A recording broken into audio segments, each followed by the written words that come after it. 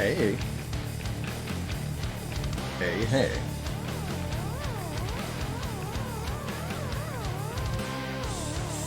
Those Hades jams, though. So good.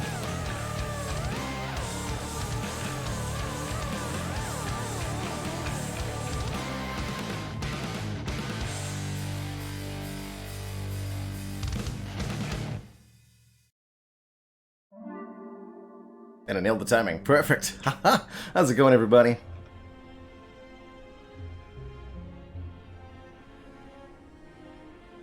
Good to see you, Ivy Blade, Travi, Chicken Man, Phil, Yabby Boy, Refine Bean, Zizification, Disphere, V Jeff, Javona, I'm Vagabond. Hello, Boraphil. How's it going, Kurtzes? Malkavian, Terrainco, Boba Face Roll, and everybody else. Hello, hello, everyone. Feeling good today, and very, very excited to be topping up. One quick second here while I break my Spire capture. To top up our Spire ladder. Oh god, what just happened? I managed to crash Spire with that? I did. Neat! Well, I've never bungled the boot up sequence quite like that before. Let's try that again.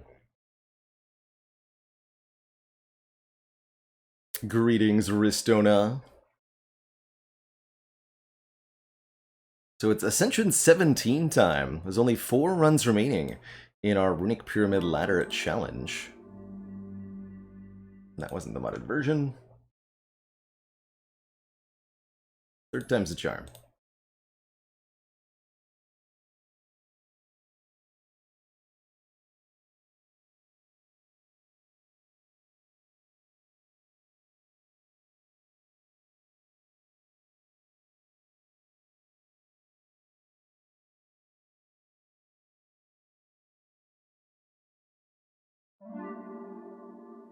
There we go.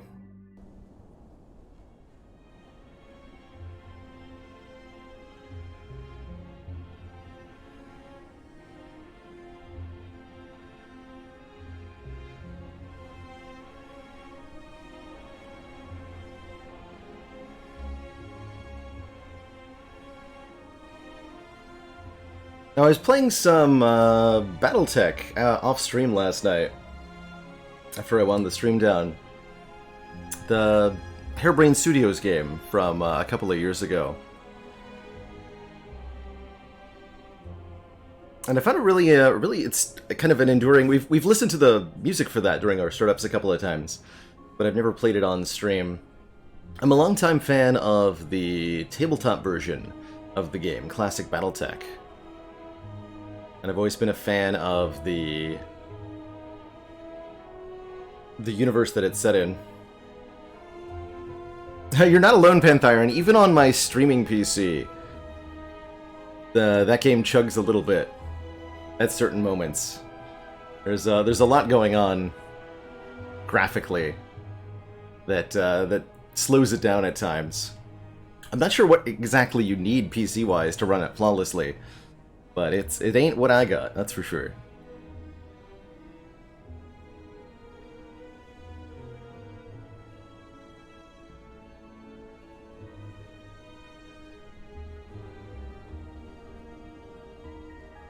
No, not Cyberpunk Kill a Penguin, Battletech. It's a turn-based strategy, mech-smashing, mech-building game.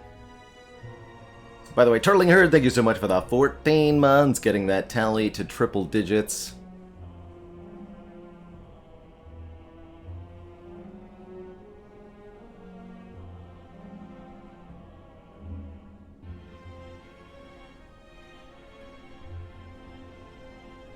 And Mr. Bruno, a joke for us all. Did you hear about the demonic warrior who was acquitted at court? His defense was ironclad.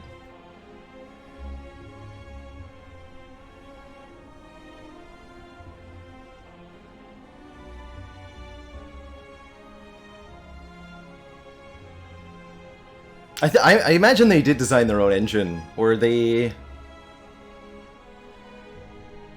I don't think they adapted it from what they used for their previous game. Shadowrun game, right? They made one of the Shadowrun titles. Harebrained Studios.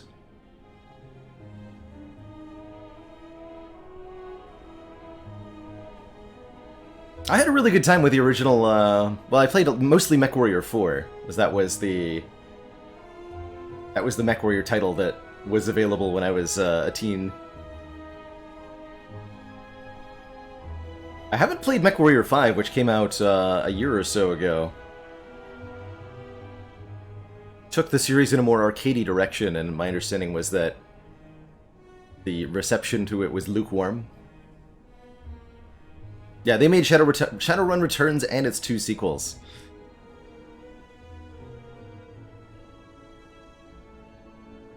I really like what they did with their adaptation of BattleTech. It's a good time. And a really good soundtrack, too.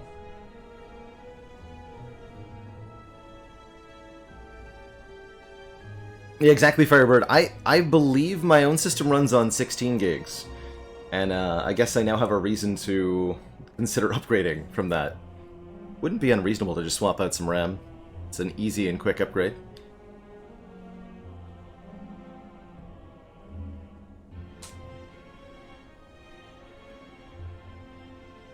Alright, now let's... Sure, that's running perfectly. Okay, so, in Slay the Spire, speaking of the game that we are playing today, this Ironclad run yesterday was an absolute hoot. Picking up an early Prismatic Shard in right at the start of Act 2, and using that to do all sorts of silly things, like level up 2 genetic algorithms as Ironclad, and pick up Wraithform as Ironclad, as well as a Wave of the Hand and a Tantrum from Watcher. Every single character's cards featured in this one. Really neat run. And before that was... Oh yeah, this Watcher had 300 extra cards scryed from a GoldenEye. That was also a good time. These algorithms weren't that big by the end. We picked them up very late on floor 38 and 39, but they reached 25, I think, by the end. Which was sizable and definitely helpful. And they were giving bonus block with a Feel No Pain. So the fact that they exhaust was actually quite helpful to that Ironclad. So they were blocking for about... They were basically a one-cost impervious, which was very, very helpful. Although the cost was kind of irrelevant because of corruption, but... Yeah, very, very good cards. Hey, Itajonka. Going into our last 4 runs here. We're starting with Silent on Ascension 17. When normal enemies have more challenging movesets and abilities. That means they scale faster, gain more strength, inflict more status. For example, this is when the Fat Gremlin applies Frail in addition to Weaken. And sometimes they'll have altered move orders, like the Chosen will now Hex on turn 1. In general, that means that we want to build a little bit more aggressively. Build a little bit more front load. Just make sure my... Filter the Spire is set correctly. I do remember messing with it. Yeah, okay. Let's go. Yeah, this is when the Avocado attacks for 21 damage on turn 1. And I think turn 1 in general becomes a bit more threatening, and that is something that is of concern to us with a Runic Pyramid, because Runic Pyramid by definition doesn't do anything on turn 1.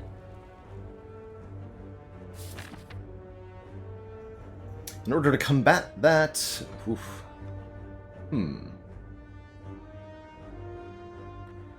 We're going to want to make sure we cover our turn 1 somehow. The Relics Anchor and Bag of Preparation are 2 of my favorite ways to do that. But a higher block density can be a reward as well. Hey, Out of My Orbit, we played some more Outer Wilds on Sunday, and we're now very close to the ending. I think on this upcoming Sunday, we'll finish it up. And maybe show off some of, yeah, finish it up and see if there's anything else left to discover in there. But I have a strong suspicion we're very close to the ending.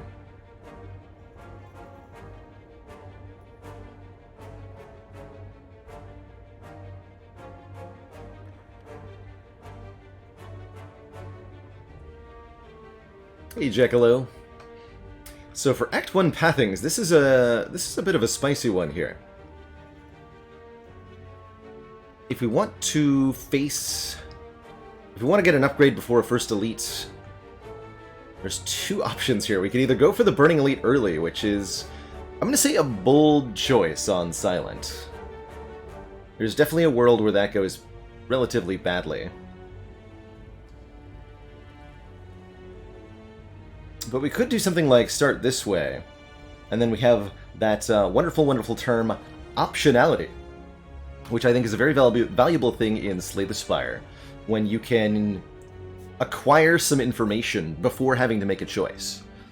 You know, can we take on a Burning Elite right now? I don't know, but if we take 2 combats, and we get good card rewards and we get a Fire Potion, I'll be able to say with confidence, yes, we can. And then we can head in that direction. Or I'll be able to say with confidence, when we didn't get any potions and we got no damage cards, no thank you, I'm out of here, and we can opt into a more defensive route.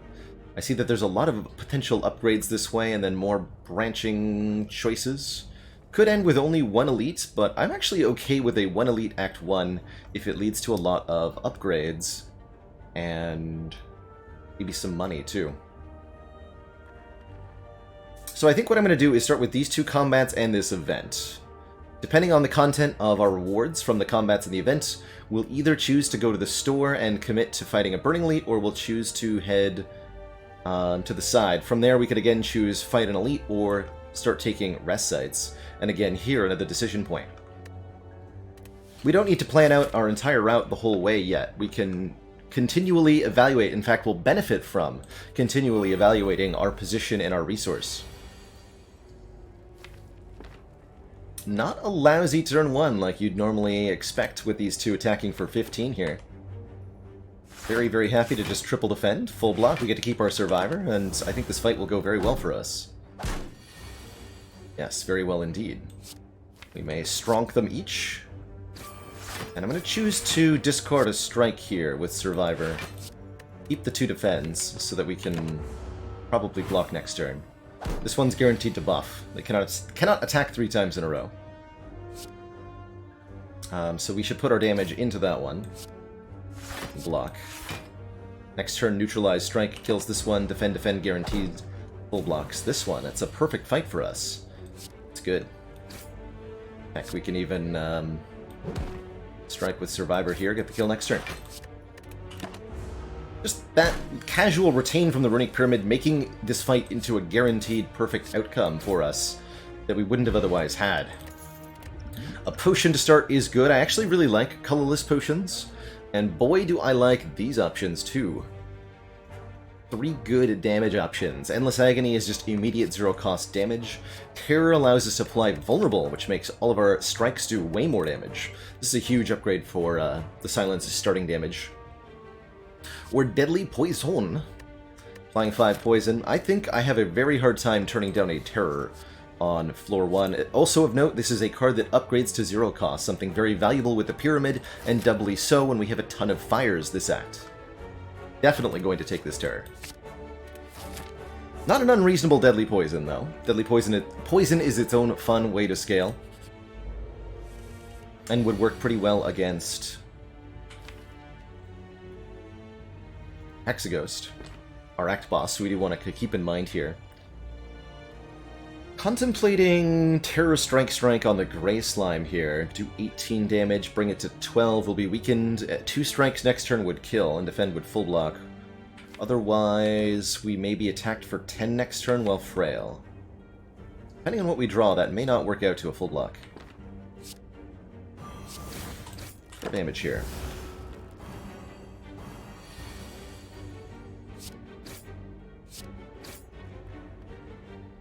Oh yeah, actually we would have taken 1 there even. If I hadn't drawn the survivor. That worked out. There were a couple ways to take 1 with both possible lines there, I think. Ooh, I like these options a lot. Really like Dagger Throw with Pyramid especially. The discarding 1 card. This is an effect that is not generally valuable in and of itself, right? Just discarding a card from your hand doesn't usually benefit you unless the card is giving you an active penalty, because you're going to discard them all at the end of your turn anyway. But with Runic Pyramid, Dagger Throw and similar cards like it allow Silent to deal with the issue of hand clog by discarding cards she does not intend or cannot play, making room in hand for more stuff. A card like Dagger Throw, therefore, fits extremely well into a Pyramid deck, while also being just a good upfront immediate punch of damage, which we do need right now. Slice, meanwhile, is just guaranteed free, that's good stuff, or the Sneaky Strike is potentially 12 damage at 0 cost if we light it up with Survivor. Agreed, Adonis. Dagger Throw also enables us to pick up other cards that require discard to work, like Tactician, Reflex, future Sneaky Strikes, and have those cards be much more valid picks. For these reasons, I think Dagger Throw is a very good common addition to this deck right now. See Through Shifu, thank you so much for the Prime sub and the 9 months. Twitch, baby, get.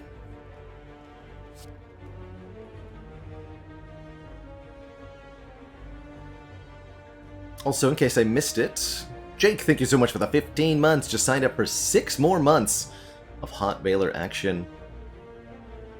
Is Twitch still giving a discount if you do 6 months at once, by the way? And Trevor, thank you so much for the Prime sub and the 5 months of Handsome Devil. Let's take this Dagger Throw. Currently feeling very good about a potential Burning Elite, which may lead us into taking this far left path here, but we'll see as we get the outcome from this deck. A card remove, which I will happily take. Card removal is also an excellent way to deal with hand clog on Pyramid. We might even want to remove a Defend, given our need for immediate damage. And then we could potentially also remove a Strike at the store, leading to a much higher density of good cards in the deck.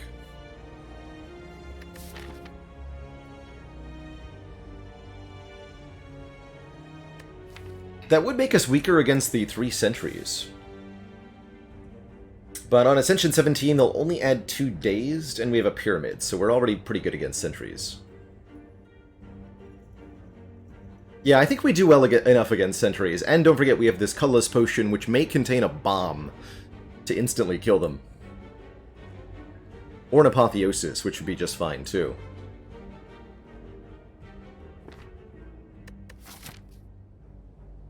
But it's definitely may contain a V-Bomb, which could go with the Abacus that we look at the store and then can't afford.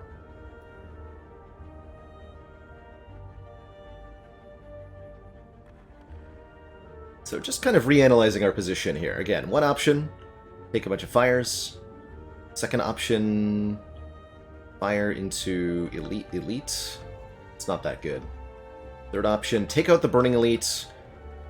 Get 3 Elites overall. Maybe we can opt out of the second Elite if we get critically injured by the Burning Elite, so we don't have that forced into 2 Elites. Sometimes when I play this game, I find myself like entering Elite fight at 10 health, and I'm like, how did I get here? And then I win the Elite fight, and I feel okay. But it was scary, and I don't want to be scared.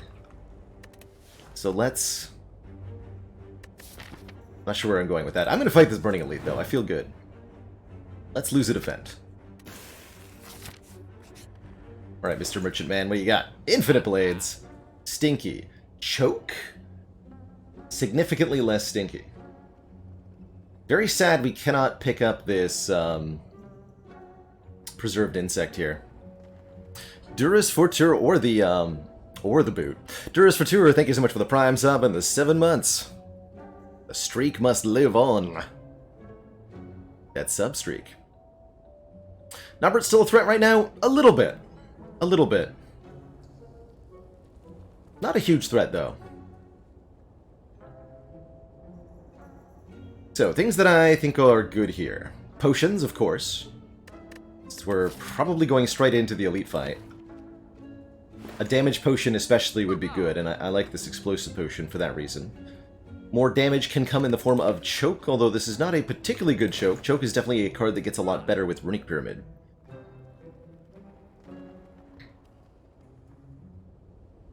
Flying Knee is pretty good as well, doing 8 damage and giving us an additional energy on the following turn. And I'd feel pretty good about Flying Knee plus Explosive Potion.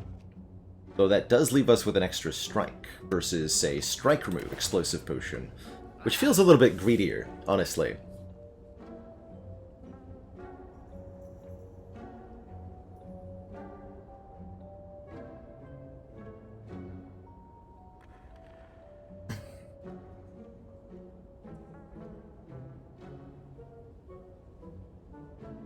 So hard to find the greater lessons to take away sometimes. Jake asks, in Act 1 are strikes better than defends on silent?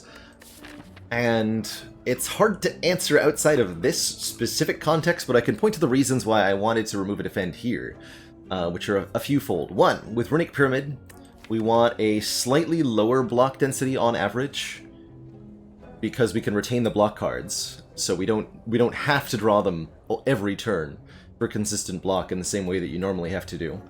2, we have immediate threats of not only Gremlin Knob immediately, which is definitely something where removing a defend is good, but also later in the act we have Hexaghost. And against Hexaghost we also want to remove a defend over removing a strike, particularly now that we have a Terror, making these strikes do more damage. So reasons to remove defend include having a Terror, fighting Hexaghost, being up against potential Gremlin Knobs. Lots of different factors there. Other Act 1s, maybe it's still better to remove a strike. Other Pyramid starts, maybe it's still better to remove a strike. But right here, right now, definitely defend remove for me. Prepared ever an option? Absolutely. Yes, I think this Prepared is a really good option. I think it also pairs extremely well with Choke here. If you were going to buy Prepared, I would probably buy Choke to go with it, or vice versa. Further enabling discard synergies, allowing us to cycle through. Another zero-cost card that I like here quite a bit, Swift Strike. Zero cost deal 7 is really solid, and doubly so with Terror in the deck.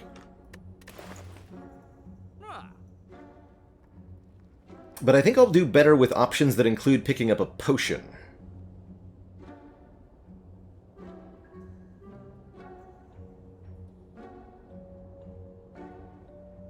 The Farina Bottle might even be the right play, just to buy 30% health. That's like 20 hit points or so. Oh, there's also an interesting Choke Distilled Chaos purchase we can make here. Can afford that. That's 123 gold. It enables us to either play Choke for free or deal 9 additional damage with Choke, in addition to the usual effect of a Distilled Chaos. That would help a lot against Lagavulin, who we're not great against.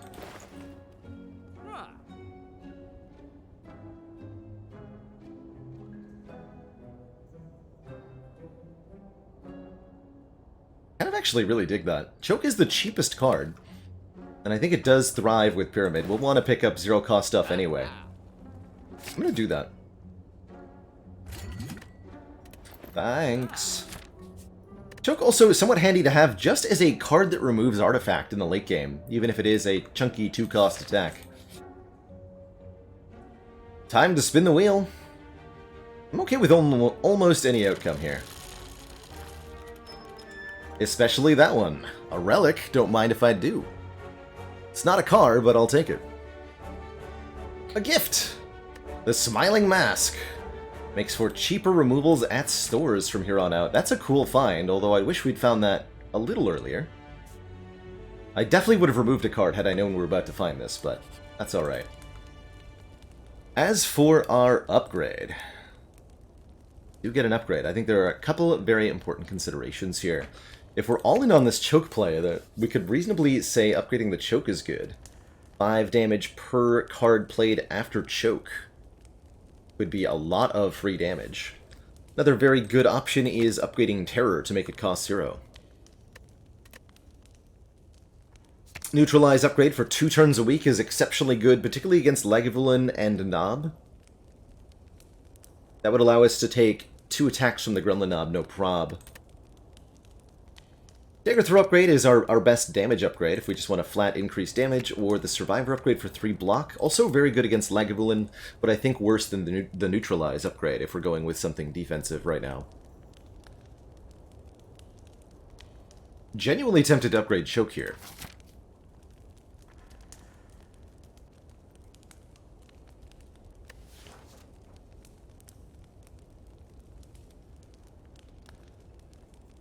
Downside of the Terror upgrade is mostly the occasional turn 1 where we draw it and don't have enough energy, or we end up having excess energy, rather. It's a tough call. I think I'm going to upgrade this choke. I've got a gut feeling that this is the right play, given that we picked up the potion to go with it. Who's this going to be? It is Strength Lagavulin, and I'm immediately glad that I've done what I did. So we're going to want to get our... The Terra upgrade might be irrelevant here, depending on how we draw it. And we're going to want to wake up with a... probably just a choke... some kind of choke Distilled Chaos play. Let's get... these out of my hands. Making room in hand without waking up the egg, who will stay asleep for up to 3 turns here. Yep, here's our terror that we don't care about. Let's just try to get the Ascender's Bane in hand here. Strike. And... guaranteed draw the Ascender's Bane. Okay.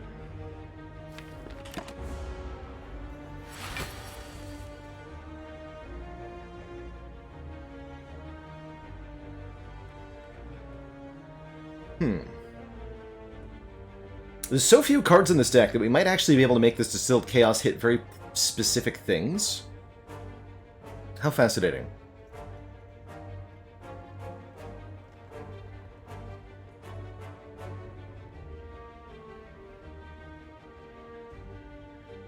That's very fascinating. So I think what I'm going to do is wake up with Choke...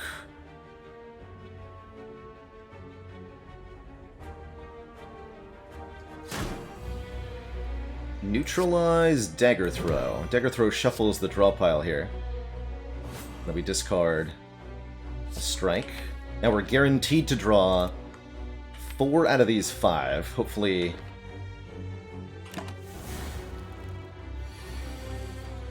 oh, Neutralize is bottom. I was like, say, hopefully that doesn't happen. But that's actually okay. Now we're going to play Choke. Or we could also Survivor the Choke and try to play it with Distilled Chaos here.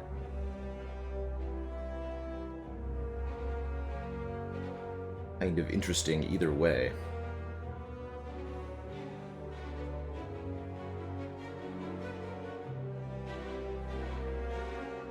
Actually, yeah, I really like that idea of playing Survivor, discarding Choke, and then drinking the Distilled Chaos. We'll play some combination of Choke, Strike, Neutralize, Distilled Chaos, and Survivor here.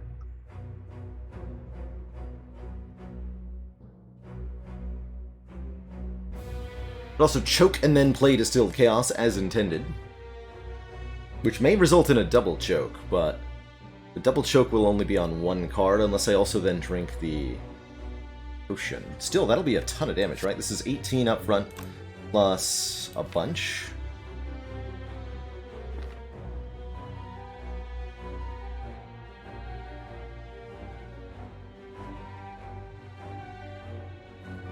We're definitely going to use the Distilled Chaos somehow here.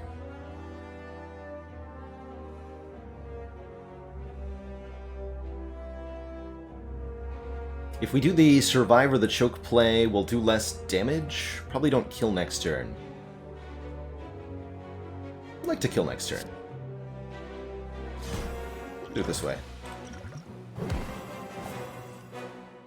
Okay, Choke was not the card that got played, unfortunately, so that'll just end up in hand. Wow, that's a lot of damage. We could actually just get a kill with the Colorless Potion, but I think I'll take 8 damage to preserve it.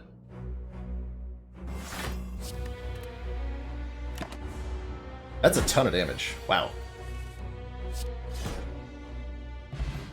Okay, we get through the Burning Lagavulin, no problem. Thanks to our careful preparation there. White Bee Statue ensures we'll get a potion after every fight from here on out, and oh boy, do these all pair extremely well with Choke. They all say 0, and one of them even says draw a card. The Escape Plan. You draw a skill gain 3 Blunk. Might just prefer to have a good old-fashioned Deflect. 0 cost block that's also a pretty good upgrade for Silent.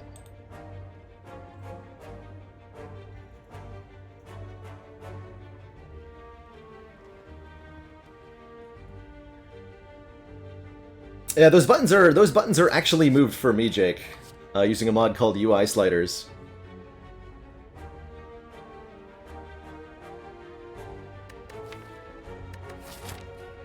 Let's see, given that we're 50% to fight Knob next, actually, which makes me want this slice to make sure we beat Gremlin Knob. Yeah, okay. This should be an easy fight, giving us another potion to go into our second elite with. It's better to go this way than this way, surely. Yeah, better, surely. In a vacuum, I think I would have preferred Deflect there. Over...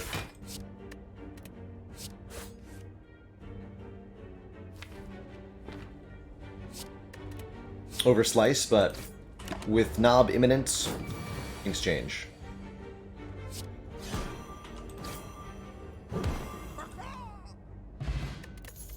Caw. I don't mind some card draw. Predator is an interesting way to get that. Card draw helps us deal with the fact that our block density is relatively low, ensuring that we can find it early on. Predator is a cool way to do that also gets us some damage, or we can take an Acrobatics for more instantaneous draw. Second Dagger Throw is not bad either, genuinely.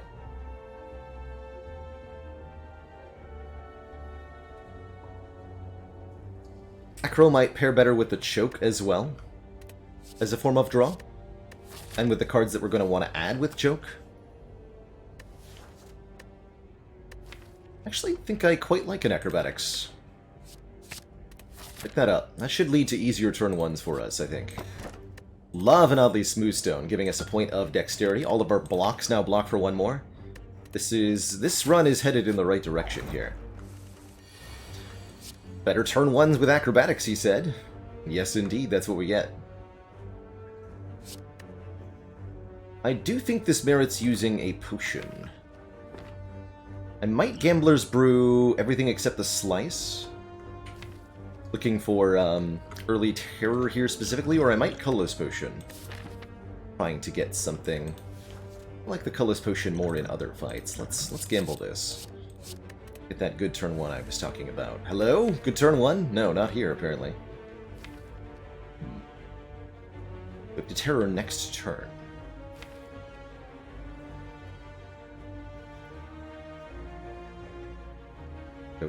Terror, Choke, Neutralize, Slice. That's pretty good.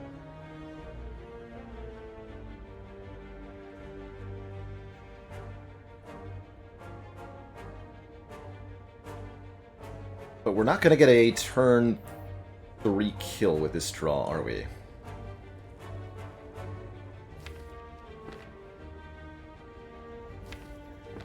Yeah, I think I need to use this then. That's interesting. Impeccable Trades is good with Choke, too. This is 15 damage. I'm taking this.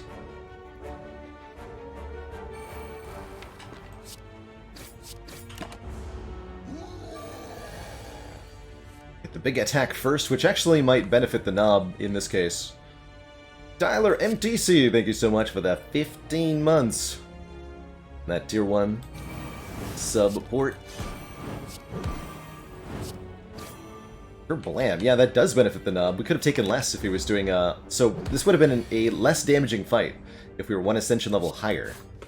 Kind of amusing.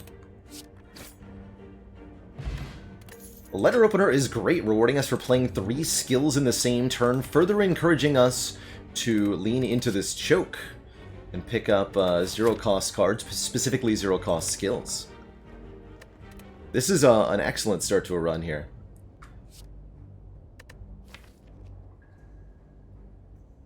Do I want a Flying Knee? Flying Knee is okay here. It's a little bit more front-loaded attack. It might be unnecessary. But if we're inclined to add another common attack, that's a decent one. Sneaky Strike would be better, looking at our deck. I'd rather have a Sneaky Strike with Acrobatics Dagger Throw. Infinite Blades is okay, although Infinite Blades may run us into hand size issues, giving us 4 damage, actually 6 damage per turn with the Terror. I think what I'm going to do is skip and look for a better common. We could do better.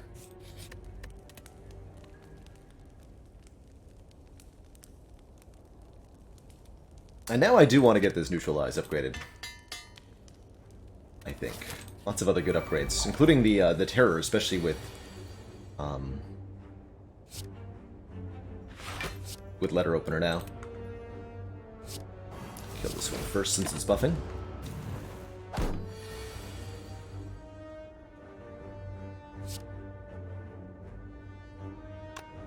So block for exactly the right amount. Good. You die, so you go to 9, back down to 6, block for 6.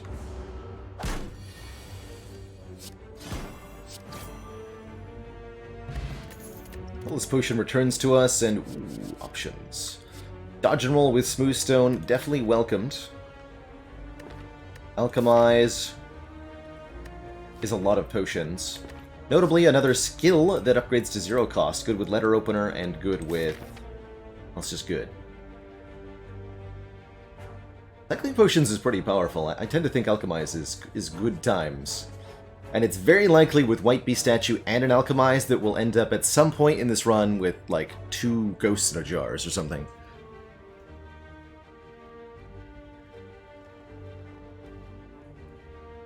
It'll encourage us to use our potions quite aggressively. That's not a bad thing at all. I'm gonna take it.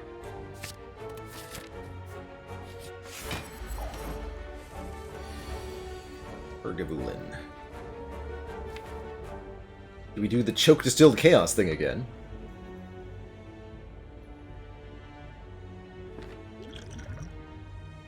So see what's in this.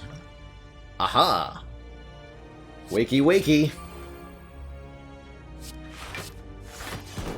Ooh, jeez, forgot about that.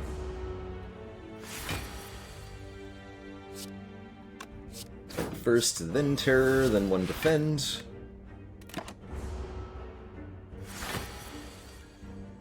Wiki wiki, eggs and death.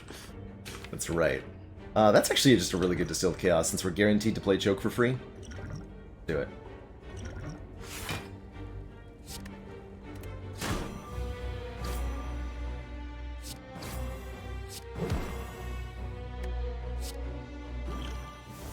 Oh boy, a free smoke bomb. Yay.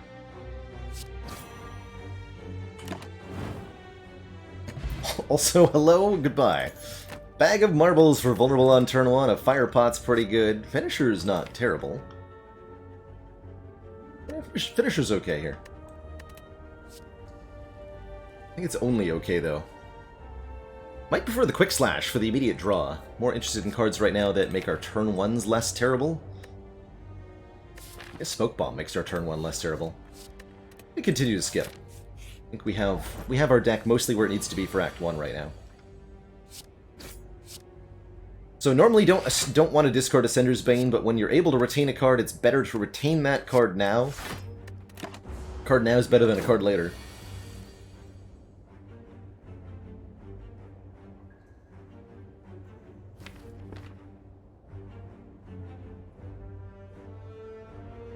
Could just kill him right away.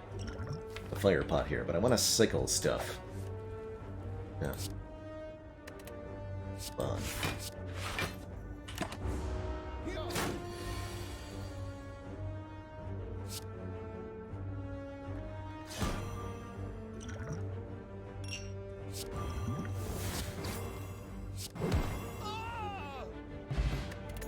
Power Potion. That'll be good against Hexaghost. And there's a Prepared. 0 cost, draw 1, discard 1. Outmaneuver is not a bad way to get some energy here either. Getting us energy on our next turn. But I think I prefer this Prepared. A little bit more discard interactions, and empowers our Choke a little bit, as well as being a 0 cost skill to go with Letter Opener.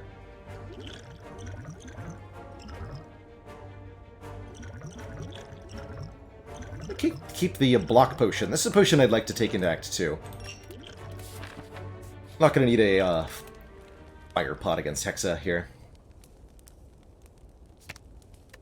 Suspect I want to upgrade Prepared, but energy upgrades feel good too, and if there's anything I want to be 0 cost, it's probably this Alchemize, so that I can control when I play it a little bit more. Let's do that.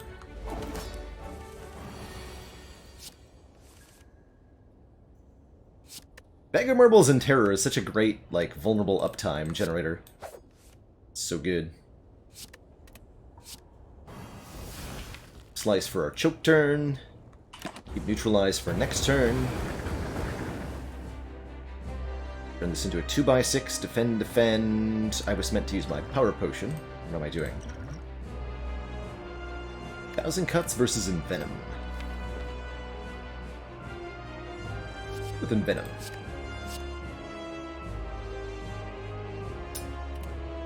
Venom choke or choke Envenom? I think Envenom choke. We're not choking this turn. What am I doing? Yeah, Envenom first, regardless. Choke on a future turn.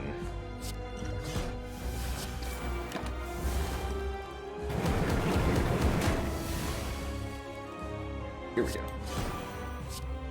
Prepared also lets us reshuffle the deck at key predetermined moments to ensure that our draw pile is as spicy as possible when we need it to be.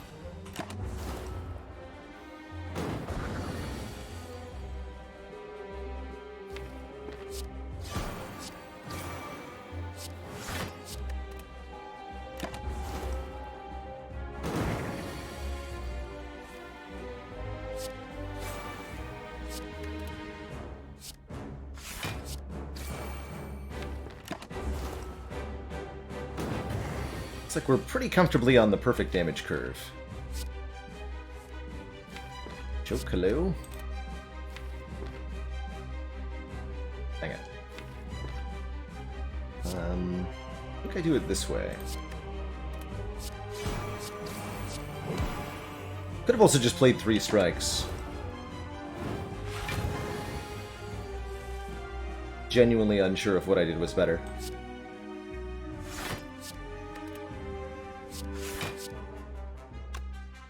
Damage.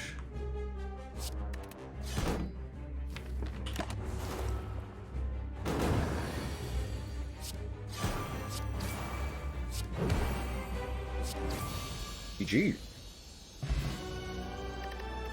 Beautiful fight. Oh man, and we get offered a finale. Spicy. That is a damn good finale. With so many draw effects. We've got an Acrobatics, a Dagger Throw prepared, a relatively small deck, and a Smiling Mask for many future removals. We also have lots of potions, and those potions sometimes draw cards.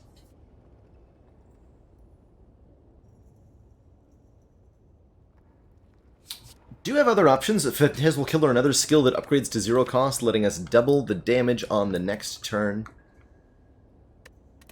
Or Bullet Time, enabling us to make an entire hand free. Very good with Choke, pretty spicy with Letter Opener too.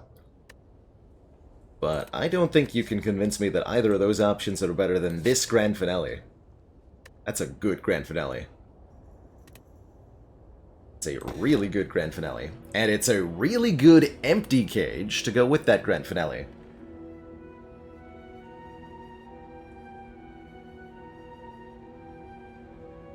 Interesting set of boss relics here. Had I not taken the finale, this might be a more difficult choice, but removal is absolutely, positively the strongest thing this deck can see right now.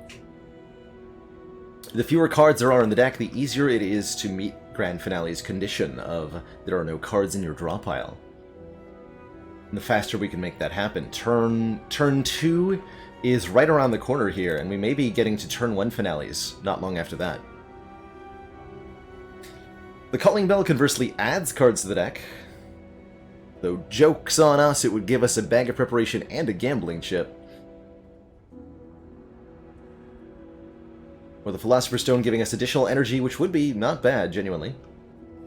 But gives enemies additional strength. For me, this is a very, very easy remove 2 strikes with the Empty Cage. It immediately fixes our block density problem, as well as making our finale so much stronger. Hilariously enough, removing these 2 strikes improves both our block and our damage output. I would like to path through a couple of stores here, because we want to leverage the removals of the Smiling Mask. 1 removal here, and 1 here or here.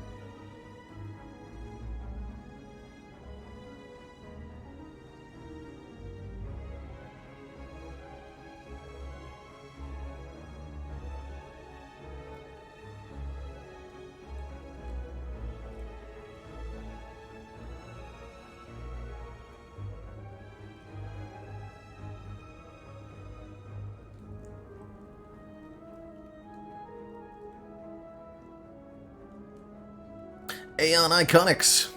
What street does the Silent live on? She lives on Grand Fin Alley.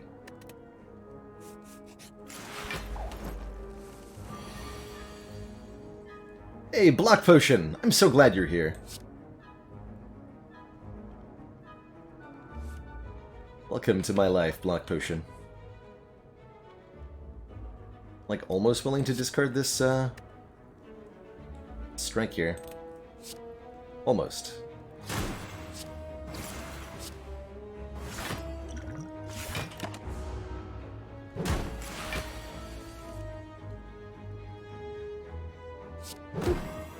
Nine, okay. 7. Wait a minute. Math? Whatever. Probably fine.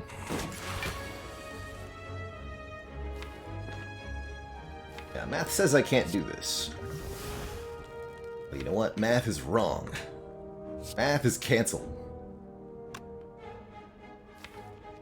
I'll just use the Gambler's Brew. Try to hold on to the Gambler's Brew, but I'm gonna have so many potions, we'll probably just find another one anyway.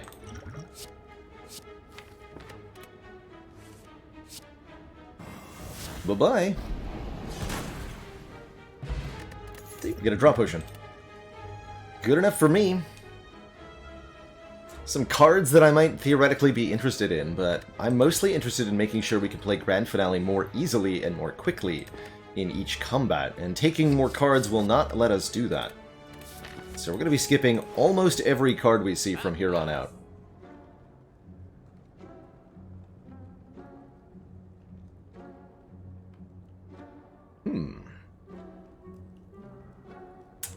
Interesting choices.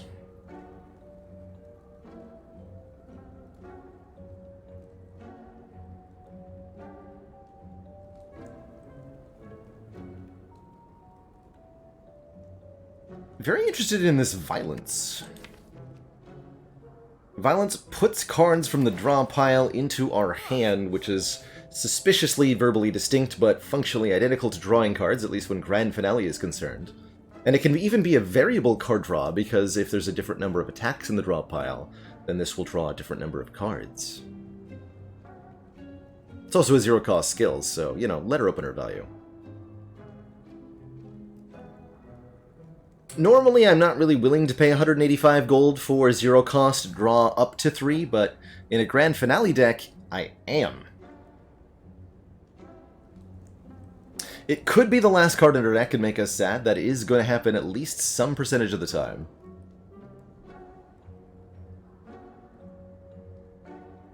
We could also take a Sling of Courage here if we want some insurance against upcoming elites, giving us 2 points of strength.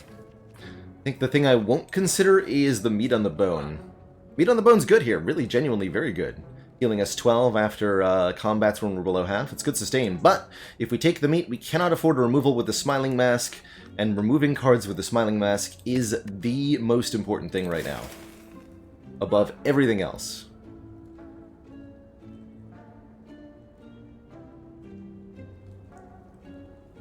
Removal and saving, I think is valid, but I genuinely suspect that one of these two options, and I think it's the Violence. I'm going to buy this Violence. Is going to be better than saving money. That's my guess.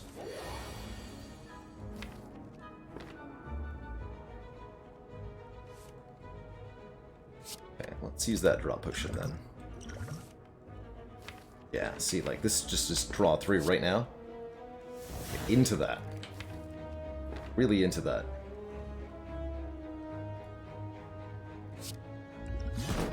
An Entropic Brew, that's good. Okay, so we just want to make sure there's enough room in hand to do the thing next turn, right?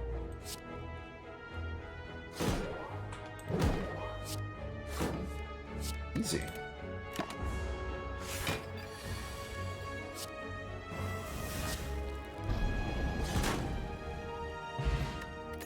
Goes to jar number 1.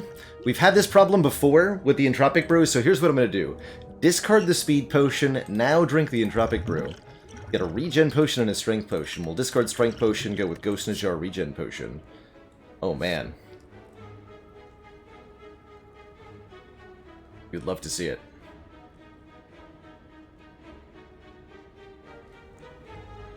Discard 2. I think I want, man, I think I want another Acro before I want this Concentrate, but that is a good Concentrate.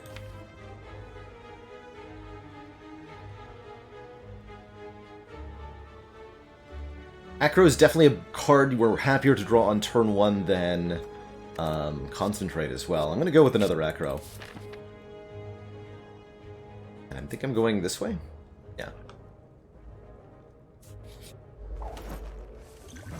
Okay, Snecko is a little spicy. It's okay.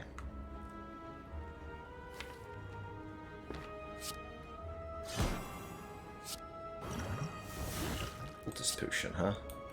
Use that now.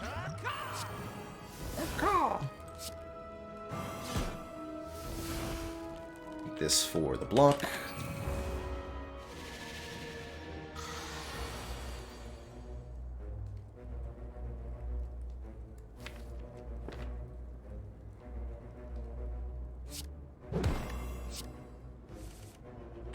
Did not draw Acrobatics, so we cannot play Finale this turn.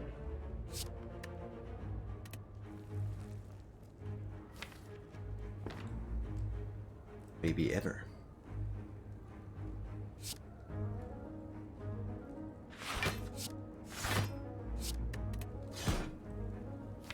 we're not going to be able to play it, then let's just Dagger Throw.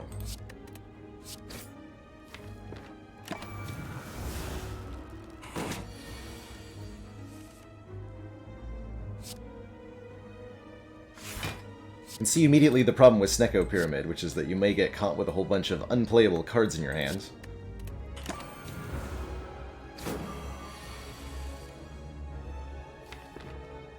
But that won't be enough to stop me from playing Grand Finale. GG.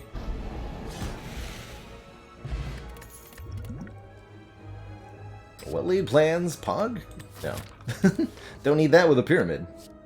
Definitely don't need any stinky unupgraded attack cards, neither.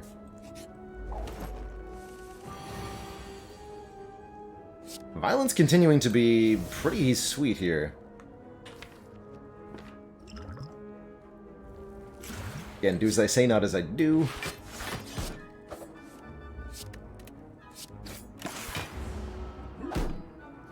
Loving this potion generation. We're just able to use these whenever we want.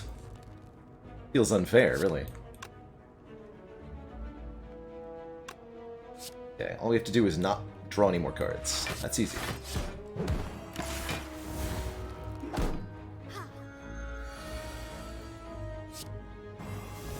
Bye-bye.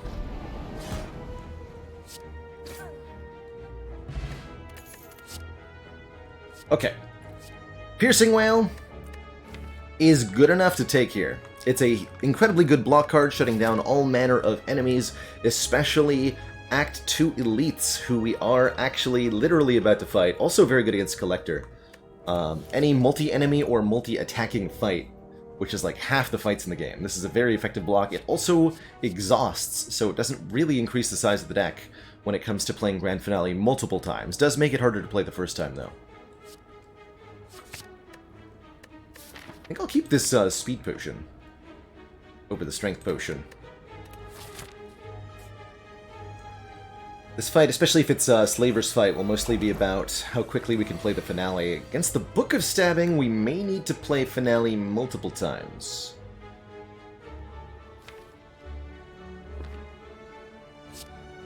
start with a acro here.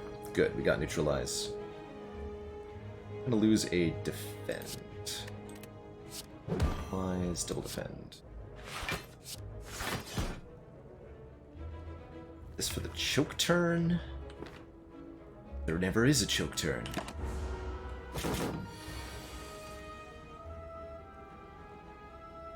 What if there never is a block turn? Okay, violence in this case drawing nothing the first time through, but we can use it to play the finale again the second time more quickly. If I want to play this finale, and I really do need to, then kind of just have to eat this damage. Can't play acrobatics without compromising my ability to finale. I think I'm just going to go choke, dagger throw, slice. No, I have to dagger throw first, because I would like to draw a piercing wail. Violence, which will draw nothing. Okay. Well, in that case, I'm going to eat the full 15, or I can reduce it by 12 if I use Ghost in a Jar. Guess we'll just drink the Alchemize now. Wounds will go to the discard pile. They won't mess up this first finale, but they are going to hurt for the second cycle. Not really I can do anything about... Not really anything I can do about that, though. Okay, this does help.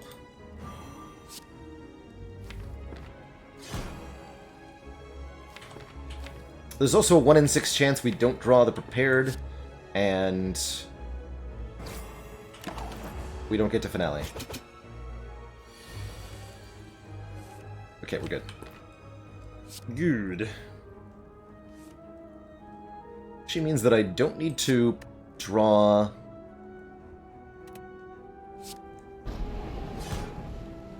Wow, that's a lot of damage. I'd probably kill next turn, which would let me go Piercing Wail, Survive, or Defend. Minimize the damage we take this turn, keep our Ghost in a Jar, just try to win. Yeah, let's do that. You take 3 more here. Not gonna finale again, but with 37 health and vulnerable, we shouldn't need to. We just do this. So, oh man, we did get Gambling Chip. Amazing. Oh, that's so good. Haha! Now we can discard any number of cards on turn 1 to draw that many again, and a calculated gamble, letting us discard our hand, to draw that many cards again. This is all headed in the right direction. Now we just need tough bandages or something. So good. Jackpot, indeed. So yes, had we taken Bell, it actually would have been Gambling Chip. Go figure.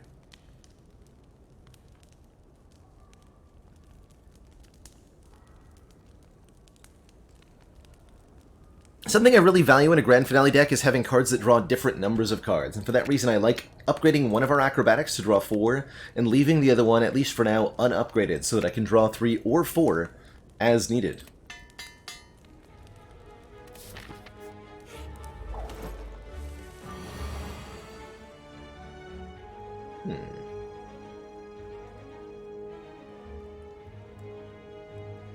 Math time. Does choke, if I, Blessing of the Forge, does choke, dagger throw, slice, prepared, kill?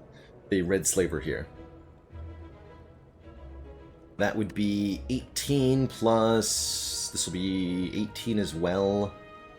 Oh yeah, that's like super duper lethal. I might not even need to use the Blessing of the Forge, actually.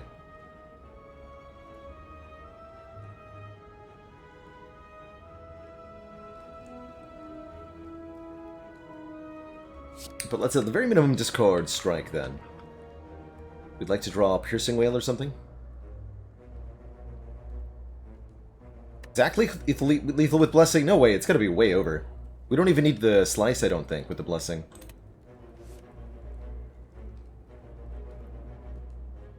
Without Blessing, gotcha. Yes. Understood. But I want to draw more cards with Prepared. 2...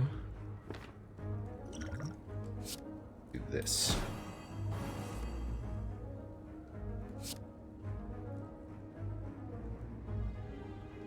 Slice would be 14.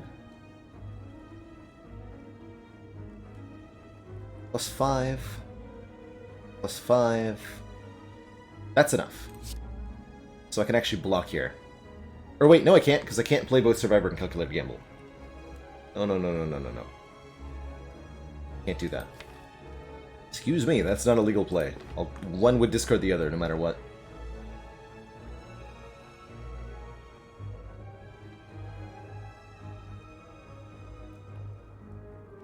Just trying to figure out how to take less damage here.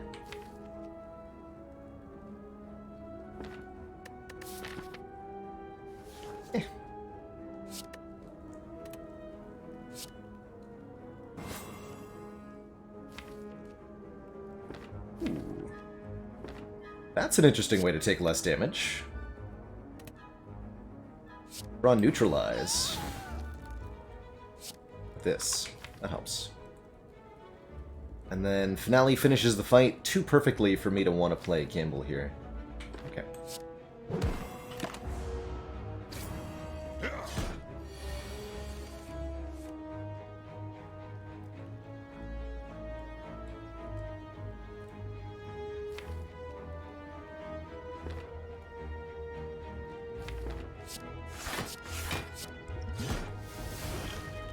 Potion. Would have been nice if I'd played those in a different order. Oh well.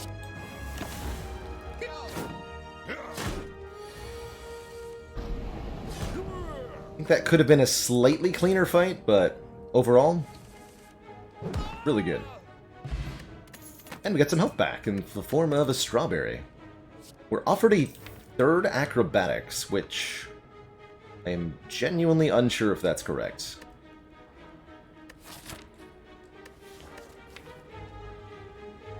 Feels like it's overkill. Especially as we remove more cards from this deck. At least for an unupgraded one. Now if I saw one that said plus on it, totally different story. Gremlin Horn feels extremely important. Not only will it help a lot against Collector, this is like, don't die to Reptomancer kind of useful item. Although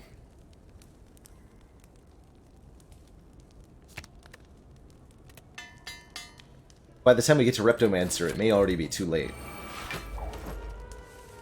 for our poor enemies.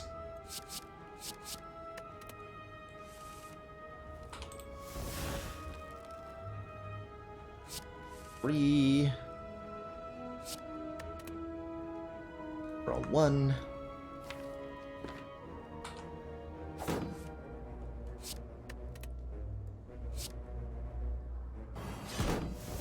Sure this gets played.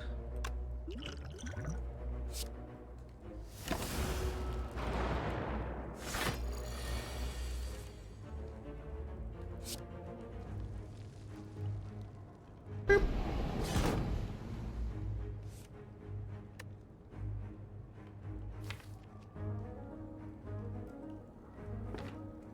Straws 9. Do it again. Wait, no! It's the last card. How dare you? Unacceptable.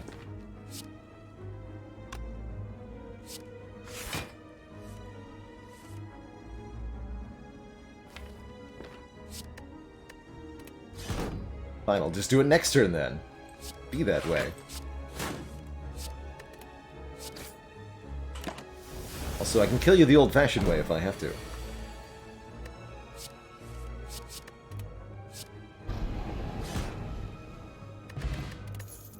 Swift Potion's so good. Seriously considering a card like Deflect, I'd rather have an upgraded one. I don't think we need one right now. Is Swift Potion better than Dupe Pot? It actually might be. Let's take some events. Events could be more removals. Or it could be a Writhe for a relic. No thanks. That's the opposite of a removal. This is also the opposite of removals. Well, dang. A little bit of dead weight there. There is the Abacus, and I would actually consider it if it wasn't standing in the way of my card removal.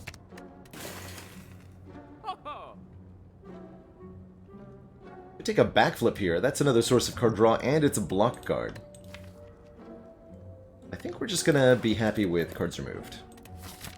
Feels like we kind of whiffed on the last third of our act there, but we're so strong it shouldn't matter. It is time to upgrade the finale itself, because we're fighting a collector who has way more than 60 hit points. We need to make sure we're doing big time damage time. All the time. Forever. There's only one attack in the draw pile. Let's hold on to violence then.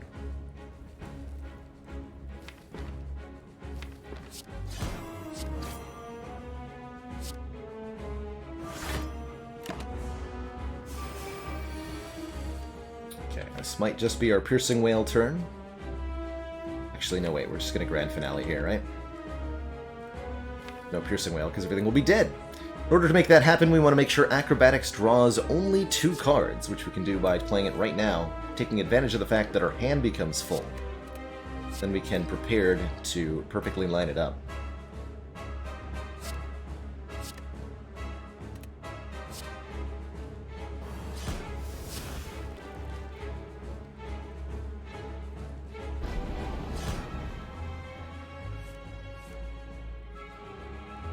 Now Violence will draw 3 attacks. We'll draw the grand finale.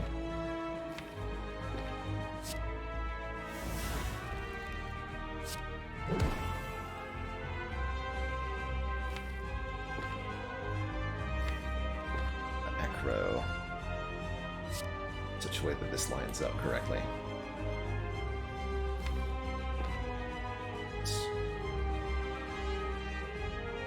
Perfect.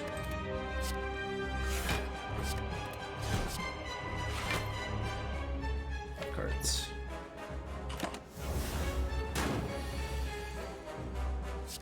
Basically, every other damage card is now kind of irrelevant. It's really just about what enables us to grand finale most effectively.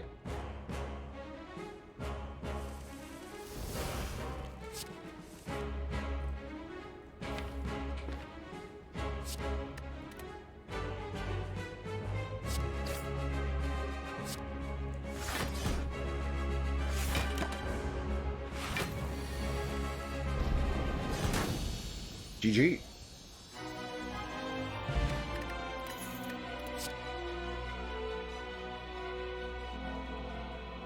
Tools the Trade is here to be cute. Feels a little unnecessary. And we might forget about it too, which is a problem.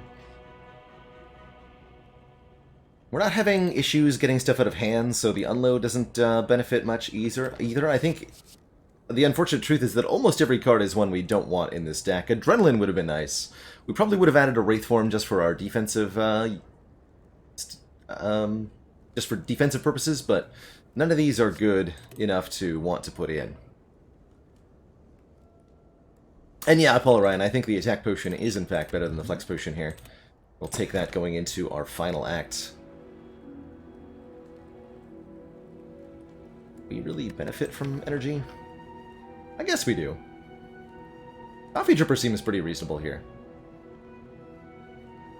With 2 potions per combat, I have a hard time imagining we're going to need to rest. Could genuinely take Tiny House here as well.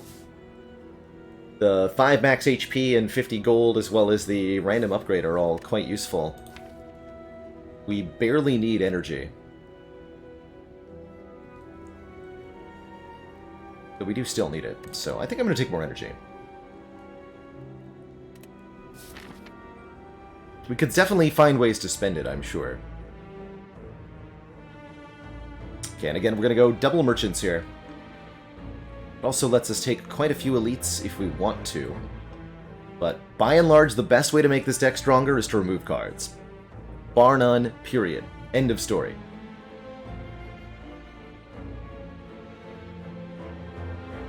So we're going to do that.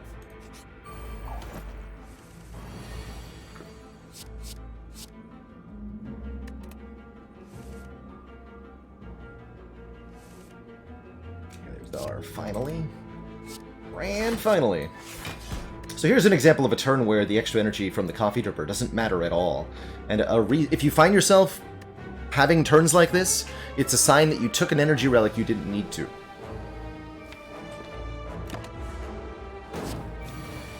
Oh yeah, you put stuff in my draw pile like a big jerk. How dare you? How do I make this work? Just play a bunch of cards this turn, draw nothing? Like defend Piercing Whale? Don't like that play. That play involves taking damage, so it's not my favorite.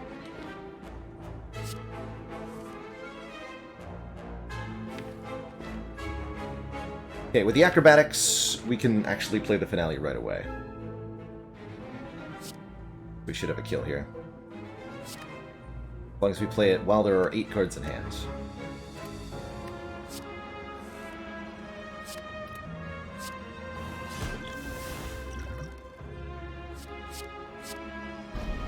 Wait, no! That's fine. Didn't realize that was actually a kill.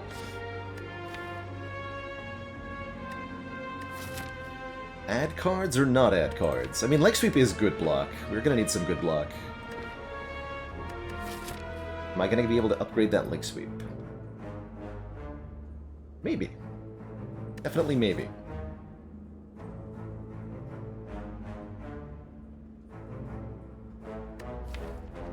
Oh, that's an interesting thought, the falling event to Chunka. Honestly, I'd be pretty happy to lose a card. Although, yes, the choice of, theoretically, Finale versus Terror would be a sad one. Not sure what power I would have to be offered to be wanting to take it, though. I'm not going to take it in Venom. I am going to think strongly about Medical Kit here, though. Which lets us exhaust status cards by playing them. Very useful against Heart, specifically. But also for shutting down the burns of Spire Spear and Spire Shield. Only problem is we can't afford to remove a card alongside.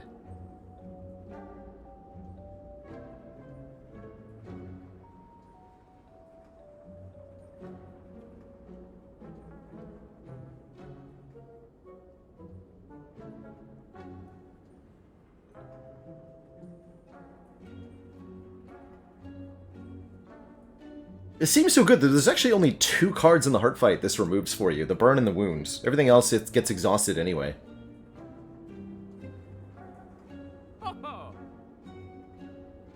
Could be nice against Reptomancer, but I don't think we have any problems with Reptomancer. Are we going to have problems with Spear and Shield? I kind of doubt it, too. I think this is bait. I think it's better to just remove our last strike here.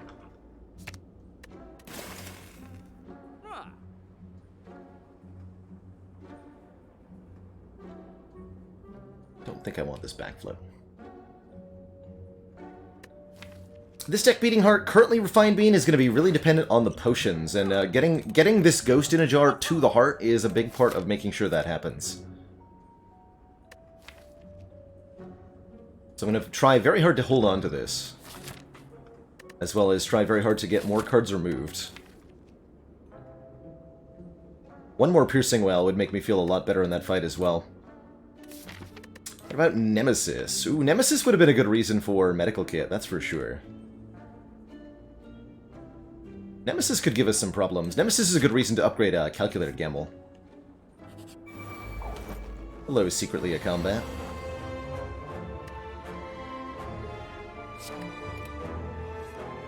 I will not remove Choke now. Big reason not to do that is because Choke removes artifacts. And that alone makes it quite useful.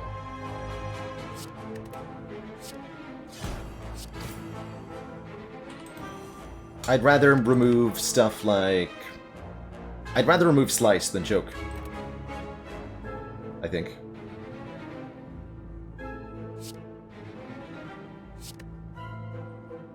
Two cards here, okay.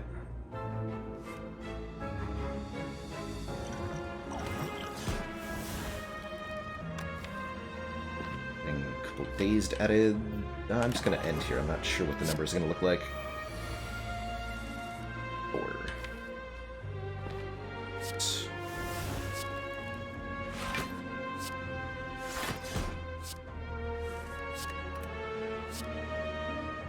An instance of where Violence only drawing one card was quite beneficial. I'm really liking that Violence. Hey, that'll take. Especially now that we have 4 energy. Acro Plus, welcome to the deck. Feels good. Wait, what? Really? Not enough attacks in this deck. That's what I'm realizing. Hello?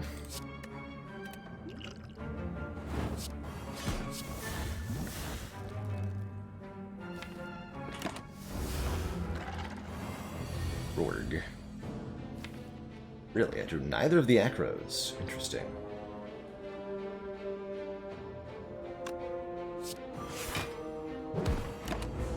Do it the good old-fashioned fill your hand way, though.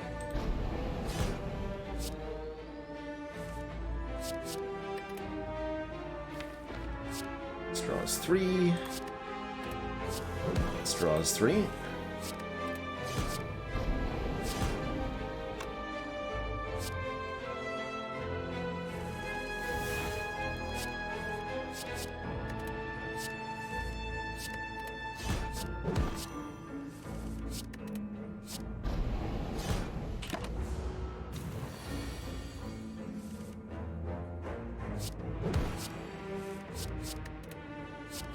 The slice is valuable just for making room in hand, though. You can see the deck is really starting to hum here. And as we remove additional cards, we'll play more grand finales per turn. That's why this empty cage was so important. That's why the Smiling Mask has been so important.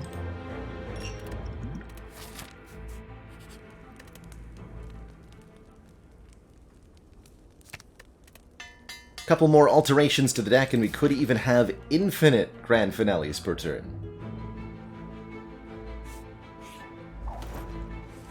Here's that Nemesis. Adding burns on turn 1. So we're gonna have to be pretty aggro here.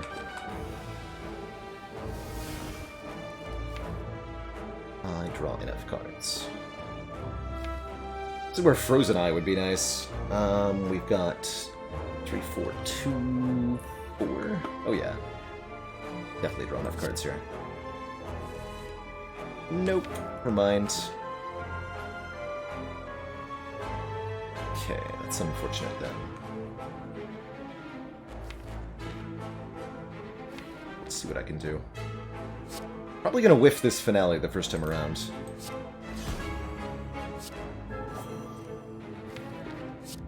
It's gonna make this a little awkward.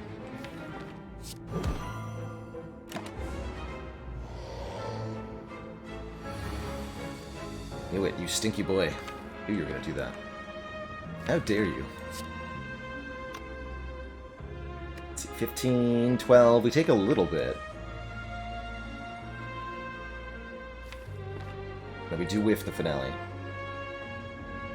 So if we're gonna do that, I should calculate a gamble afterwards.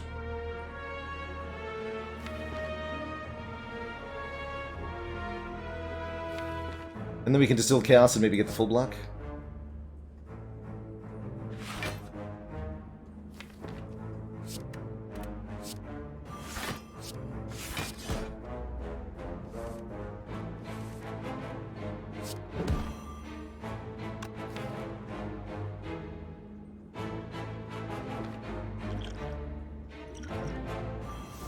With the finale again. I thought we might. Dang. That helps, though. Alright, this is turning into our Nightmare Nemesis fight. Where we've repeatedly whiffed our finale on turns, and we're getting a ton of burns added. But note the choke is doing good. Jeez, man. Can you not?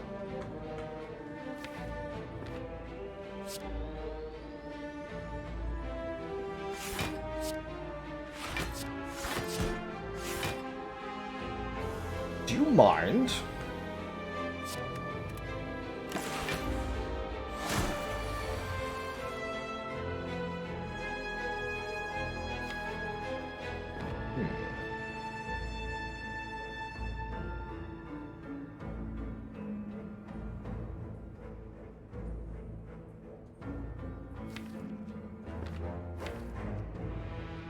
It's actually not a bad, just calculated gamble again. But can I land the finale this turn? If I had Frozen Eye, I could determine this more accurately. Although, can I make this a series of 2-draw 3s?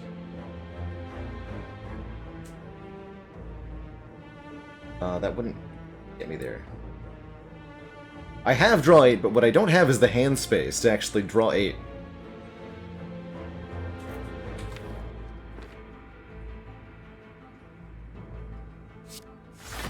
Currently, this is draw 2.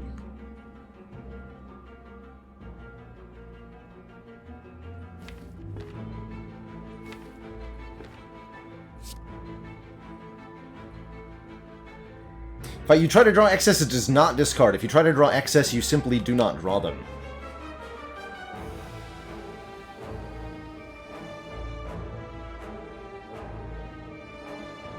I don't think there's a way to guarantee that we can finale here. Right?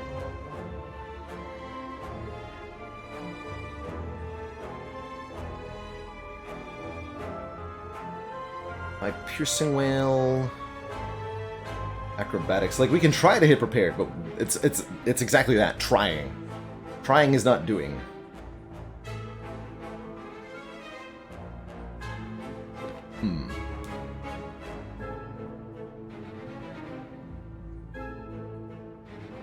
So I think I draw 2 here rather than playing Piercing Whale.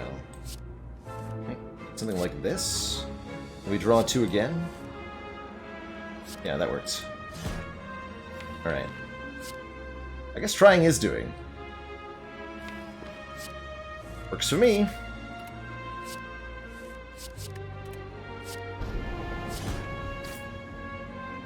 Bye-bye.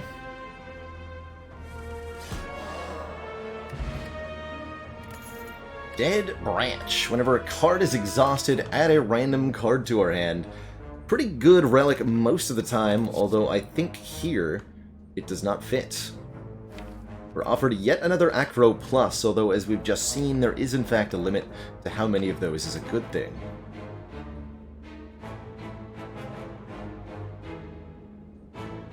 PK could be cute. Second Terror could be cute, but we don't need any of it. I'm gonna skip that branch. Card seller, I need only the finest card removals.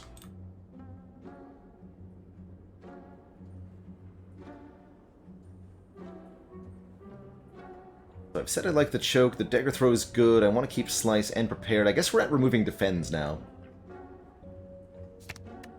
Seems reasonable.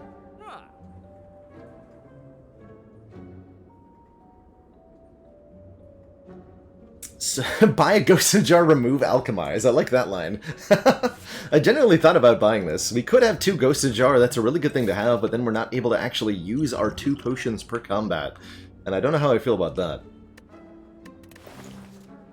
I think I'm just gonna keep the rest of our cash here. Good Instincts is also pretty reasonable here. Actually, 0 cost block is really nice. We're gonna have big troubles against Beat of Death currently. Thankfully, on this Ascension level, Beat of Death is still 1.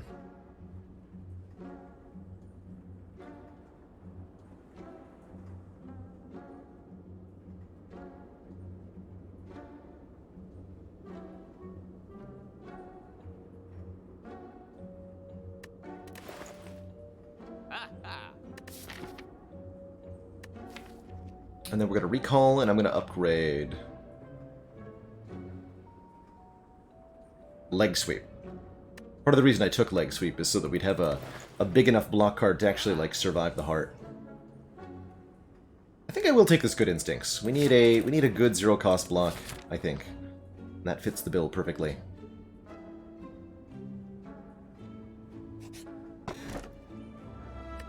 Well, that's an easy one to skip for the blue key. Nice. I'm gonna go for the upgrade over the additional Elite Relic. Want to make sure our blocks get upgraded. See you later, Poison Potion. Pocket Watch. If we play 3 or fewer cards during our turn, we'll draw 3 additional cards at the start of the next turn. That's pretty hype. Hey, and I'm even going to do that right now.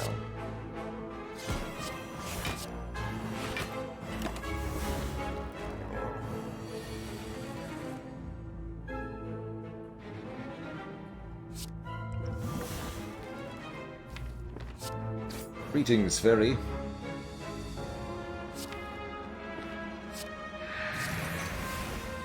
Get rid of that card forever. Get rid of this card forever. Play this card forever.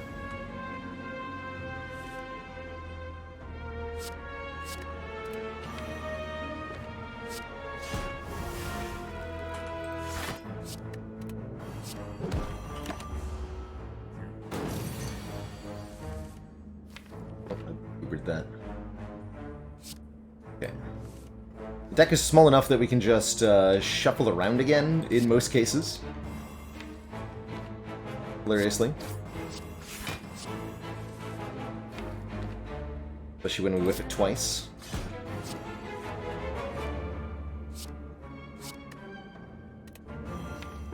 Please stop. There we go.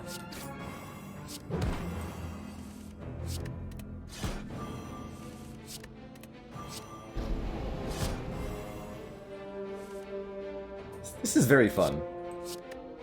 Oh, I need that next turn.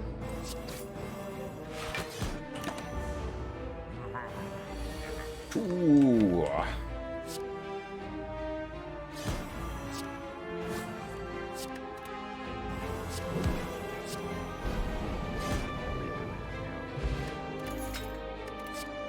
Panograph's good. Footwork, I think, is good. We would like a little bit more dexterity, just to make sure these blocks block a bit more. Again, we do need help with the Beat of Death, and Footwork is definitely that. And I'll take this Power Potion over the Fairy. Something I can use in the next fight.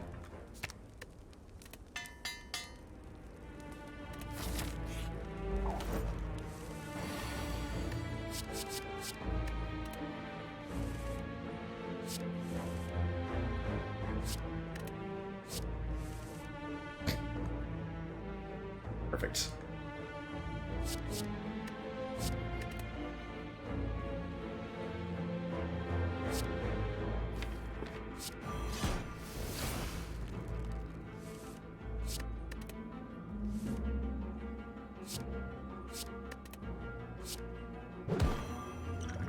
Use that earlier. After Image Against Heart could have been pretty sweet in a lot of ways.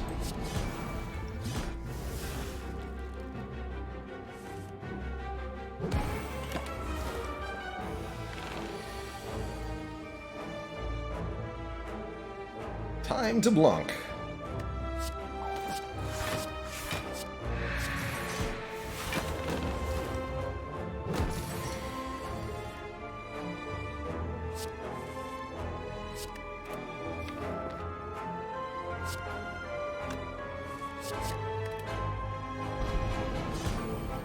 If we were up against Time Eater, honestly, the deck would basically do the exact same thing. The finales do sufficient damage, although we would have to count our cards fairly carefully. But the finales do sufficient damage that I think it would be fine.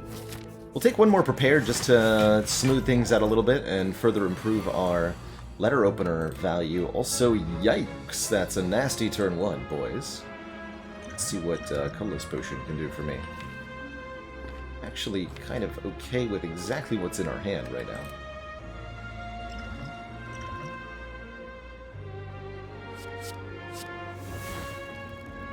Neutralize is good.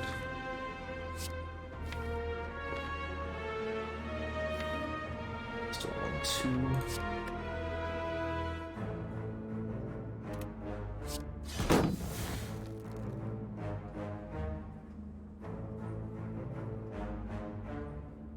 I think this is the play. Reduces the incoming damage to very little. Not 0, but manageable.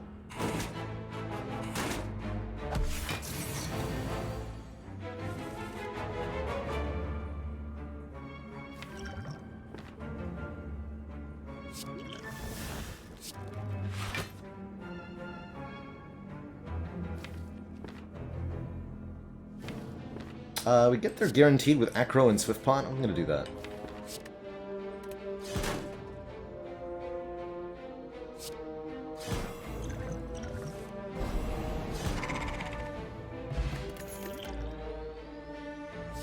Don't want more cards.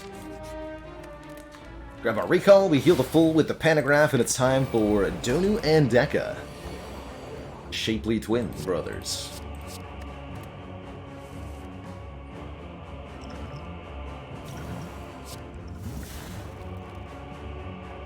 Guys are a bit interesting. We'll have to play Finale multiple times. Also, they've got artifact charges, only one each, thankfully.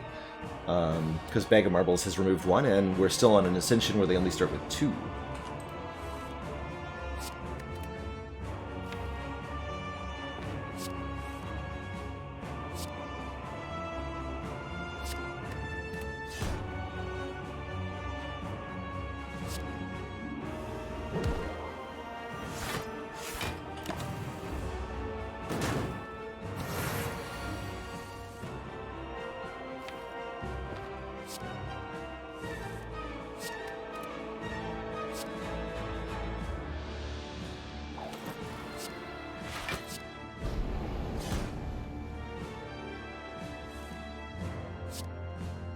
Let's lose the...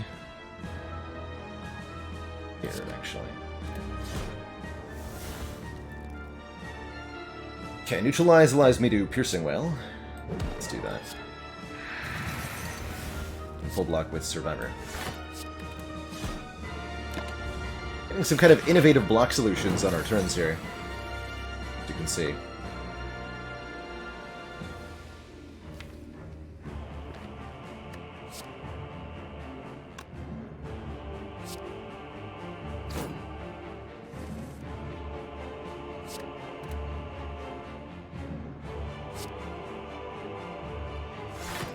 Definitely appreciating this good instincts.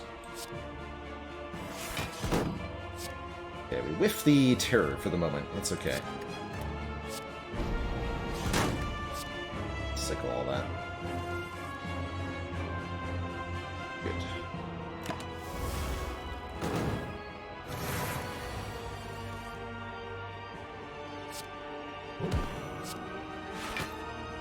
Nine cards in the draw pile. 4 plus 3 plus 2.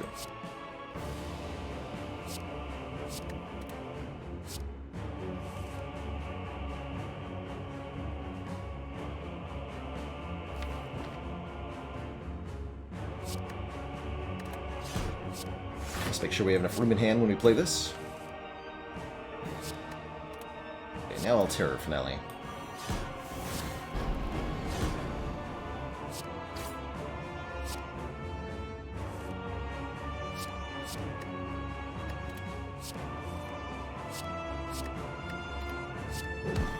Take a little bit of damage. But otherwise, not bad.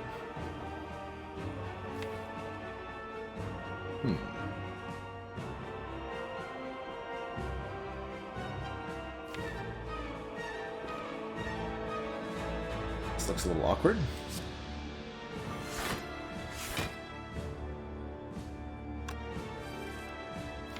Not Finale here. If I'd, I should have looked at the hand size, I might have been able to do it there. Let's go around one more time.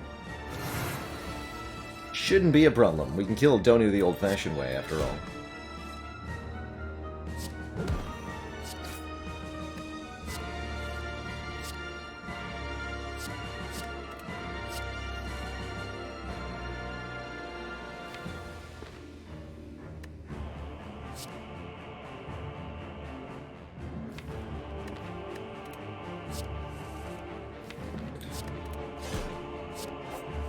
GG.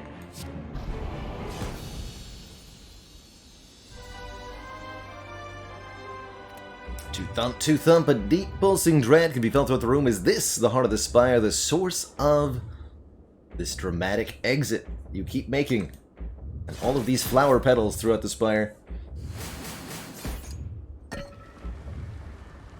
The droid you're looking for, thank you so much for 2 months and that Prime sub.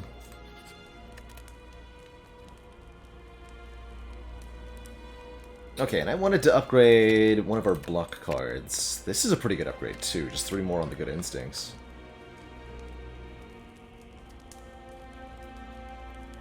Doesn't feel like we'll need the additional weaken of the leg sweep. Yeah, I'm going to upgrade this. smooth out that block in these last couple of fights. Not a whole lot we need here beyond just a card remove. Unfortunately, 1 gold off of being able to forward liquid memories alongside the card remove. And you know what? That's okay. Maybe it is time to remove choke.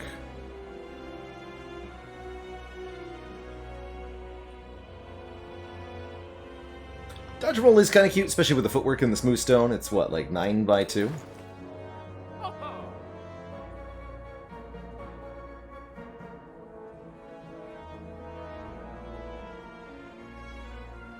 Definitely removing something. The question is what? Caltrops could be a nice little damage addition against Heart, too.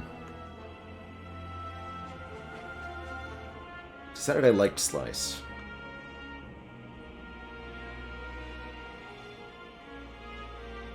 I'd rather play Leg Sweep than Choke. Choke's an attack, so we can draw it with Violence. We actually need to keep a certain number of attacks in hand. This is all leaning me towards removing a Defend. Alright, bye Defend. Smell you later.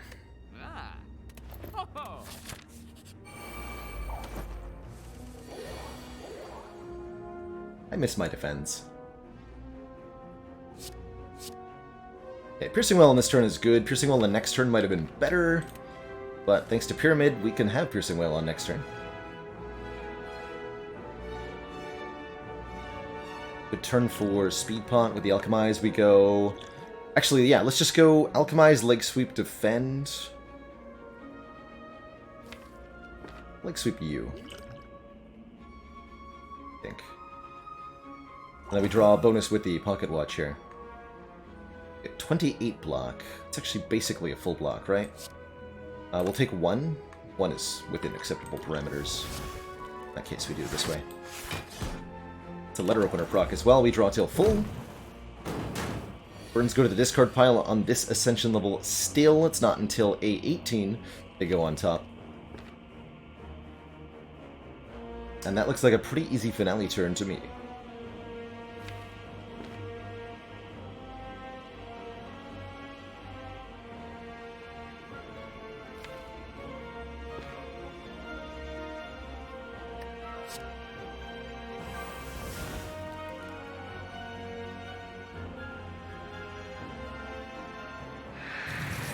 Deliberately underdrawing with this finale, or with this acro here.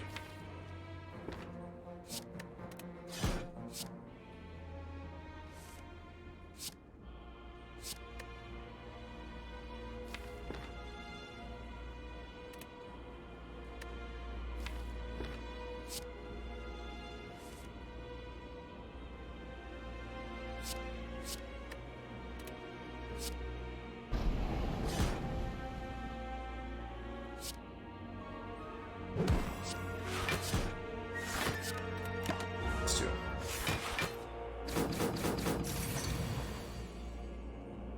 18 cards in the draw pile. Yo ho ho. Bottle of rum.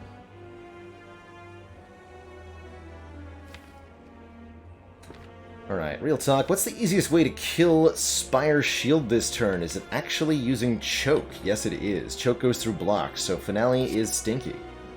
That's what I've learned.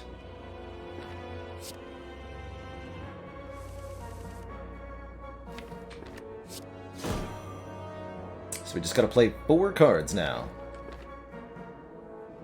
1, 2, 3, 4.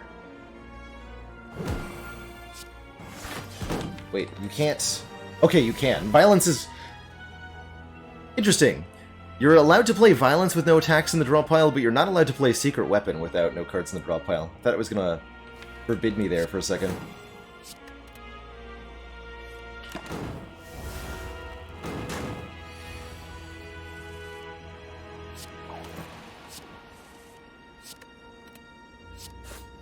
But again, getting away without the medical kit here.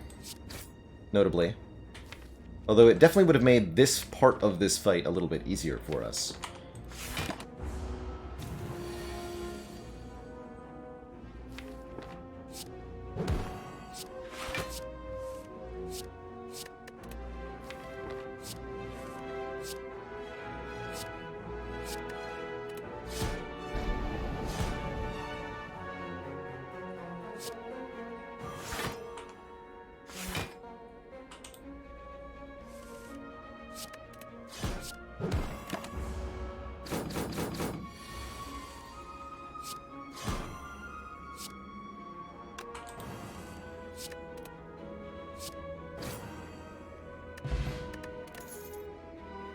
On A20, the medkit value would have been a little bit higher, that's for sure, since you draw them immediately.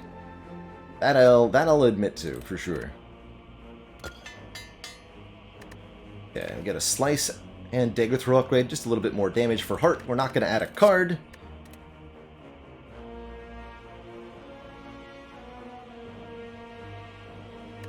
I think I prefer the Fear Pot to the Attack Pot. This can remove an artifact, notably. And with one Ghost Ajar for that big 67 damage hit on turn 2, I think we're fine here. How do we want this to go? Let's actually discard Neutralize. We've got Leg Sweep.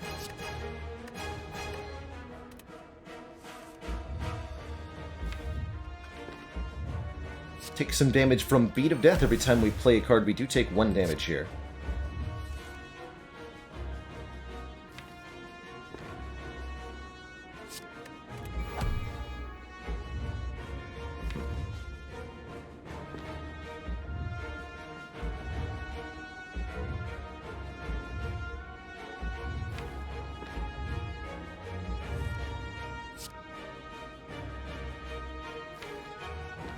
Let's get rid of this Cinder's Bane.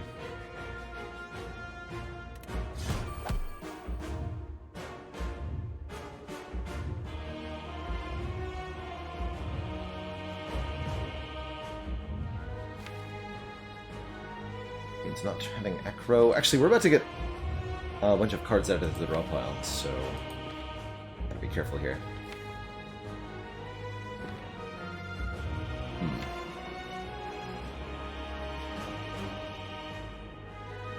So we're going to deal with the statuses all at once right at the start here.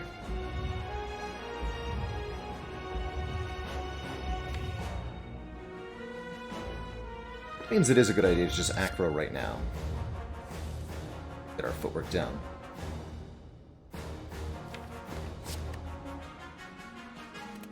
Just going to play Terror Footwork. Okay. And we're going to draw basically every status right away. We're going to whiff the finale by 1, looks like.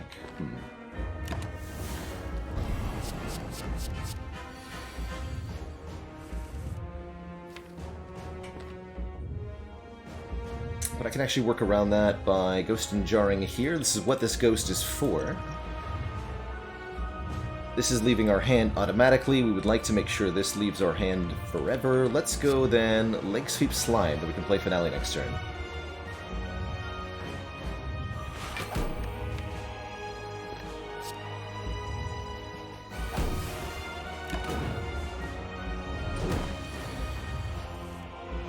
Some big damage.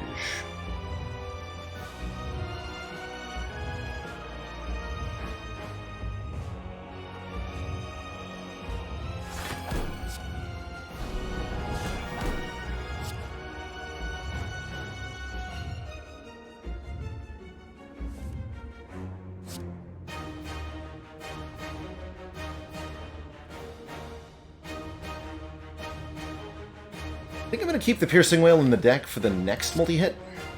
This one's not too bad.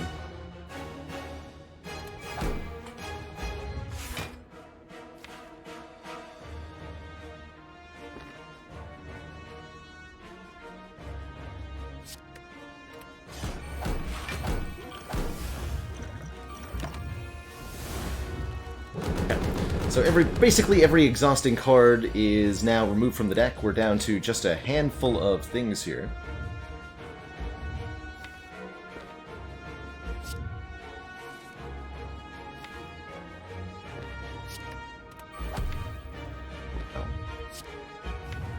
Would like weaken for next turn, so let's do this.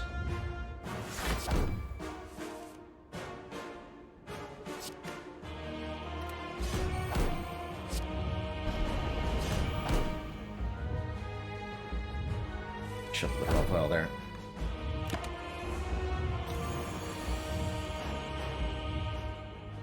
Okay, so we'll have Piercing Wail next turn. We've got Choke to remove the artifact as intended.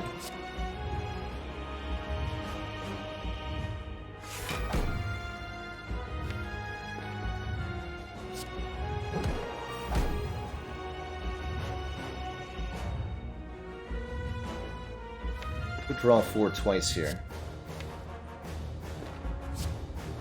That sounds grand.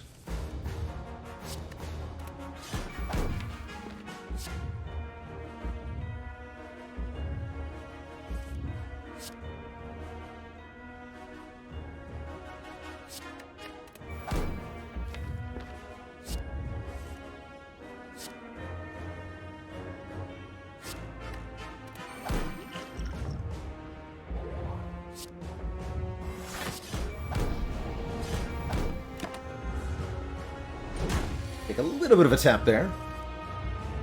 Not a problem, though.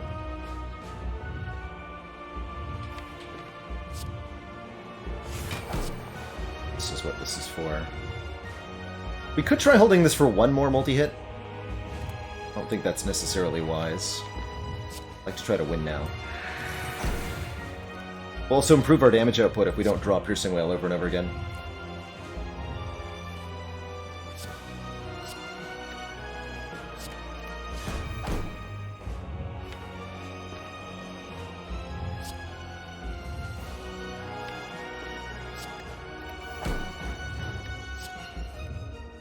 Throw good.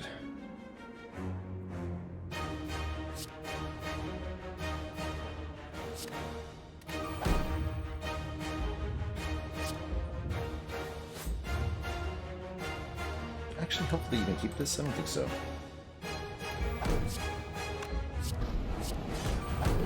Should we have exactly 5 cards in hand? Ideally playing Finale twice this turn if possible. If I Good Instincts and then Calculated Gamble, we'll draw all of these? That's pretty hype.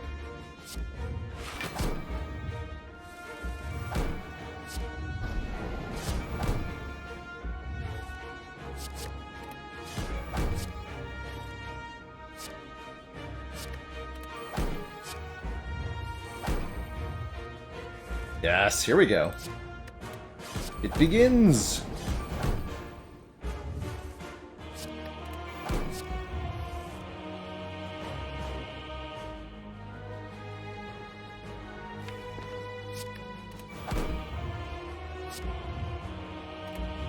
Can't do Acro Dagger Throw here.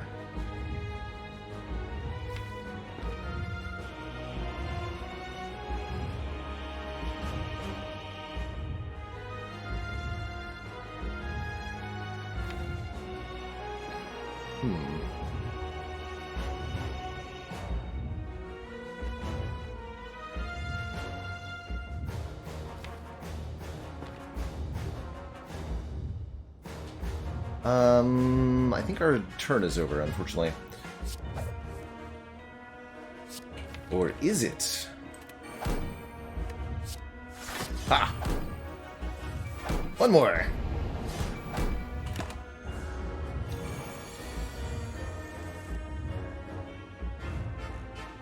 If we had just survived, then we would have been one short on the gamble there.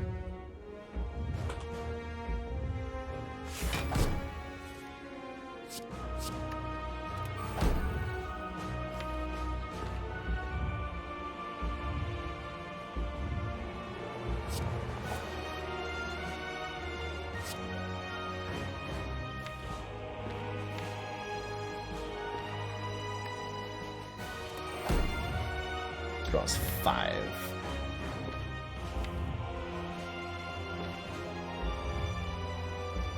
I guess the safe play is kill next turn. Actually, yeah, the safest play from here is just end turn.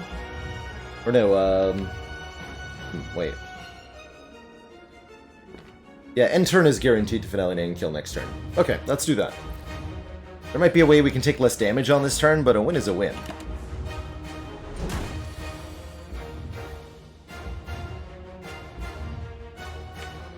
So we play one card, then Acrobatics, and we're there. GG.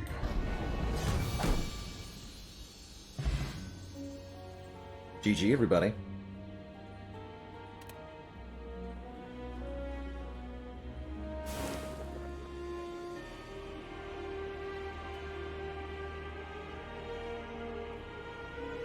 Never a worry.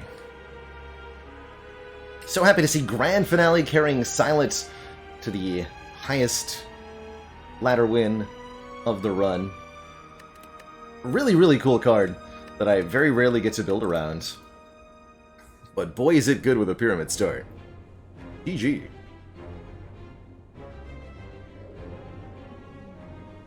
Yeah, what has it been done? Spire sleepeth, and so shall I. GG, everybody.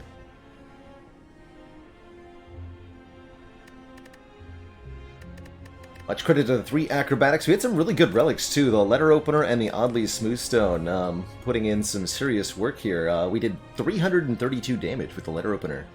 An average of 4 per turn. Not bad, not bad.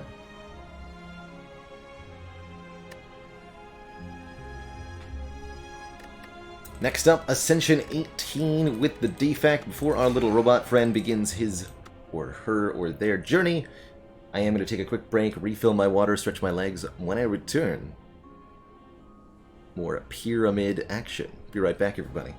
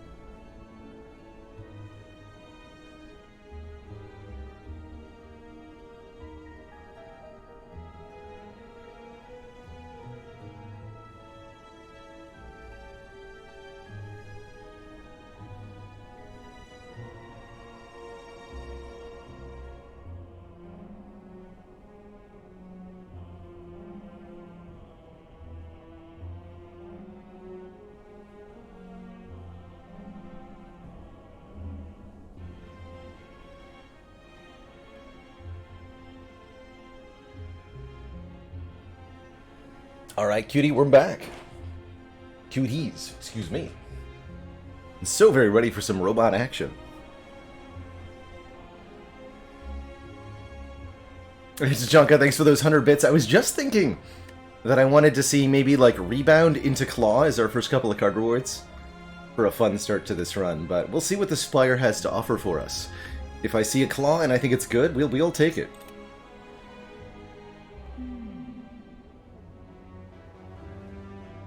That pyramid starts so good. Oof.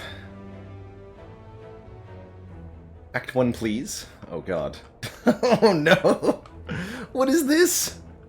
So either we fight 3 elites, easy peasy, no problem. Don't need no stinking upgrades. Or we only ever get to fight 1 if we go up the middle here. That does lead to a lot of upgrades at least. Or we try something insane like this path? I don't know, man.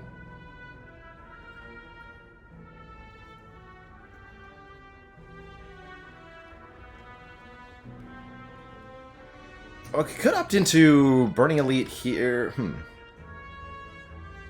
It's interesting. Okay, we can at least opt to fight the Burning Elite in Act 1, as in previous ladder pyramid runs. And I think that's probably my preferred option here. Is we'll go... maybe go 5 combats to this fire. And then probably opt into the Burning Elite. That seems pretty reasonable. Starting on the right seems a little scary, potentially. And honestly, I think a Burning Elite that's behind another combat, 1 more chance for a potion, 1 more chance for a card reward, this is less threatening than, say, this elite or this elite.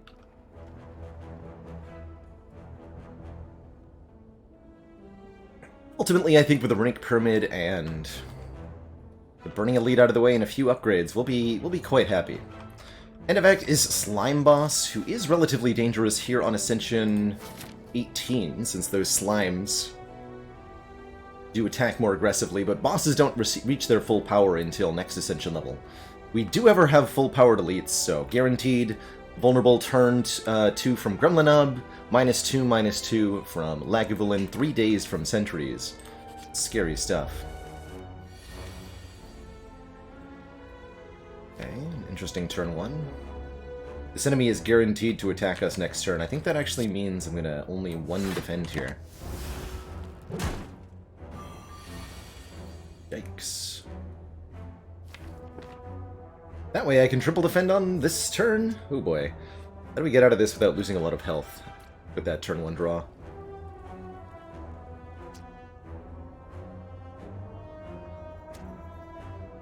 Might have to be something like Zap Defend. I guess worst case scenario I can 3 strikes next turn on that slimed. I'm gonna play triple defense here. Hopefully we'll get debuffed. Do not. I could triple defend again. I'm gonna do that. We're gonna look for an opportunity to get our 3 strikes down on the gray slime.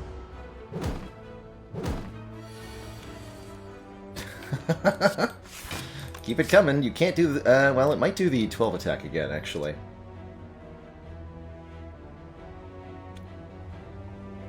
I should stop doing this, because we can get punished.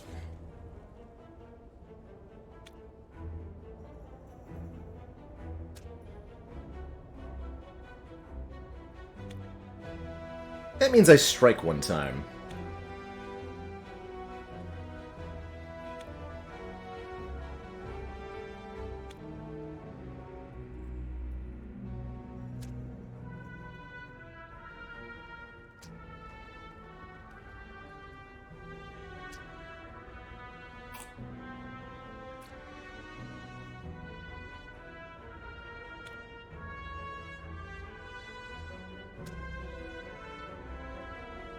Duagio!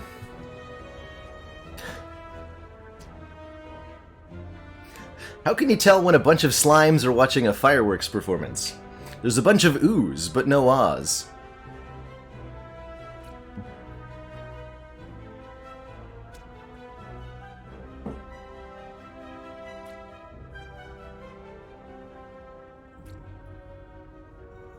Yeah, I think I'm gonna split the middle here and strike 1 time. Take 4 willingly.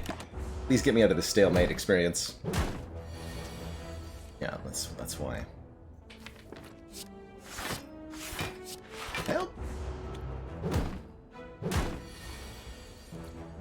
Okay. Now we will leave this cursed existence. Please stop attacking me. Hello?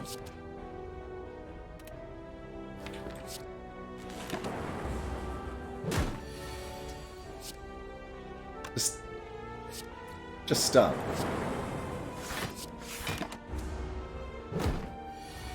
What a monstrous slime that was. Good lord. Ascension 17 at work there. We are rewarded, though, with a Go for the Eyes, a pretty reasonable first pick with Pyramid.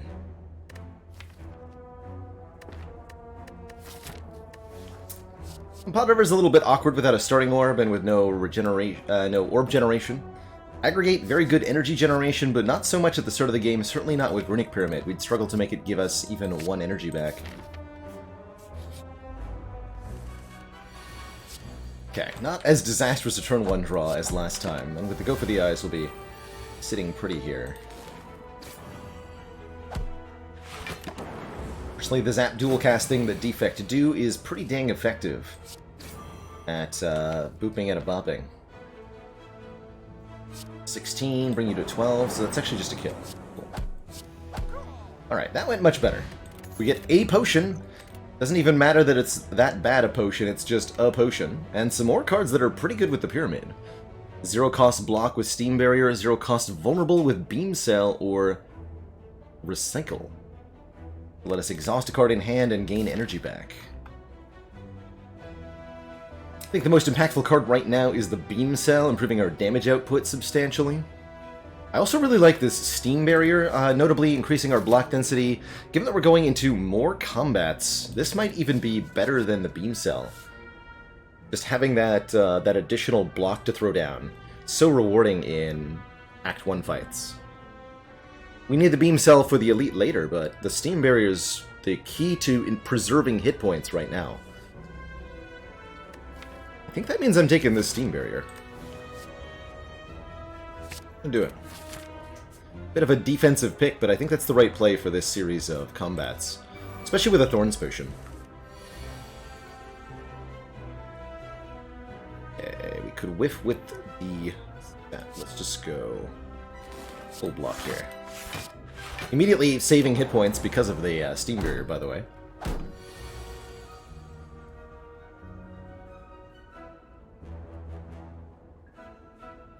Okay, probably losing 5 on this turn, though.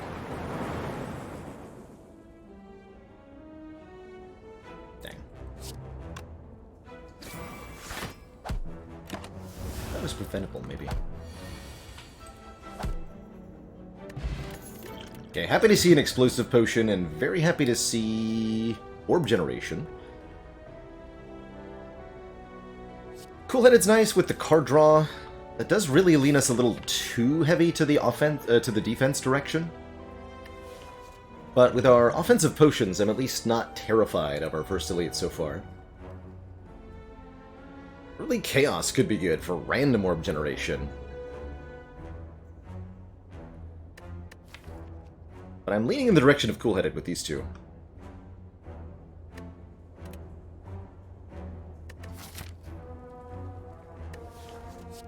Yeah, and we have 3 more card rewards. Not 1, not 2, but 3 more card rewards to find some real damage. Hey, nice. Good. This fight's gonna go well for us, I can tell.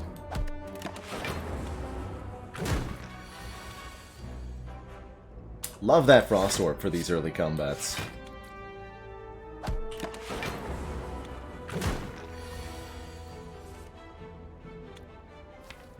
Good with dual cast as well. Let's see, you split at 34, currently 47, meaning we can do up to 12 more damage. So let's do this.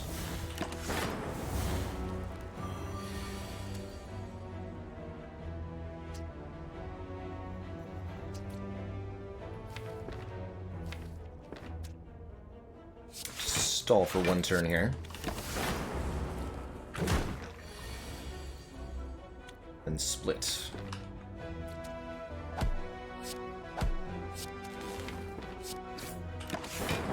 Not the greatest split at 19, but we're well set up with a handful of cards here. Essentially blocks for 5 and rotates the orbs. Attack the one that's not currently attacking us, as they're more likely to attack on the next turn.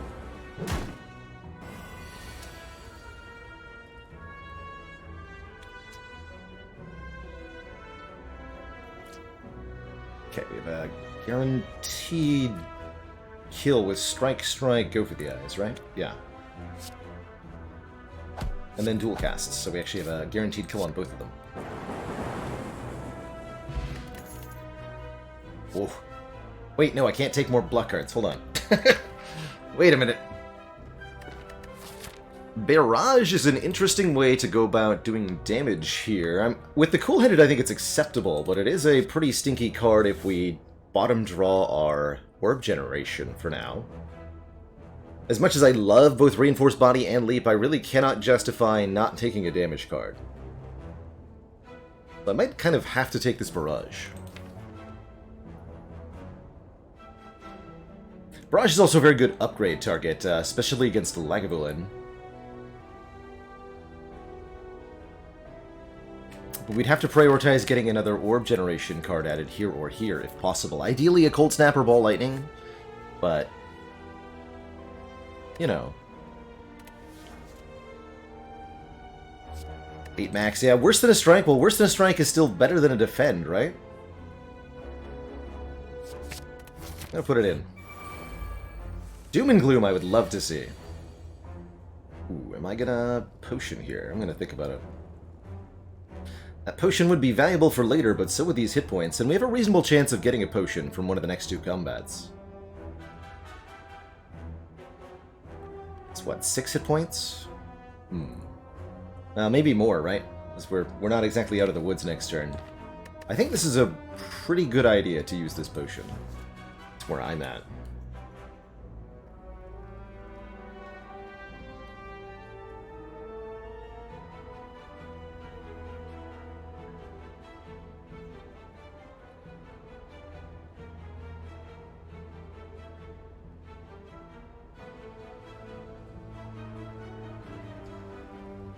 That's right, Unrecovered. Anybody can make quotes for the channel. Please don't give me a reason to change that, but feel free to contribute. I'm going to use this.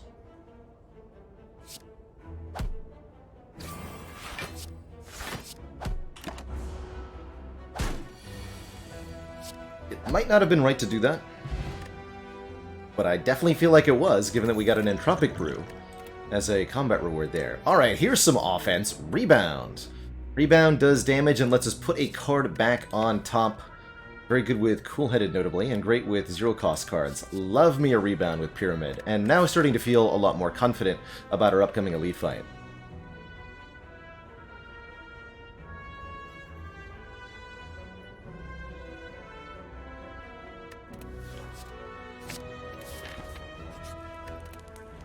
Okay. So, upgrades.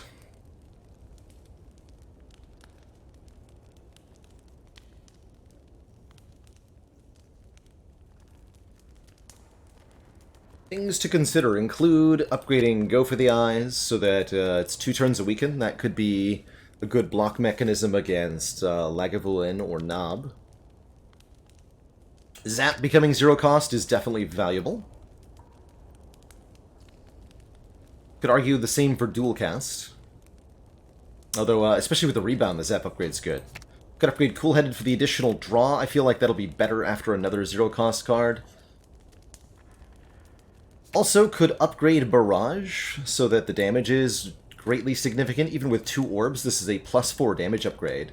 And with 3 orbs, it's +6 versus the other real damage upgrade would be Rebound.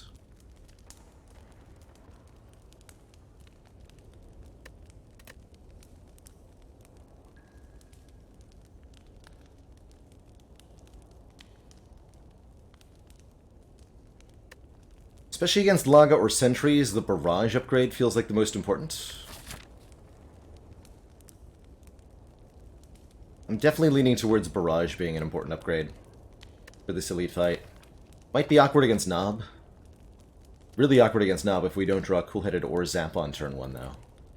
That's worrisome.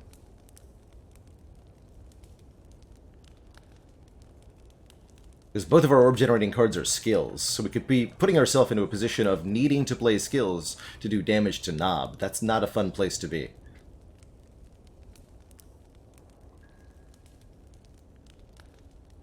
Might encourage us to upgrade the rebound instead. I don't know. I think we're going to trust in our potions to have an important answer here. I'm going to upgrade this barrage. We're definitely going to take an additional card reward and empower the elite versus fighting our elite right now. It's a nasty looking fight, though. That said, a pretty reasonable turn 1 draw. Is this guy going to get away with my money? He might. I'm not going to be tricked into using my potion here, even at the chance of letting this thief escape.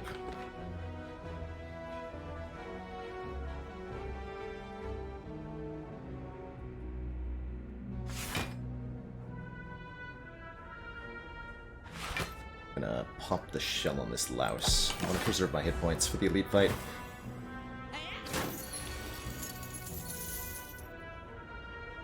Right.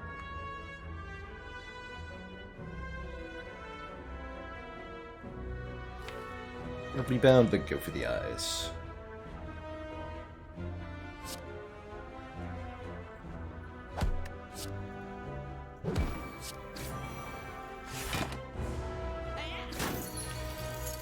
Why? 10 I can block. Gonna zap first. I will take this too, because I think we can get the kill here, actually.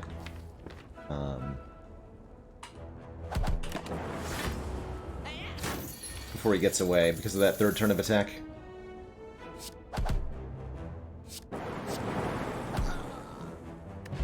Cool. We get a focus potion. Oh boy, that... wow. Hello. Hyper Beam again. Or Defrag. Having a barrage definitely speaks to Defrag more than Hyper Beam, but still, wow. Wow, wowie wow.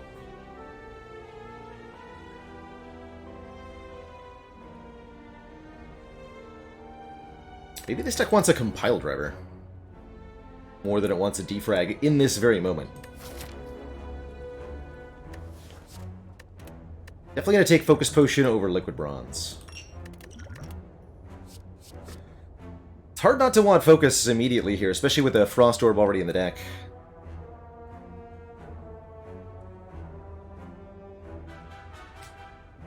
The Beam could be immediate death avoidance, but honestly, I think we're out of the woods now with these potions.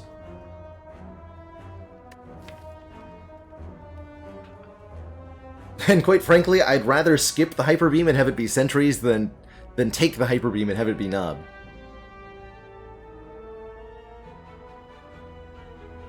But if I skip the Hyper Beam and have it be Nob, I'm going to be very sad.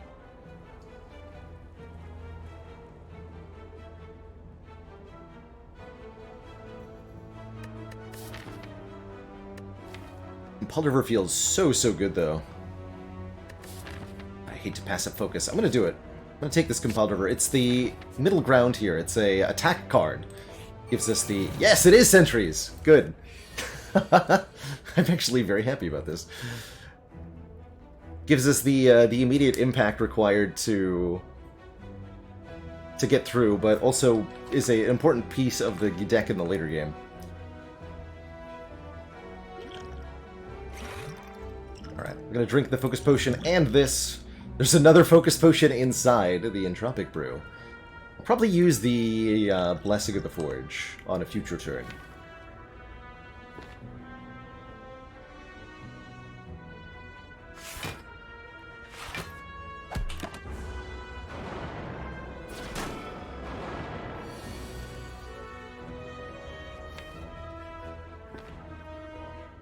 Is it time?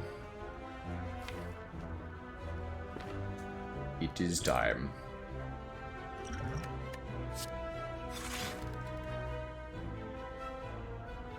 Must be 20 Blanc.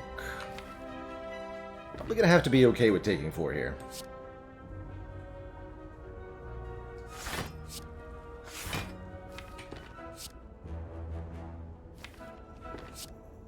And then next turn I can rebound the Defend Plus or something. Actually, no, we'll be rebounding... probably Compelled River. Actually.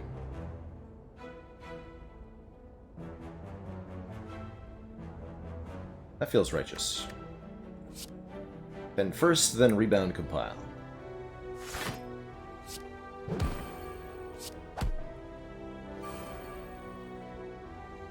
Could remove the artifact here. Shouldn't matter. This is 12. I think we hit you, actually.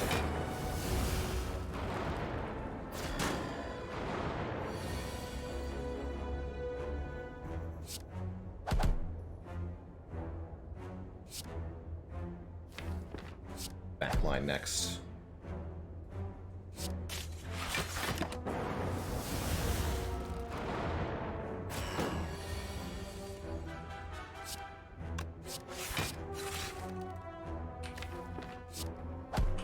Okay, from here we're completely fine.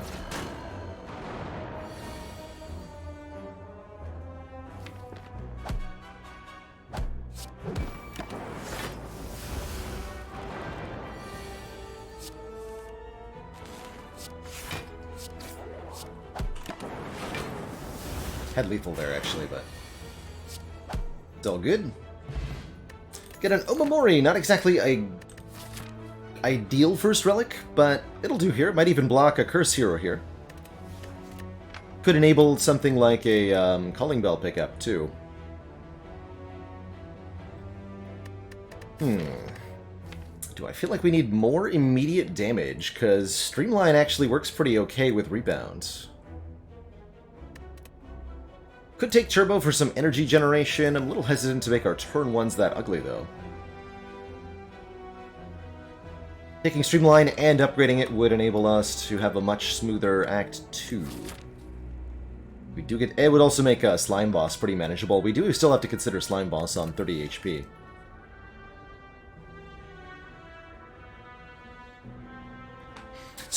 So regarding the Compelled River pick, my thought is that more card draw is going to help this deck a whole lot. Although it's not exactly amazing card draw right now, at most draw 2. It's going to become a very important part of this deck in the mid to late game, as we add more reliable orb generation, and increase our turn 1s in consistency, while simultaneously being something that's useful now. Not as good as the Hyper Beam, but more use immediately than that Defrag was. Ooh, more energy on turn 1. That's exciting. We'll upgrade... I'll upgrade the Go for the Eyes now, I think, because we have better rebound targets. And I'm going to check the shop before I upgrade the Streamline. Just because who knows what's there. And I do like Overclock with Runic Pyramid. More cards in hand, please. Wait, you're telling me I can afford Strike Removal plus Preserved Insect here? That I like. Flick, thank you so much for the 16 months. And all those months of support, by the way.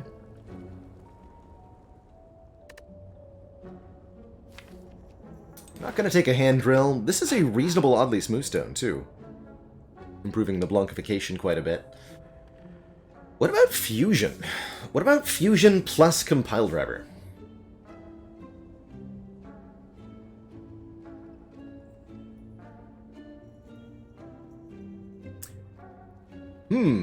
That's interesting.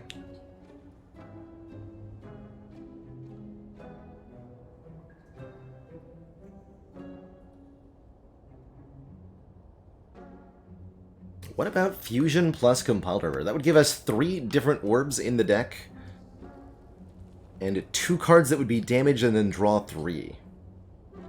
That actually makes me wish I had taken the Recursion we saw. Sharnak, thank you so much for that Prime sub. Keep it cozy. Makes our barrage better, too.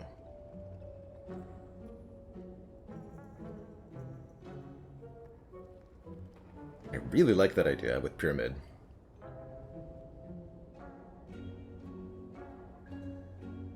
It's a route to quick scaling as well. And not often I see a fusion and like it, let alone think about buying one. That's wild.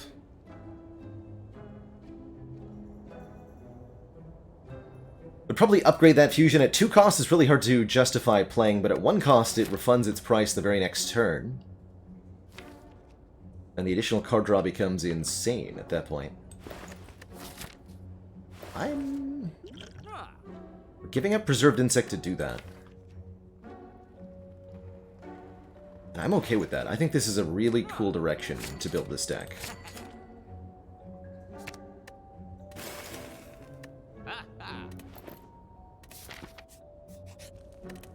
Very intrigued by where this is headed.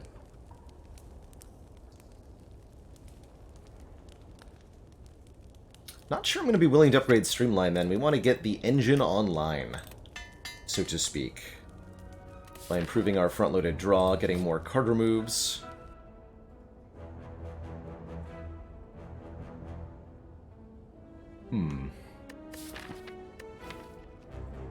I'm not willing to lose this cool-headed.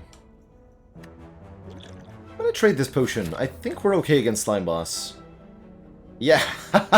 Turn a focus potion into a data disk. Don't mind if I do. Hell yes. Very good.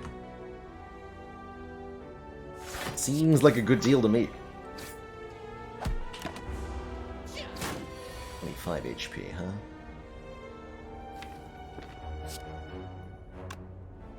Seven 6 is not a kill. One more. Sure hope I could beat Slime Boss at 24. We will rest.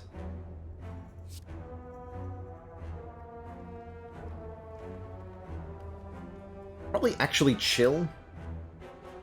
Genuinely tempted by Recursion.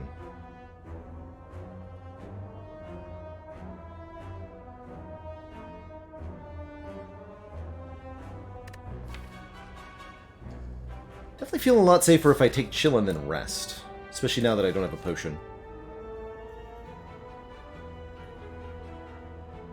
The Recursion enables us to do maximally efficient compiler stuff, essentially guaranteeing that we can, like, recursion the fusion for energy. And that can lead us towards an infinite. We would have had to take the recycle to actually go infinite with that. Man, we'd have an infinite if I had taken that recycle. That's kind of cool. But I think I'm going to take chill and I'm going to rest. And that ensures that we never die to Slime Boss. Streamline upgrade could really, really help with Slime Boss too, though.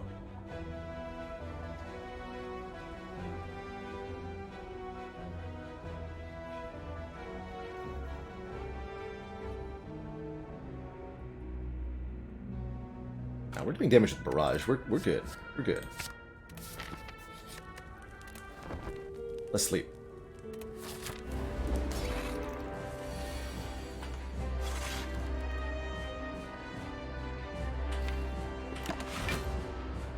Maybe should have played a defend for hand space, but looks like we're just gonna block next turn as best we can. That is fine. That's why we rested. So that we can tank a hit. Feel okay about our life. Still only 3 slimes on this Essential level, by the way.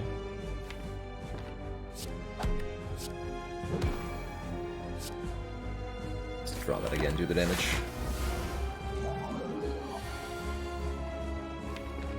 So 28. We're currently blocking 6.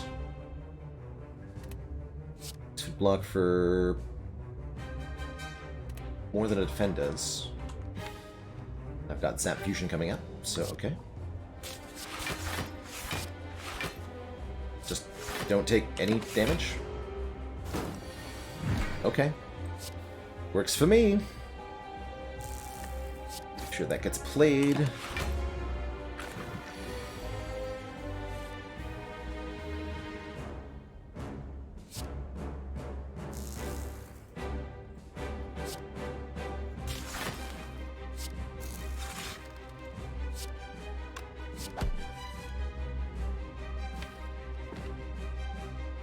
Okay, we'll go for the split next turn.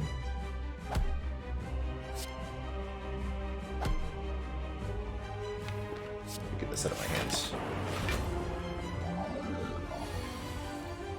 Draw Rebound, but we did draw the Streamline at 1 cost. That's good.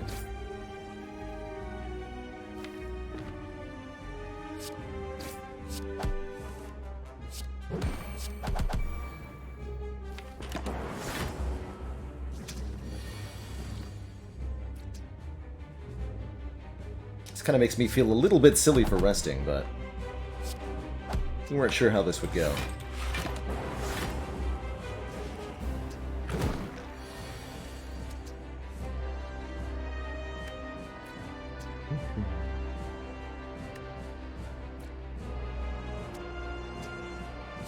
Defend, compile, then dual cast this plasma.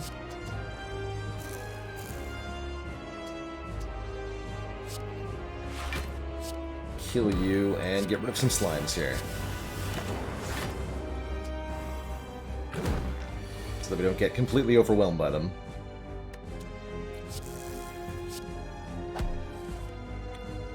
Okay, we're currently not weakened, let's keep it that way. GG. Okay, that was really, really effective.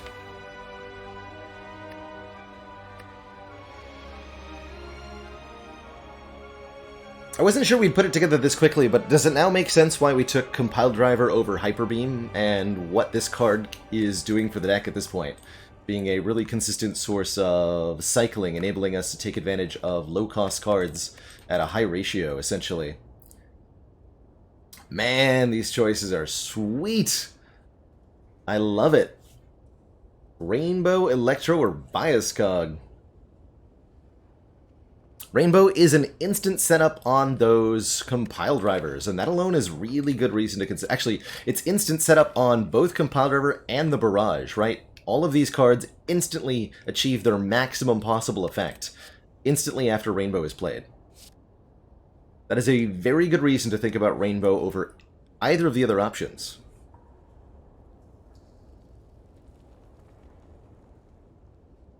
Not only survived Tachanka, we perfected that slime boss fight. I should have upgraded. Although we will have a little bit more health in Act 2 because I rested, and that's okay as well. I know that one, Mango. I have a... I believe this is just a standard Xbox One controller that I bought. I wanted to get the Xbox Elite Pro. I actually did my research and decided I wanted that. That's like a $200 controller with stellar reviews overall. But by the time I decided I wanted it, they were sold out. So this is what I got instead. Oops.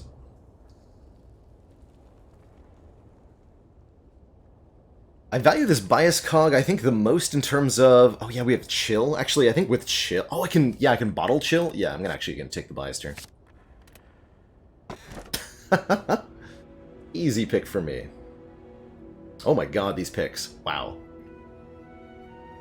Am I concerned about AoE at all? Genuinely not really. I think we're gonna... Because Chill will help us out in multi-enemy fights, so we can figure out what we need to get going from there. Battery is pretty hype, giving us a Plasma Orb to start, but it does work against us with Chill. Could get more energy with Curse Key. Notably, we have Curse Key Omamori, so this is free energy. Or 2 removals, and in a deck like this, we just saw a Silent deck where Empty Cage was ideal. This is getting close to the same. A deck that really wants to remove cards so that it can assemble the combo that it's building upon. So genuinely all 3 of these are pretty good. I think the Lantern actually makes the Cursed Key a little bit worse, because on those turn 1s, we're not going to care that we have 5 energy instead of 4. That's reason to seriously consider Empty Cage. Doubly so if I'm upgrading Chill.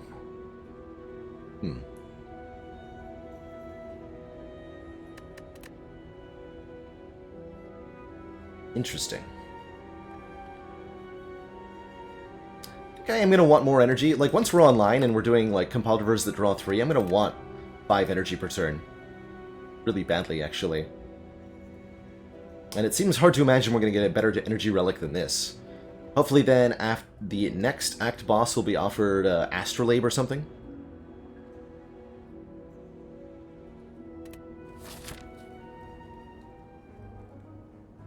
And this encourages us to get card draw upgrades.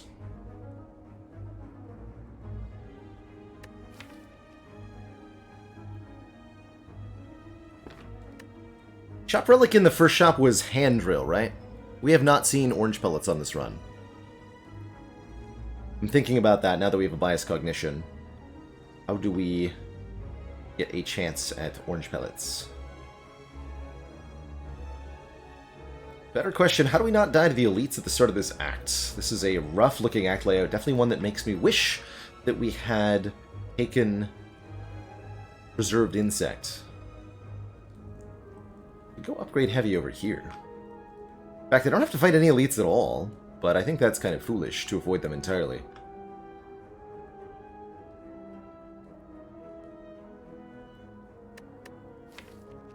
With no potions, though, I am in a bit of a precarious position.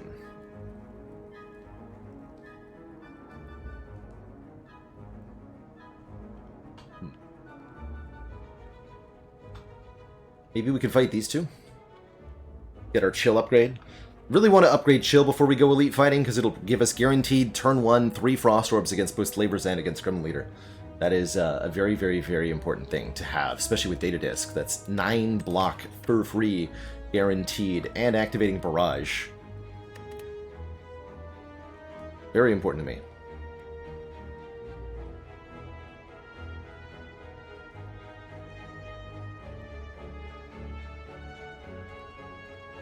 Start here. Maybe one event? Don't know if I want events. Would take apparitions for sure. Probably would take bites.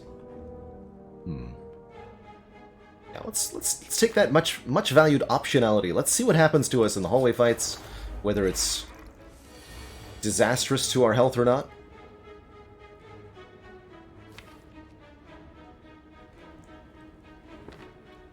Genuinely tempted not to play any attacks here, just so that we have the highest chance of having 4 attacks to play to knock a bird out of the air next turn. I think what I'm going to do is keep the rebound.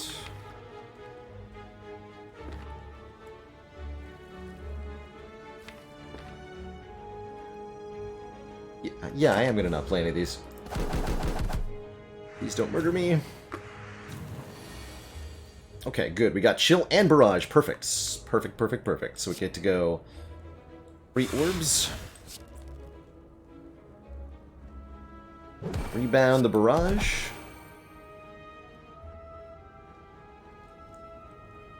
I guess I'll dual cast and draw the Barrage. Play that again next turn.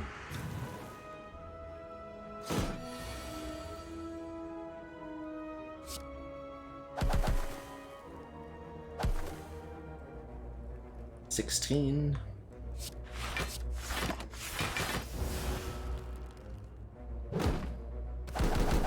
And we want to take our opportunity to pick off the ones that are low on health, rather than trying to knock this one down and having the others get back up again. Let's just make sure these ones don't get back up, period.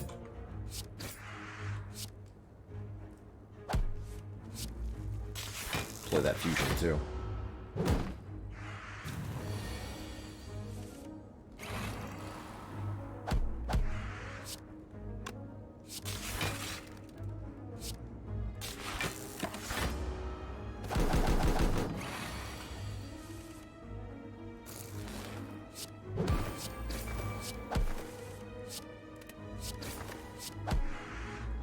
Oh yeah, this deck is sweet. Swift Potion's great. That can mitigate a bad turn 1. Claw is here, but I think Claw is too late. If this was an upgraded Sweeping Beam, I would take it. Onwards. So happy to see fights that give us a break on turn 1. I think this fight is not serious enough that even though we've kind of whiffed our turn 1 here, we can just afford to have that be what happened.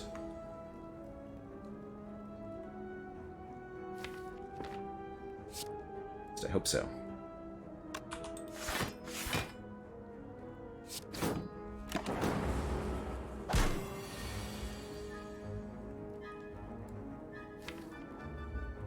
Frost orbs, hello?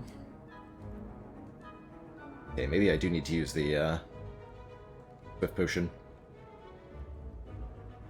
Dang. Very well.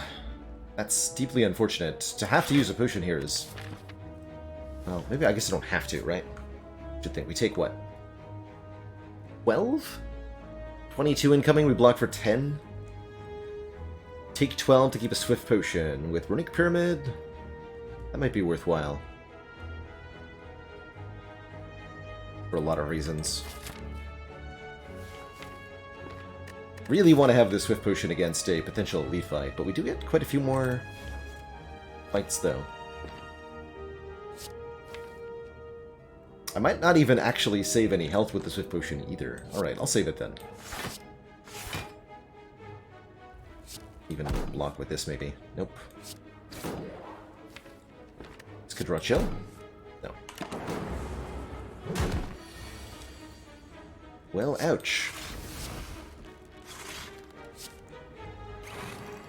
That was a good situation where we would have actually preferred Rainbow, because that would have been an early Frost Orb for us to work with.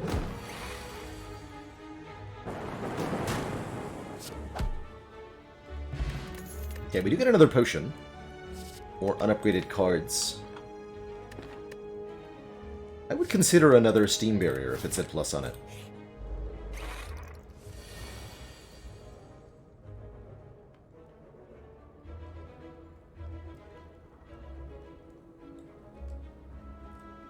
Okay, I think this is actually our Swift Potion. Another pretty spooky turn 1. Now we have no free potion slots, so it's more relevant that we do a thing immediately. I want to get these skills down before Hex is here. Not going to rebound Fusion. I'm just going to rebound Barrage. Right away.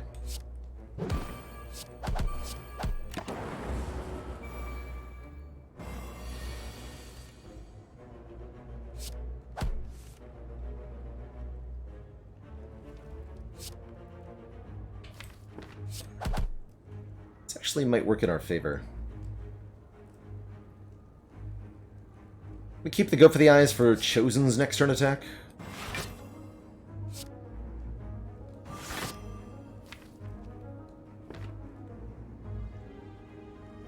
I want them both alive so that Chill is blocking for more. That just means I hold on to the strike, yeah. Because I want this Frost Orb.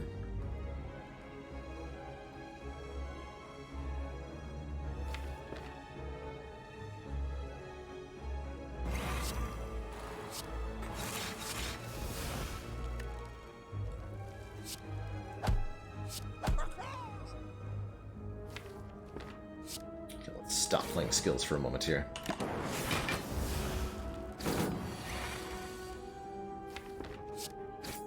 Let's streamline first so that it goes into the draw pile. Just get this played.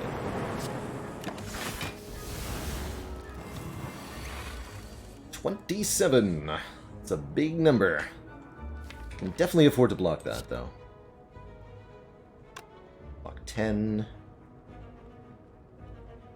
1, 2, 3, 4.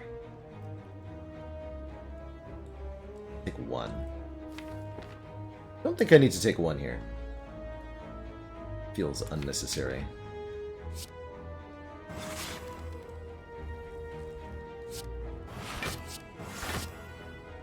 This is taking 1? Yeah, no need.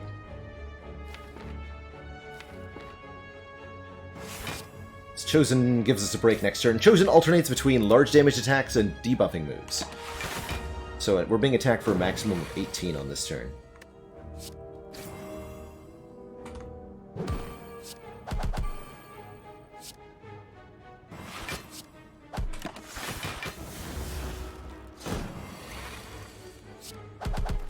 Cool. More frost, please. Yes. I would like more frost orbs. Any way that I can get them. Thank you. Serplant. Ow. Those turn ones, man. Oof. That's why we wanted to upgrade Chill. This means we're going to opt out of the lead experience entirely. Damn it. Oh yeah, and thank you on the title update there. Thank you. Forgot I had that there. Question is, do I dex pot or not? The answer is going to be yes.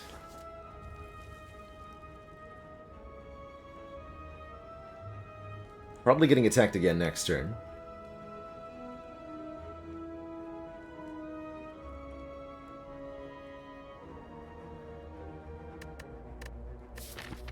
This game's going to be hard without relics.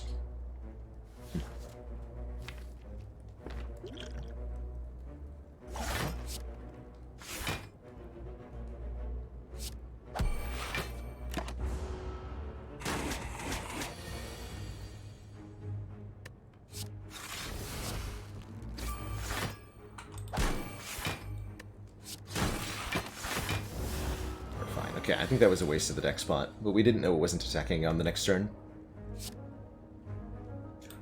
Very rude. Also still genuinely helpful. 24, 14, we need 10 more.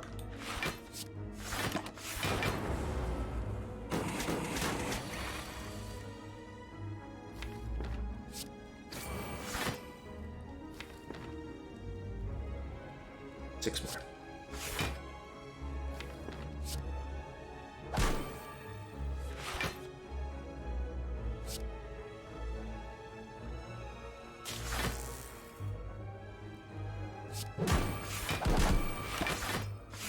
Kinda hard to get through that block, though, since this deck does damage by attacking a whole bunch of times.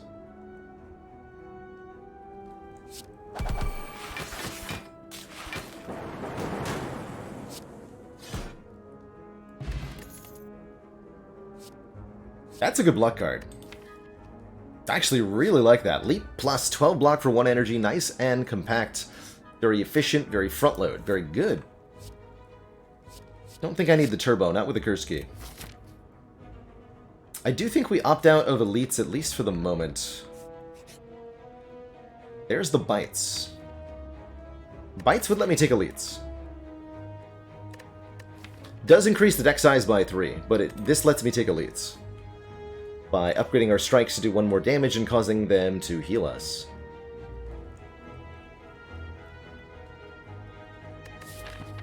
That might have to do it.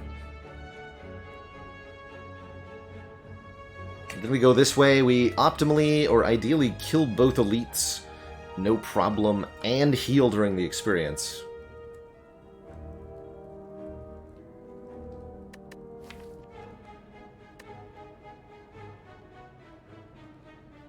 Like I died to the book.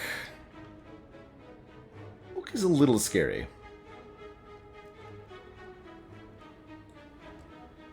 We'll have to do the compulsory thing against Book. Slavers we've got upgraded Chill for. Book is going to be a bit scary, though.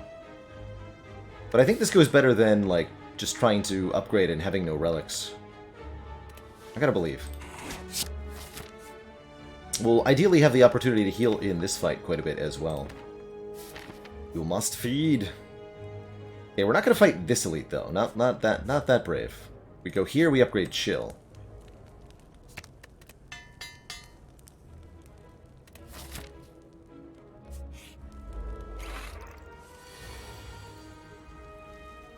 So, Curse Key over Nuclear Battery, it's ultimately... The reasoning there is that...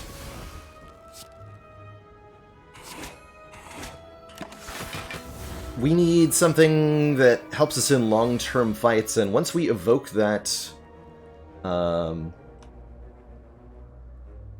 we evoke that orb from the nuclear battery, it's over. We're not getting any more benefit for the rest of the fight. This is not a good start to this fight, by the way. So what we need is something that will continue to be a benefit many, many turns into combat. Oh boy, okay. What are we doing here? Got Leap Plus on my side. Can I kill one of them? 18... Plus 14. Plus 4. Yes, I can. I can play Leap and only take a little bit.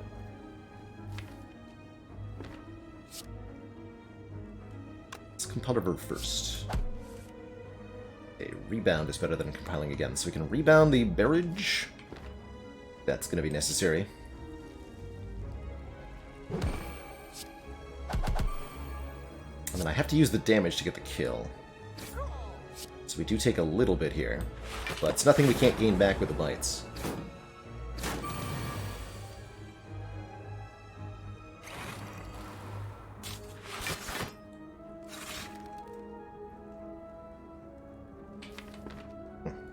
More energy than I realized.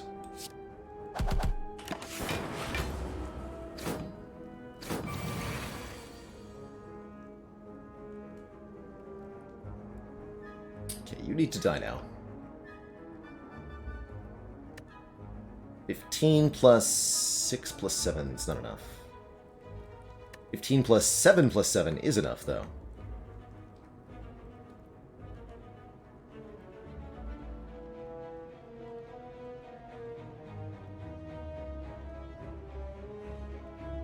Also, Steam Barrier than Compulver. Try to redraw something more useful.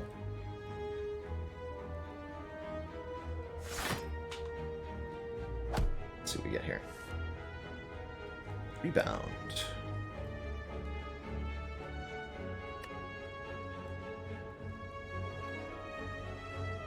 No, that's fine.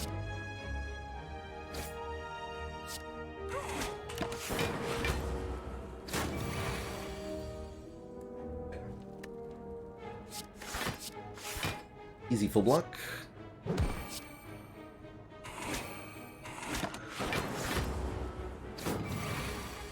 So we're able to heal actually quite a bit against the 3 birds. That's good.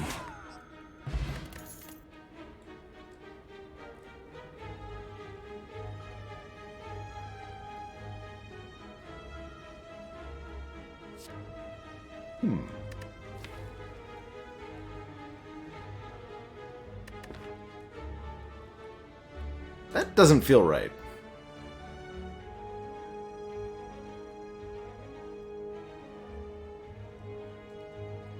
Yeah, anything that saves you hit points at the end of the day, I think is worth considering as block. It all gets you to the same destination. Klein Dome, thank you so much for the 9 months. Much love. And we have no potions, because I squandered them. That was foolish of me.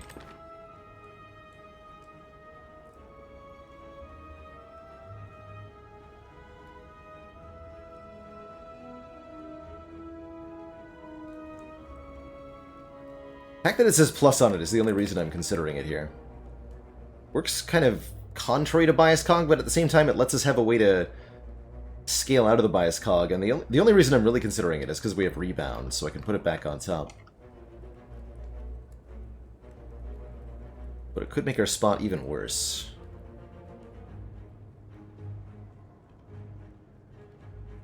It does scale our damage, though. Who's our boss? If we're fighting Champ, we're not fighting Champ. Good against the Automaton, too, though.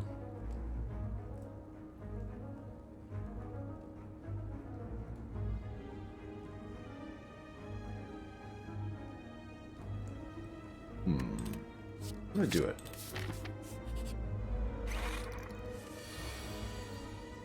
Although I figured we might indeed see it turn 1 in exactly this fight. Won't use it yet. We are definitely happy we have the stuff here. Let's see, so this is 27 block, incoming is about that much. Save the defend then. Are we ever getting bonkered by the wounds here? We gotta get rid of the red guy first, and I think then the middle one.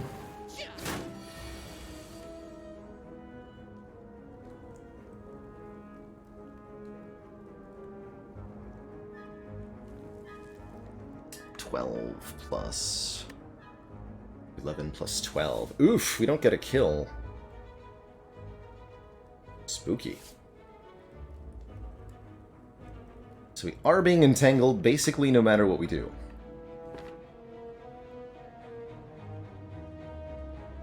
Very spooky.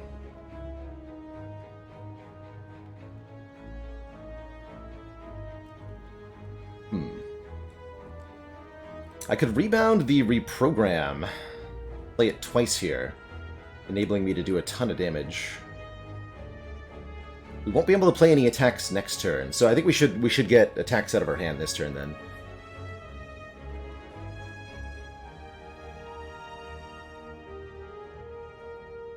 What I shouldn't do is rebound defend. That would be the foolish play. We should trade some health here.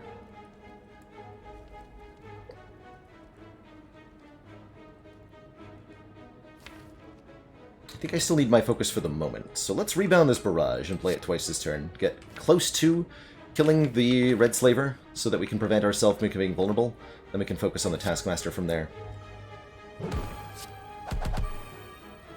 little concerning, though, that I did not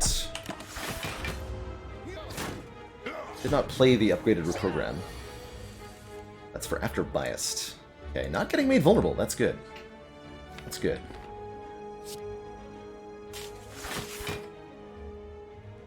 This is what? How much damage?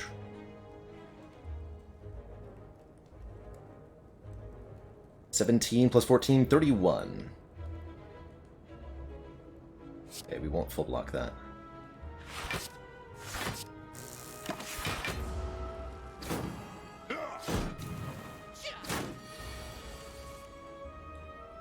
Okay, we have to put a swift end to this now, though. There's a lot of wounds, and we cannot draw all of them, so we really only have, like, a deck cycle to work with here.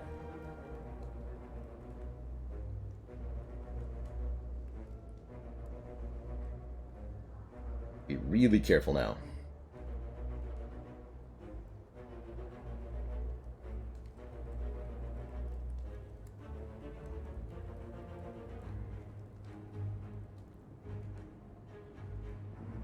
That means playing reprogram right now.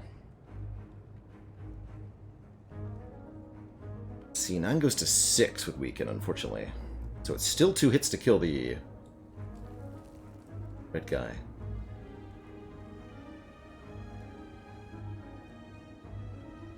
Alright, in that case, maybe more like Bias Cog, Streamline.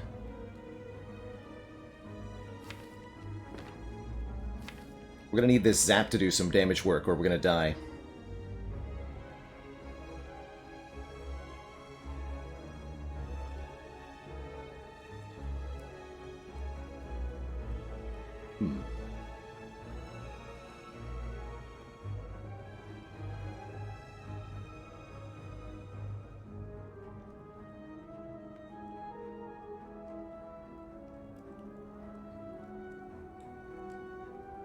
Be weakened next turn as well. We have to kill the middle guy while weakened. That's gonna be difficult.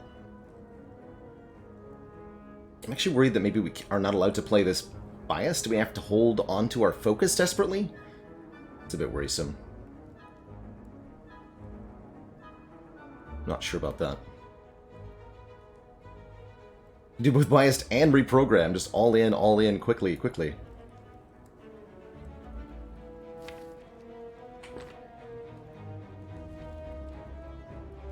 I would have already played reprogram if it made bite do 7 damage, but it doesn't, unfortunately.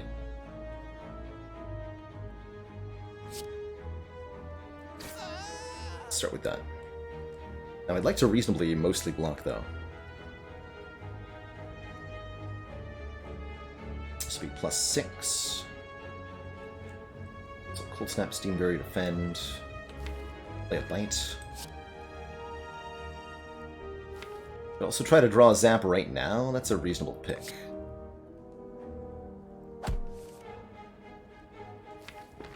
Just a bit. 20.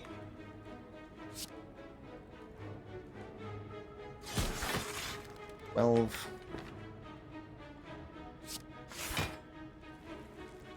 Better to play a bite than a defend here. Okay. So we shuffle the deck like this. It's definitely a little concerning.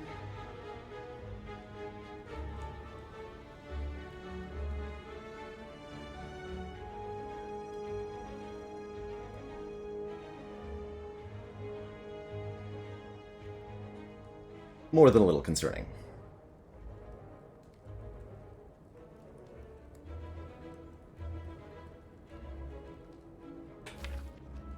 So there are more than 10 wounds in the draw pile. That's spooky. That's really spooky. Good news is now we don't have to worry about them being added. No more will be added. We just have to win with what we have. I think for now that means not messing with our focus quite yet. Do I have a rebounding zap? No, I gotta rebound an attack card, surely. I think we should play zap on this turn. Start doing that 4 damage per turn. That's gonna be really relevant, and we need to protect that.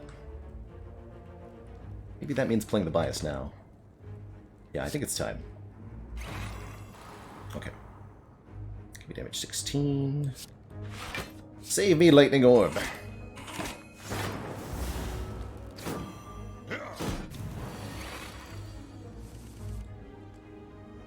Okay, we're at 5 wounds. Spooky stuff.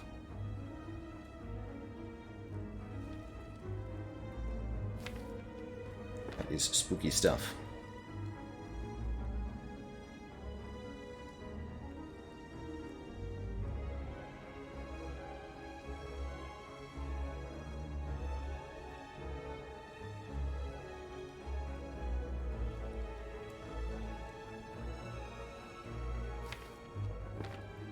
Need to keep the reprogram in hand. I think. You don't want to play it because it'll lower the lightning orb damage. And our block per turn. Yeah, the weak is killing us, but there's nothing we can do about that.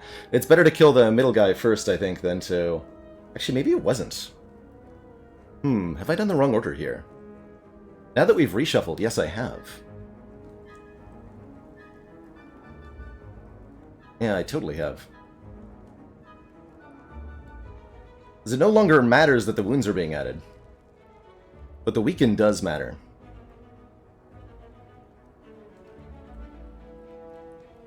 But I gotta kill one of them soon. Ironclad's... That's gotta be Ironclad's face. Note the distinctive eye shape of the Ironclad's helmet. With that red there. And then the cheek is cracked. You can see the hair from the side.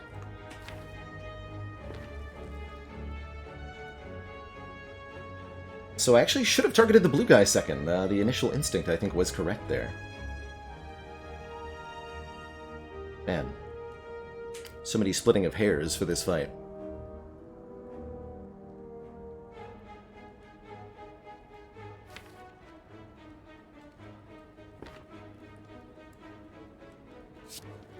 That's definitely getting played. I don't think we play this yet. But I have to play these to draw more cards. We have to pick a target. I think we gotta get rid of that weaken, as agreed. This feels like such a strange choice that I'm making. Yeah, good.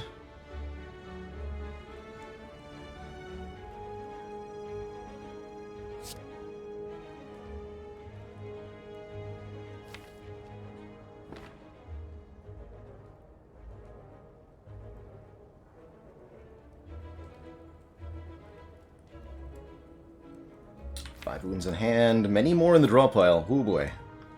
We need to see Barrage if we have any hope of winning this.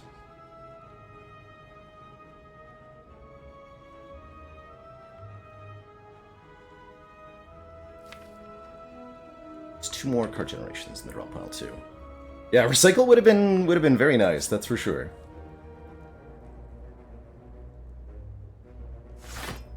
For sure. No matter which order we play, we only get draw 2 out of Compelled River. Unless I reprogram now. But I don't want to reprogram. I want to dual cast this Lightning Orb. I think. Right?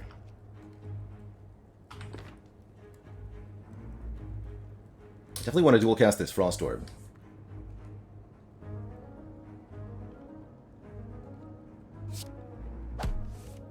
Okay, there's Barrage. That's a clean kill here. You won't be weak next turn.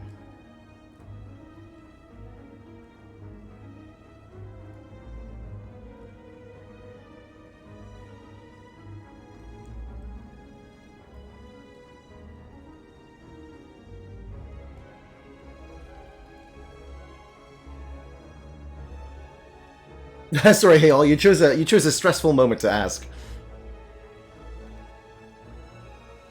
I must be feeling really wound up from the combat situation.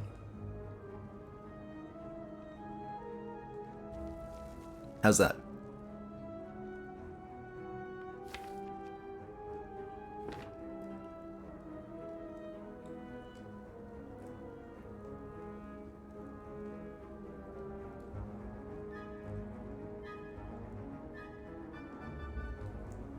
Yeah, I think I used the barrage for a clean kill here.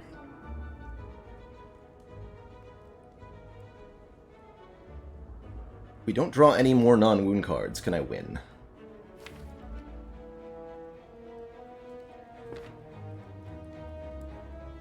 No.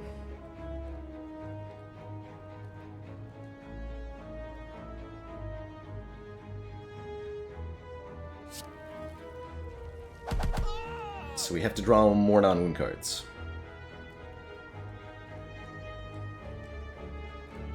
We'll do more damage next turn. I'm going to take 3 to save that.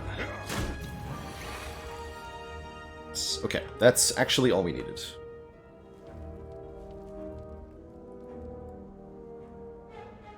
We did it, chat! We're alive.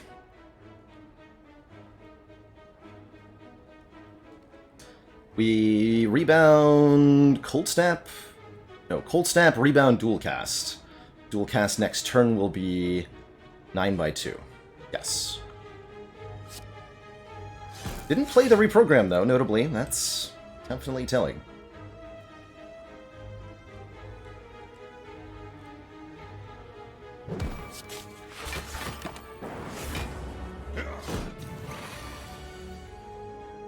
Nom.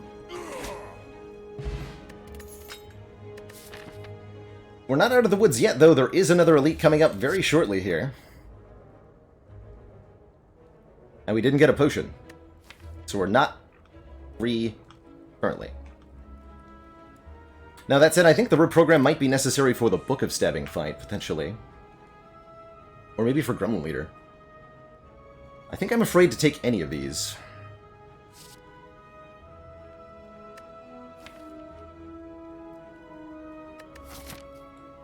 And then we're out of the woods if we can beat the next elite with 17 health to start. But it won't be slavers, so that's good. Maybe Sweeping Beam is necessary. For Gremlin Leader specifically. Actually, it feels like it might be. Yeah, I'm gonna pick that up.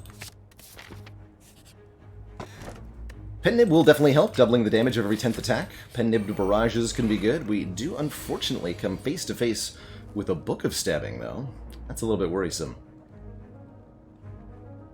This Book of Stabbing is one mean customer here.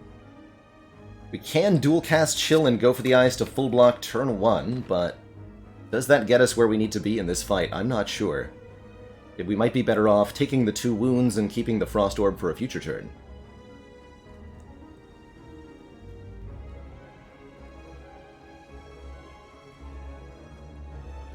This is going to be a tough one. We're going to have to time our bias well. We're going to have to make use of reprogram as well, potentially. Yeah, I think because we have a bias coming up, we want to keep this orb around, hold the dual cast, play the 2 bites. And this actually doesn't prevent me from taking a wound. I'm going to hold on to this too. Face tank some damage there. Oh, that was not a good draw. Oh boy. Oh boy.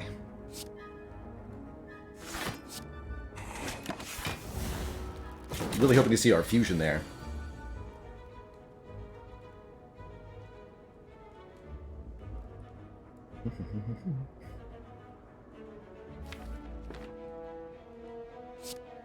I think we open with this. I'm not going to rebound Cool-Headed. We have to rebound something else.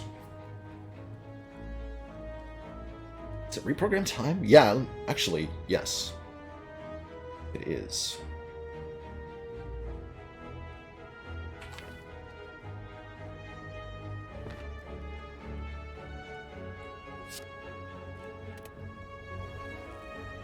dual cast, rebound, reprogram.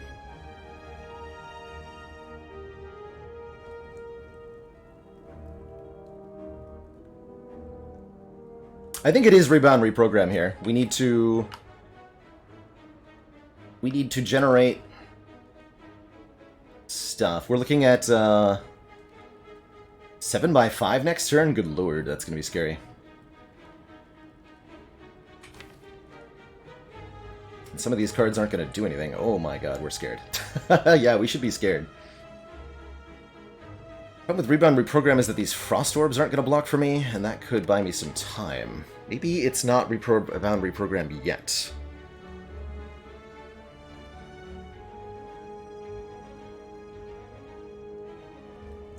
Because I see we've got Bias coming up and, like, Cold Snap and stuff. At least Cold Snap will do more damage. 3 block cards in the draw pile, we'll have 1 in hand. That's... like, we might just die next turn if I don't get any block from my Frost.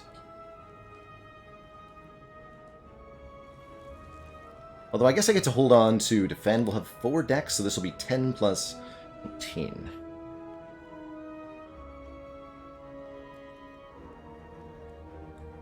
We might be about to die, that's for sure.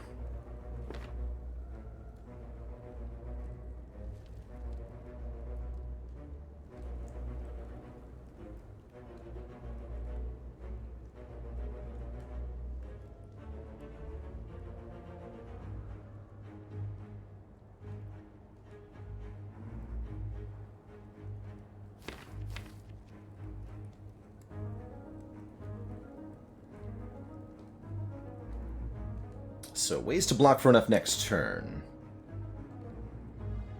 By rebound... I only need to draw 1 defend to guaranteed survive, but then we'd have to kill on the following turn. That's going to be really difficult. Barrage is only going to do 30. Well, no, it's going to do 60, actually. But I think we did need to survive 2 more turns.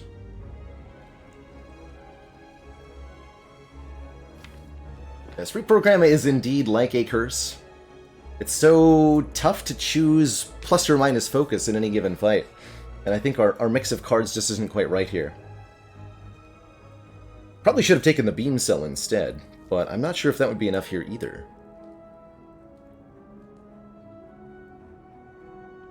What definitely feels like a curse is the 2 extra bites at the moment.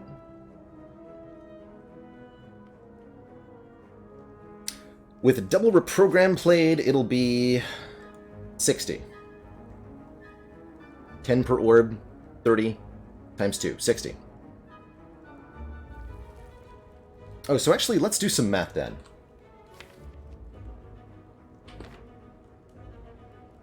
If we rebound, reprogram this turn, we'll do 9. Probably dual cast, rebound, reprogram, next turn, reprogram.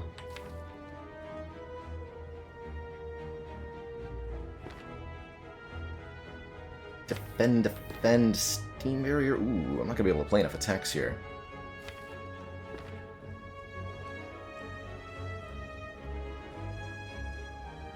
Grum Leader was our first elite. I think we would have fared potentially quite a bit better. It's definitely possible for this deck to beat Grum Leader without taking damage, but Grum Leader could have just outright killed us too. Maybe it was more correct to go, in retrospect, especially for ladder play, probably better to go the no elites route and die in Act 4. This ended up being a very challenging run.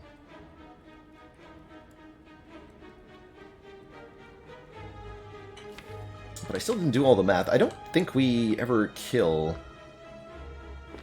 in 2 turns with the rebound reprogram play.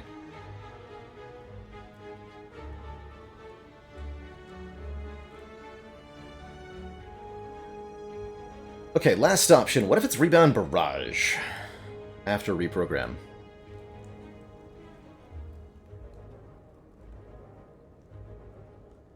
It means I can't realistically dual cast.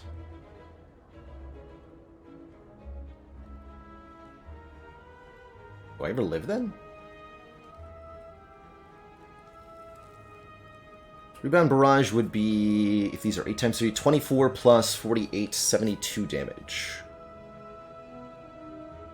I also get the bonus damage on the rebound, so let's count.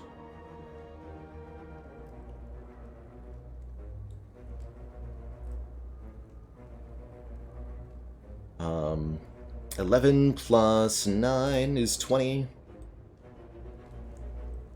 Plus 9. 29. 72 from the double barrage. That's 1, 2, 3, 4, 5 energy.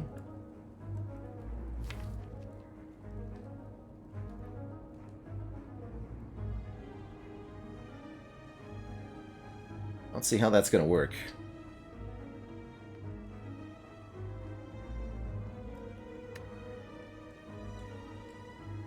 Just don't have enough energy to do that and survive the next couple of turns. I guess the thing I could do is take damage this turn.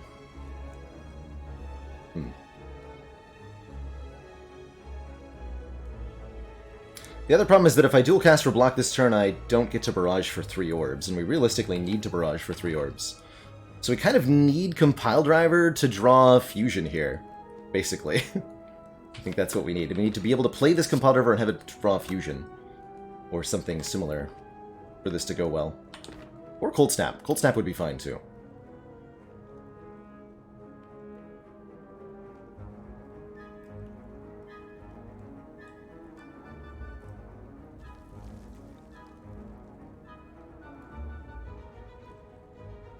Two and 11 chance, not bad. I'd be okay with Zap as well, so it's actually 3 out of 11. We could also draw Beam or Compile or Biased. I'm okay with all of those as well. That's enough hits that I think we do just play this. We do, in fact, get the Fusion. Okay. That changes quite a bit.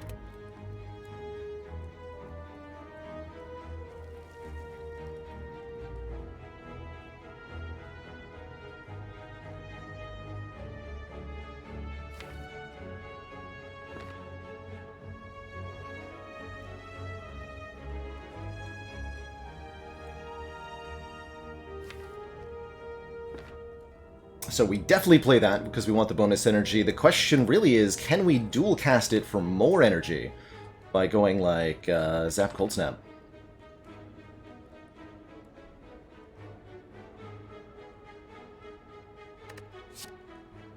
This definitely gets played, no matter what. And I'd like to play 2 more cards, so that means we're gonna play Steam Barrier.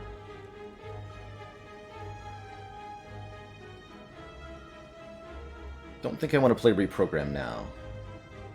That could be no reason. Just defend Steam Barrier? How am I going to survive next turn?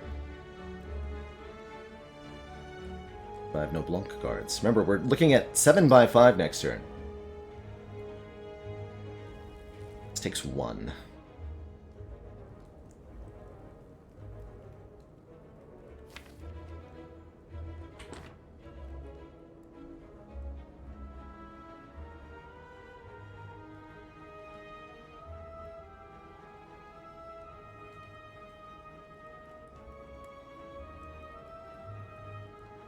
And it's 7 by 4, and unfortunately on Ascension 18, the Book of Stabbing still increments their multi-attack hit counter, even when they don't do a multi-hit. So no, it's going to be 7 by 5 next turn. This is turn 3. Be like whiffed or turn 1 entirely.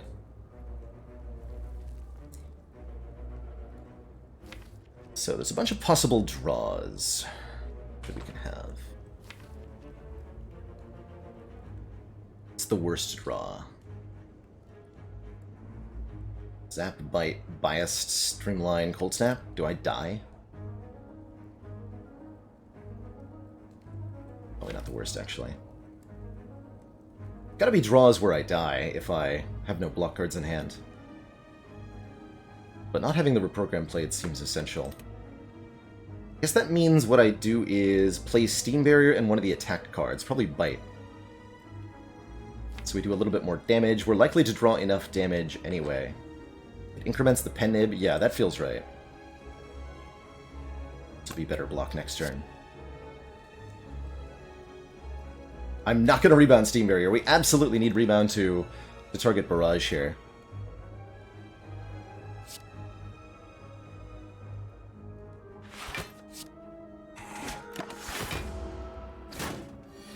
By 5. Okay, we do get the bias cog. Zap, good.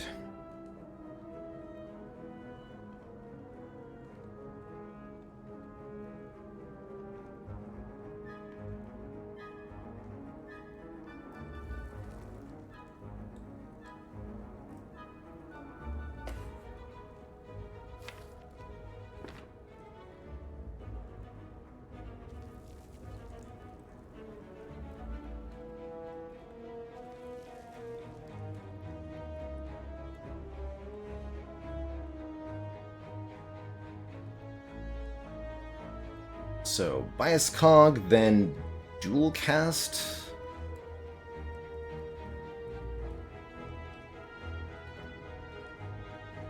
We have to make sure we're surviving, so let's figure that out first. This puts us to 5 points of focus, meaning our evocations are for 10 block? Yes. So Dual Cast will be 20 block.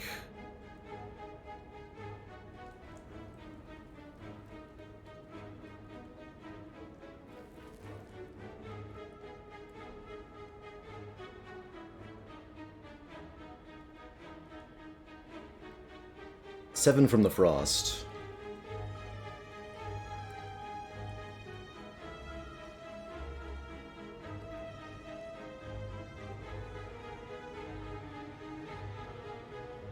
So 27 if we just Bias Cog Dual Cast.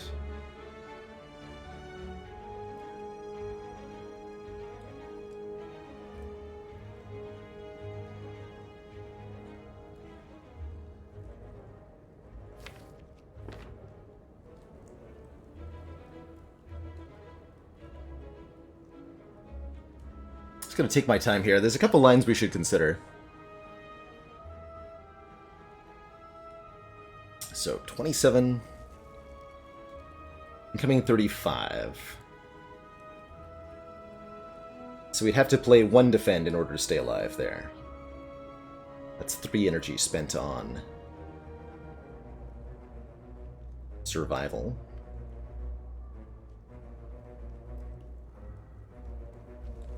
If we zapped and dual cast, we could evoke for 30. We could full block then with defend. But we would only have 2 orbs.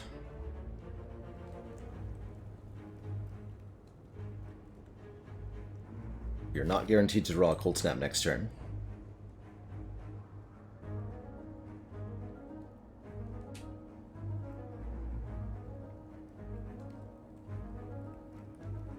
Must kill next turn.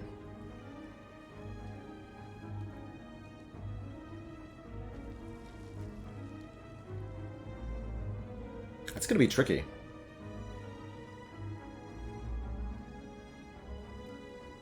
Next turn is 7 by 6, or it might be 24. And if it's 24, then I think we just survive. No problem. But there's only a 15% chance. It's most likely 7 by 6, and we have to kill or we'll die.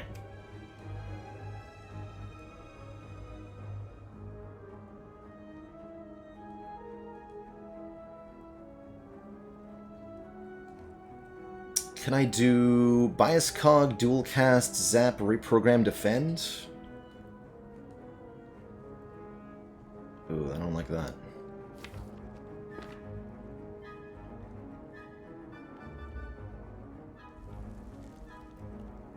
Doesn't do any damage, other than the Zap.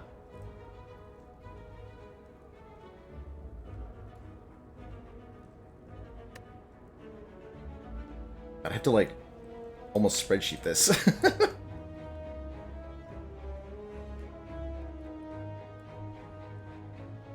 So let's start calculating damage, I guess, and figure out how we can get to a kill. Zap at the end of this turn deals... We'll have 5 focus, so it'll deal 8 damage. With Bias, potentially. With Reprogram... Let's see. So, hold on. 131. So, minus 48 for our pen-nibbed barrage with 2 strength. Minus 24 for a regular barrage is 59 more damage. We have 10 energy to work with total.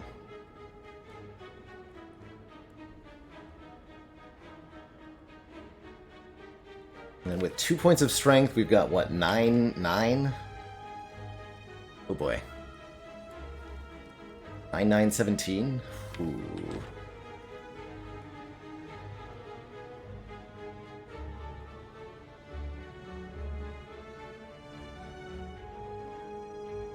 Ooh boy.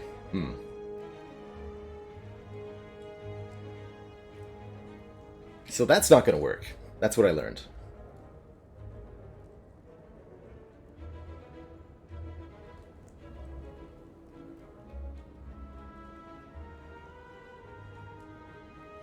That's just not going to work.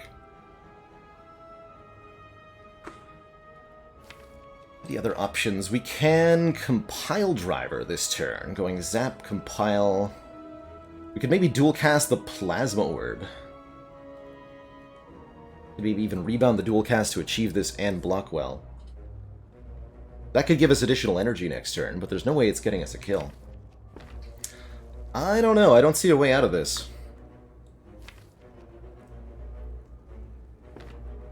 Shoot.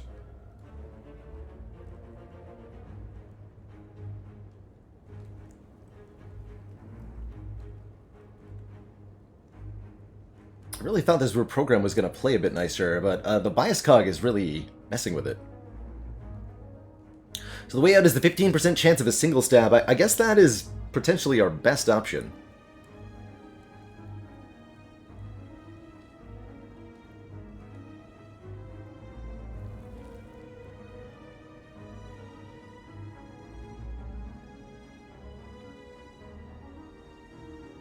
And the dual casting of the Plasma Orb would happen next turn, not this turn. Or if we need 2 Lightning Orbs.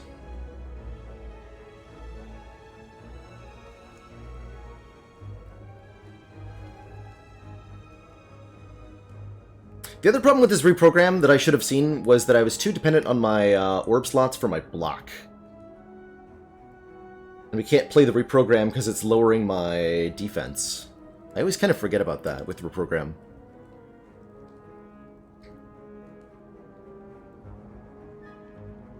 If only I had had that Swift Potion, man.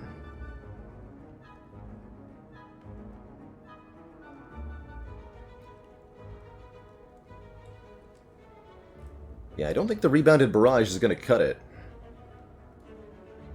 I think all the lines involve playing Bias Cog this turn. That we can at least simplify. Every line I can think of involves that first.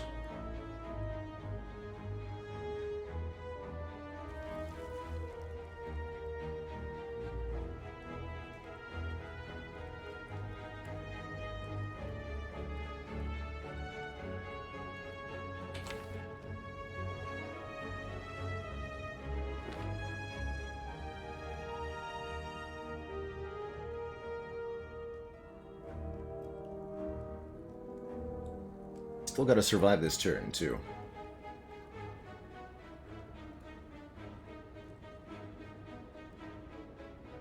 So it looks like we play Zap here. And then, does Compile Driver actually help us? If we draw a Cold Snap, that'd be really good, actually.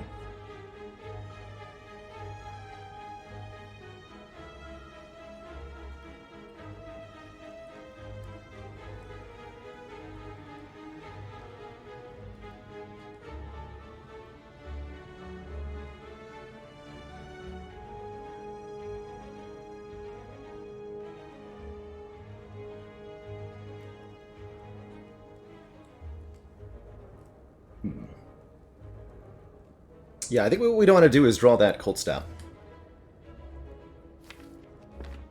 Then we can dual cast the Plasma Orb, potentially.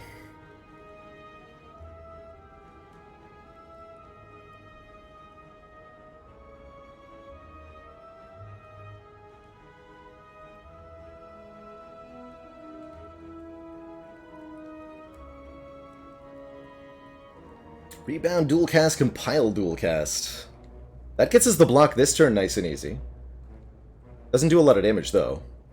And leaves us with a measly single Plasma Orb next turn.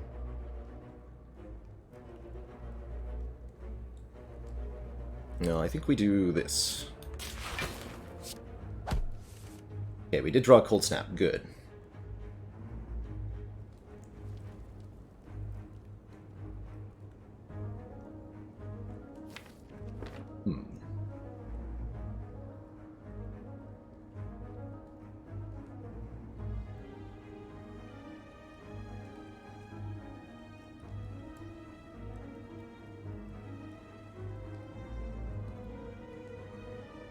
We tried closing the book.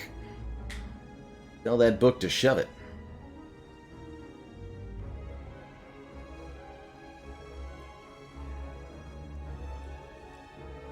So was it Cold Snap, then reprogram, or Cold Snap something else?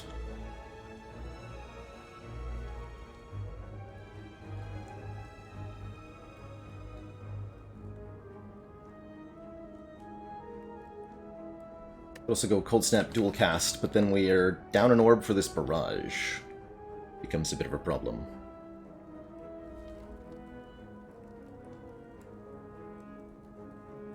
Hey, Faylee, yes, this is the same fight as 15 minutes ago. Indeed. So if we play Cold Snap Defend, we take a little bit of damage, and then we know what's in our hand next turn. We can do math.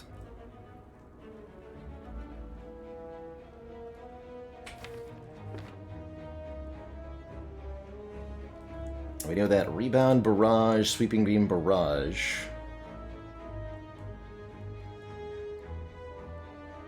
Dual Cast. Wait a minute, hold on. How much damage is that? Math time. So we do 6 more this turn plus 8. So 124 minus 14. We're at 110. Next turn we have... Oh, but I have to play reprogram.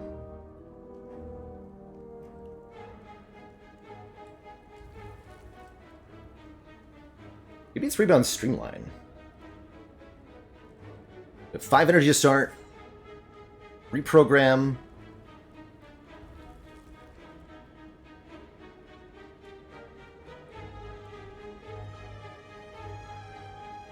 And it was on 8. Reprogram, Bite, Barrage. 3. Dual Cast gives +3. So putting us from 2 to 5.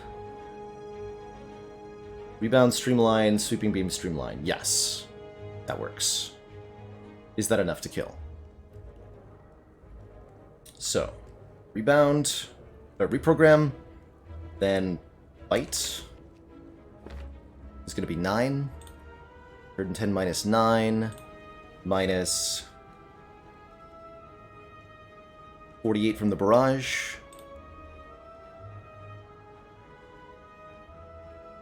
Minus 11. Minus 17. Minus 8. Minus 17. Oh my god, that is lethal. Hold on, to make just me triple check that we have the energy for that. Start at 5 at the start of the turn. Reprogram takes us to 4. Bite takes us to 3. Barrage takes us to 2. Wait, 5. Reprogram to 3. Reprogram to 4, excuse me. Bite to 3. Barrage to 2. Dual Cast to 5. Rebound, Streamline, Sweeping Beam, Streamline. Yes, yes, yes. Holy crap.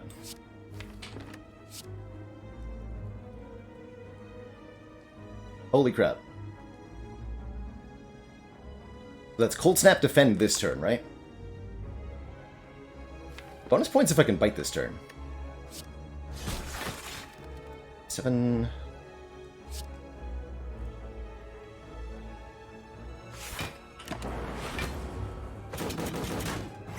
So assuming I didn't bork any of that, we said reprogram Bite. Pendib the Barrage. Dual cast the Plasma Orb. Rebound the Streamline. Redraw the Streamline. Play the Streamline. And we're out of it. Holy crap, chat. That was so hard. But we're alive, and we have a Regal Pillow.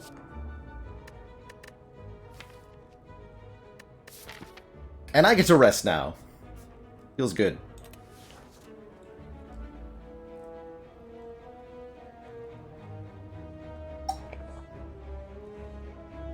I should probably take a break now, because my heart rate is ridiculous. And we're not out of it, too. We still have to survive the rest of the run, but winning that fight was a very big victory for us. Time Begamon, thank you so much for those 300 bits. And Anonymous, thank you so much for that gifted sub. Tachanka, thanks so much for the 100 bits. Never doubting. Whoever said they would have bet 5,000 points on the outcome of that fight, well, I'm glad glad you believed in me, because we got there. Deem, thank you so much for the Prime sub and the 9 months. Gauss, thank you so much for that 100 bits. And Infidel Zombie, thank you for the gifted sub. Borafil jumping on there with 1,000 trying bits, thank you so much. Zuthis was like so prepared, but that's why we take our time. When the brass tacks or whatever, when you're stuck between a rock and a hard place.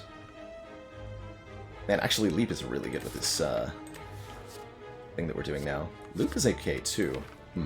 This is tough. Tough card pick choice. We have to choose a direction now.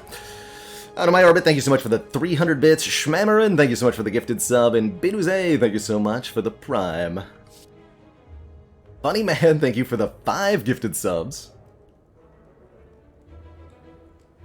I mean, Leap says plus on it. That's a good reason to take it.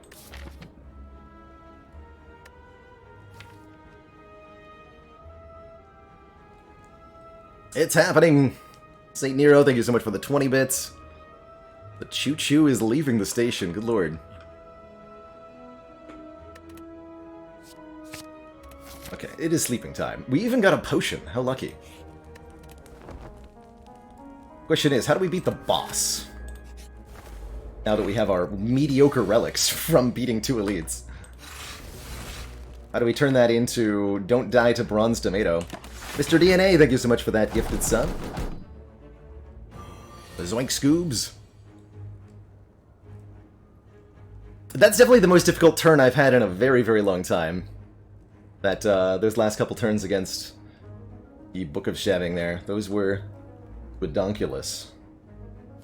I've got the wrong kind of hand clog. That's maybe okay.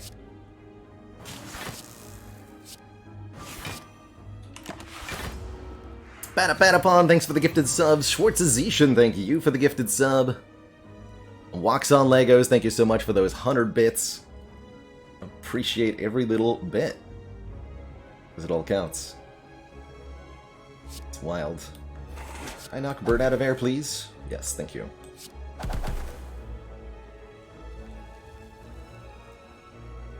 $18 versus 18. Cool. Take this fight nice and slow. We should be able to leave this with full HP. Oh, Schwartz, thank you so much for that tier 3 gifted sub. I did not notice that. Mathematical Wolf, thank you so much for the 8 months.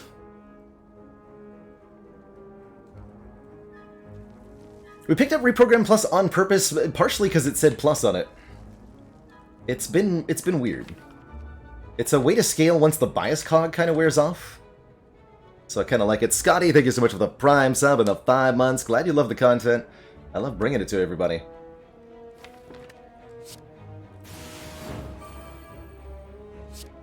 Order. Forgot my own pen nib like a fool, but that's okay.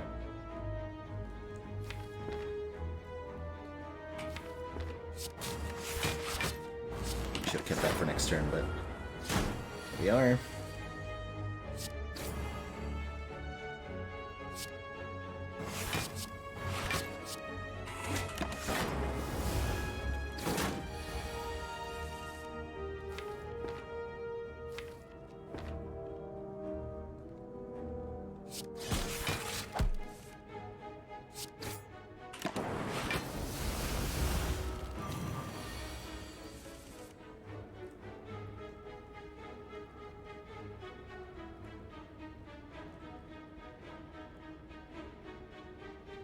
Do we win Book of Stabs? But how?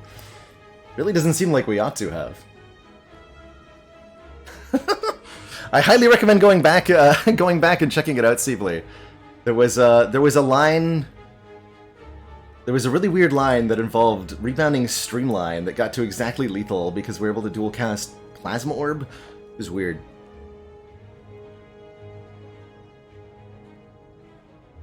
We did need the reprogram to make it work, though. That's the cool thing to me. Let's see, this would be 7/7. I don't really want to put this many stinky stuff in the draw pile, though. Definitely don't want to have to use my Blanc Potion.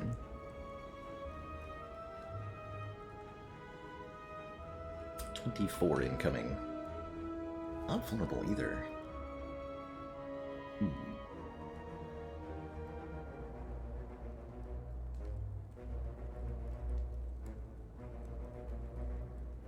7/7/8. Take basically nothing.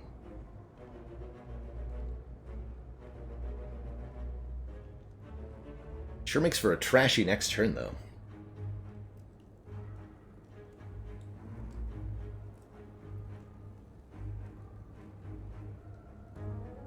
Meanwhile, Biased isn't exactly better.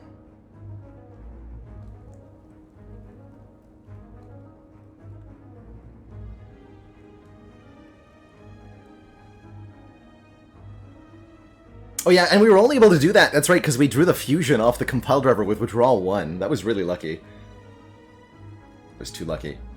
Way too lucky.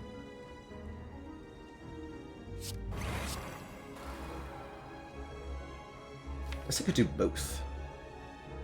5/7/7. Reasonable.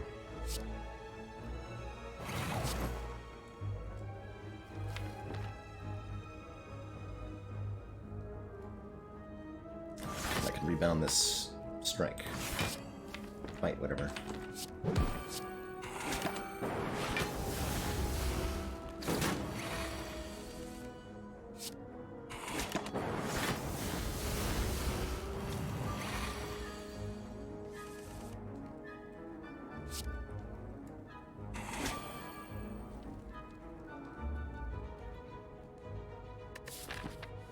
Fine, okay.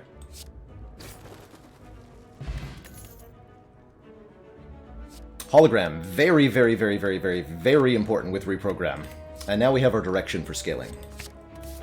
Yes. Rip and Tear not bad either, but just being able to get more focus is going to be essential here.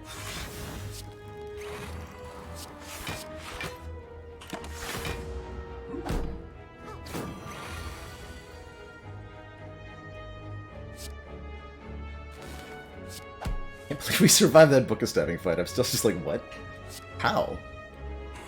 How did I do that?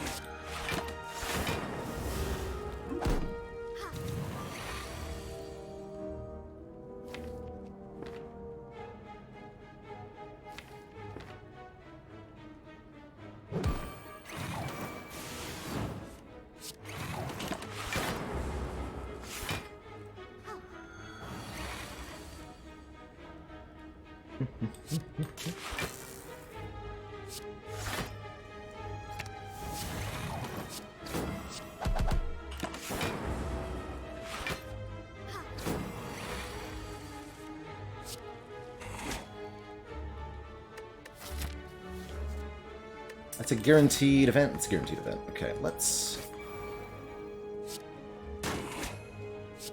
try to cycle our Penib against Mystic here. Actually, I don't think I want it on 9. I want it on, like, 7.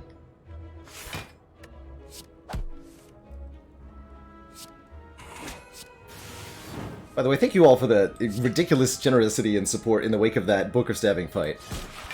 Absolute ridiculousness. Yes, heart kills are required for the ladder streak. So it is a pretty tough challenge. Overall. 8. I think it's 7. Okay, that's also very helpful. A Liquid Memories, Capacitor Plus, that's cute. Not helpful, I don't think. Actually, wait.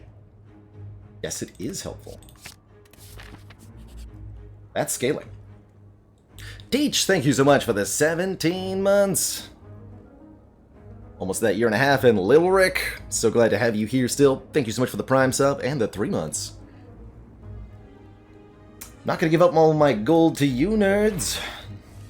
No way, no how.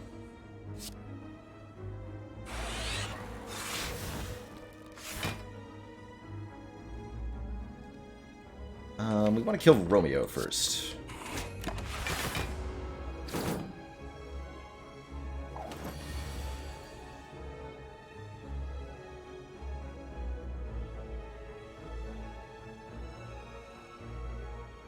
$448.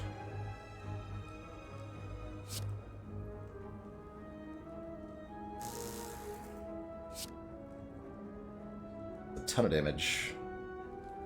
It killed Bear right away, too, actually.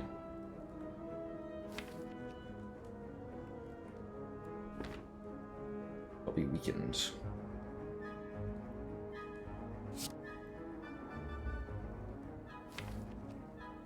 I think we actually killed Romeo second. Or Pointy second, excuse me.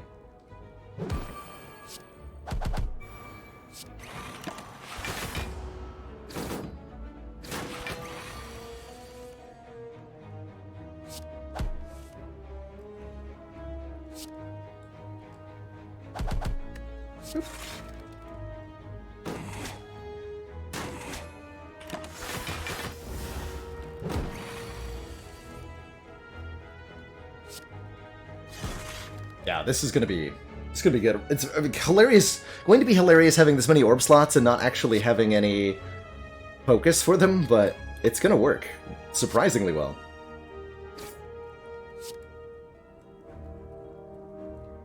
Better than it has any right to. Again, Pinnib on 7 seems reasonable. And we saw why in that previous fight. It enables us to get a couple of orbs in play before we try to Pinnib our barrage. Definitely going to take another copy of Hologram. Super definitely. And we're going to start getting those upgraded. Bias Cog upgrade? Who needs it? Hologram upgrades? Yes, please. Alright, I'm actually really confident about this fight.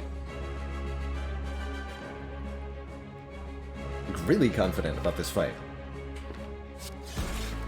We got some bonus orbs next turn. Do I compile driver? Yes. Okay. Nice. Orbs. Chill putting in serious work here. We wouldn't be able to fill these orb slots without it.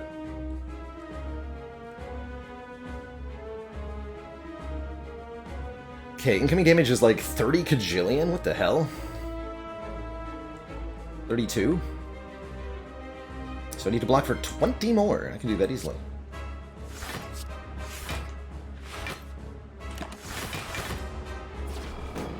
Holding onto our Pinnib here for the moment. There you are.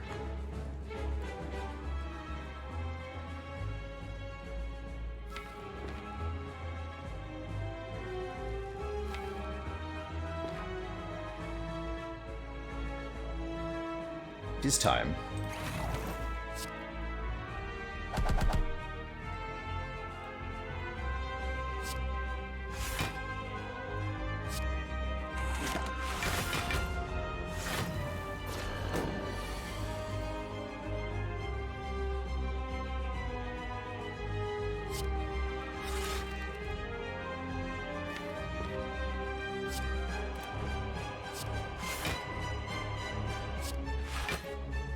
Get that in play. Oh, we can afford more Plasmorbs too. That's gonna be hype.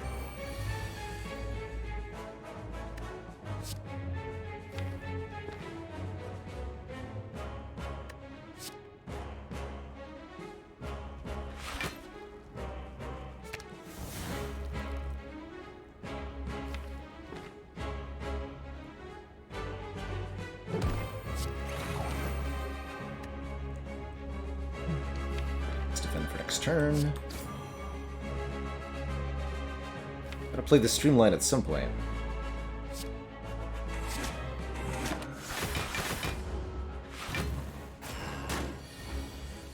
Oh, it's Hyper Beam already, huh? I actually thought that was a little ways away. This is fine, though.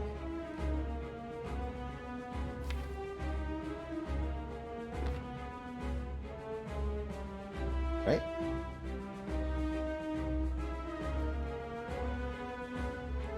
-3, so this would bring me to 1 focus. This is a reasonable amount of block.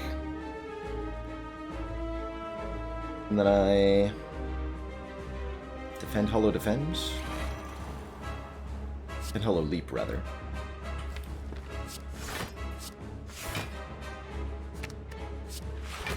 That's pretty reasonable.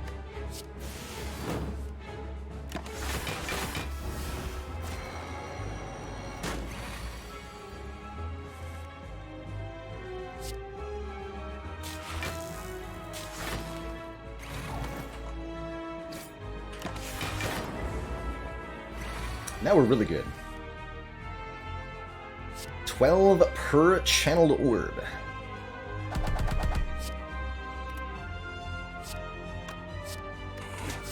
Actually, a lot more than that. Wow. Get destroyed.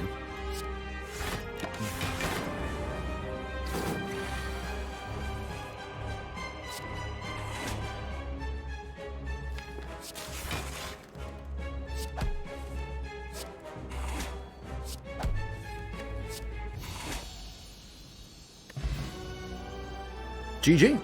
We're on to Act 2. Which is something I didn't think we were going to do when we started that Book of Stabbing fight.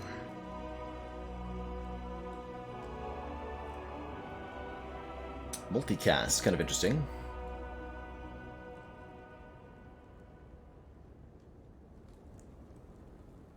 And it's definitely been a long run. This run has been very slow. We had to really chug it down there.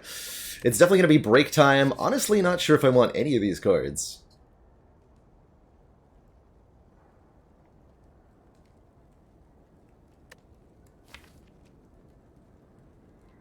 Empty Cage would be great here. We actually skipped it to take the Cursed Keys, so that won't be showing up, but I'm hoping for an Astrolabe, personally. Extra draw would be nice, question mark. Question mark indeed. It's good if we can get some removals. Actually, it is nice. That makes our turn 1s worse, though. I'm really worried about our turn 1s. But yeah, I think that actually is going to be good to take the draw. Inserter. and now we go back to being a focus deck, actually. That's the secret, is that now we just add a consume and we become a regular focus deck. Go figure. It's totally a thing we could do. More energy feels pretty reasonable. I don't see why we should need shouldn't be able to take a coffee dripper at this point.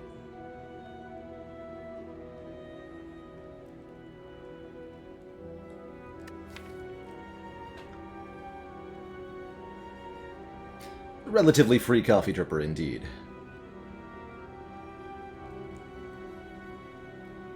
Consider makes the barrage more valuable. We're honestly going to have a hard time filling up the orb slots, though, and I don't plan on adding more orb cards.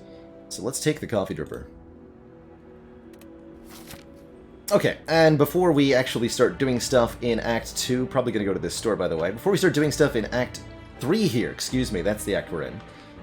I'm going to take a quick break. Refill my water, reset a little bit from that incredibly stressful and difficult act. When I return, we'll keep the streak going. Be right back, everybody.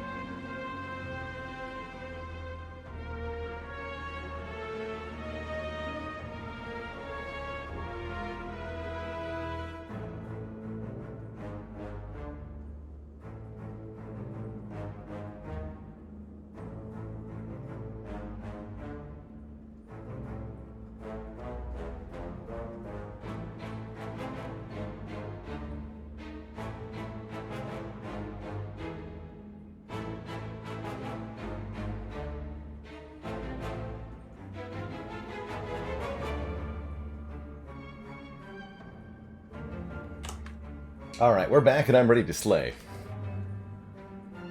Some spires.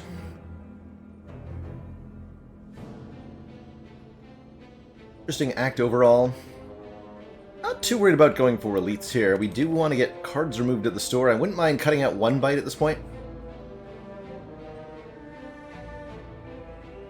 Wouldn't mind losing one bite. And I definitely want to see the shop relic. Orange pelts could take this deck in a very interesting direction, and Bag of Prep would be great.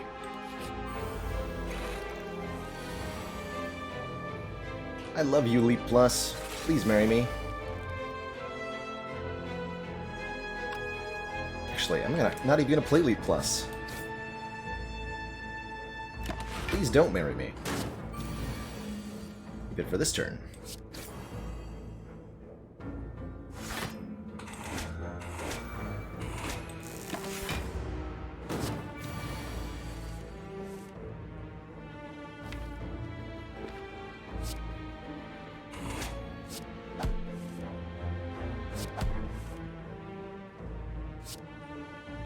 We'll hologram the fusion. That's going to be a good play a lot of the time. These double holograms are so good now. We want Pendant to be on. I don't suppose it matters that much.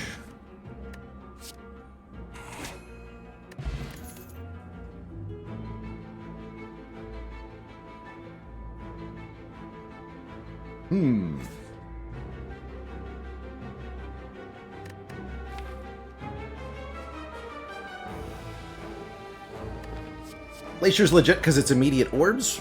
It's good block. Recycle's also legit, making room in hands and making more energy.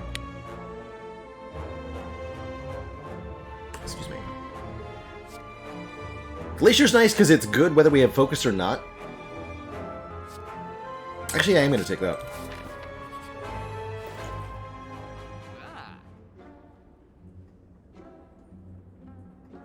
Okay.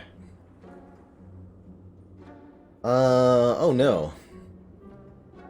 I cannot afford Seek, Anchor, and Clockwork Souvenir. Really do like Clockwork Souvenir. Starting us out with one artifact blocks the Bias Cog debuff. Or our first reprogram play. And in either case, we're actually quite happy since this is some kind of weird hybrid build. Blind could be pretty good for some weaken.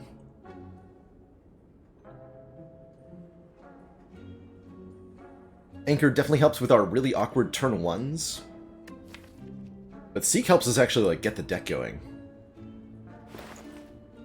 Can I do 2 relics, 274 gold things and a card remove? Math. 73 plus...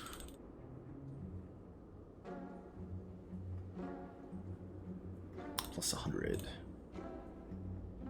Yes, we can afford 2 of the 3 things and a card remove. So it's simply a question of which 2 out of 3 do we want? Between Clockwork Souvenir, Anchor, and Seek.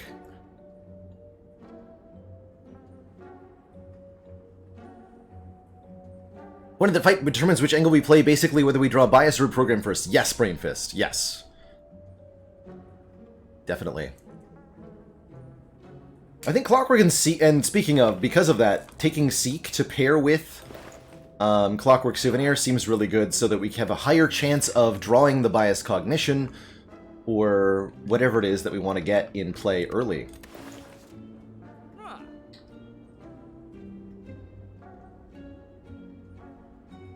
It's true. Anchor less useful with this guaranteed Frost Orbs. Yeah, I think for all of these reasons, I'm going to go Seek, Clockwork Souvenir, and probably remove a bite.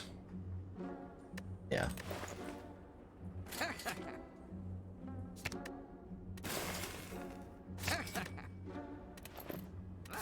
That feels like a pretty good use of our money.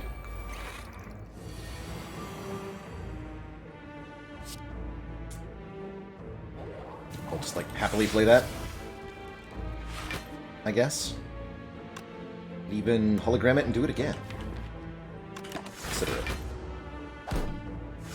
With Pyramid, is there any way a recycle is better than a card remove? Potentially. In longer fights, yes. In shorter fights, though, the recycle being an extra card that you have to draw can be a bit of a problem. I'm really liking the 5 energy per turn. I'm glad we invested in that.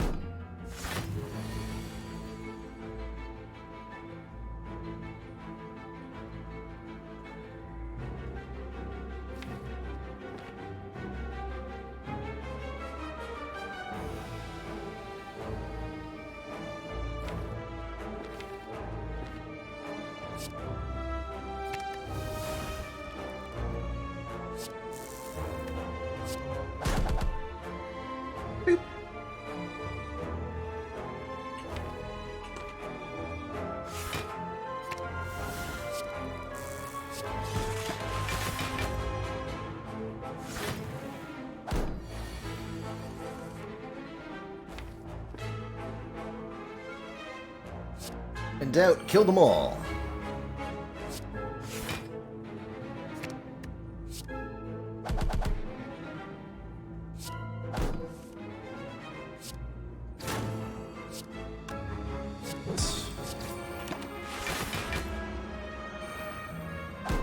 Deck's doing a really good job now.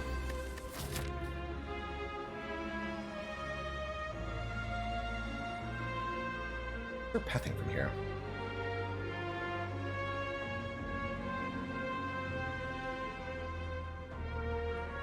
Might go through this shop. Oh, that doesn't actually hit that elite. This way. Also, 2 elites later on this way. So we get the relic first. We get their key first. Don't forget the key. Do not forget the key.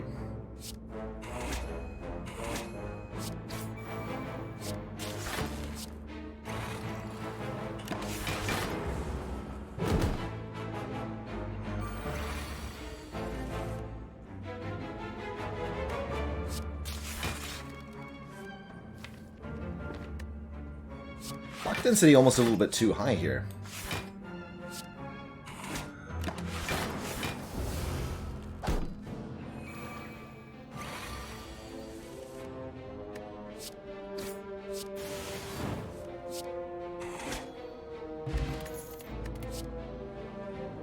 Blizzard is cute.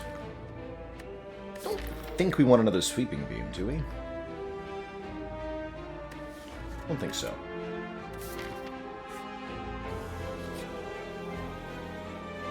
We'll definitely look at colorless cards with the Glowing Tesseract. One, we can get these hit points back easily, and many colorless cards, such as potentially Swift Strike, Panic Button's definitely good. Master Strategy's great too. That's some free card draw. I love me some free card draw. Vulnerable, worth considering as well. Big time worth considering.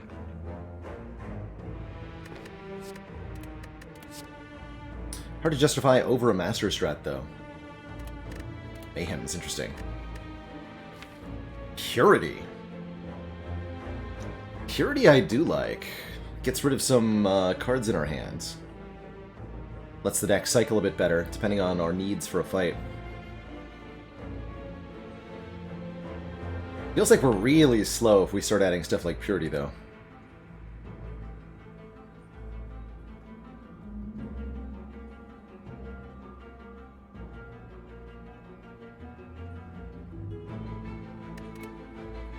We definitely take Master Strat. Not sure about Panic Button. Feels like our block is maybe too good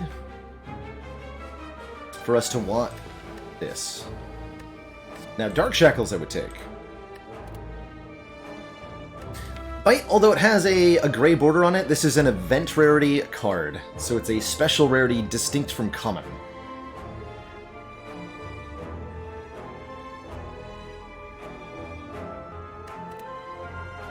Cards like Ritual Dagger and Apparitions are the same rarity.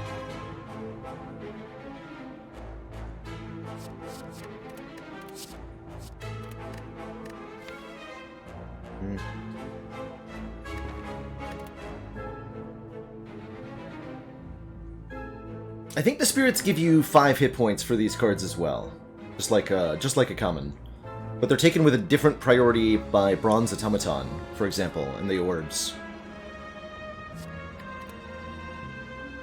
Just gonna skip it all.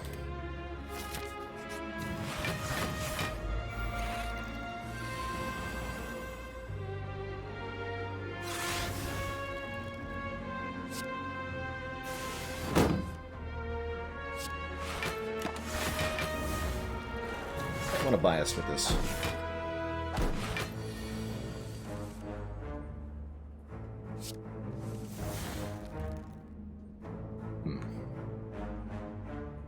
Nope.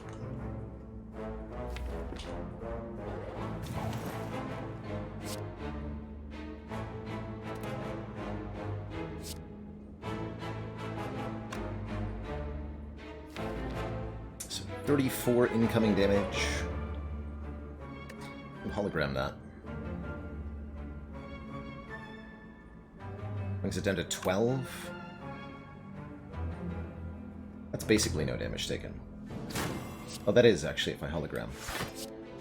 Means we get to play the stream live. Good.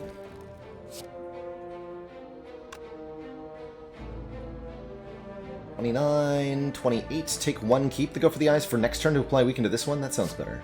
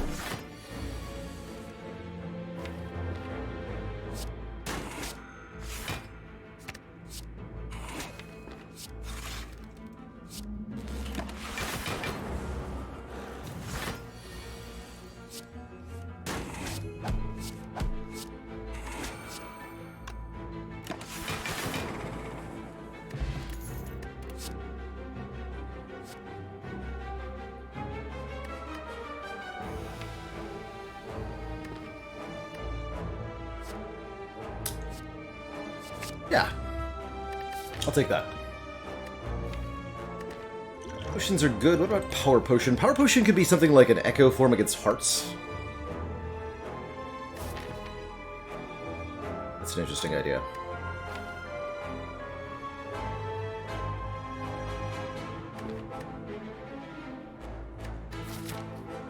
Liquid Memories is more likely to save me hit points in the short term. Do I need help against Time Eater? Maybe.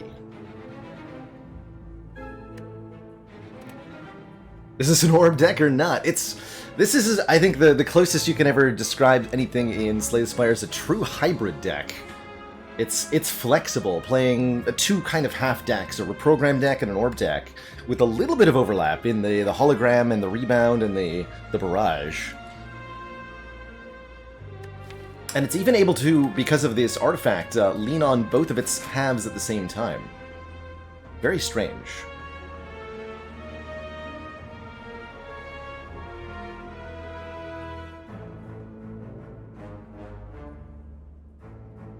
What upgrades do we feel are essential here? I'd really like to upgrade... Oh, Seek, of course. Yes, Seek. And possibly, yes, Pyramid is definitely making this, like, work way better so that we can actually have the combinations of cards on the correct turns. Otherwise, it's tough. I go here, I don't go here. I would like some events. Events are pretty okay. I'm not going to take that potion.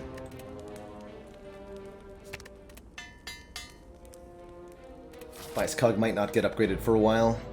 That's unfortunate, but it's the way of things.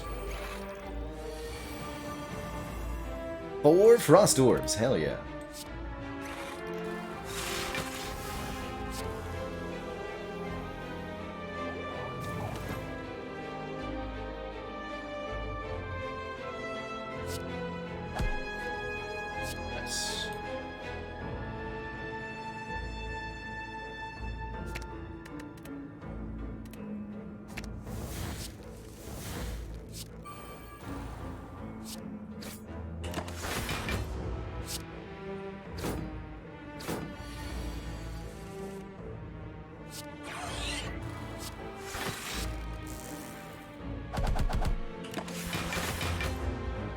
Really should have killed that one. Doesn't matter much.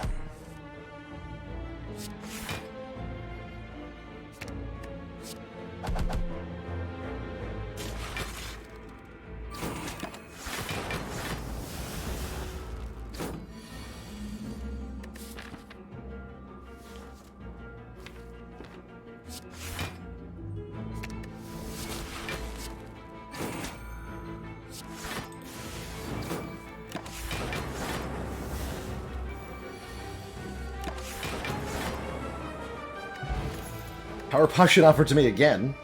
And a creative AI. Or a second barrage, and I think both of our strategies really want this card.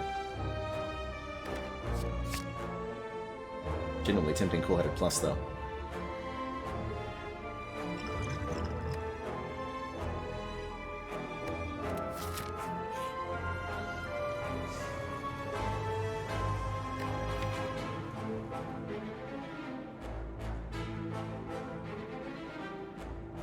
So we have to open this chest to get our blue key, which means we're about to get a guaranteed curse.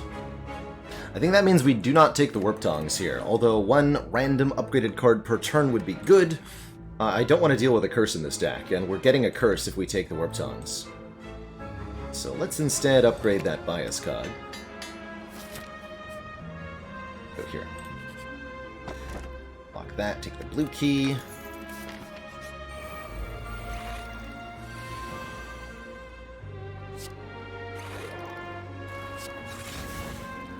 A lot of block from Frost. If we hit you, you might try to curse us. Not willing to accept this outcome.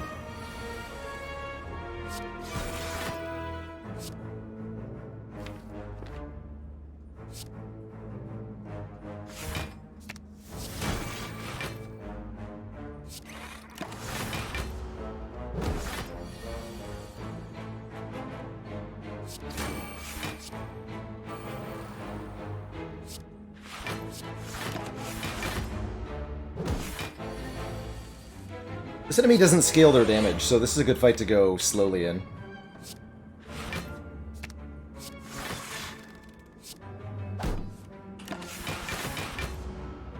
Just gotta make sure we don't get cursed.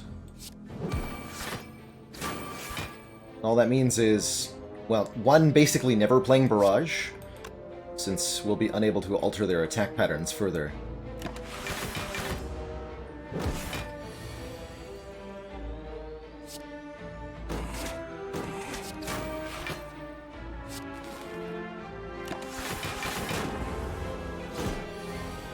Just like Zap Orb this, pretty much.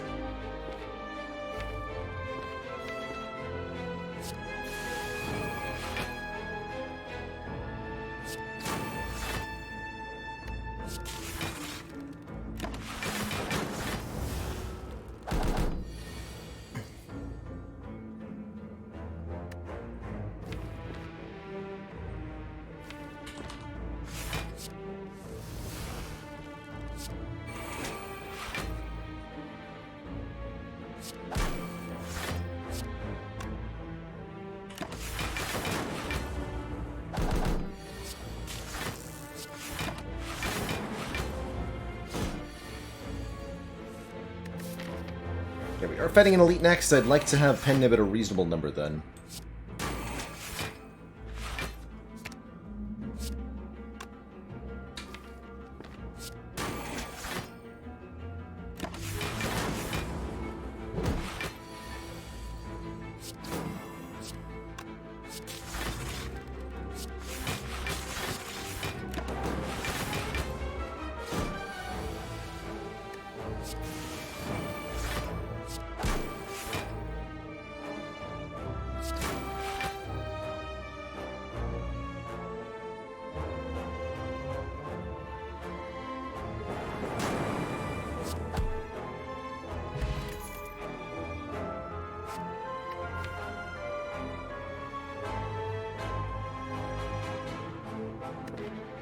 So genuinely unsure if I need... I don't think I need another one. I'm gonna skip.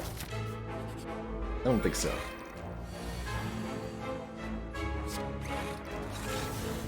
We've taken a little bit of damage this act, but generally speaking, not from our enemies. Or not in situations where we weren't able to just heal it back immediately. What do I want in this? I think I do want to... No, this is a good orb fight.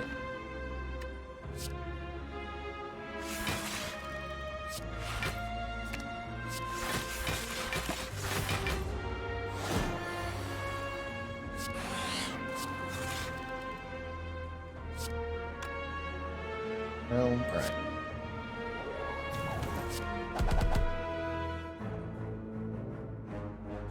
If you insist.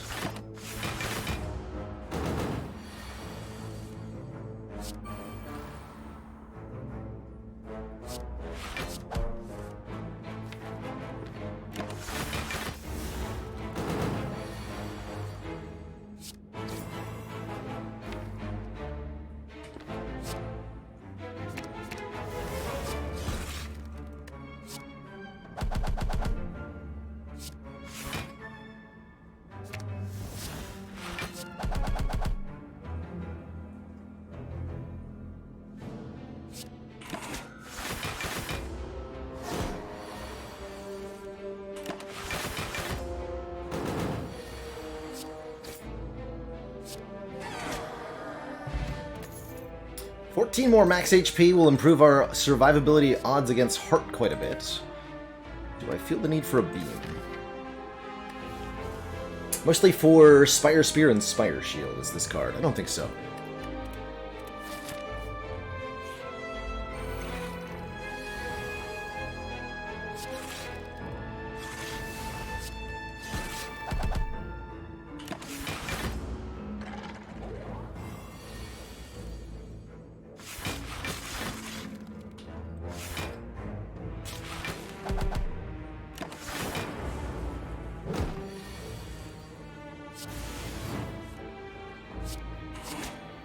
Okay, fights where we lose our artifact like this are better fights for going full reprogram.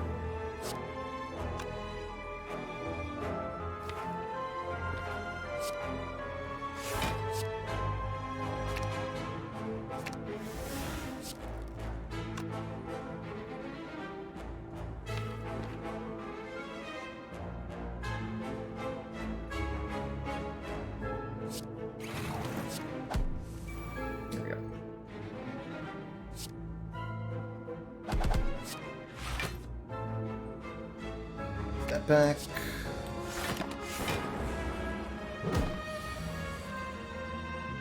Rude.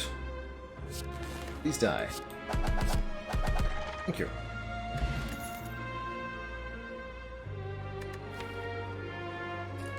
With a chance at a recycle.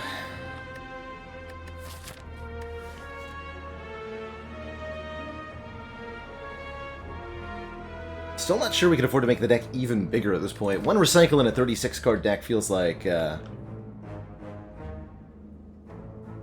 long shot.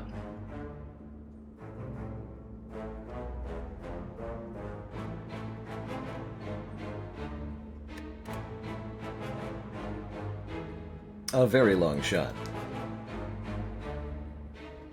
Second Glacier might be too much defense. Actually, maybe a second Glacier Plus is exactly what we need.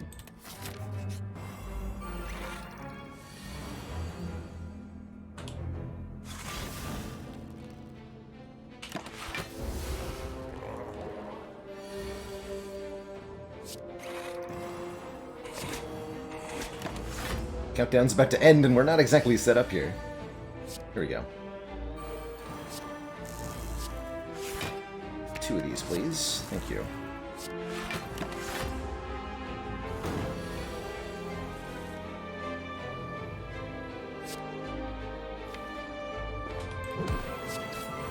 Please be weakened forever. Thanks.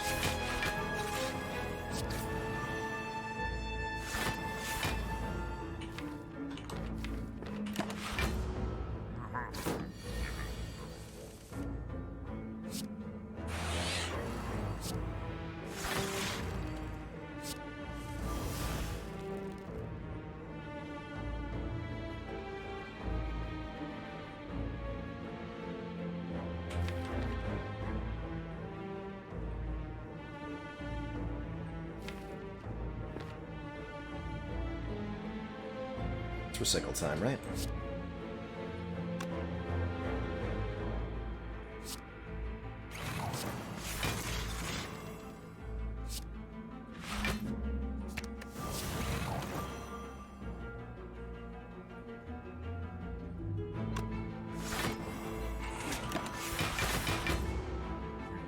Reprogram time. I said recycle time, didn't I? Pen nibs at 8 here. We also get slow value.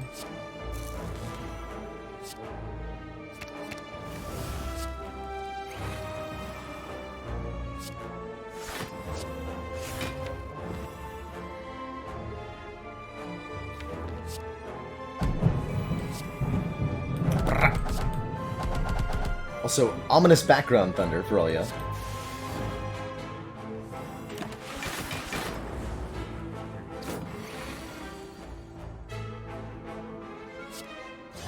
So now that we're above board on focus and strength and defense here, which is kind of cool. Normally you really have to choose one of the two. But hybrid defect, don't care.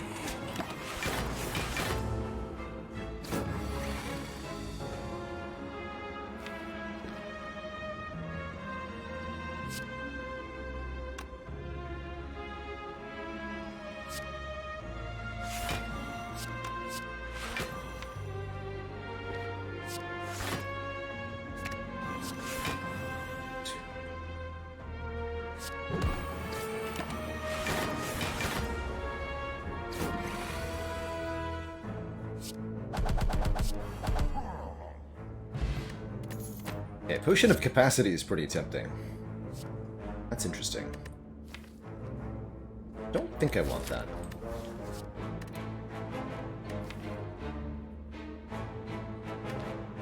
Capacity Potion is definitely interesting.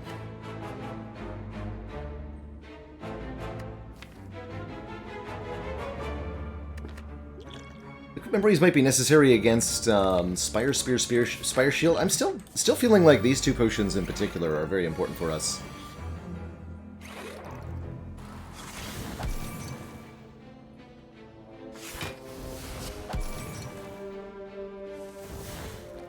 Nice.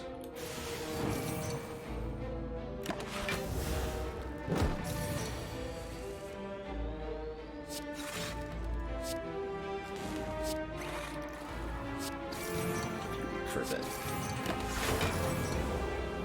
So all we have to do is generate consistent numbers against Transient, whether it be block or damage. We're pretty good at both, so this should be an easy fight for us.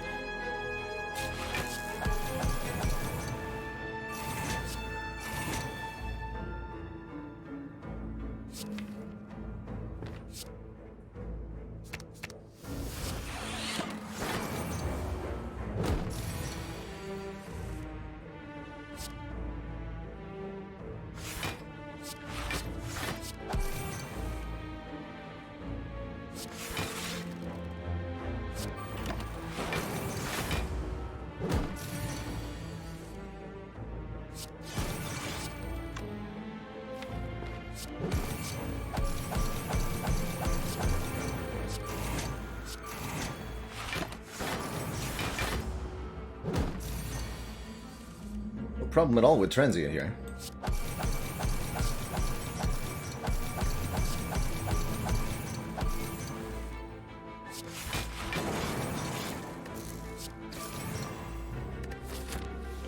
Penib 7 for a Time Eater should be good. African Gamblers Brew, and oh, there's the Consume. That's good. Do I take that?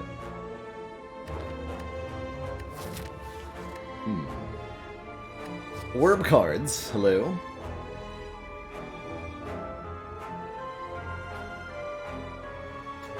Actually, I don't know that I want Consume. We have so much focus at this point. Another defrag's fine, though. We have to recall. Or 2 more orb slots, potentially.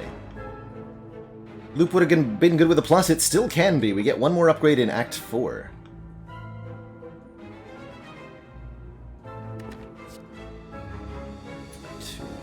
Yeah, this is... Actually, wait. If we have 6 orbs, this is 12 upgraded versus... This would be more.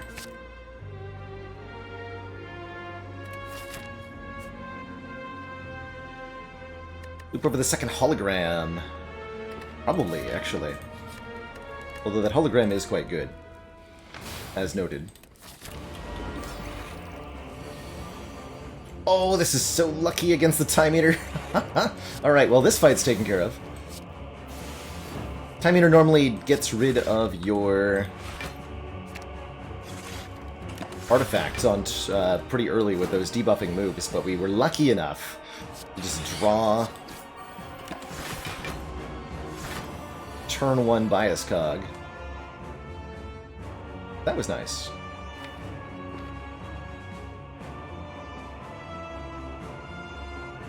Not even being made frail. We don't even get the slimes on this ascension level. That's right. Okay, we're actually fine, aren't we?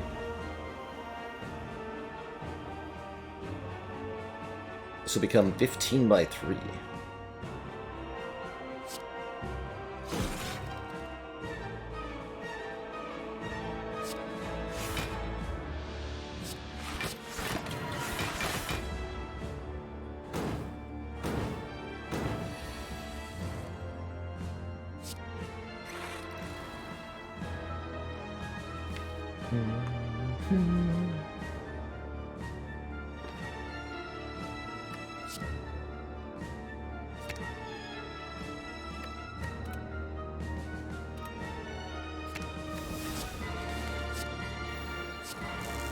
Slots filled.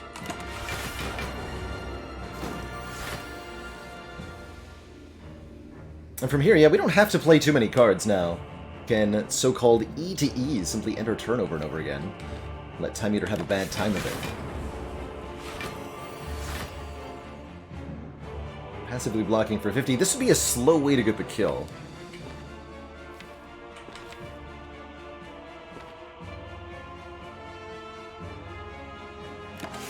I should have gone for a second lightning orb instead of the plasma.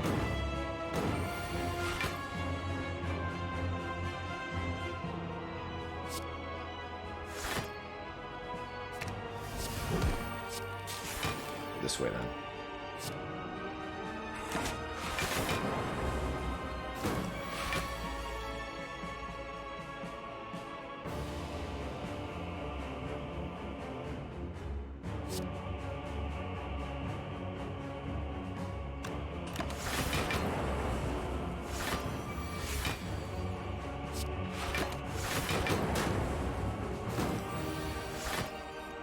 Stop.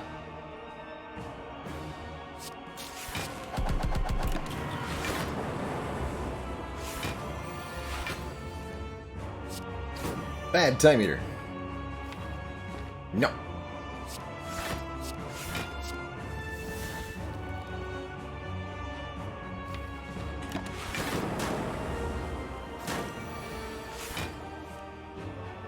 This Time Eater is so aggro. If we want to avoid this next attack, we have to do 50 damage. Pretty easy.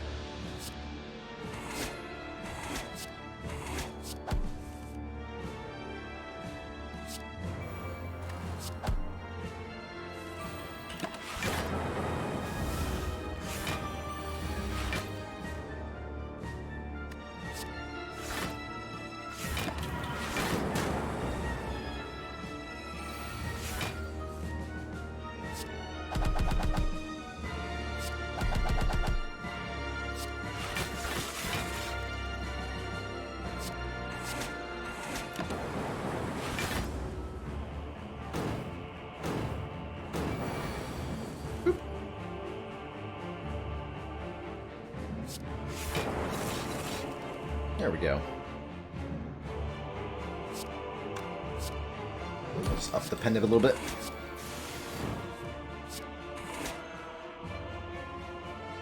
GG. Bethlyn, thank you so much for the 17 months and the Tier 2 sub. 17 wonderful months of wholesomeness. Two thump, two thump, two thump. A deep pulsing dread can be felt throughout the room. Is this the heart of the Spire, the source of our focus going up, down, left, right, and every which way?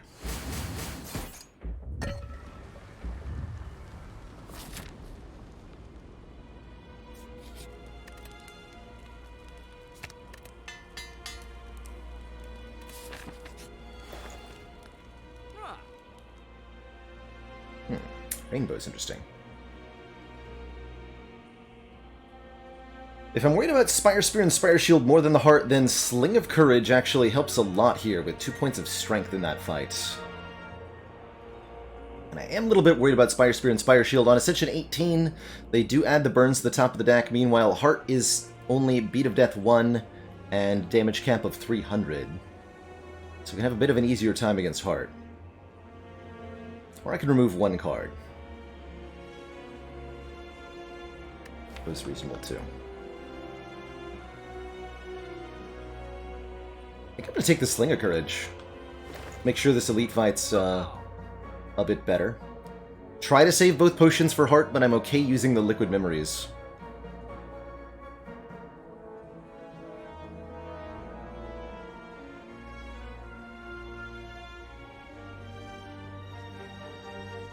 Mind Blast is decent damage on turn 1, especially Penib. We could be like 80 damage. So I'm not sure I can play the Penib on turn 1. I'll take the Sling. I'll take the Sling.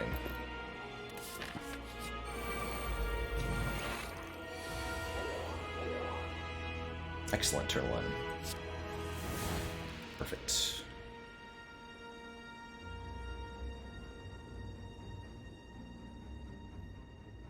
Generally speaking, I try to kill the shield first, especially in situations like this where I don't have that much damage output.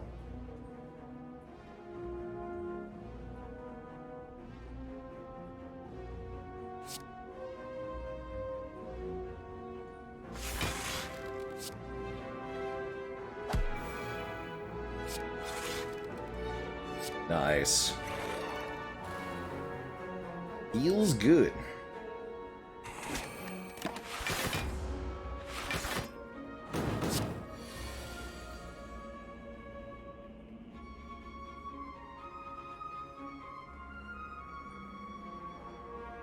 And now we just need to get that turn 1 against heart. And I'll feel really good.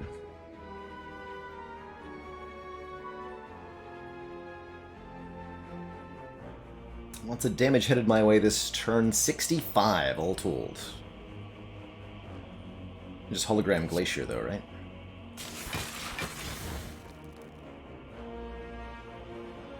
Does 18, this does 17. Card I Penib really doesn't matter that much.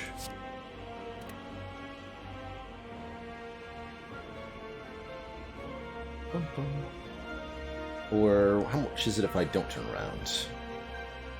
60... 78.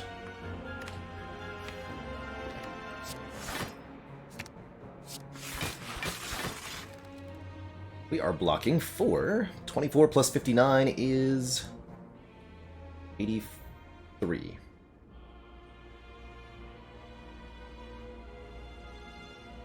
So we're actually just full blocking this already. Means I can Penib the Streamline here, or just hold the Penib. I just hold the Penib.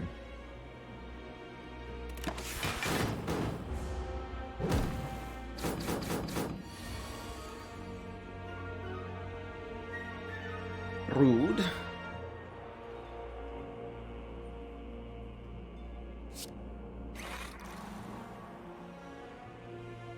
Incoming damage 38 plus 18, 56.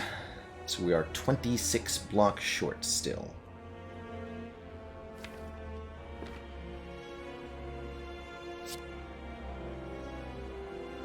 I'm going to do that.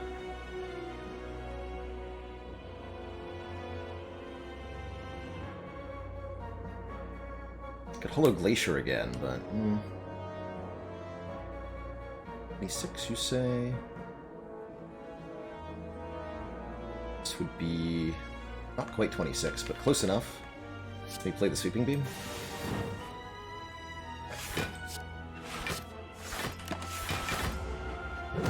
Feels more righteous.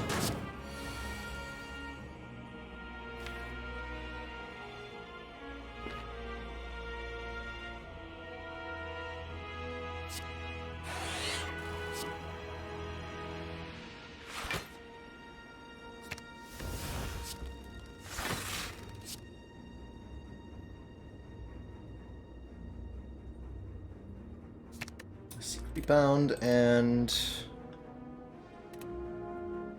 programming. How much is this?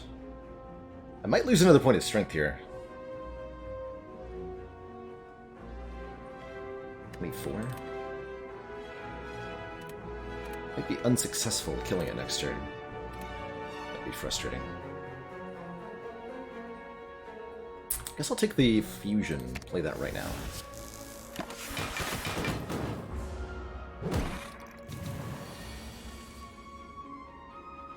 We actually lost the focus, not the strength, so we can go ahead with our plan of killing the Spire Shield here.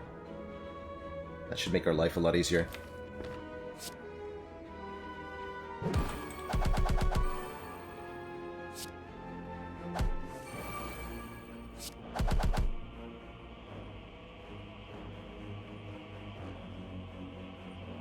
Okay, 12 by 4 is basically this number.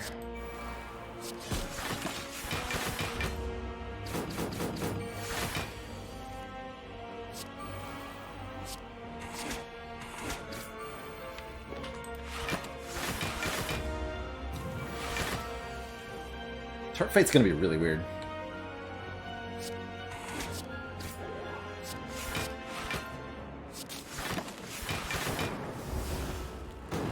Good news is that we kept both potions. I'm feeling pretty okay about our odds in the upcoming fight because of that. Still a little concerned with our damage output.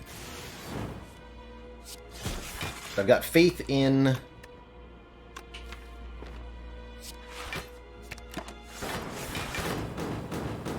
got faith in the barrages.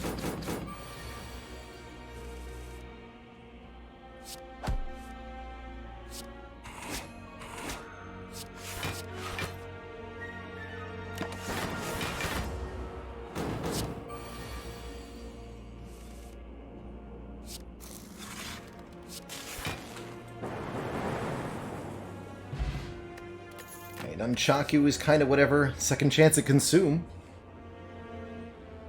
Decided I don't want it, and I think I'm standing by that, especially an unupgraded one. Okay.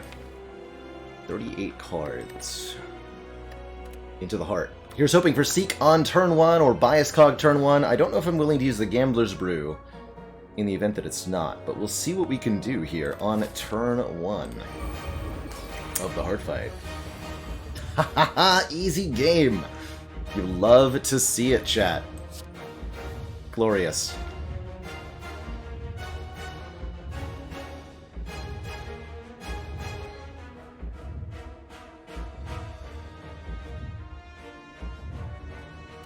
I don't think I'm going to waste my leap here.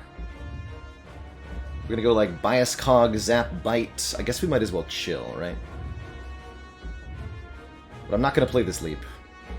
We also want to be missing a few hit points so that our Gamblers, our Toy Ornithopter can do something.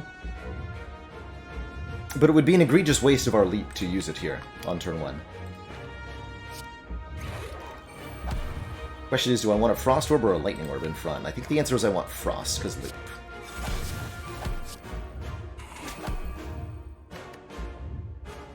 Okay, we do get made weak, vulnerable, and frail all. We have to survive these next 2 turns, and it won't be easy, not with 67 damage headed our way.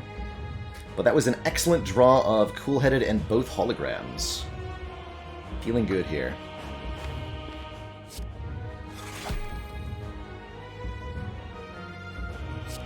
We hollow Cool-Headed. Try to draw again.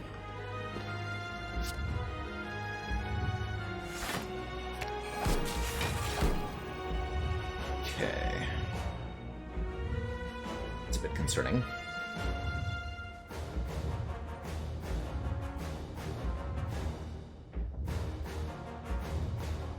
Is that a Gambler's Brew? I think that is. That's 6 full valuable draws.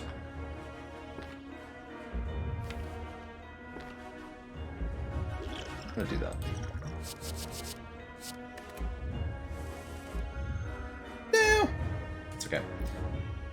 Getting looped down will help our future turns, even if not this turn. It hurts a lot, though. SD89, thank you so much for the incredibly generous 17 months of support. So happy to have you here for this pivotal moment. Zap damage, the damage from that loop is also really relevant here.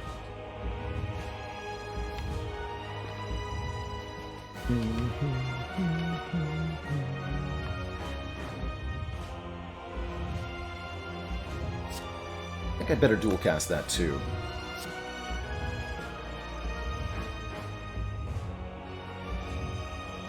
Wait for the attacks until we're no longer weakened here.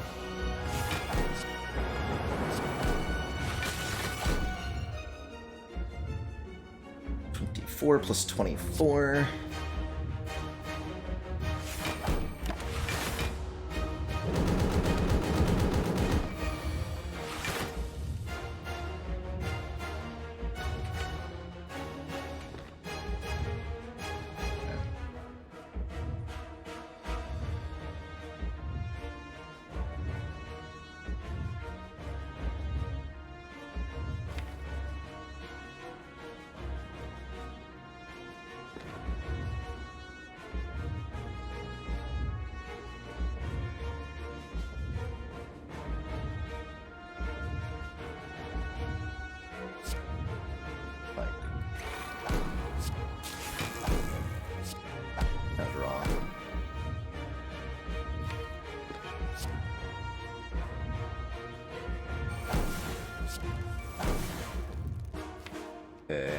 Capacitor and machine learning giving me a hard time here.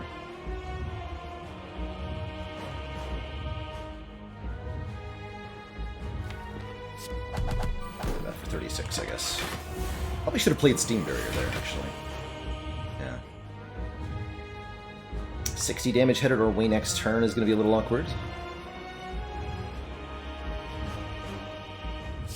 We'll play this now.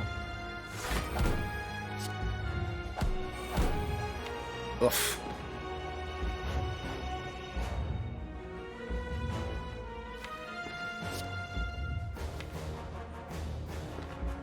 Am I rebounding?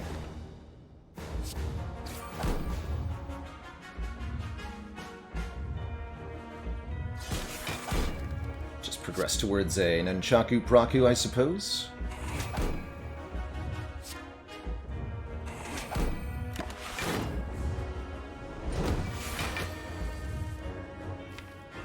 Last card in the deck. You stinky. Although I actually can make this work. The play is to rebound, go for the eyes, then seek Capacitor. Yeah.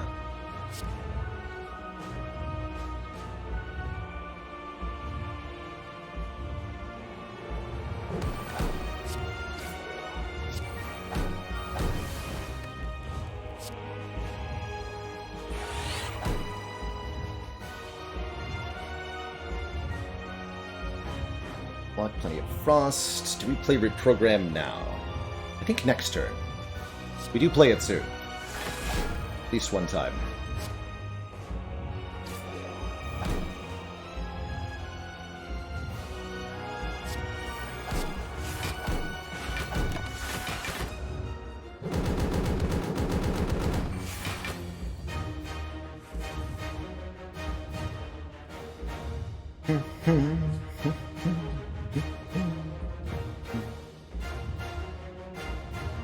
Yeah, I think we're going to play Reprogram one time in this fight. We still need lots of block from the Frost, but we do need to... We do need to do some barraging here.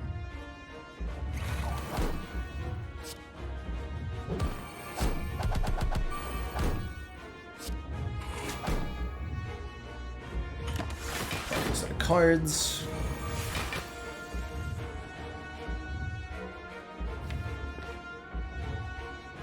Okay, this turn looks spooky because we did not get our go for the eyes. We are blocking for 24 plus 16 is 40. Incoming damage is 90. We must block for 50 more.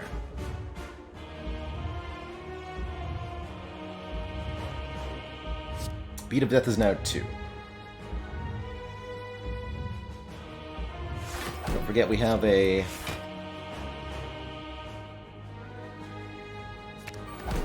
thingy. I just defend, defend, defend. Where does that leave us at? 45, 60 plus 32. Yeah, that'll work.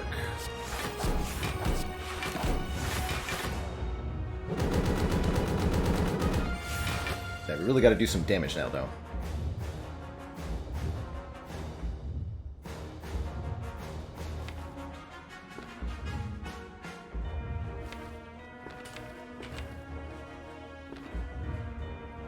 Look to pen nib that.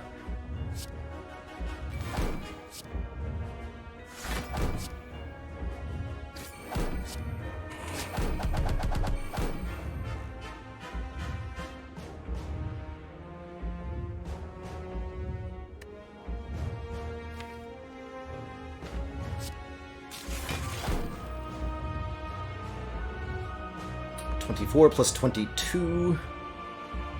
It's not quite enough. It's okay to take a little bit here, though. Although Streamline gets me more damage, advances the pen nib. I think that's the play.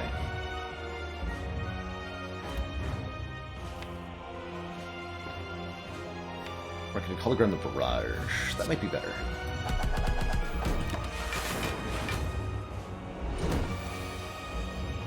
Okay, we're running out of time here.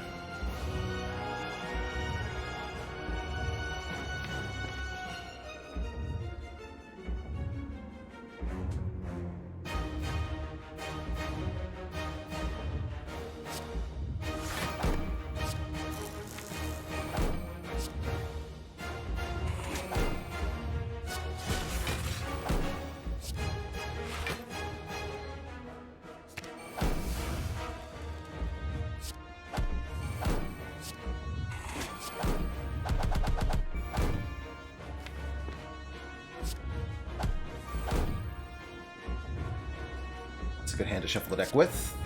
Should be good enough to block the next multi-hit here.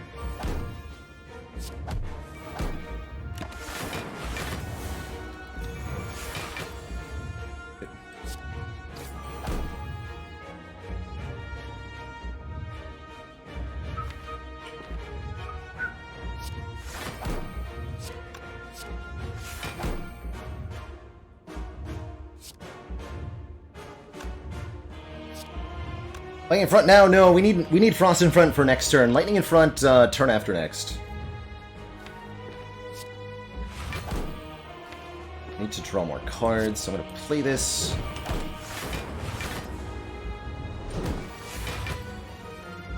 Now we want Lightning in front. If we can. Can we? I think so.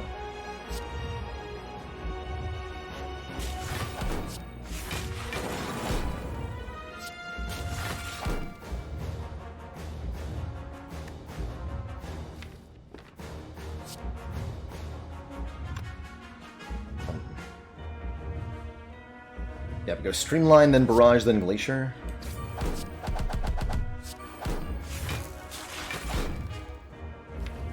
Follow that Barrage. Don't play it yet, though.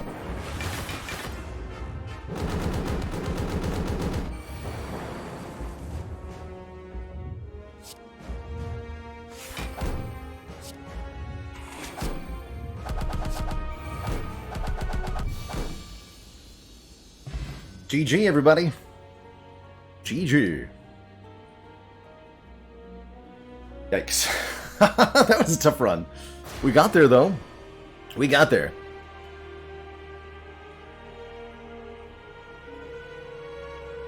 G freaking G. The Book of Stabbing couldn't keep me down.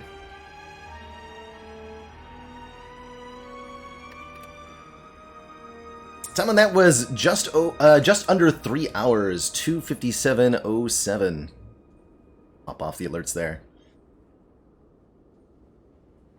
So almost twice as long as my average run, but still on the relatively short side when it comes to Spire stuff, I think.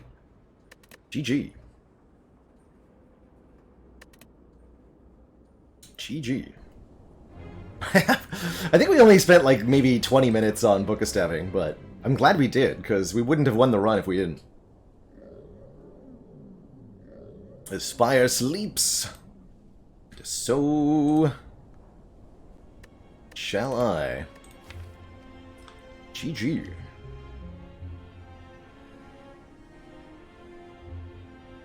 A bizarre hybrid deck utilizing both the reprogram and bias cog. And defrag. And data disk. Bizarre. And it was the barrages that really made it work. This card scaled both with our orbs and with our strength, and because we're kind of investing in both of those, the barrage card scaled exponentially. Sound before that was only an hour 40. Just longer than average on that one. GG. Almost certainly going to see this one on YouTube. Yeah, that's highly likely, I'd say.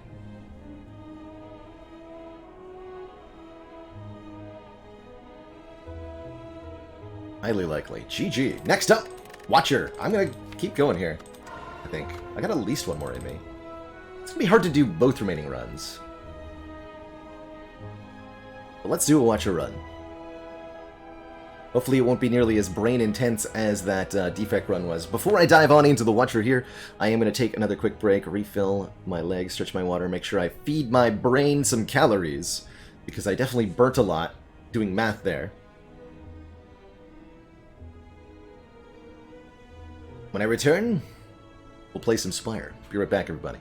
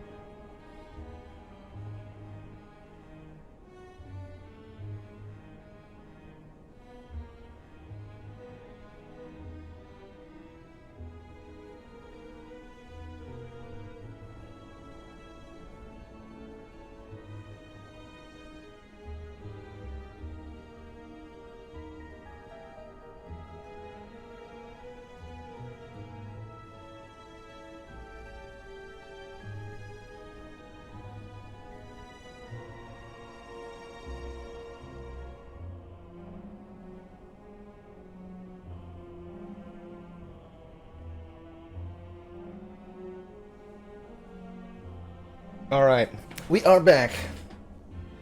By the way, can I just say how disappointed I am that no one has commented on the dad joke on the title? What gives?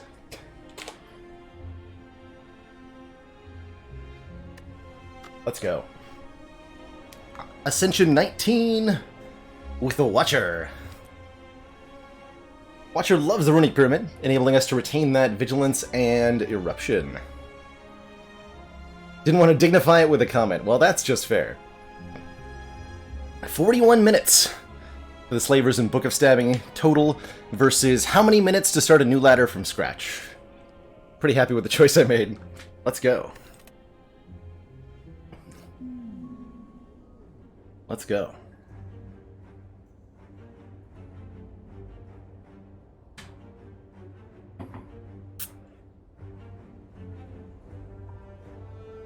Give me a pyramid.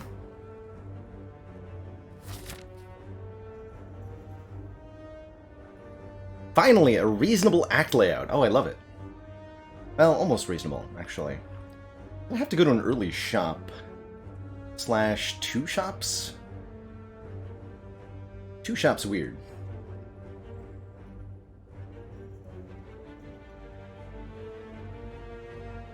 Defect did win, as evidenced by the fact that we're now on Ascension 19 with Watcher.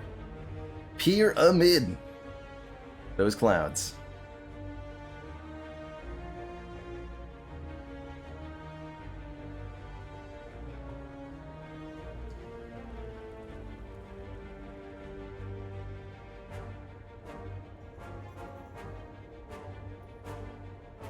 I guess changing it to a midst maybe ruined it a little bit.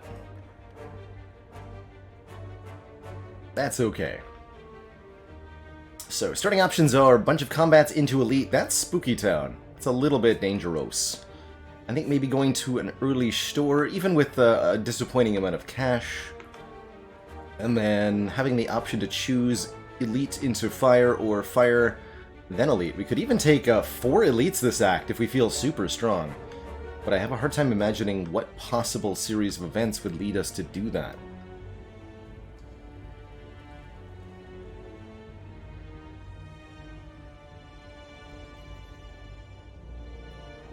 I think my safest bet is to start here. Love to see that Vigilance defend turn 1 against Jawworm. That means we'll have a perfect fight, basically guaranteed here. 0 damage against Jawworm is a good time. Although not drawing Eruption on turn 2 is kind of awkward. I think we still get there with Eruption and 3 strikes, right? Oh yeah, big time. So much damage output. Attack Potion's good, and so is either Just Lucky or a Crush Joints here, actually. Honestly, an Attack Potion might just be enough to go 4 Elites already.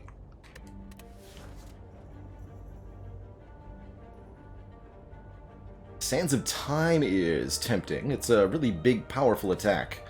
Although the retain aspect of it is a lot less valuable with a Pyramid. Crush Joint's also a very good upgrade, and we do get a few upgrade opportunities, although our first upgrade is almost certainly going to be Eruption.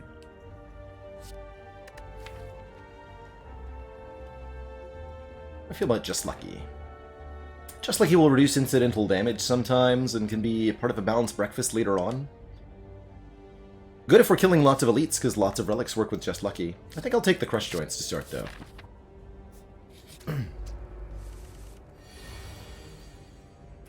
Go figure, I would have preferred the Just Lucky right here. Noted. Well, we only take 4. Don't get to use the vulnerable of the Crush Joints, but that's okay. Anything's gotta be better than the 2 Slimes fight of last run, right?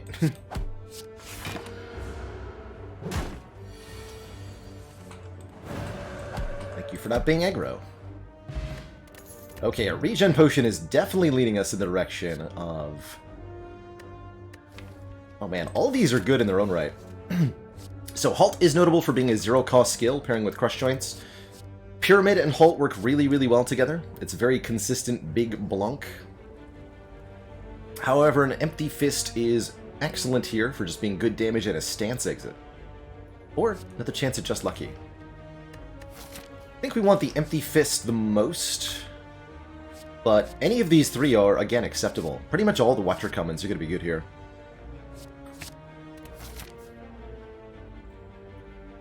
Although we can't get full value out of it, I'm going to use the regen potion in this fight so that we have an open potion slot to perhaps purchase a potion. Maybe. And to get our health up.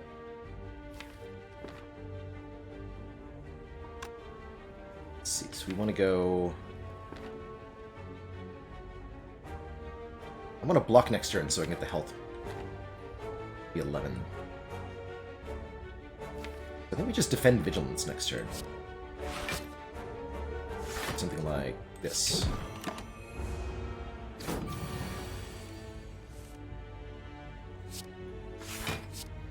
And then we Eruption, Strike, Empty Fist, kill.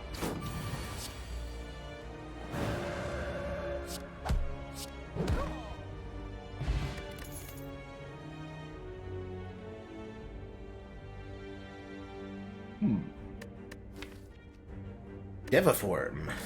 Interesting. Our last Watcher run made heavy use of this card, and it was pretty damn good in that run.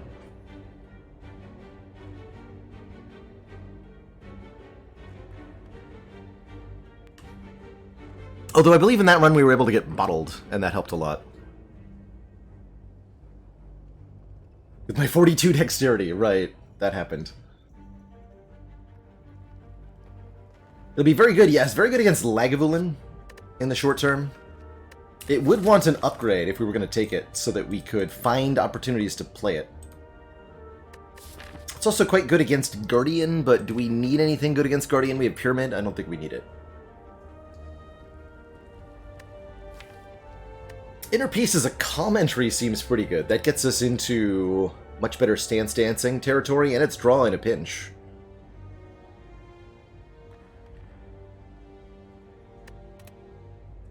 There's even a button here called Skip. But it feels wrong to skip over Inner Peace.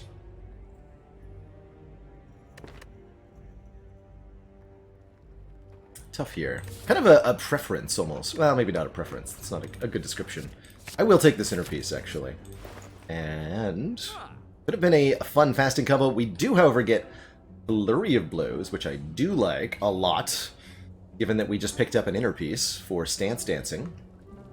Something we could do with our potion slot is buy a Hecking Ambrosia, and that's such a good insurance button that it could be worth considering. There's also a Wallop here, one of my favorite personal favorite cards, and something that's very good already with the Crush Joints.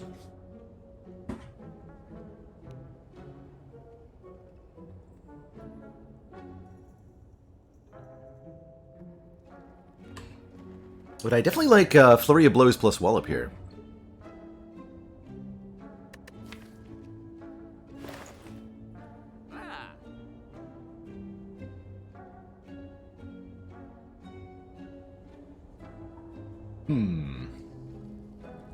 Choices.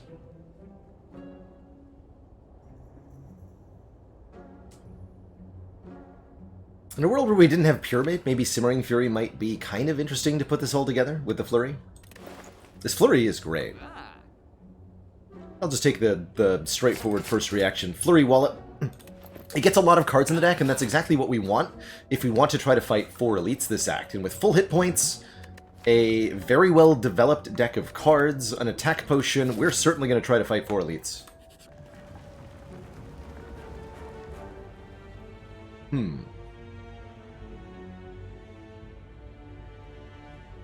Interesting.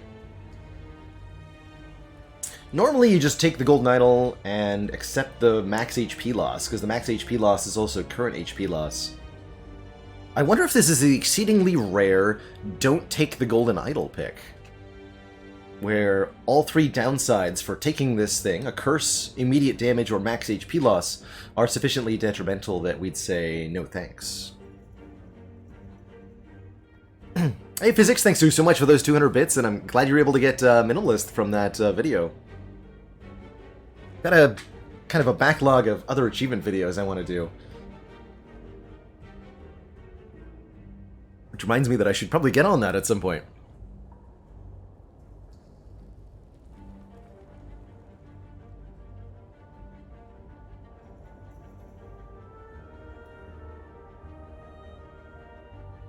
It is a very early idol, and bear in mind, with 4 elites, we're reasonably getting 50 gold from this golden idol by the end of this act.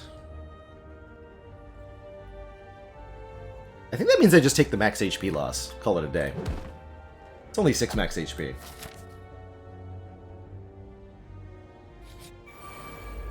Pretty unlikely we're going to need it, I suspect. This first fight will be tough. I'll happily use the attack potion here, because in the next fight we'll have an upgraded eruption. And that's pretty valuable. I just take 15 here?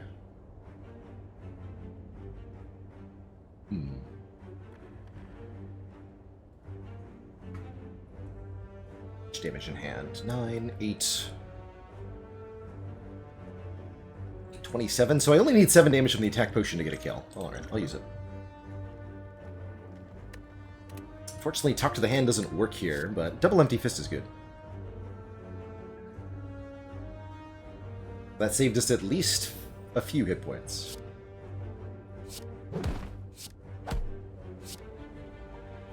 Oh, actually, we could have Talked to the Hands with the Crush Joints.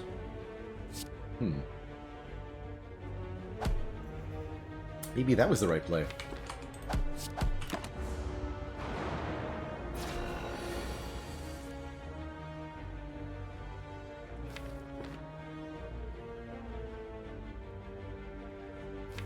And I think on this turn, we set up for a next turn kill on this one. We'll take one more here to go Wallop Inner Peace.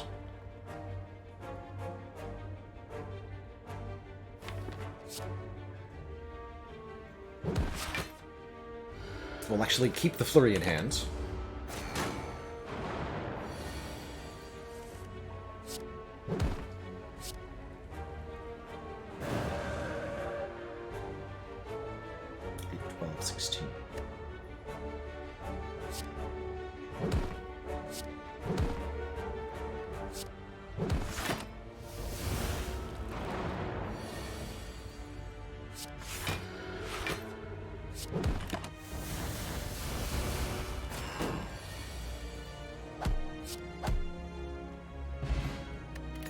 Alright, a little bit of a punish for using that attack potion, but overall I'm very happy with where we're at right now. Especially if we add a Conclude to the deck for a seriously powerful AoE card.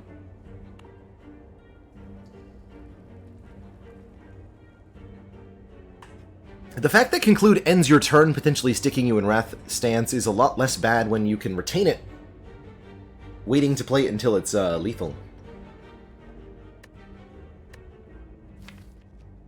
Could instead take a Consecrate if we want a 0-cost card, or Carve Reality is kind of interesting. I don't think we want that, though. I will happily take the Conclude. We might end up in a rematch against Sentries. We are fighting, again, 4 elites currently planned. Oh, another reason to take the Golden Idol was, by the way, was because we have to pass through this store, and it means we'll be able to afford more stuff there. Don't think it's ever reasonable to go for an extra combat, although the extra money could be interesting. Give me that eruption upgrade. Thank you very much. Next up, Sleepy Egg Boy, who is most certainly going to be very upset that he slept in so late.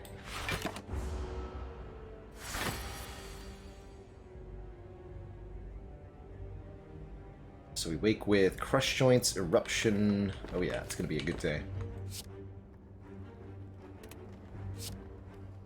Frank, and Inner Focus. Perfect. So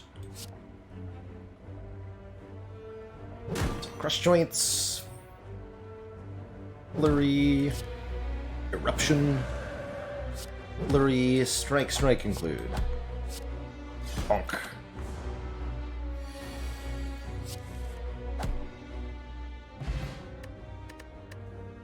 Oh. Well, that's a generous reward.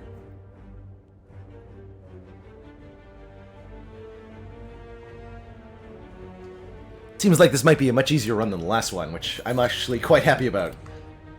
Ooh. Omniscience Conclude. So do I want to lug around an Omniscience? And that's what we would be doing, is lugging this thing around to try to do something with it later on.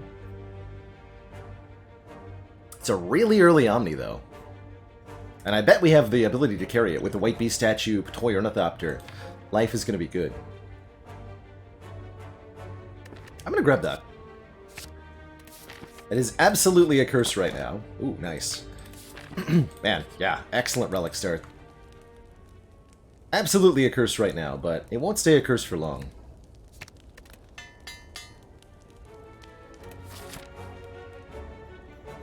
Okay, 96 is enough to at least afford a card removal here. That's fine. No! Sorry, I meant afford a tantrum.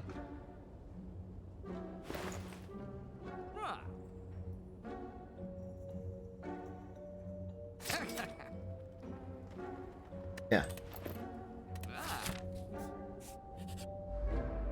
The most blessed of runs, isn't it? So good. Sugarina, thank you so much for the Prime sub and those 20 months of support. 2 metric years.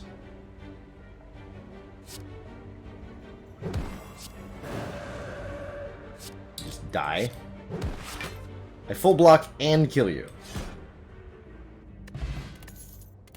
A relic I'm probably never going to use, and 3 cards I don't think that we want. Could have had multiple pressure points, though. Effect is a nice 2 energy block. I think Wallop is a better 2 energy block. We don't have any Scry yet. I'd rather see a third eye. Please and thank you. I guess we're guaranteed to find a potion, so I'm guaranteed to want to drink this fruit juice now? Alright. Works for me.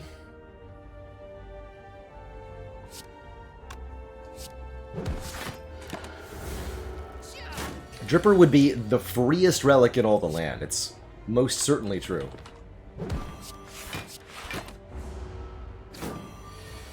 It's my fondest hope that we find it. There's the third eye. I will 1000% take that and upgrade it. Hello again. Will you live longer than last time? That's the question.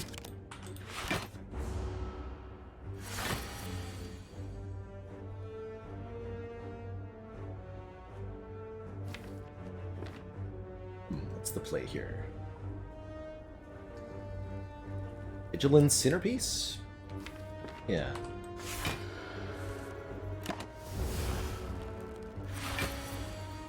And then, not quite the same play. We whiffed on the flurry here. Still, there is much murder.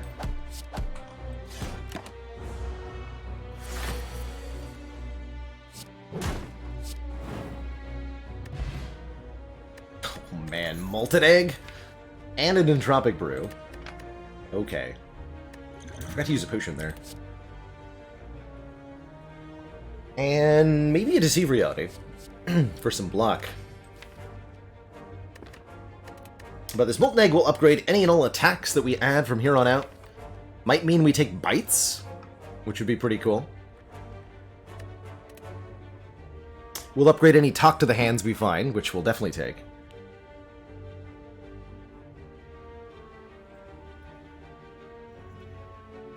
Spire, yeah, the old Spire Apology run, which I'm very grateful for again. I think keeping this deck small is going to be better.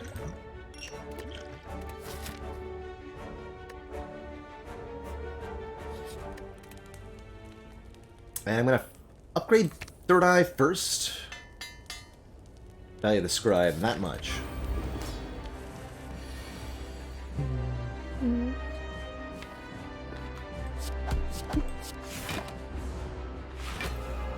Play that Defend last to activate Crush Joints here.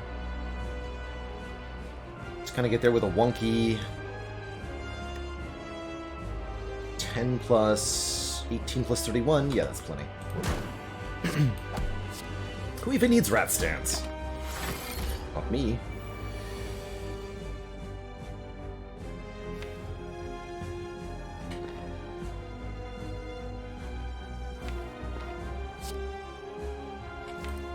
Who's this now?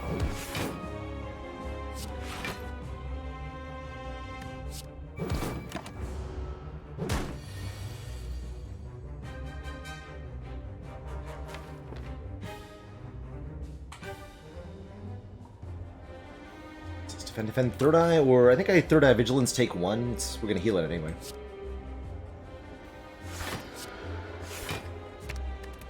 We go ham next turn.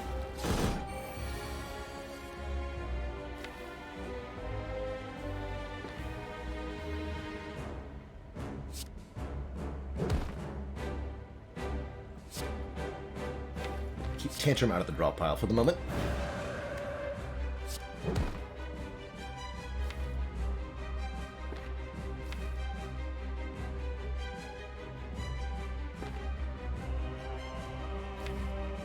Could Omniscience crush joints? Thinking about it.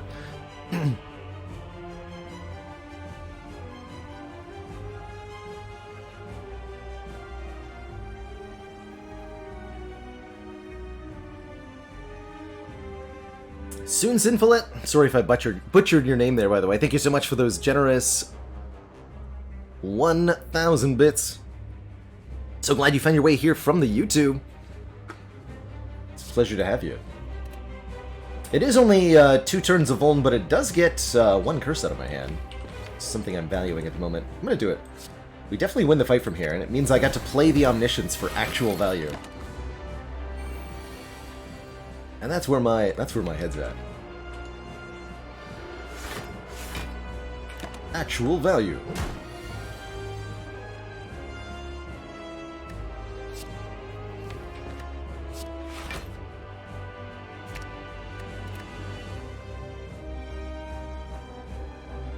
Go.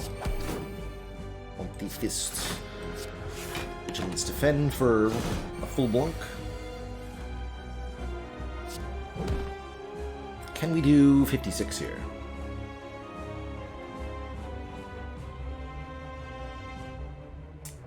Definitely.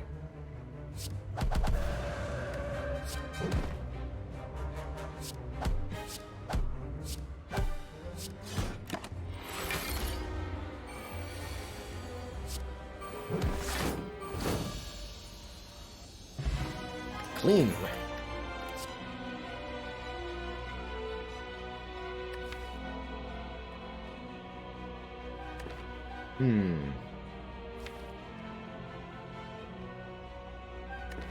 Deviform would be an Omni target. Actually, Devotion's a good Omni target, even without other mantra in the deck.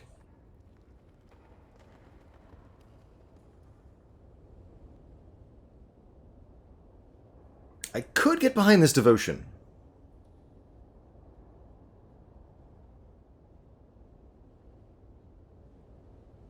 Establishment won't work with Runic Pyramid, unfortunately. It is functionally identical, but legally distinct from Retain.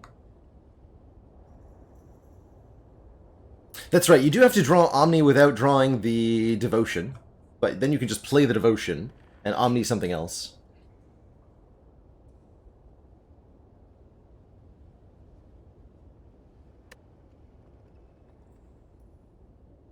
We've already got encouragement to want stance switching. This will be even more. I'm going to grab this Devotion. See what we can make happen with that. Beer pot's pretty good. Take that over a Gambler's Brew.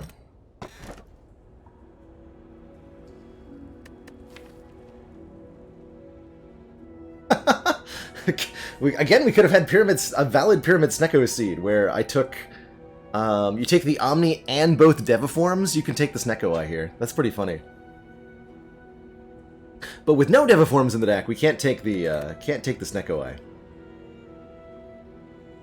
Very happy, that said, with a Slaver's Collar, giving us extra energy during boss elites. I find in general Watcher tends to really like this card, or this relic,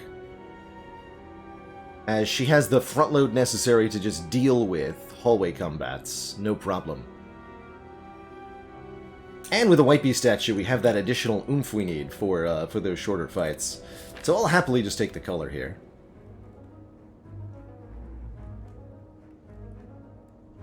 And we'll plan to fight a few elites. Looks like 3. Do I want to go to an early shop? Moving into Defend would be okay. Don't forget, we're going to be adding some upgraded attacks from here on out. Definitely makes going to a store seem pretty reasonable. Not 2 stores, though. Could remove. That'd be a curious one. We're gonna get probably these two events as well. I think I want to leave open the possibility of getting bites for this character. Let's go this way.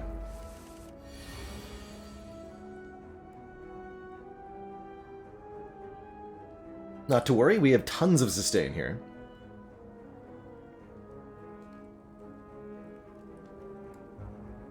But also, like, ouch and stuff.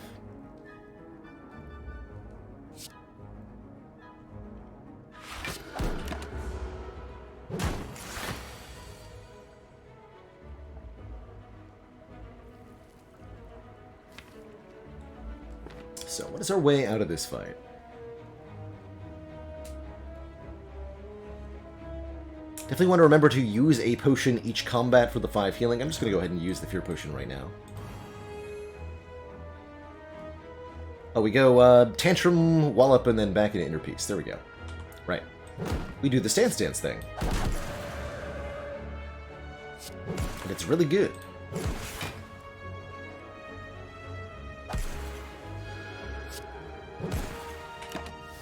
Yeah. It's really good.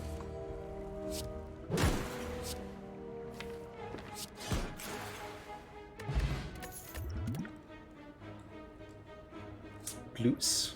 Won't make it work here. Omni Crush is lethal there? I believe it.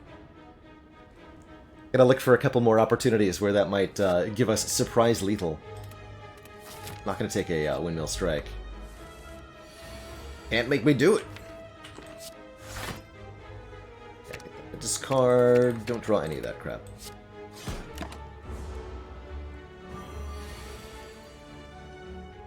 You dare.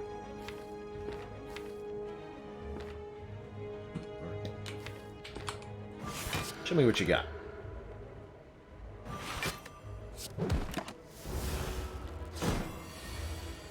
Oh, that's pretty good.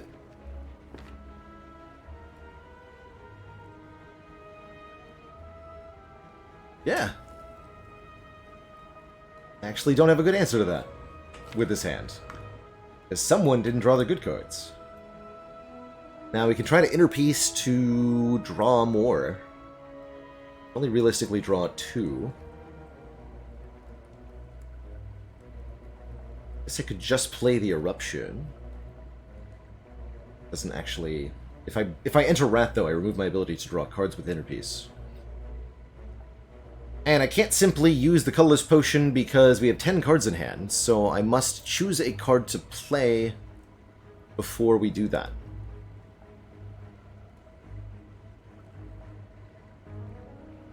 Panicking and drinking the potion without playing a card is a very easy way to be very sad here.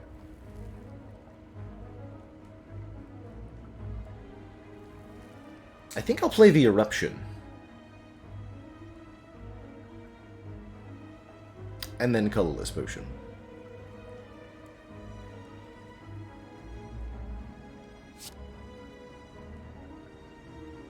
Might end up taking a bunch. Hopefully we're finding like a Dark Shackles or a Panic Button. Don't forget to play Flurry. Finesse. That could be good. Actually, that could be really good. There's two hits here. Either we hit Wallop, and then we get to Wallop Inner Peace, or we hit Omniscience, and we get to Omniscience Wallop. Wait, is that enough? That might not be enough, actually. That would only be... Yeah, hold on. That's not an out.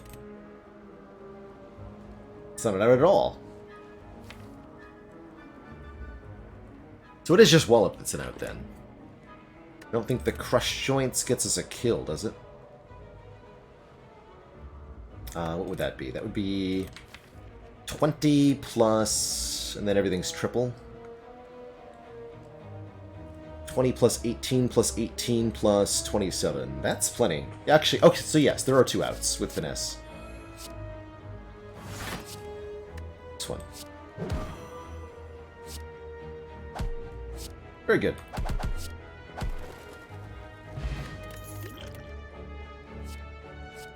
Scry is good.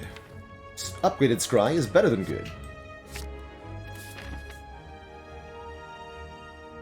I said I was going to this shop. Yes, I did. Lesson learned plus. There's also pray if we want to start doing mantra things. Lesson learned's pretty easy to land with pyramid, letting us upgrade basically the whole damn deck.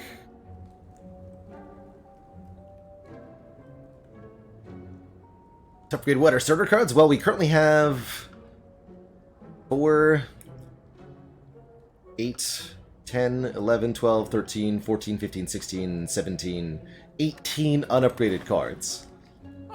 So this could be as many as 18 upgrades. Although realistically, I'm going to remove probably a strike. Or maybe a defend? Probably a defend. Getting another comm source with Fear No Evil is another completely reasonable option here. Especially an upgraded Fear No Evil.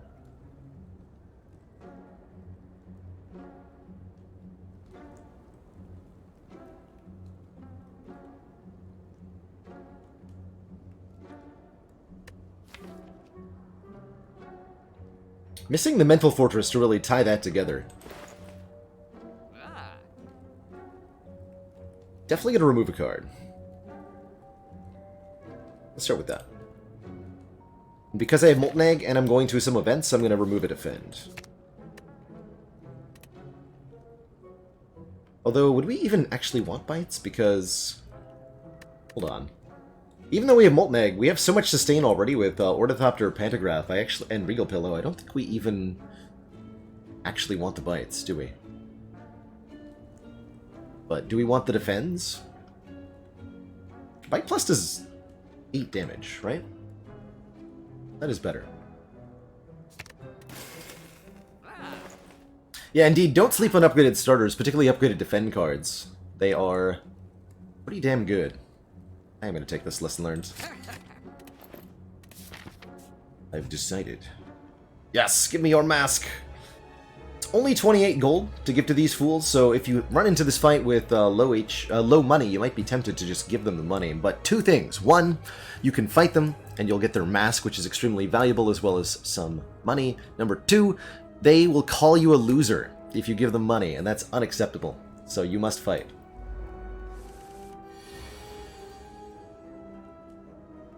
You must fight.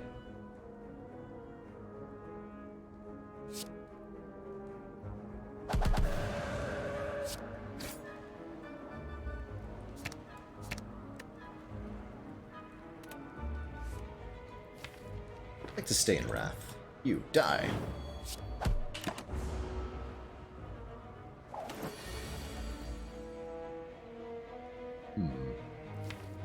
But my side quest...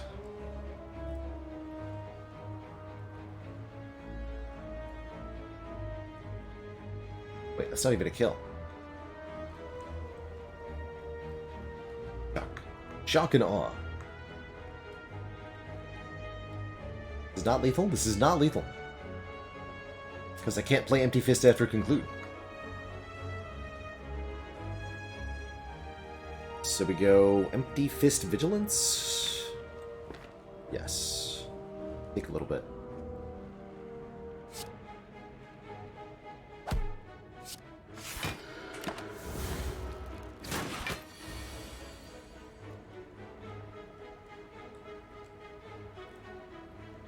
Take more than a little bit, potentially.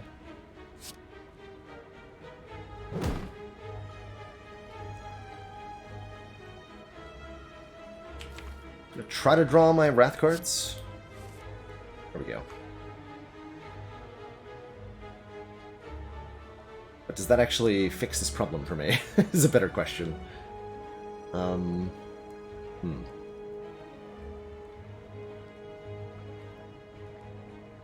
Tantrum, then Wallop means we take actually more damage. After I Tantrum, I'll have 3 energy. I can do Tantrum, Strike, Lesson Learned. Hold on. What is that damage-wise? That would be 9 plus 12, 21, plus 26 is 47. That's a kill.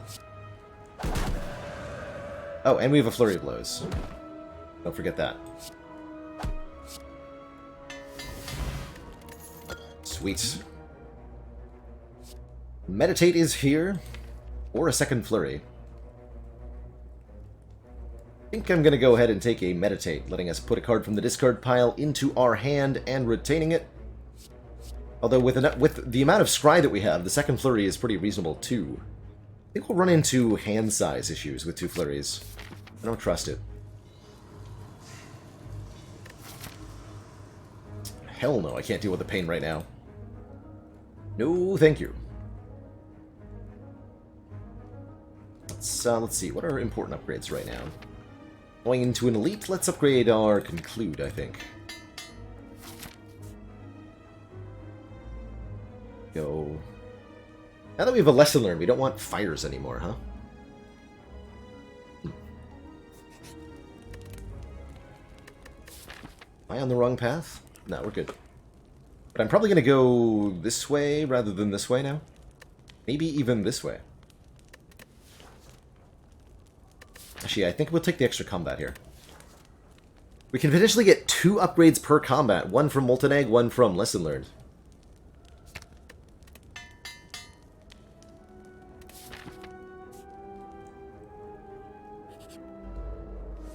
And we got bonus money from Ornithopter, and from Golden Idol, and we're healing with Ornithopter.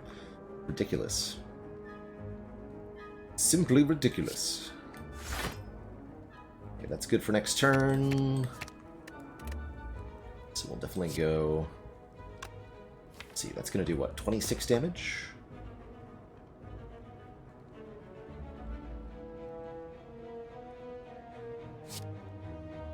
Or do math. Perfect. Not going to play this devotion.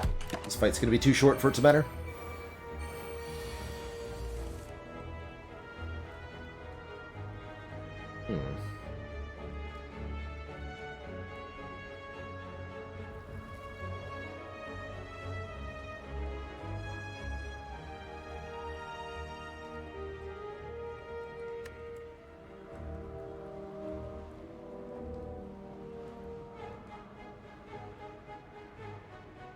Considering the Snecko Oil here, to be able to do both, probably better to just skip the Lesson Learned for the moment, kill with Wallop.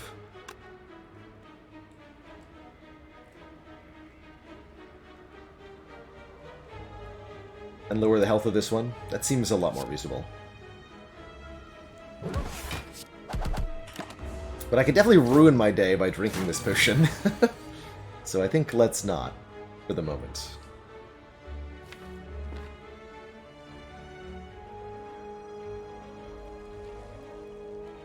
This deck really just wants one more energy. Fortunately, that's what we'll have when we get into an elite combat, is precisely more energy.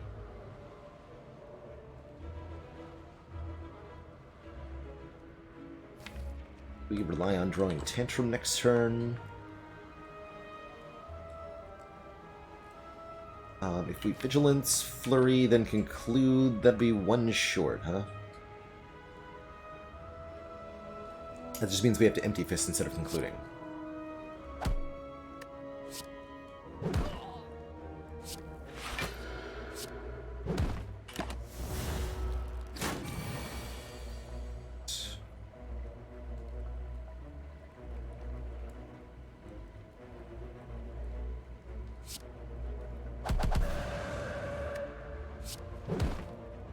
Perfect.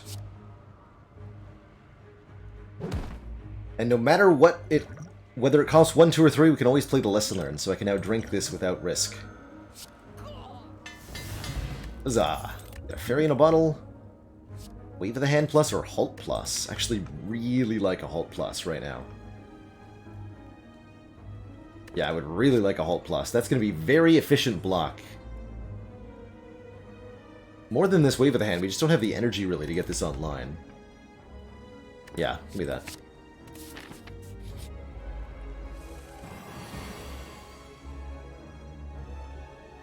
Okay, but do I actually discard Fairy in a Bottle and drink the Entropic Brew now? I think I do. Bye, Fairy. See you later. Okay. What's on top? Lesson Learned, you're going to stay in hand.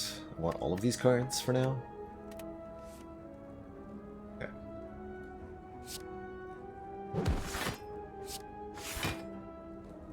No reason to use a potion until I take some damage.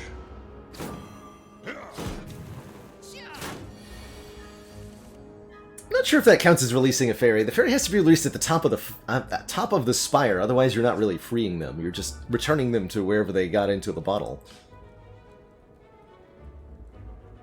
So I feel like it shouldn't count.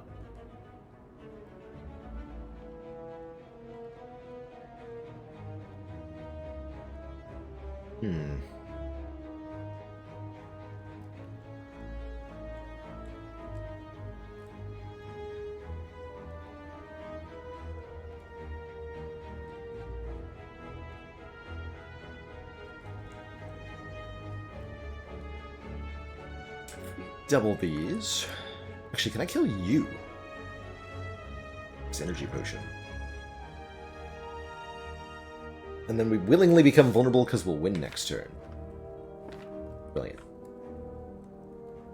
So this blocks for 18. Okay, can we do that much damage? That's the question.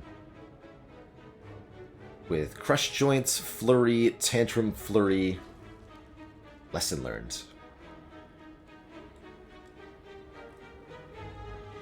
I'm going to have to do a little bit of math here. So 7 initially, plus this will be 9 times 0.75. Bloody hell. 9 goes to 6. So plus 6. Tantrum would then be 9. We get Flurry back, and that'll do base of 18. Goes to 13. Oh yeah, that's like super lethal. Cool. And then I'll probably use the energy potion.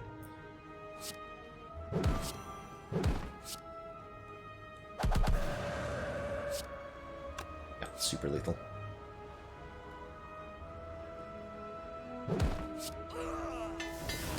This blocks for 18, 4 plus 14. And I'll energy potion to go defend third eye here, taking relatively little damage. Want damage cards next turn. Include already basically kills that man. All in.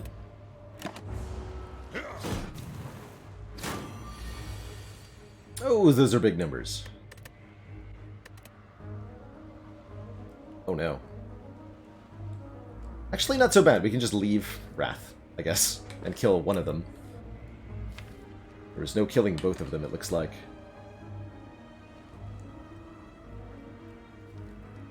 Nine plus 9 plus 13 does kill you. Okay.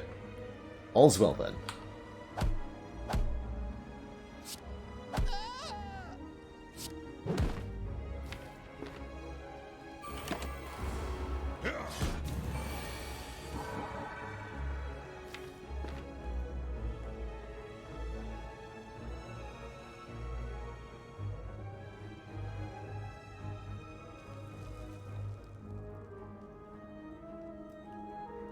This is just a kill, yeah?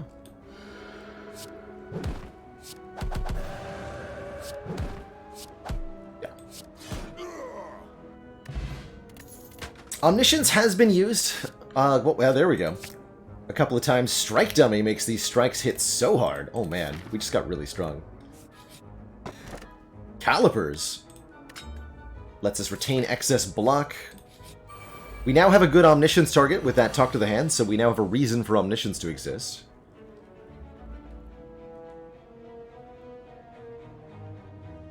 You are not allowed to be alive.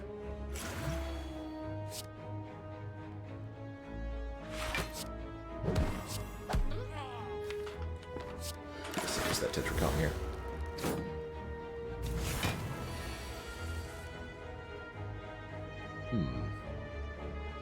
And Devotion's getting played now. Conclude, please. Thank you. Discard that. Hopefully not getting attacked. We'll see.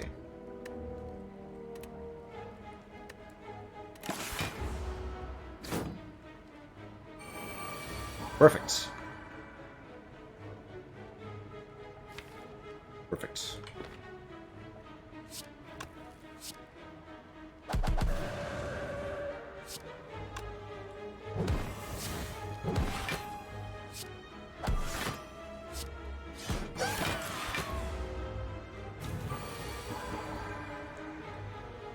And now it is too late for you.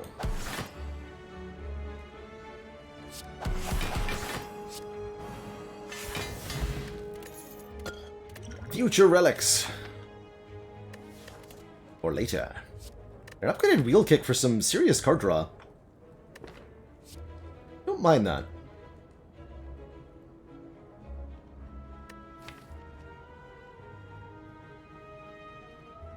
Deck does want to get cards in hand a little bit more. I'll take that. It's not maybe the best. I think a Sanctity Plus might be better. But it is pretty good. And I'm very happy to have it here on this turn. This is actually a fight where Devotion is going to be relevant, so I'll play it.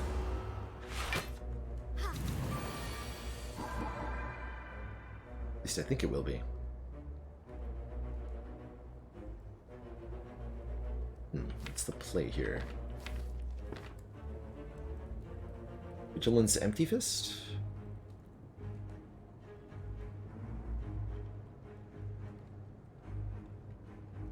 Could also do Cut Through Fate, Inner Peace, Empty Fist, Vigilance. Vigilance Halt Defend is almost a full block. Kind of nervous of this Distilled Chaos because of the, well, because of many things.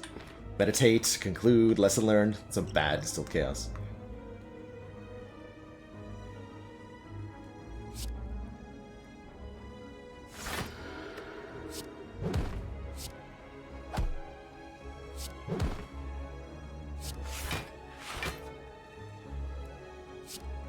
I wonder if I get lethal here.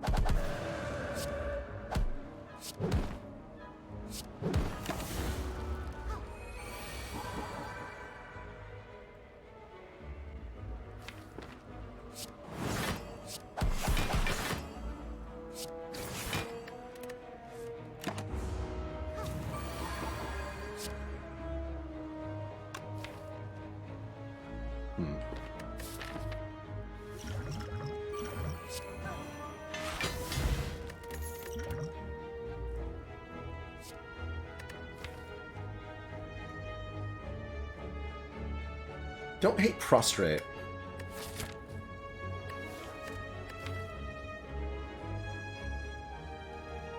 Actually, with Wallop, I quite like it. Start grabbing more Mantra. Ooh, Merchant's here. Merchant offering a card removal. Love to see it. A copy of Third Eye is tempting, too.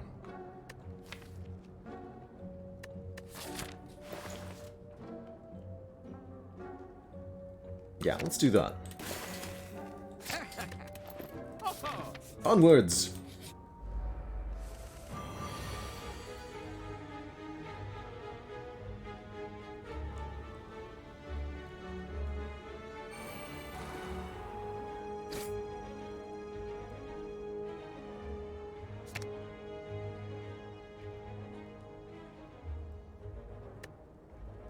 We'll just meditate, Cut Through Fate.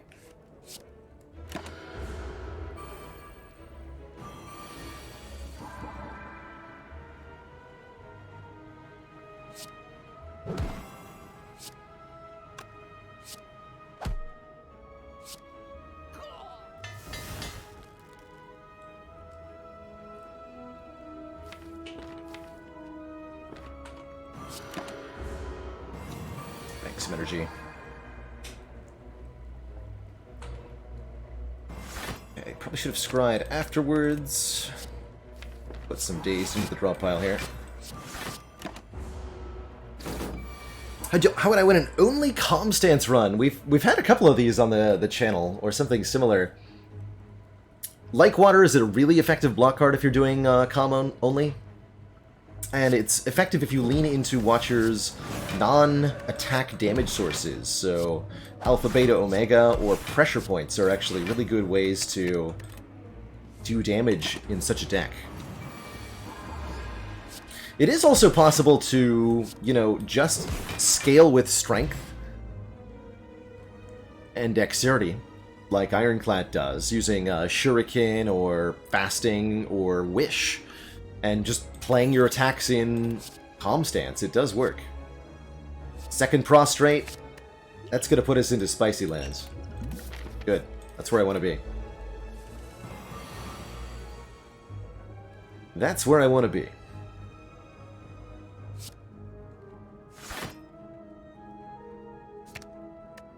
All very good cards.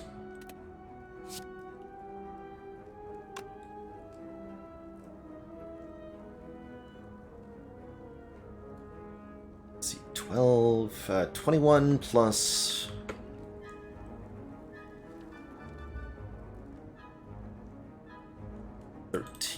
plus 24. Yes. Okay. Yes.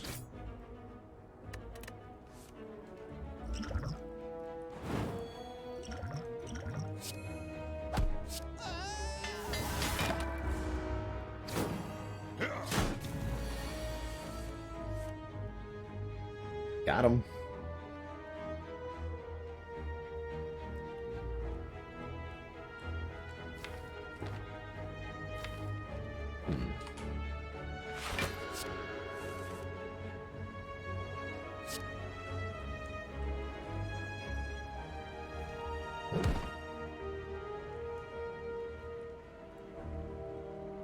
Pure Wrath Stance run would be more difficult. You'll want lots of copies of Halt, Vault, and Wallop, as well as Talk to the Hand. Anything that can generate tons and tons and tons of block, specifically with Wrath Stance.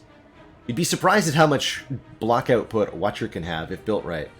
And making the enemies do double damage sometimes doesn't feel like any downside at all, if you could do that. Let's see, this is not Eruption Wallop because we're 1 energy short. Could do Empty Fist, Defend, Meditate. That's reasonable. Or even Empty Fist Wallop. It's actually even more hit points saved.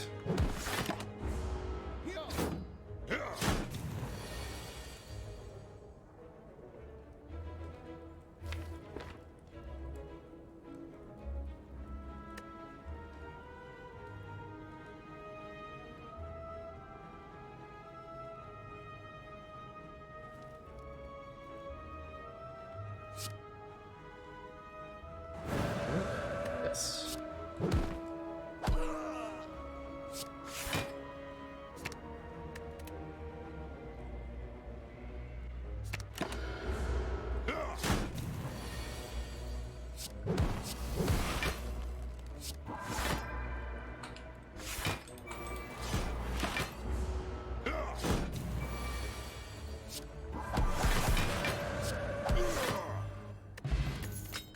Kunai! There we go. Here's some serious scaling for us. Every time we play 3 attacks in 1 turn, gain a point of dex.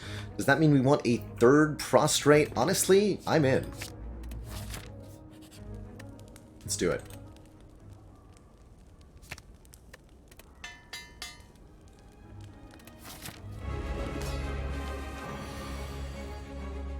Oh, great question, Flack. Why do cards sometimes reorder in hand when we end a turn? Anything that says retain is going to... has a it's the retain code, essentially, that causes the cards to reorder. So when we're retaining cards from non-pyramid sources, so Meditate or any card that innately retains, they may change their order. This is a sad turn 1, man. Oh well. I'll just skip turn 1 and win the collector fight anyway. Sound good?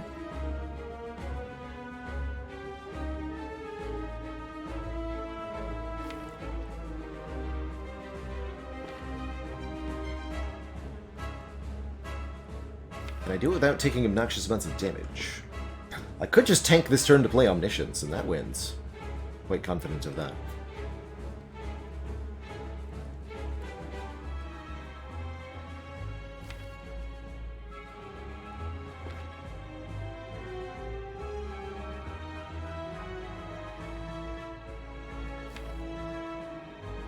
I'm not going to overthink this. I saw a funny play, I'm going to make that play. So we go... What's the correct order here? This is going to be 24 twice.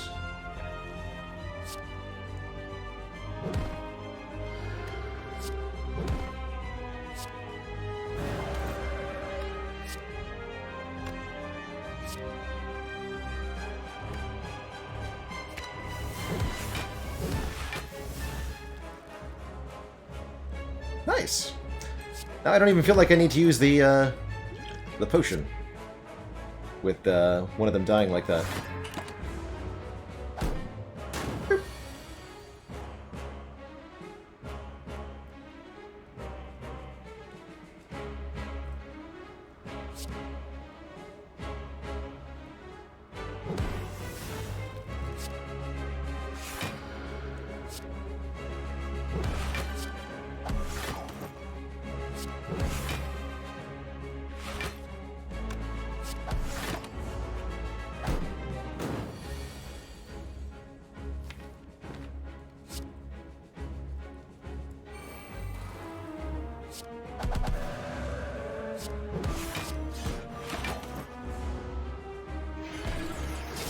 Missed energy there. For some reason I thought,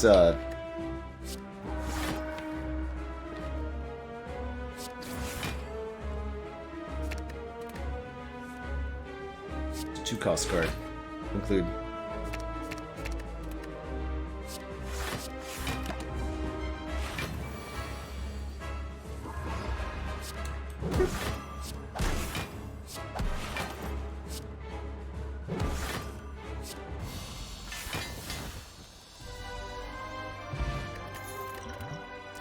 Divinity turn. Let's take one more devotion. Then we're gonna really mantra it up.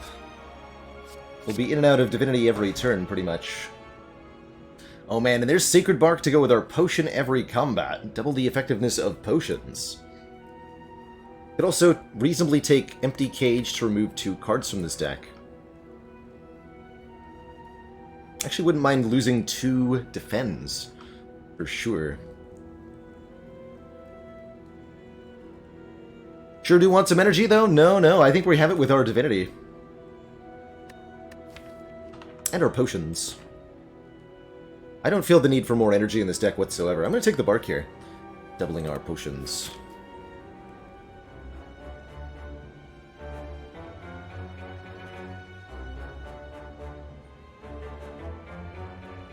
I feel about a store. Not sure.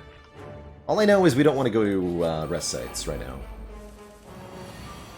Although an energy would have been useful for something like this, I guess.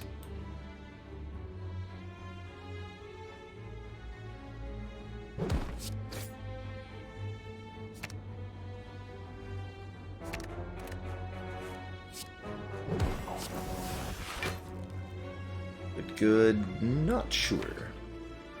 Let's not draw that one yet.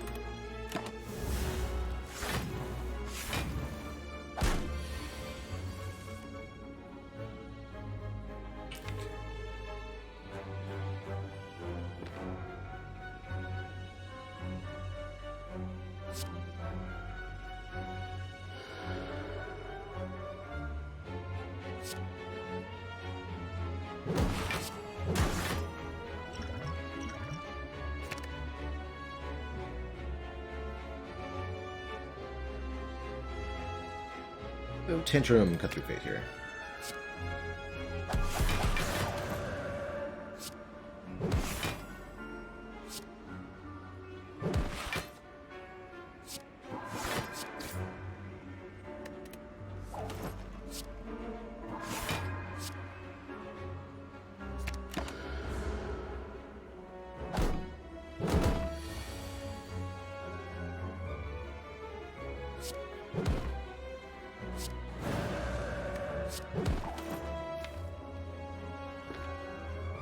Omni, lesson learned.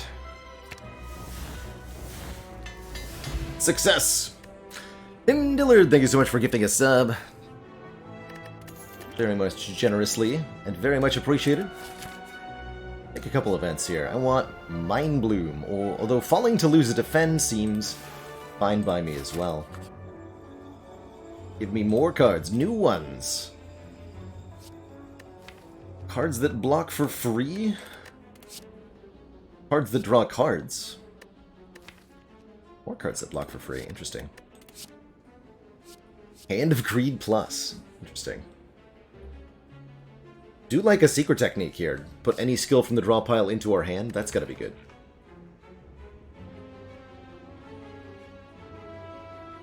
That can help us find our Omniscience when we want it. Patience is interesting. Kind of awkward with Lesson Learned, though. I'm going to take 1 Good Instincts and this trip. Other access to Vuln is good. Other artifact removing card is good. Although that does put us into some territory where the deck's getting a little bit on the large side.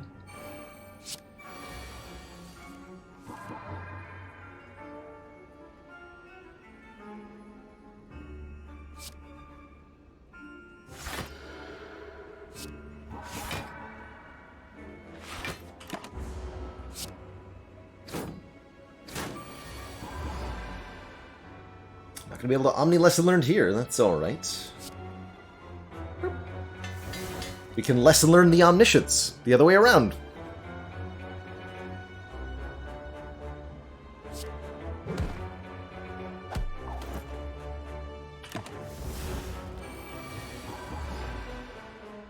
Could also go into Divinity every single turn, which is a pretty sweet feeling.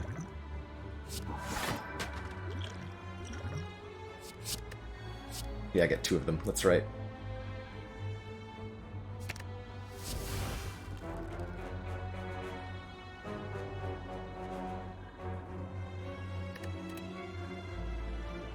Wallop works the way I want it to, right? Yes.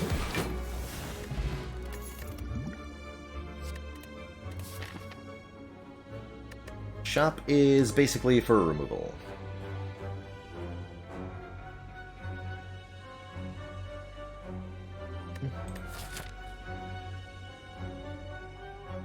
Take an event. Yeah, that's better than the shop.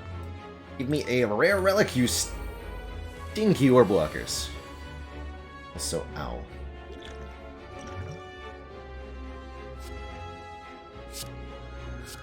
Two spirit shields, please. Oh yeah, this isn't an elite fight, by the way, so we only have 3 energy here. Something to be mindful of.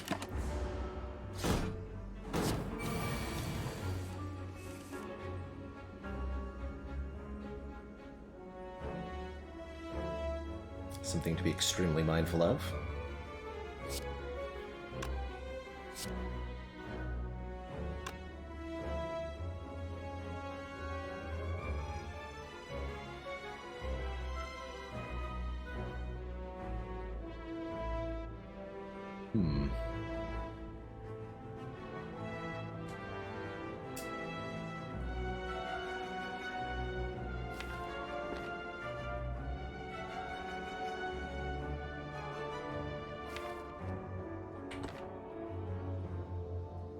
And what's in the discard pile? That stuff. Okay.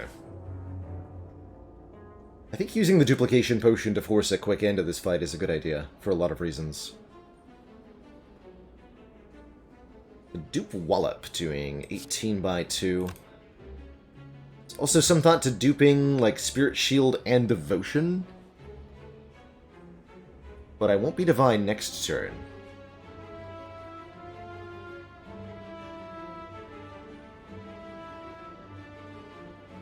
If I had 1 more energy, 1 measly energy here, we could make stuff happen. Tough call.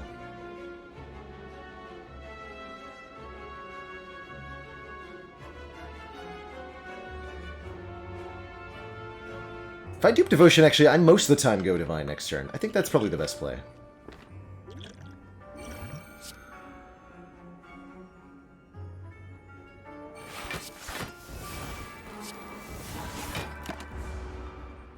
Because we have many more prostrates in the draw pile.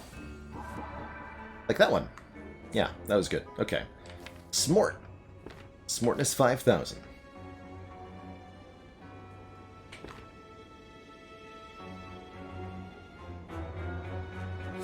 So what's the draw then? Trip.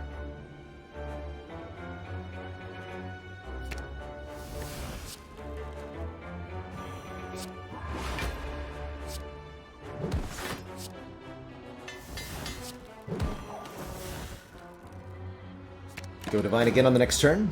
This is why we don't need energy, is these constant divinities. So easy.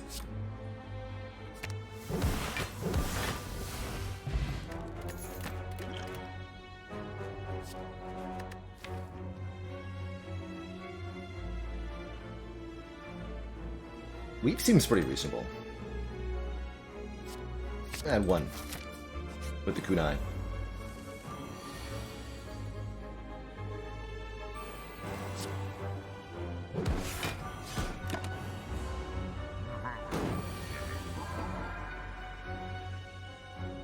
Ooh. Secret technique, omniscience. Omniscience. I'm just gonna Omni... Actually, I think Omni Devotion is overkill, right? We want to Omni talk to the hand here? Oh, screw it. Give me 9 mantra per turn, please. I want it. I need it.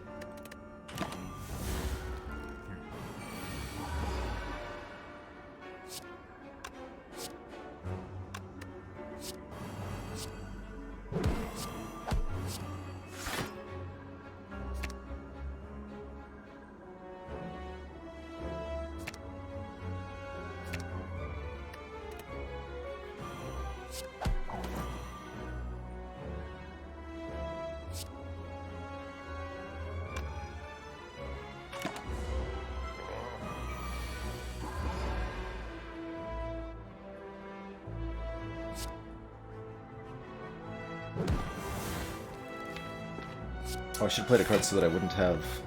Oh well. It's alright.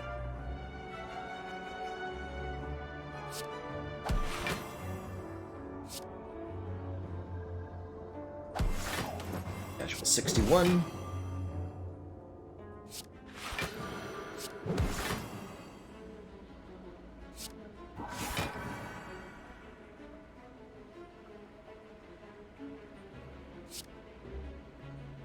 Me back my...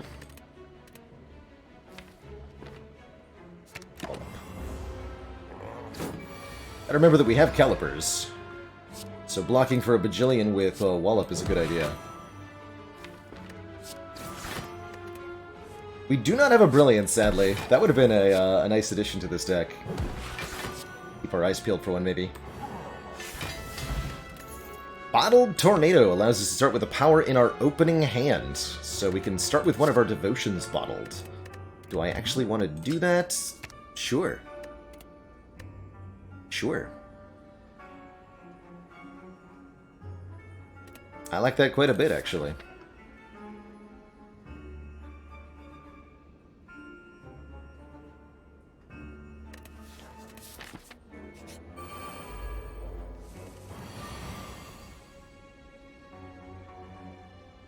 This is a little bit more ouch.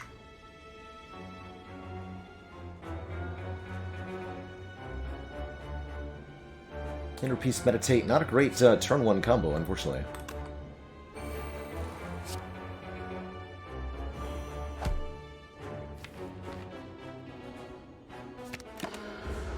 Let's get back some health with our Stoof.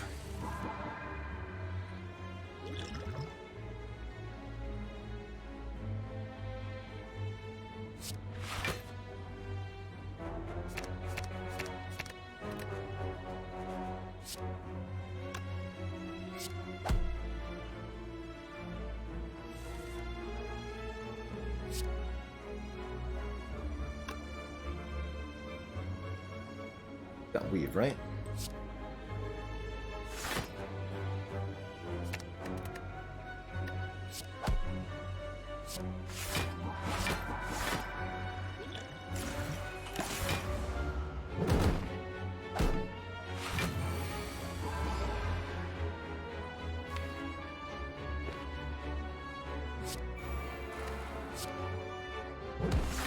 Okay, make sure I don't kill them all.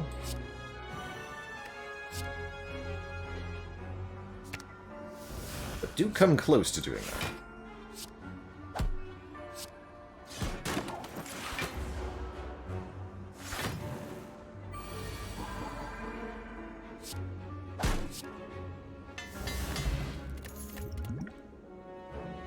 3 devotions is too many.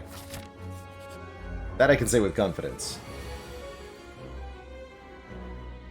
Do you know we actually have 4 energy in the fights that matter? Struggling through these fights on 3 energy, it's easy to forget. But we do, in fact, have real energy in difficult fights. That's right, that's a 10 dex potion. Crazy.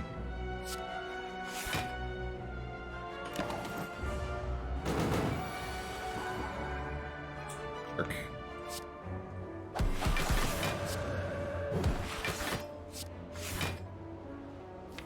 Can omniscience meditate or something? What do I want a secret tech for?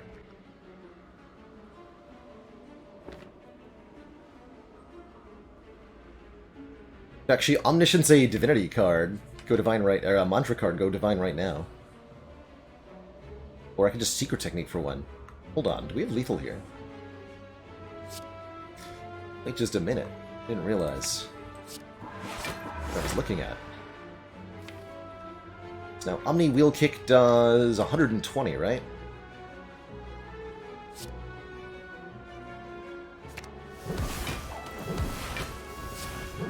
Easy.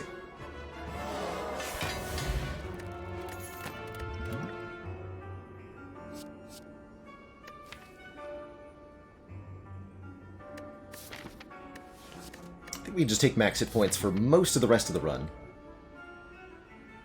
Planning on going this way? Actually, no, it's surely better to go this way. Especially now that we have a singing bowl.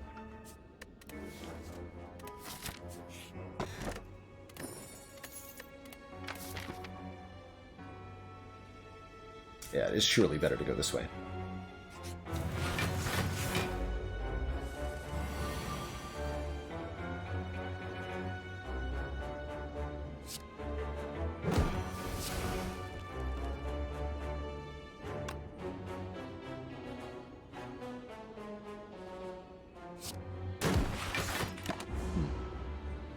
Oh, I should have used potion there.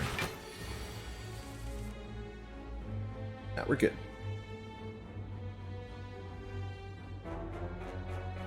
All good.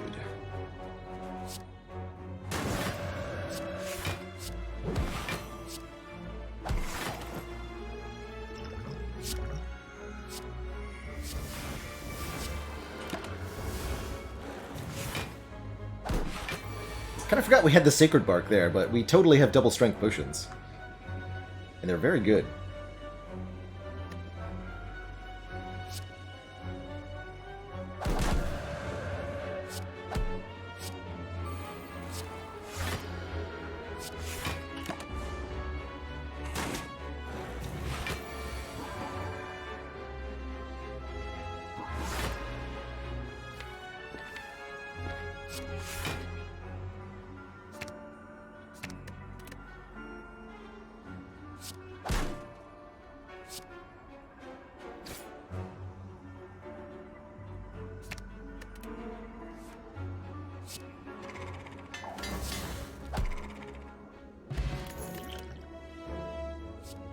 Just Lucky Plus.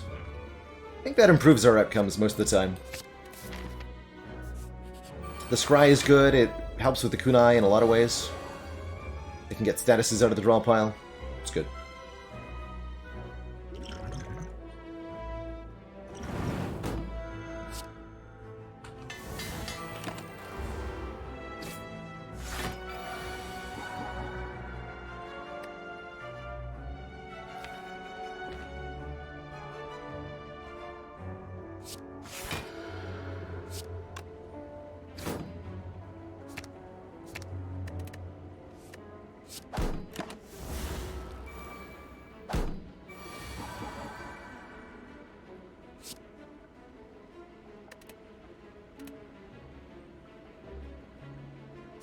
Should look at the draw pile before I do that.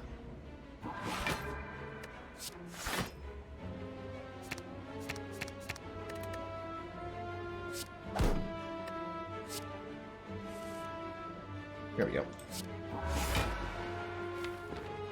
Already used the lesson learned, right? Yes.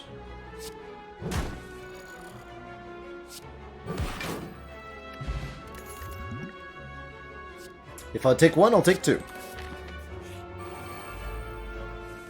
I'm not going to take three, though. That would be illegal.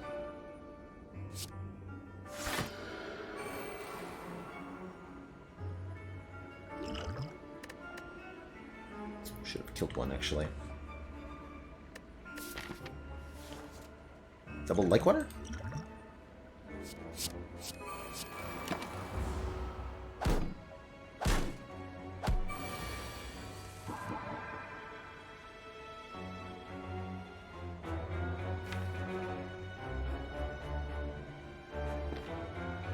Omni Wallop looks pretty good here.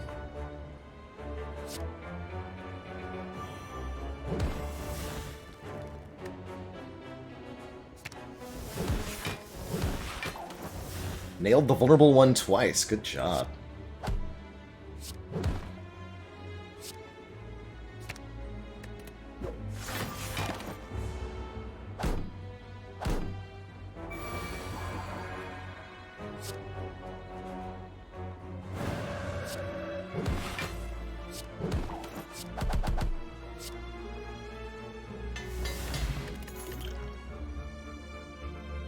Not enough mantra. Their comm source is somewhat reasonable. We're good, though. Don't really need comm sources when you're exiting Wrath with entering Divinity. Yes. Maybe. No.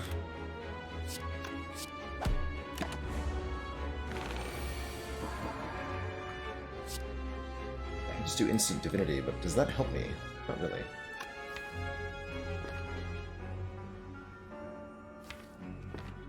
Really.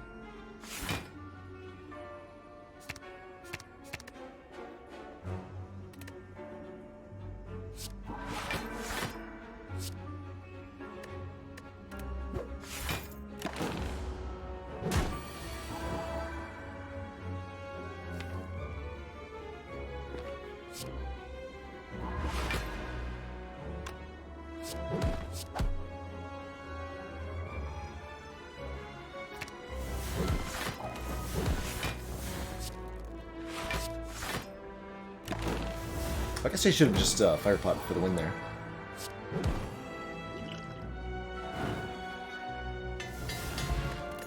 Skill potion's pretty good. Last elite fight. Giant head redux.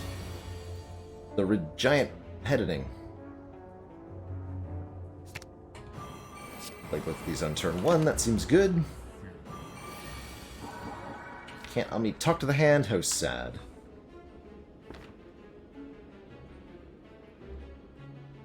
Oh well. Show me some damage.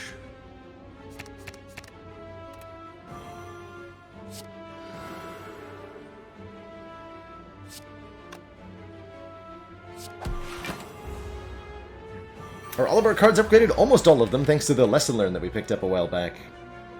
Almost.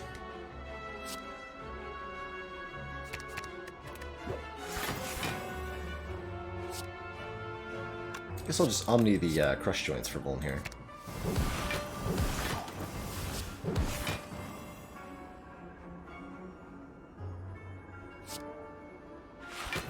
And thankfully, Calipers will let us retain the 64 block Wallop gives us.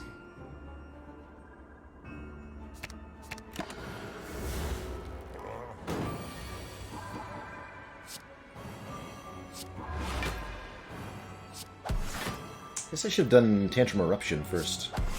It's all good. Wait. Don't forget to lesson learned.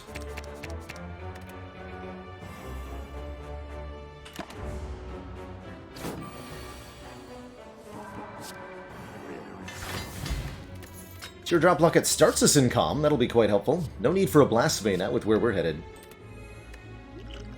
Blessing of the Forge seems pretty bad. Okay, this deck is missing an upgrade on Trip.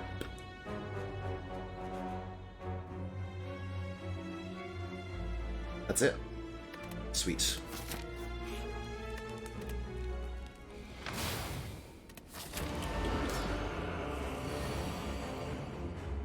No tie broken. We actually found lethal through that that stinky Book of Stabbing fight.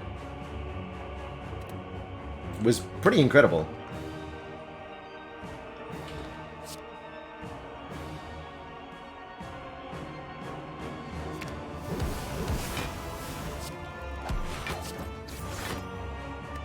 Nice.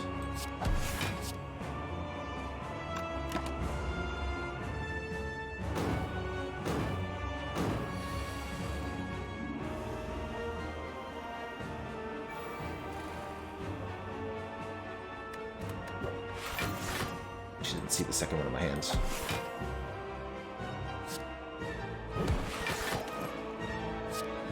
Perfect.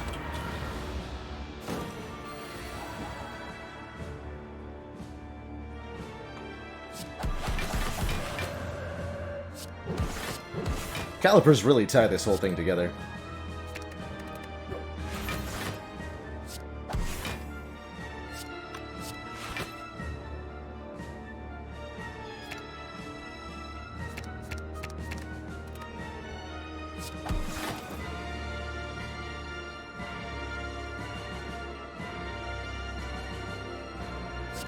Check it out.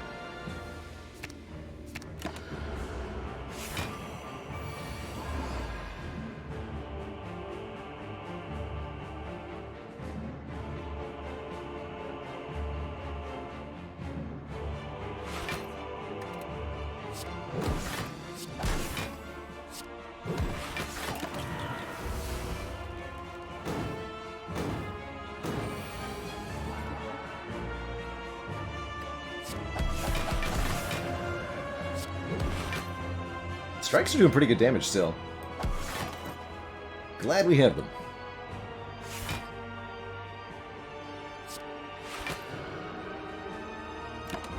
Oh, that's exactly half health time meter. Did I want that? I think I did want that.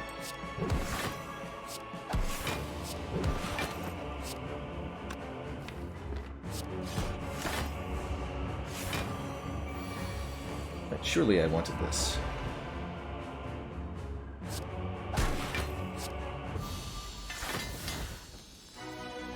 Got him. Two thump, a deep pulsing dread to be felt throughout the room is this. The heart of the Spire, the source of this. Mantra gain.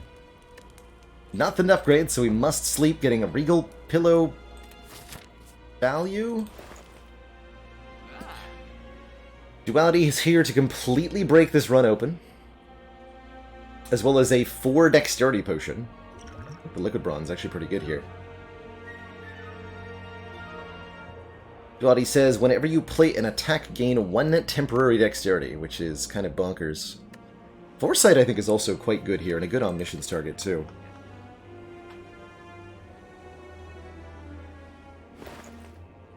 Definitely going to buy Duality. I'm definitely going to swap this skill potion for the dex potion. I think I'm definitely going to buy this Foresight as well. We can get that upgraded with our lesson learned. That's just perfect. Actually, we've got White Beast Statue. We're guaranteed going to get a potion after the elites. Let's take a fire potion to make those elites super easy then. And we'll use whatever we get instead of liquid bronze.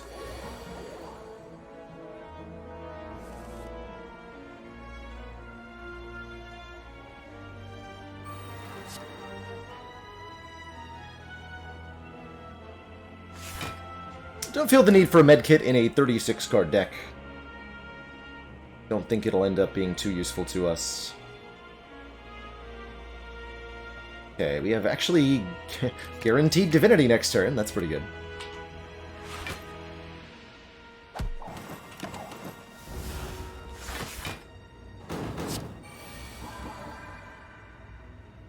Well, I did forget about that particular part of it. Still. Prostrate, secret technique for omniscience, omniscience of prostrate. We're divine.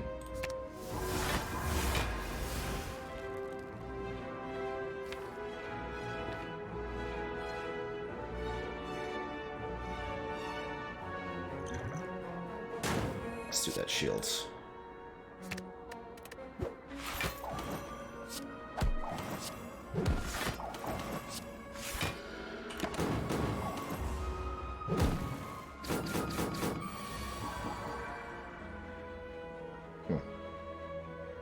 This hurts a bit, though.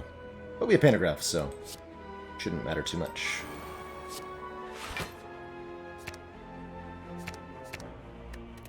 Art Divine again next turn. Oh, Trip doesn't turn me around. Glad we have Weave here, then.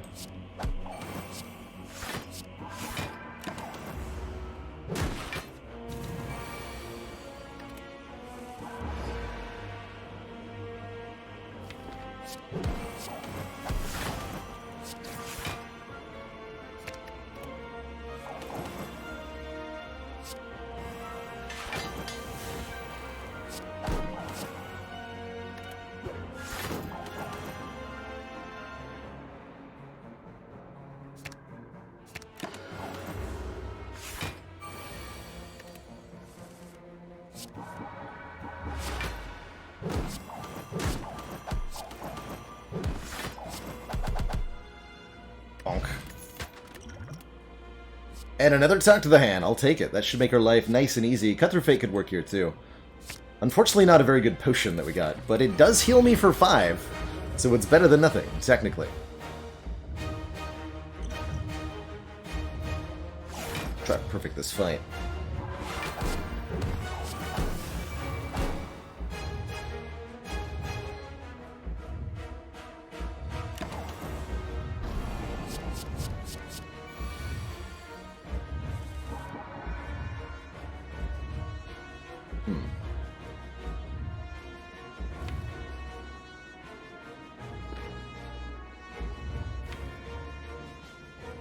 Alright, well, if you're going to make it easy for me.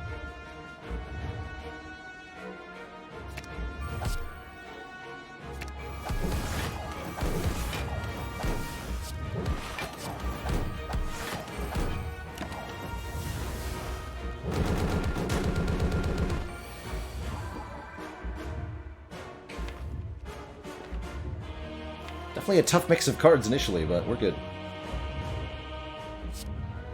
Play attacks first.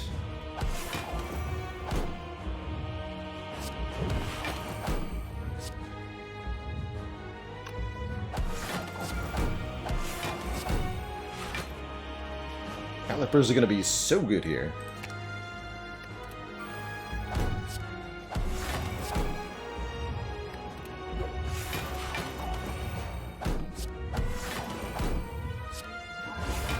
Wait a minute. Oops. Someone wasn't counting their mantra, and that someone was me! I have absolutely no doubt that that's not going to matter, though.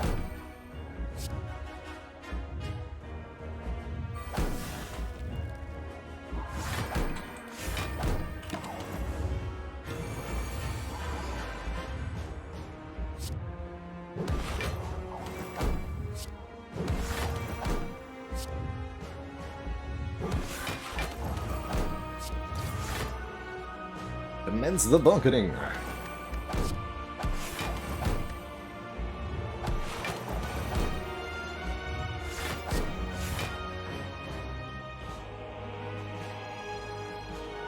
Actually, good cards.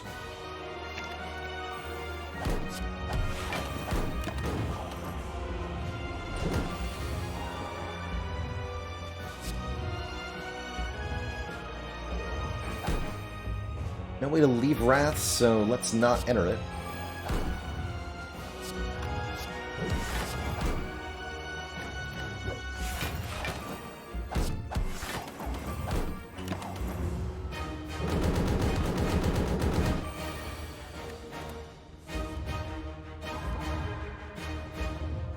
Yeah, let's enter it.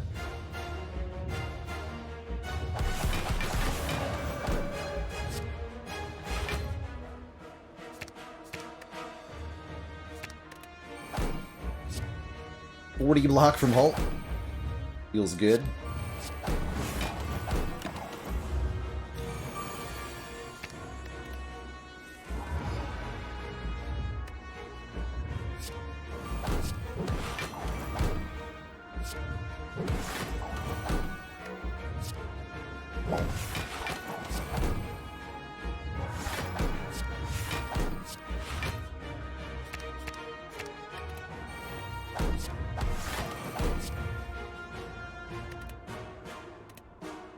again. Easy.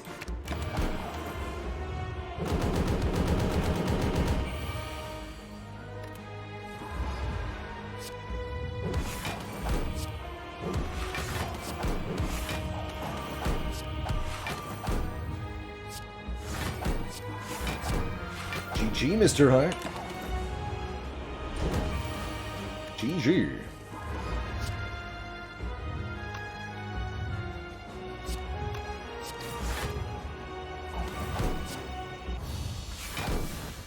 Only one more run to go. GG.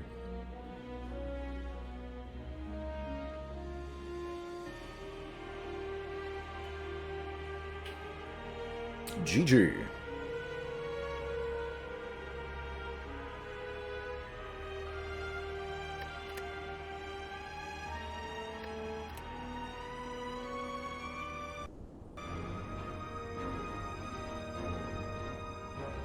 Yeah, that was off to a that was a very fantastic start. Just clambering through basically every act, thanks to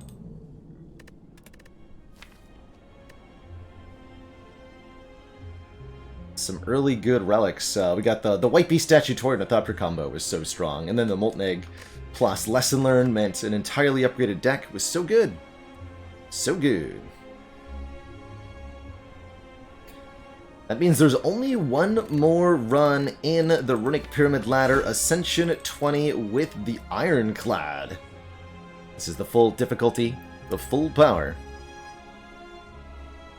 Not going to leave this one on a cliffhanger. I am just going to take a quick break, refill my legs, stretch my water, and then we'll play the final run of this ladder. So excited. Be right back, everybody. Don't go nowhere. When I return, the exciting conclusion.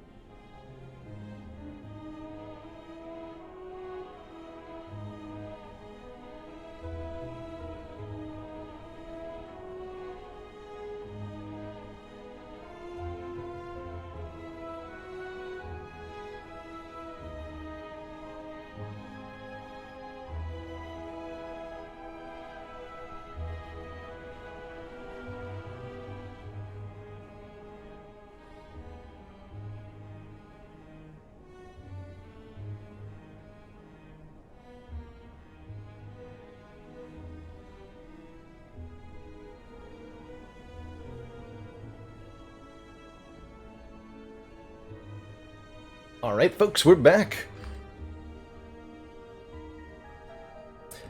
This one's for all the marbles. Ascension 20 atop the runic pyramid ladder with the ironclad. Only one seed searched to find a pyramid. Is that Providence? It just might be.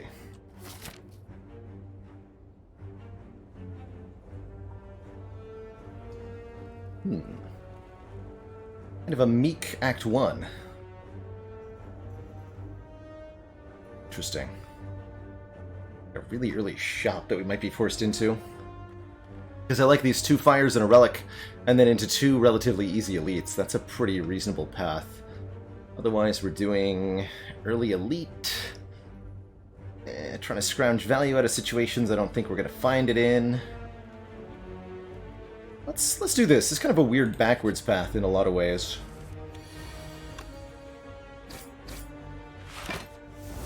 But it's low risk up front, which I think is a good idea right now. Pyramid should carry us for the long-term deck building.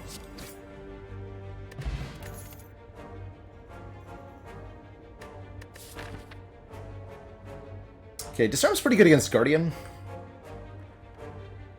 Card we're really happy to have in the late game, really happy to have against Heart. Anger is quite reasonable as well with Runic Pyramid. But I'm going to take this Disarm as a first card, given that our first boss thingy won't be for a while. First elite won't be for a while. How do you deal with status cards with Pyramid? Well, one way that at least Ironclad can deal with them is by exhausting them using cards like True Grit here. That's definitely a good way to go. Upgraded True Grit will get us past Guardian easy peasy, and we can focus on damage cards here, here, here, here. With the elites. Something like True Grit card remove here. I think it's a little early to take a Dark Embrace, though it is genuinely tempting. I love Dark Embrace. Shrug It Off is entirely reasonable as well, but I can't afford Shrug removal. I do want to buy a remove. Let's go True Grit and a removal. I think I'm going to remove 1 defend, given how early we are. Take the donut. Not a bad event overall. As long as this is really anything other than a store, we're good. Golden Idol's perfect.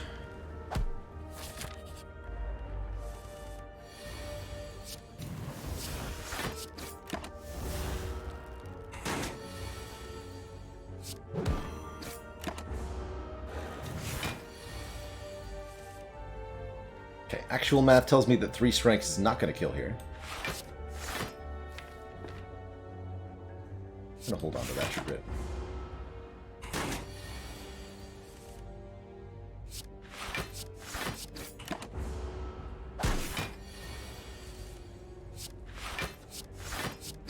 Power him, please.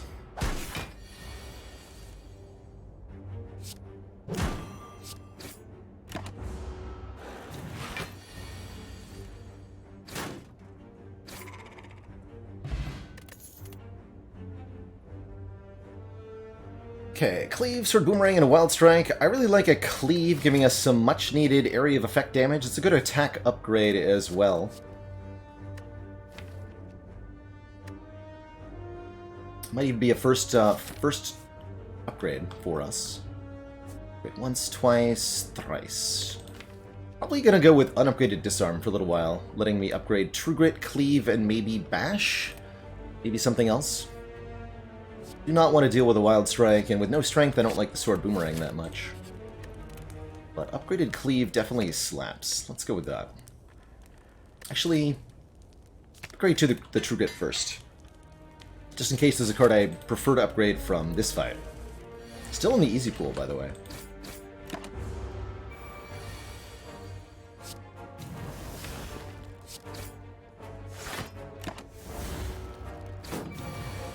Slow down the cultist just a bit there, which lets me bash this turn.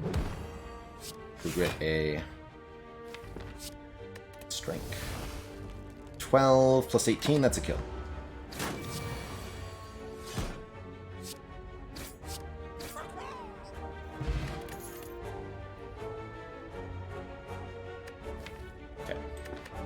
I think it would be massively foolish of me not to take a Reaper. It's not that good right now, but with Pyramid we can definitely use it as some sustain. And with any amount of strength, which we already do crave, it'll become extremely good. Take that Reaper. I'm gonna upgrade the Cleave, I think. Strength. Max HP. Max HP is good with the Reaper.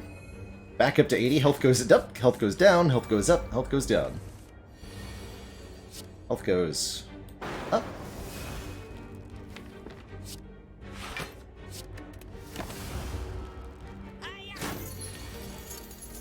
Give me your gold. Put this back in the draw pile. We'll play Bash next turn. Unless we get attacked again, in which case we'll play Bash 2 turns from now.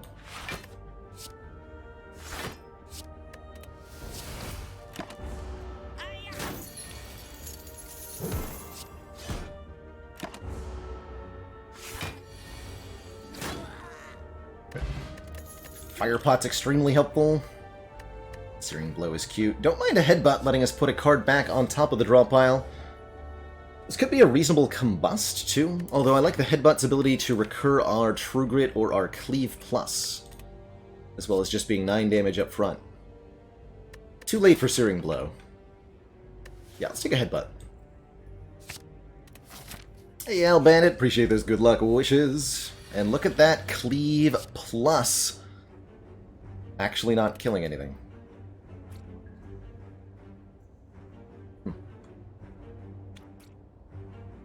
It cleaves the prevents us from getting weakened. Full block, don't play the cleave. No, I gotta do this. Then this, I guess. Leave the higher health ones alive so that I can Reaper for a bit more. Didn't even draw it.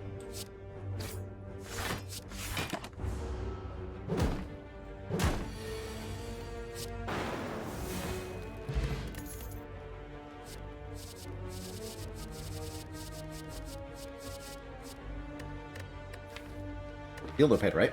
No, give me the strength, please. Thank you.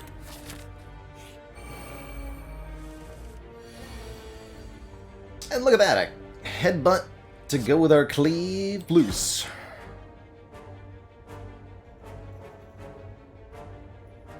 Let's kill you. Seems reasonable.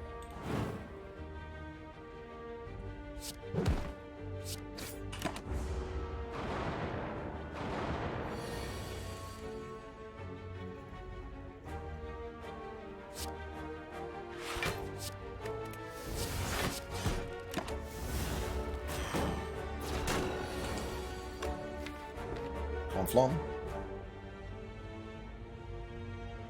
And Reaper does 6 to each. There's no way to make that into a kill. For now, then.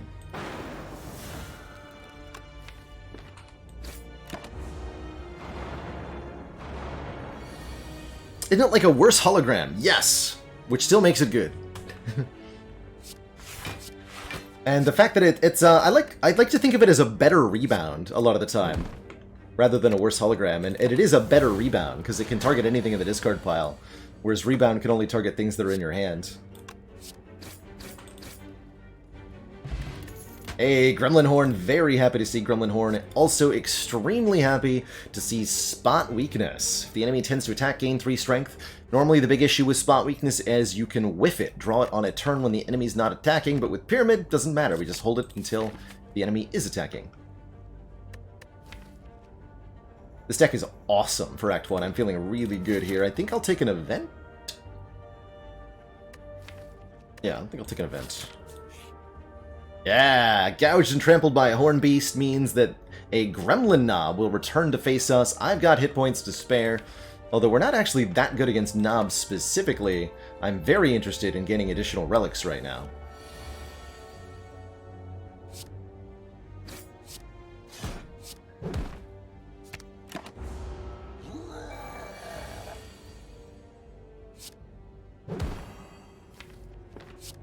Looks like I'm probably not going to kill next turn. Does mean we take one big hit here.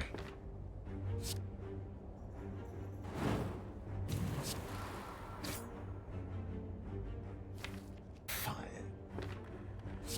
Bring you to 12. I can play Reaper next turn. We heal for a bunch? Okay. Let's take the 24.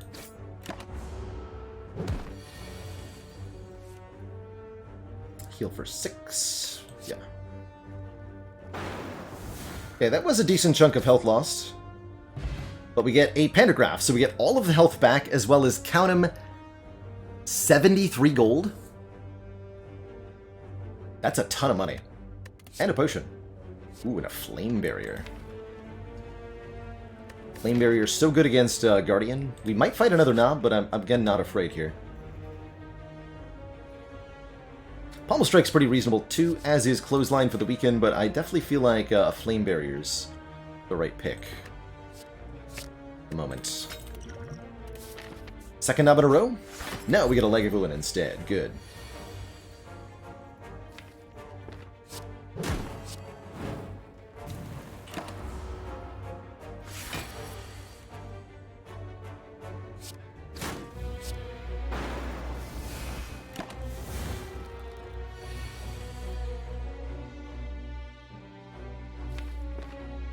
What's the play here?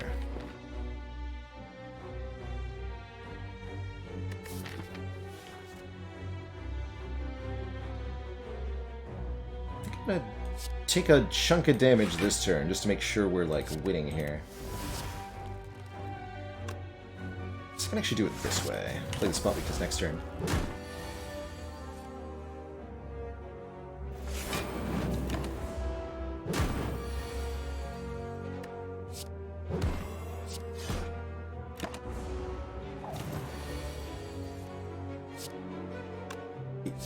Plus 21, so close. Quite a kill, though.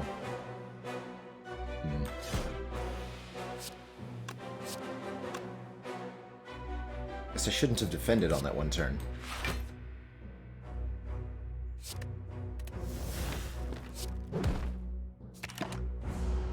Take a bit more. But we've got health to spare this act, so it's not going to matter too much. Tori is here, reducing unblocked attack damage. That's going to be excellent with stuff we've got going on. And I think we should take a Sword Boomerang for a good strength scaling attack. Feeling it good about life right now. Start to get our strength sources upgraded. That'll also increase our healing. Speaking of healing. Greatest turn 1 against Guardian.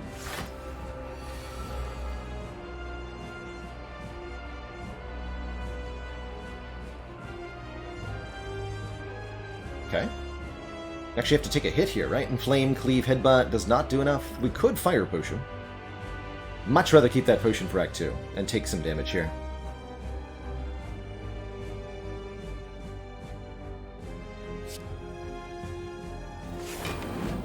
Cleave is like one of my best attack cards. I'll lose 1 defend.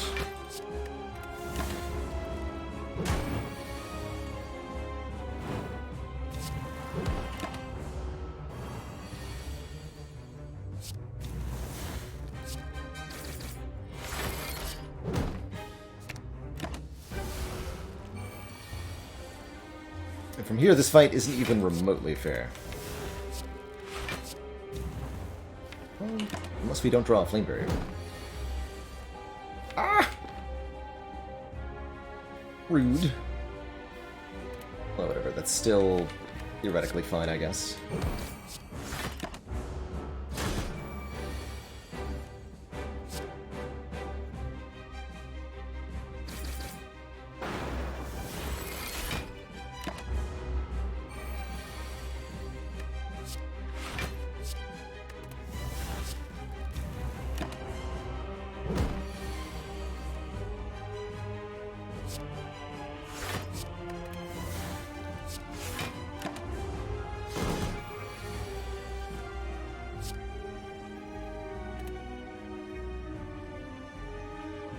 To be 48? No. 18 by 3. 54, right? Yeah, 54. Okay, that's a ton of damage.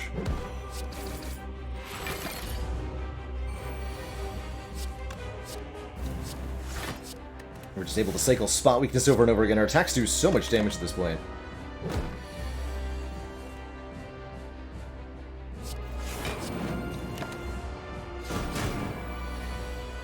GG. Tons of cash. Limit break? Oh yeah. That's, I think of all the rare cards, that's probably the best one that we could have found. Doubling our strength with 2 strength sources already, and lots of ways to exploit strength. Limit break is going to be very strong from here. And we even have a headbutt to put it back on top once upgraded. Other things that might have been good, well, Fiendfire is pretty good here, actually. Corruption could have been pretty good, making our skills free. Offering to draw cards with the sustain from Reaper. But I'm going to take the break. Let's go. No, not Snecko Eye. Pandora's Box time? Transform 5 Stinky Strikes and 3 Defends into who knows what? Or the Tiny House.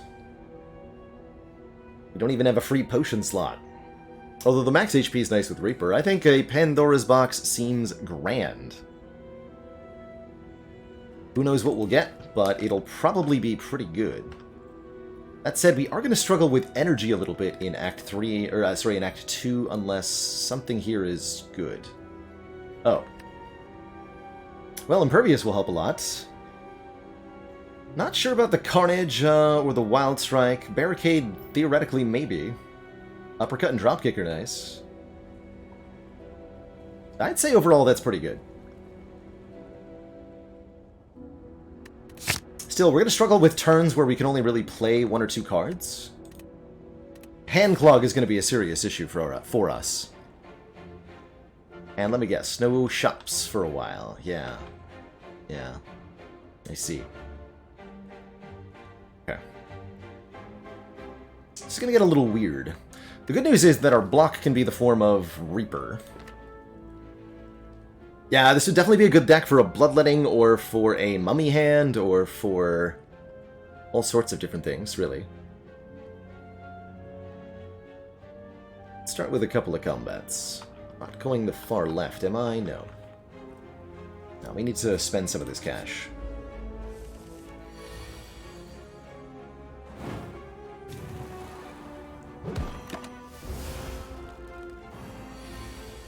Nice Hex. Idiot.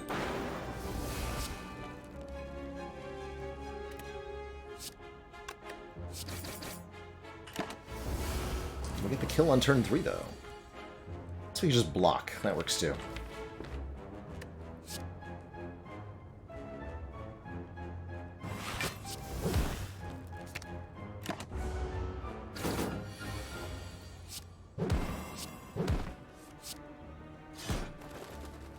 Okay, ending the fight at exactly full HP feels pretty good. None of these cards say gain energy on them, so I'm mostly uninterested in them. Maybe if they said plus. But we don't need any of that.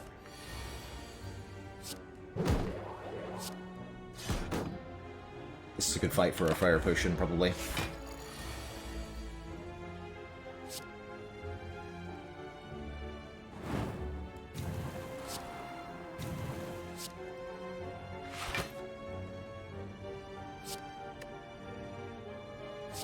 Use that anyway.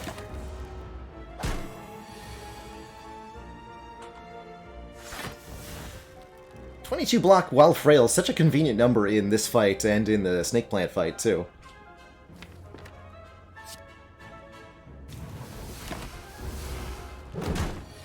Yeah, recycle. Indeed, we would very much appreciate a recycle. Be grand, in fact.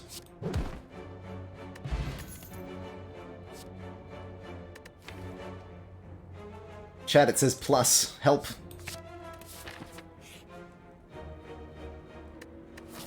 Okay, can't get rid of this curse for a while, and we don't even need the money.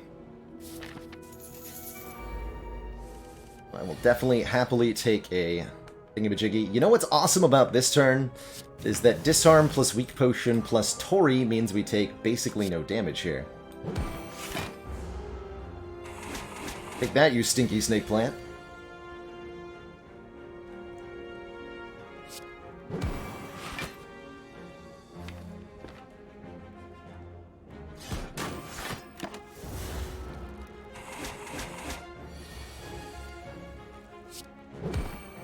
And now Blood for Blood is free. Nice.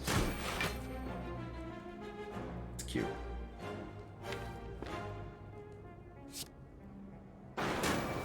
Back my 1 hit point.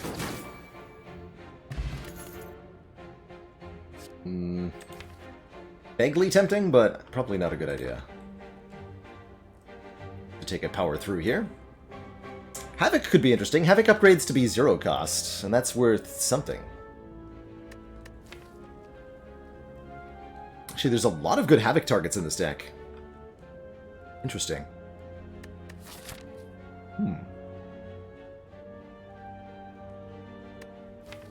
But the fact that I have to dedicate an upgrade to it is, I think, detrimental in the extreme here.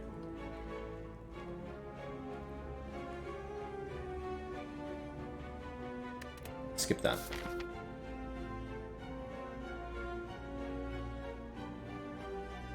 And I might be going to this store.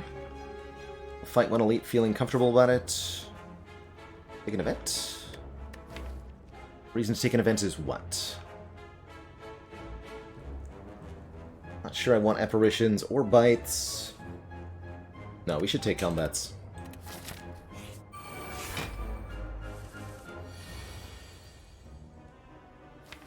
Unless we're bad at combats, that might be the case.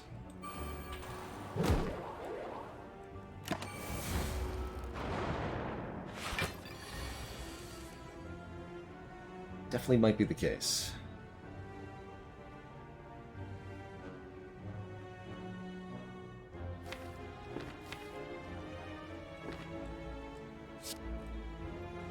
True get the Reaper here. Actually, we should get this dropkick. Oh, nice. Okay. That buys me some time.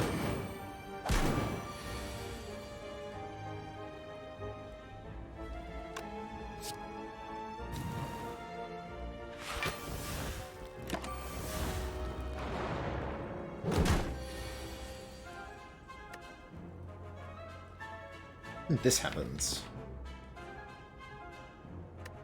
Sad. Sad about things.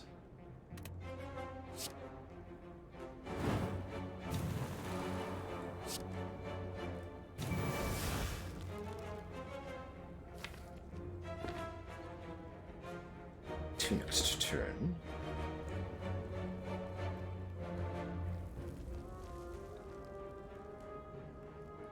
Hey, thanks for the good luck wishes, Eleniad. Appreciate you.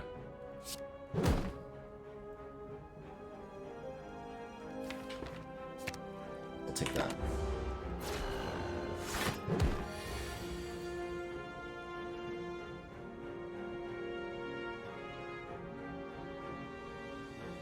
Team plus 23 is not 52.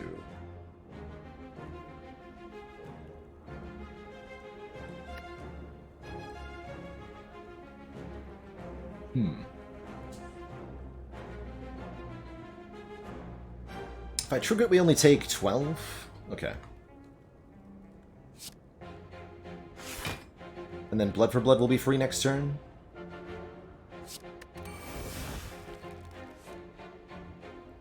That's interesting. 15, take 6? I'm in the kind of same situation next turn.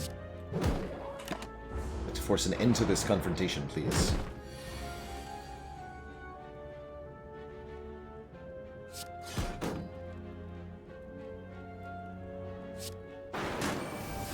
Oh, I forgot I had Gremlin Horn. Ha! There's the Havoc Plus. Flex is not bad either, but I'm actually quite happy to take an upgraded Havoc. At 0 cost, play the top card of the draw pile and exhaust it.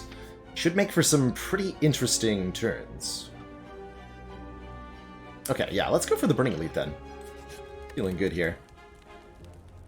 Things to upgrade include... Strength sources.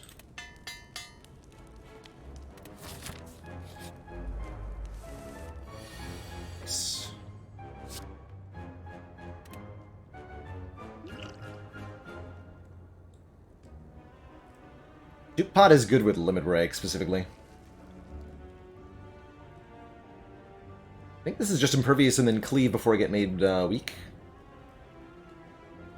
Flame Barrier is not bad either.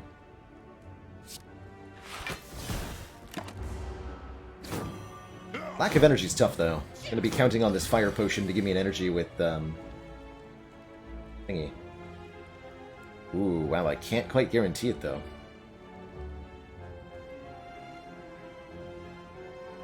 I would need Sword Boomerang to do 2 hits to you? Oof. I think that means we go in Flame Barrier. In Flame Barrier.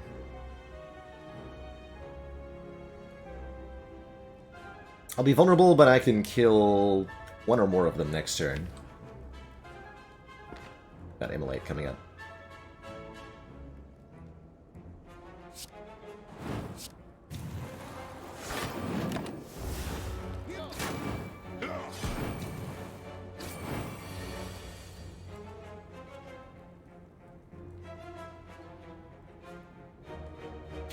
Easiest solution to my problem here is Duplication Potion Immolate.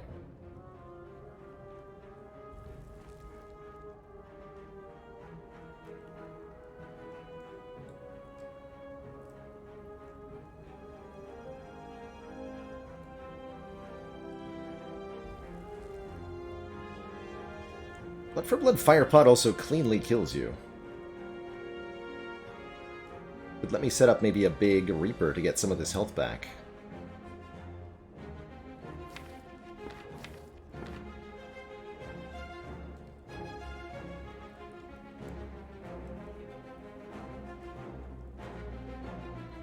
Do it twice. Yeah, I'd like to keep this Duplication Potion. Please. So I'm willing to take 18 this turn to do that, expecting to heal from more than 18 off this Reaper. That gonna happen, though.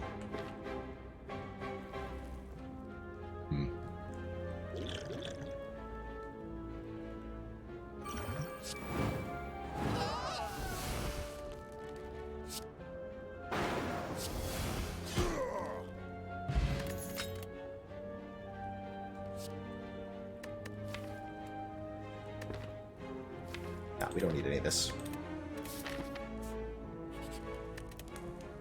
Okay, Hourglass is pretty appreciated.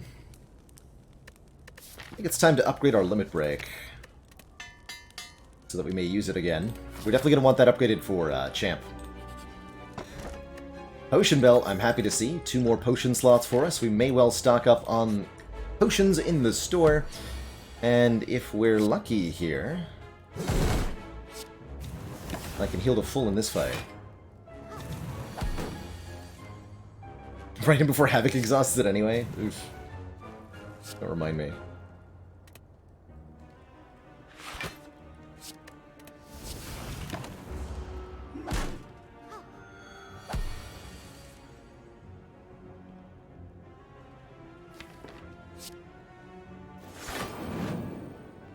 I need to do enough damage so that he's healing again next turn.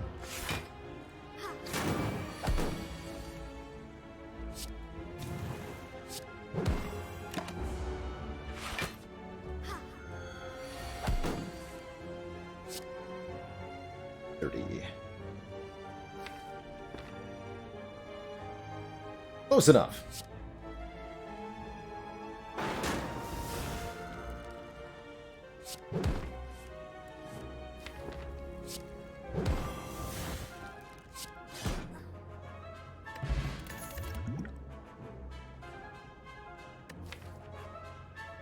Body Slam Plus would be okay. I think we're pretty happy with a small deck, though, at this point.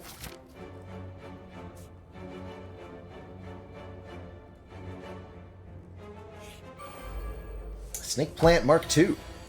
The Replanting.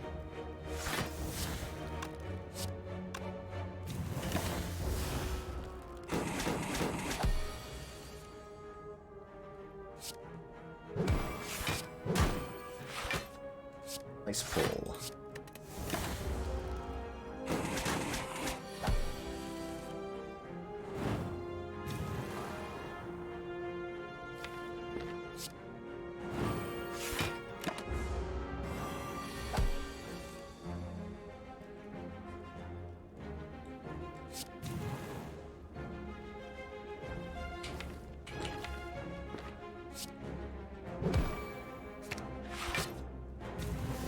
The strong.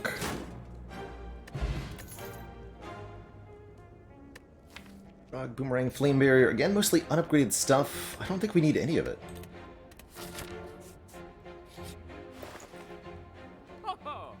Abacus I can actually kind of get behind here. Akabeko makes our first attack do more damage.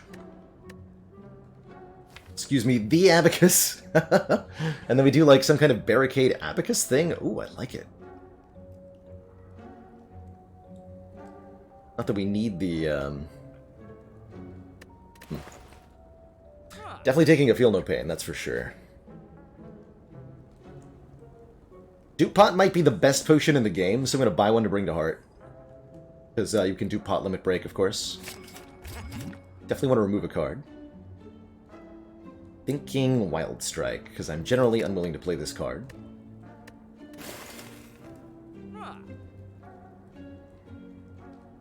What do we think? Ink Bottle or Abacus? Isn't it pretty bad with Pyramid? All the contrary. Abacus is quite good with Pyramid. As you're able to cycle the deck quite rapidly. Let's show it off here. Flash of Steel is decent. Nice zero-cost attack. Actually, I really appreciate that. Alright, onward. No Akabeko for me. Might upgrade this barricade. Thinking about it. Fighting Champ? I think Uppercut upgraded might be valuable too. Let's do that. Okay, it's a max HP Book of Stabbing. That is a little intimidating. Got a Fear Potion for a reason though. Nice.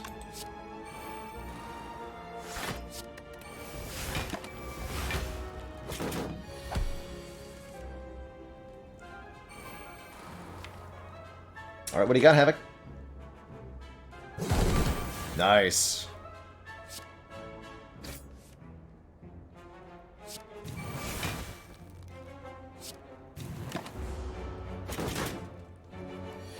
Tori putting in work too. Easy.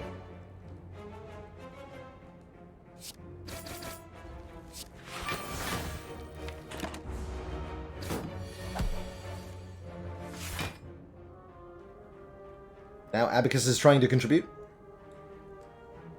It is doing so successfully.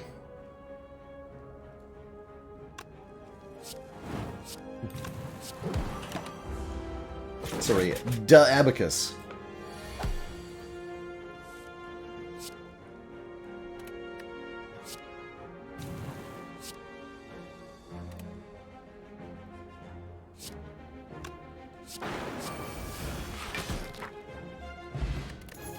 Memorial will prevent Curse's next act. Do we want an Anger for a zero-cost attack? No, that's what Flash of Steel is for. Onwards to Champ.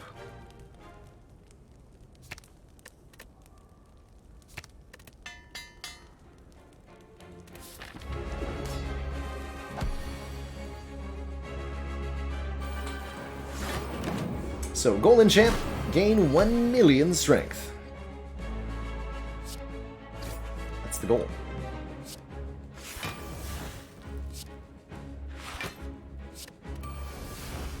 With Dark Embrace drawing a card every time we exhaust a card, it's relatively easy. Make stuff happen. We've got some free turns, courtesy of El Champo.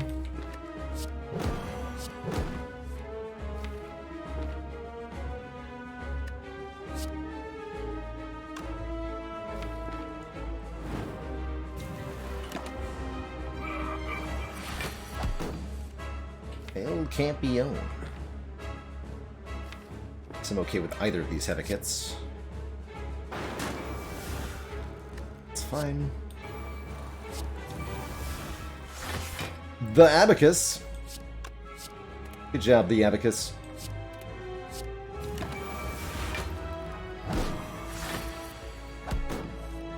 Oh yeah, and the Flash of Steel actually gives us a proper infinite too, right?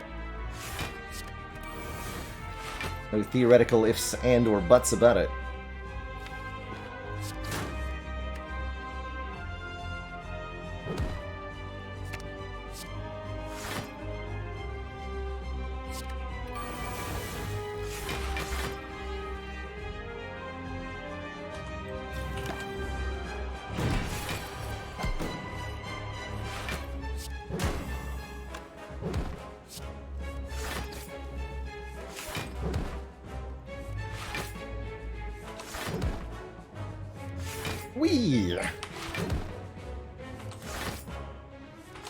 Smell you later, nerd.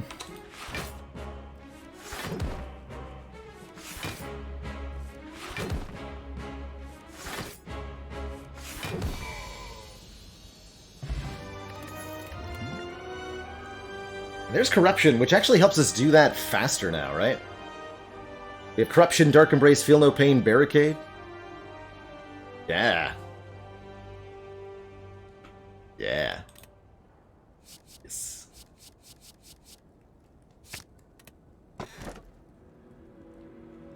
Free Calling Bell? Probably want more energy, though.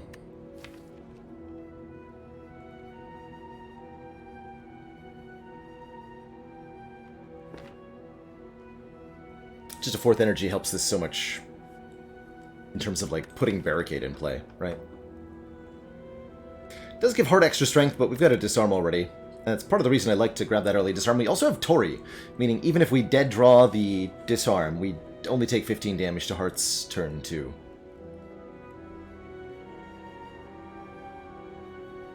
That said, it is a relatively reasonable Calling Bell with Omamori blocking it. Let's grab the Philo Stone.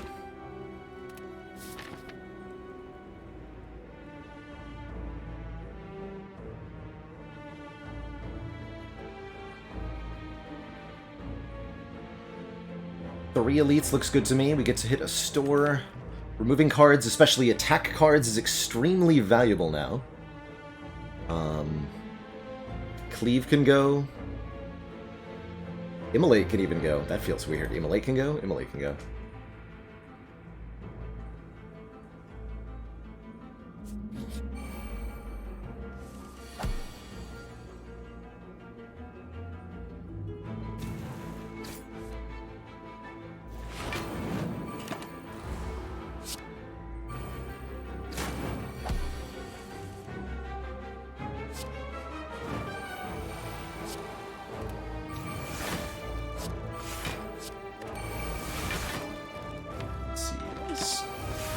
Reasonable to do, right?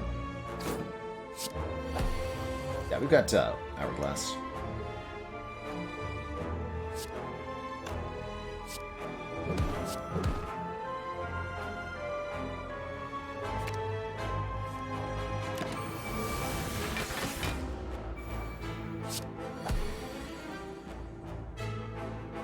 No, Munge, I actually appreciate when I'm off stream to be able to give my voice some rest.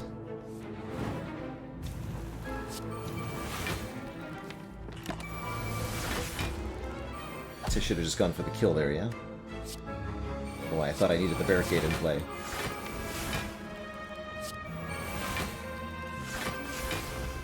Abacus.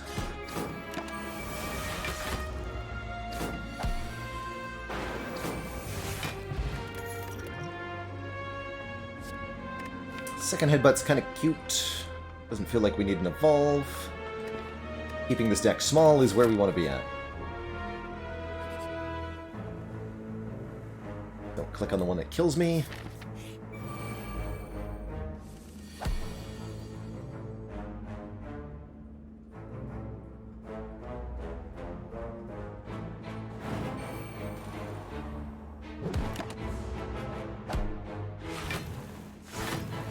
Really appreciate that we can just lose health and have it not matter. Lose more health and have it not matter. Interesting. Ouch.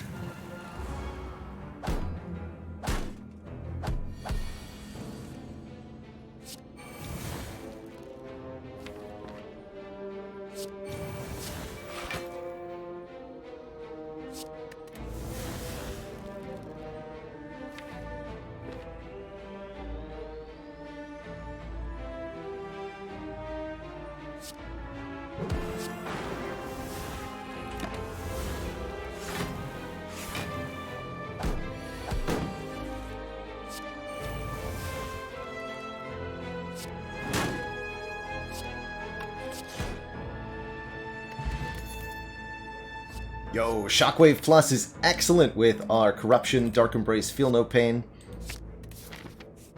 Helps that dropkick get online nice and easy. Continually being offered Body Slams, which are kind of hype. If I take Finesse, we have an infinite without even needing vulnerable status. Is that worth it? I don't think so. Waffle for more max HP, always good with Reaper. But I think we just want to keep removing cards from this deck. I'm not going to remove Immolate until we're past Repto territory. Unironically, I think this Sword Boomerang can go.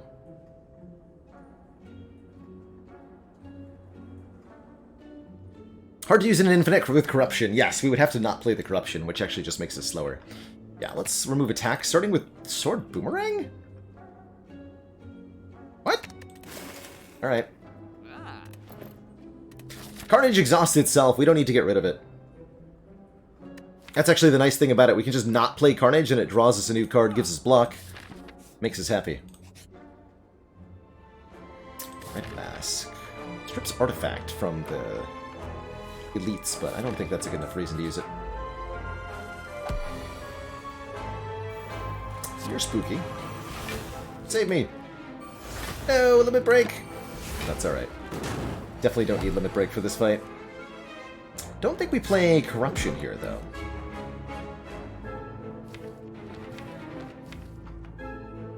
Because of the burns.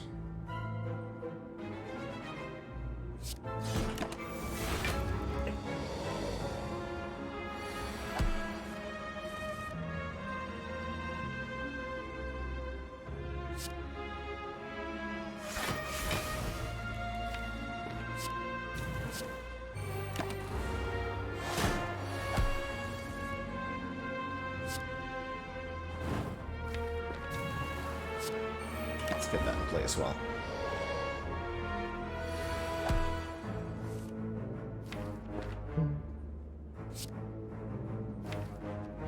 Dear Lord, that is a lot of burns.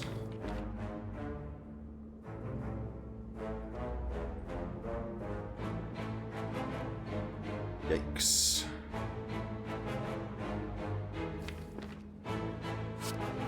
The Abacus is going to give us some block here at least. Willing to take some damage. We need to make sure this is a kill.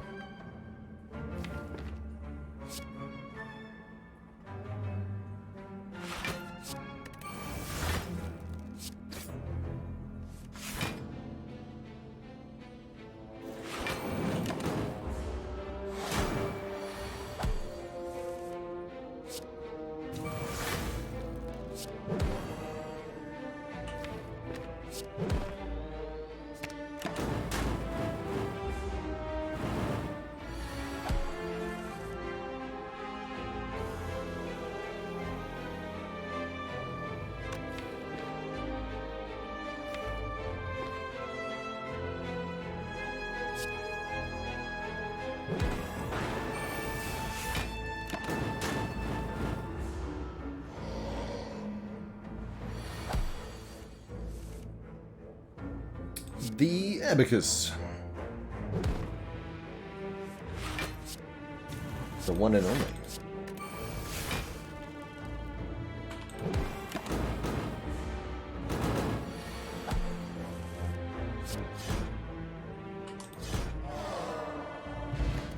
Smooth Stone will help our block quite a bit. We could take an Inflame for more strength, but since we have an infinite, we don't need to do that.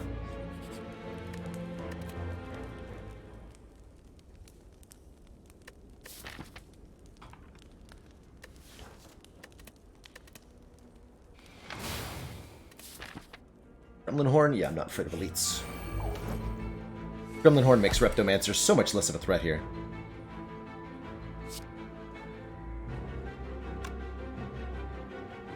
And I've got a Fire Potion too. Good.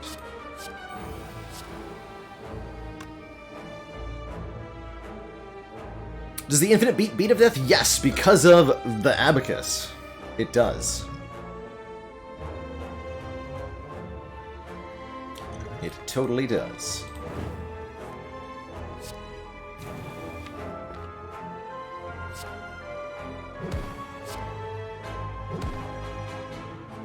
Just gonna draw that again. I'm just gonna play whatever this is. Alright. Leave might have been nice next turn, but whatever.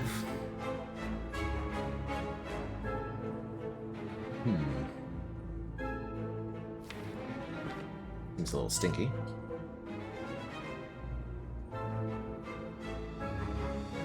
Is this a kill with both strength sources?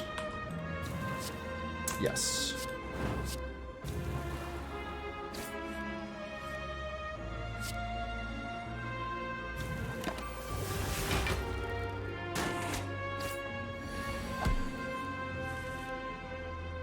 Ooh, you've only made my blood for blood stronger.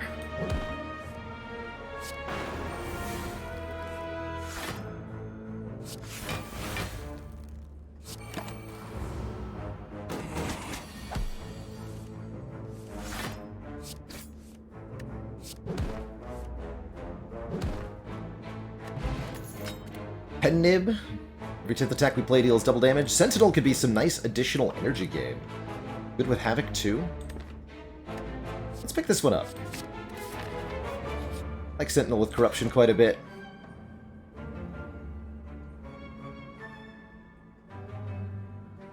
Rude.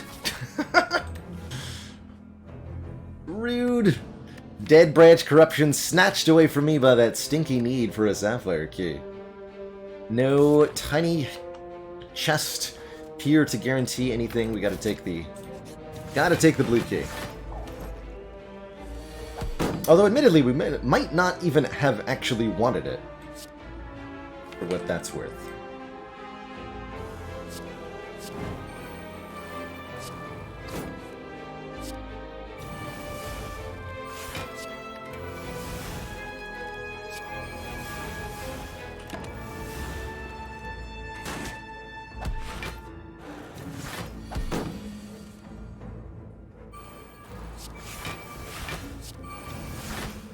Right. Twitch chat hates Dead Branch. Everybody knows that.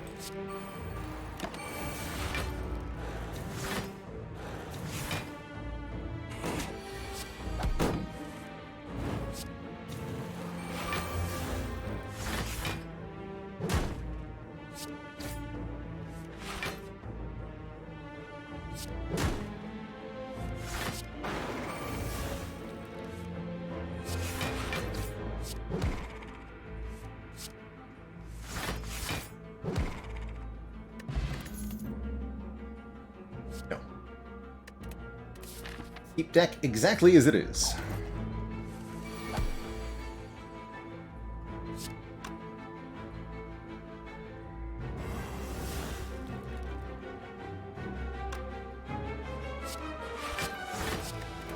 This is maybe not the right play there. Worked out though.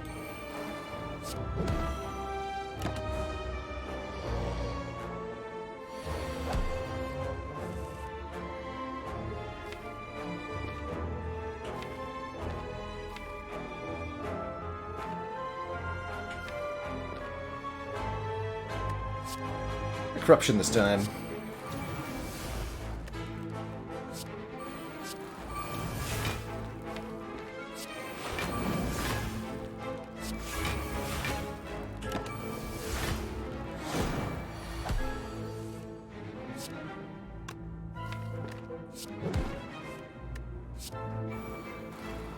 Might as well play that.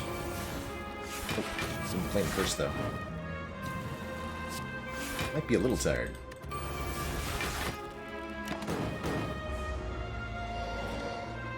Still completely good though.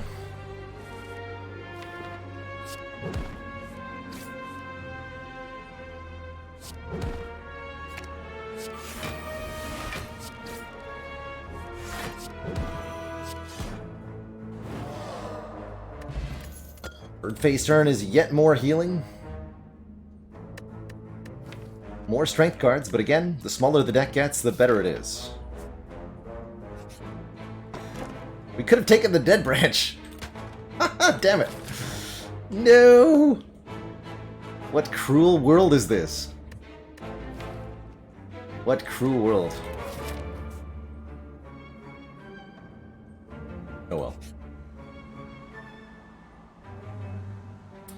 Already infinite. Do have a more. Can I afford 2 removals? Lose Immolate now.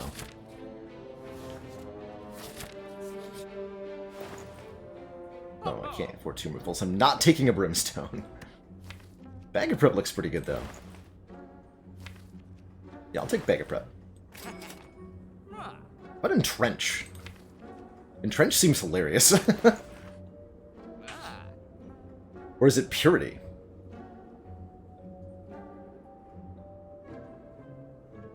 That's Purity. Onwards!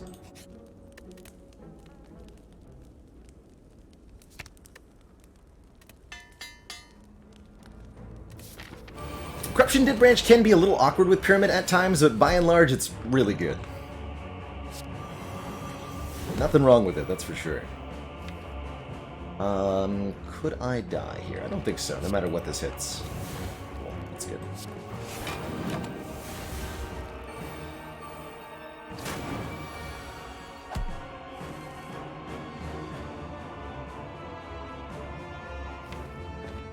Noted.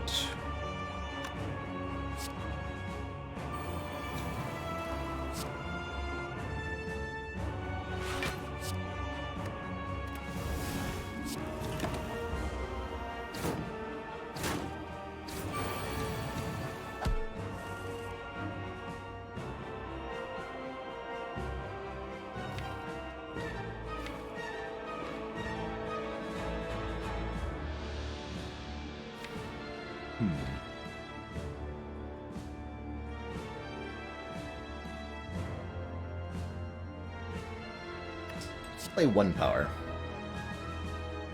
Actually, am I going to play any powers this turn? Hold on. Think about that really hard. Just going to Impervious Headbutt the True Grit.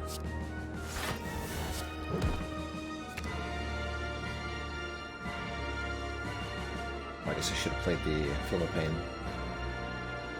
Where'd that energy come from? Okay, bad order, but we're fine. We're gonna leave this fight at full health, basically, no matter what.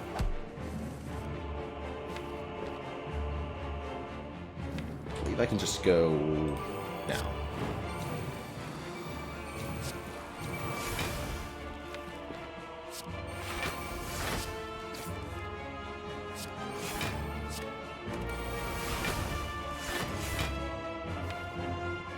Get him the Abacus.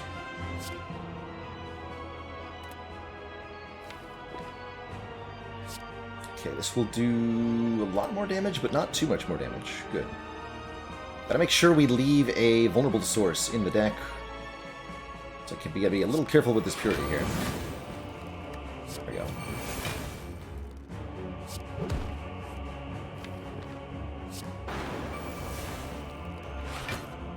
Oh, one bird's gonna die, actually, but one bird will live.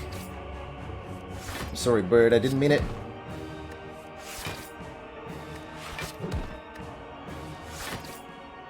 Just needed some of your blood. It's not personal.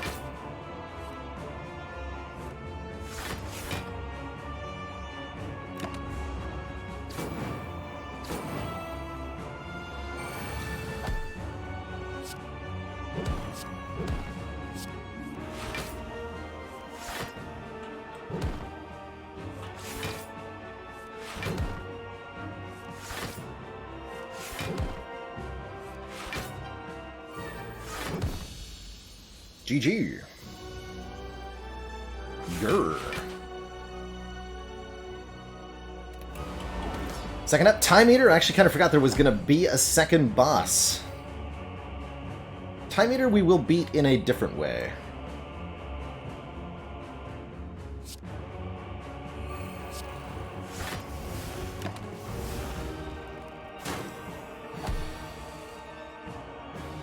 I don't think I play Corruption here. Although our Infinite's probably just fine, quite frankly.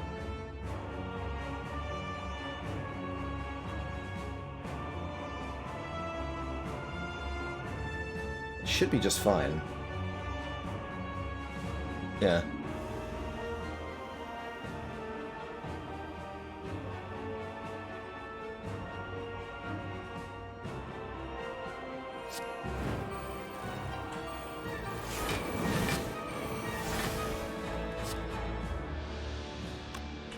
$72 block per turn, right? Well, sometimes more than that.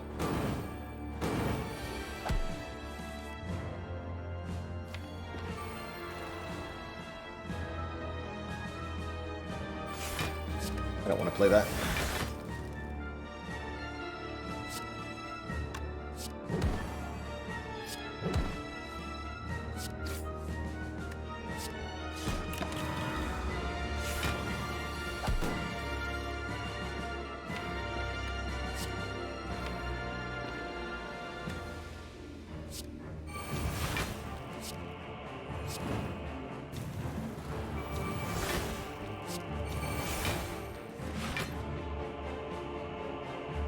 Get him, the Abacus.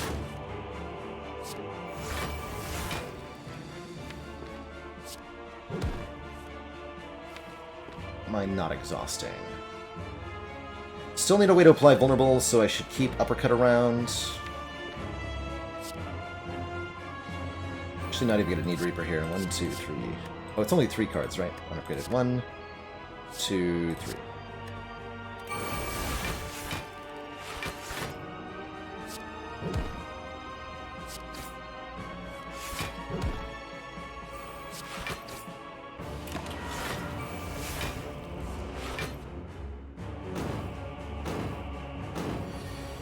.3 block per turn so far.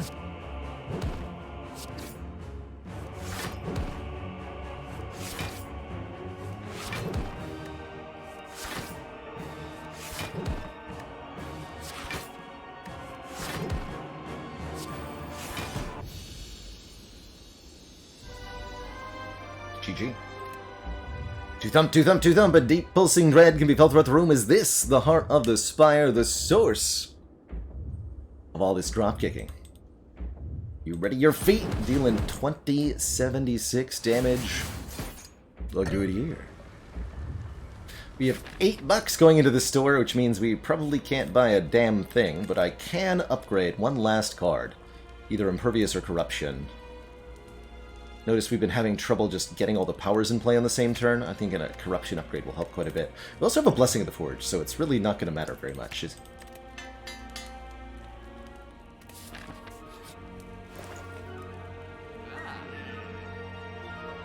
Pretty good things here. Cultist Potion, Power Potion, Vajra, feel no pain, but can't afford any of it.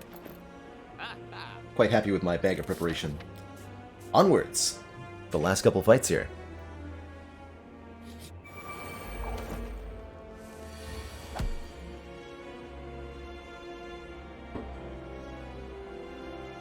Interesting turn 1.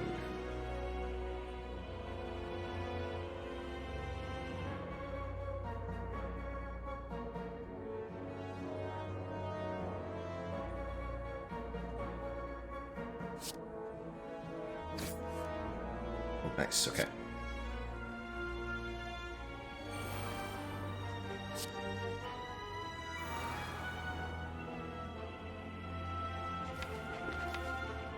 I'm going to be 1 card exhausted.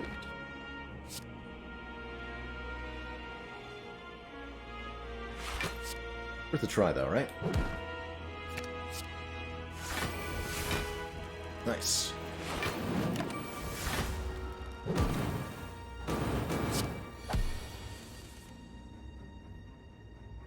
Ouch.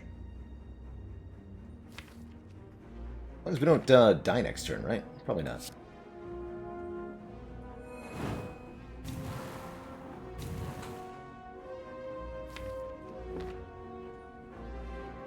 Maybe meant to be keeping skill in hand for corruption.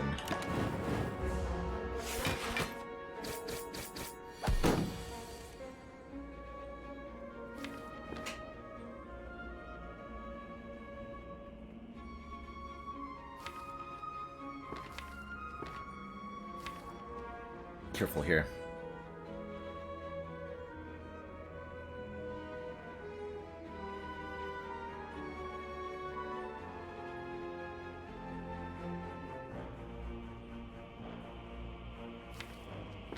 I think we look for some cards with Purity here. You can still go infinite with 1 burn in the deck.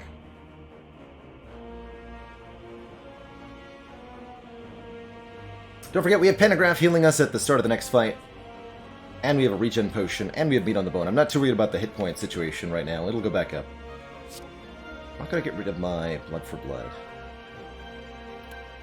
I guess I play the shockwave first. Okay. There's Impervious. Okay, I don't even need to play anything else then.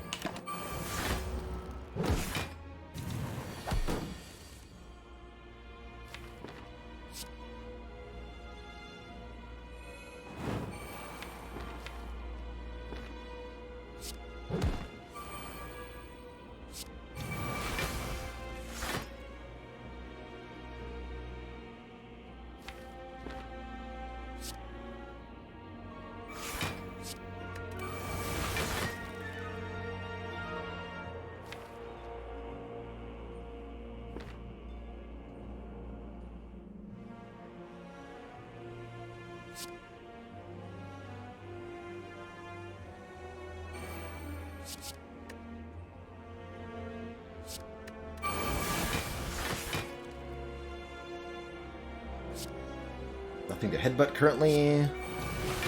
Double this. Guess I'm definitely playing the barricade this turn.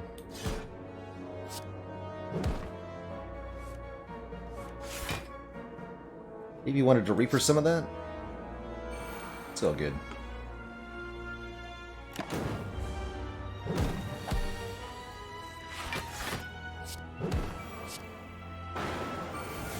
Nice.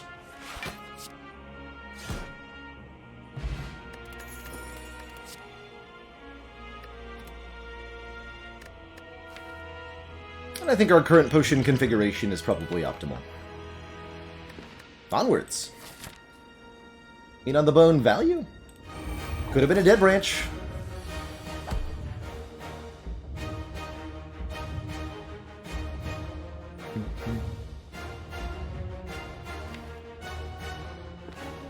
Okay.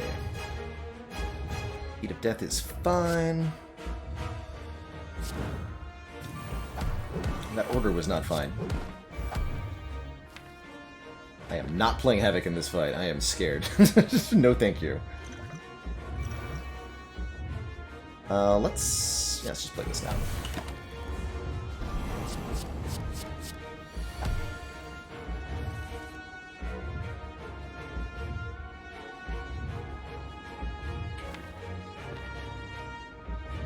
I'm not going to waste that here.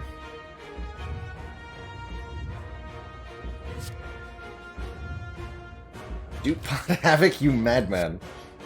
Get out.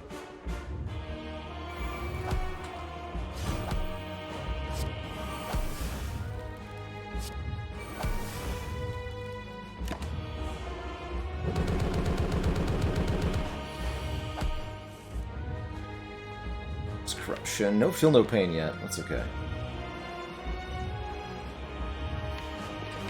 The quicker we boil this down, the better, right?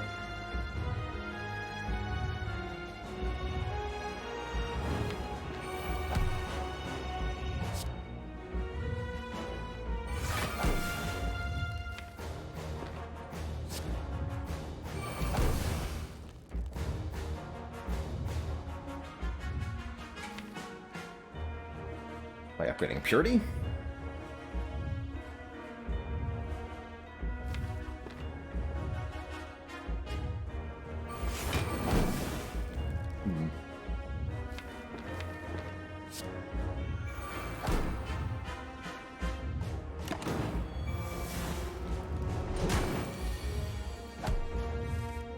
There it is. Perfect.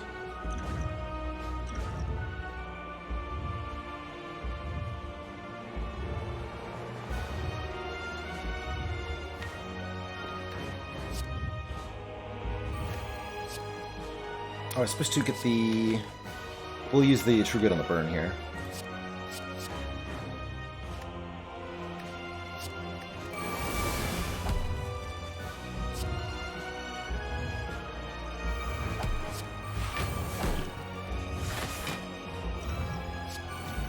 Actually help that much.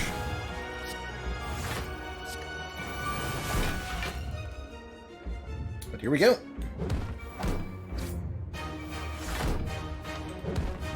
Nice turn 4 infinite.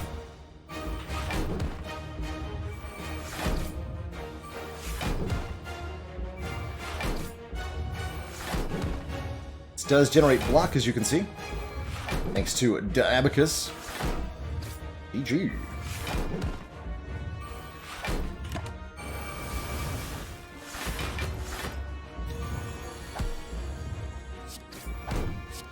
Gotta end it at full HP, of course.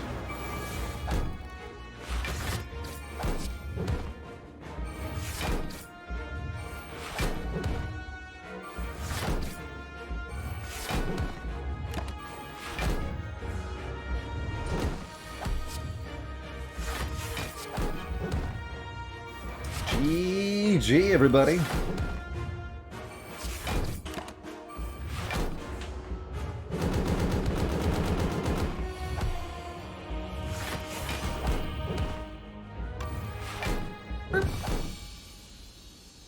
GG. Pyramid ladder success. That's 20, count 'em, 20 consecutive wins. Starting with the pyramid each time. So good. GG, everyone.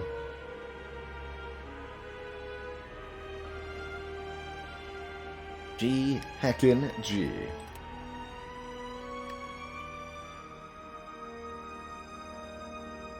Zithis, thank you so much for those 5 gifted subs in celebration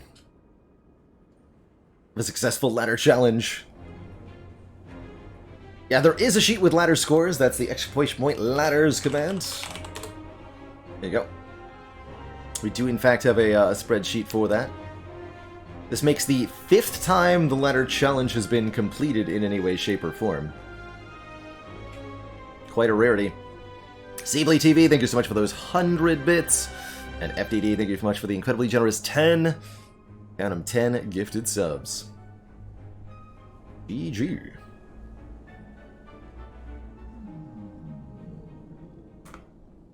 Has it been done? Spire sleeps. So shall I. GG, funny man. Thank you so much for those 210 bits. Let's count them. 20 wins. 1, 2, 3, 4, 5, 6, 7, 8, 9, 10, 11, 12, 13, 14, 15, 16, 17, 18, 19, and of course, numero 20. Austin Fuego, thank you so much for the 1,000 victory bits, and Keller Duran, thank you so much for that Prime sub and the 16 months of support. And those congrats.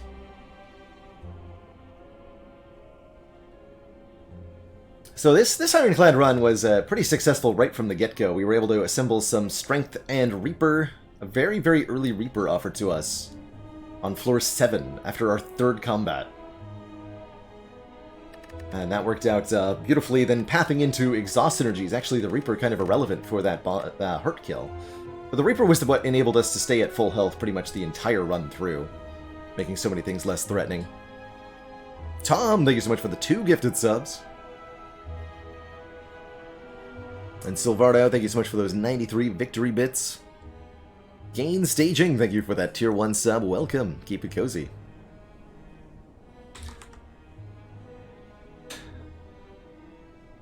Book of Stabbing, man. This Book of Stabbing fight was definitely the hardest moment of the ladder here on Ascension 18 earlier today. This defect run, if you did not see this defect run, it took 3 hours to get through, and that was partially because of our Act 2 was so dang dangerous. This weird reprogram / bias cognition deck. What a weird run this was. Not only did we recently do a Prismatic Shard ladder, but we're going to be doing another Shard ladder since we did hit the sub goal for the previous month. So we're going to give it another try, seeing if we can't do a bit better than last time. Some other really cool runs in here. Things I'll highlight is 2 Grand Finale runs in a row with Silent on A13 and A17. As well as this defect that won with Meteor Strike Hyper Beam. And no focus whatsoever. GG. 10 billion ducks, thank you so much for the 15 months and the tier 1. Nice ladder. GG. I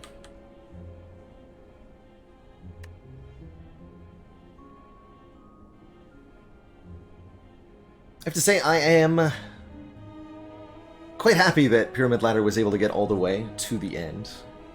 It definitely feels like one of the big three to me up there with Snecko Eye and Pandora's Box, and with the...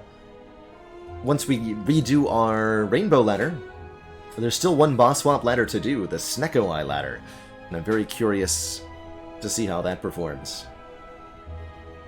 I never go into any ladder challenge expecting to win 2-et, but I have to say that Pyramid Ladder definitely felt to me like one that I was a lot more confident in than most of the other boss swap ladders, because of my personal preference for the pyramid and all the things that it can do.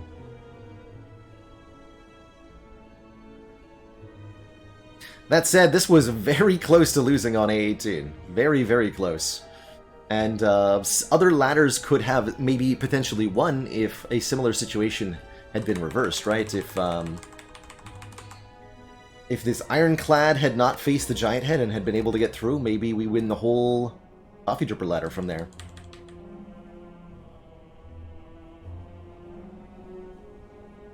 I'm so happy to have created the ladder challenge at Honest Incarnate. More important than anything is that the ladder format gives me a way to play Slay the Spire that I find continually enjoyable and challenging, even though I've had over 4,500 hours of experience with this game now.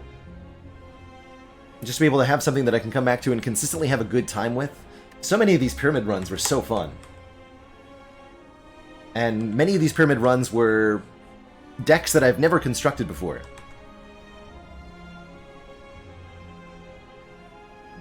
And it's very hard to be able to say that about a game when you've played it for 4,000 plus hours. Out of my orbit, thank you so much for those incredibly generous 5 gifted subs. And Nothing But Nursing, thank you so much for the Prime and the 3 months of congrats. Character did I like the most with this ladder? Honestly, all of them. I really enjoy Pyramid on every single character, and I think they all have very cool ways to take advantage of it. We saw that this Ironclad was able to use it to make spot weakness incredibly effective and line up Reapers, but every other character has had great use for it too. It's really so hard to just pick one. And one of the, you know, I can name maybe favorite or least favorite character in Slay the Spire, but one of the things I really like about this game is that all 4 of the characters feel very well balanced against each other. All 4 of the characters are very enjoyable for me to play, and they have a lot of different ways to win. And I think that's awesome. All 4 characters in this game are sweet. Killer Penguin, thank you so much for the 2 months. That tier 1 sub.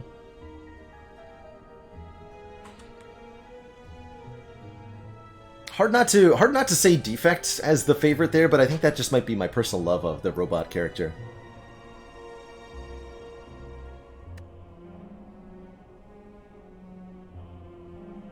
Much hype, many train. How many of the letters that were unsuccessful do I think were lost to the specific relic that we swapped for? Busted Crown, and basically only Busted Crown. I don't think I could ever win a Busted Crown ladder. I'm just gonna be honest. I don't think I could ever do that in my entire life. But I could win almost any other kind of ladder.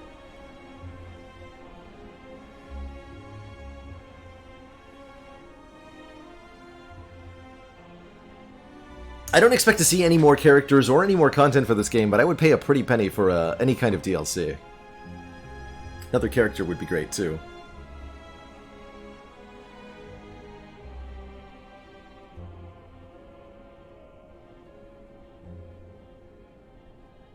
At 8 PM, yeah, I do not have the wherewithal and energy in me for some Slay the Streamer.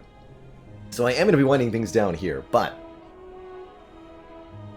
we do have some cool stuff on board for tomorrow. We'll be revisiting Griftlands tomorrow, checking out Brawl Mode with one of the characters. Maybe something else, too. Why do I think I didn't manage to win the reverse ladder? So I remember losing the reverse ladder on Ascension 9, and I think what happened was that I got a little too complacent. And I lost a low ascension run in the way that I'd lose many low ascension runs, which is getting way too aggro in Act 2, and forgetting that Slavers still do that full 34 damage on turn 1, even on Ascension 4. Or even on Ascension 3, really. I've streamed many modded streams of Spire out of my orbit. We've played many different character mods, including all the ones in the Downfall mod. We've also created a couple of our own mods just for this channel, including Slay the Streamer, a game mode where I play against the chat. Yeah, just prom, it is a challenge to win a Busted Crown start at all. On any Ascension level. It's tough. Oh, was it to Lagavulin on Silent? That is also that's also a way to lose a run by being too aggro.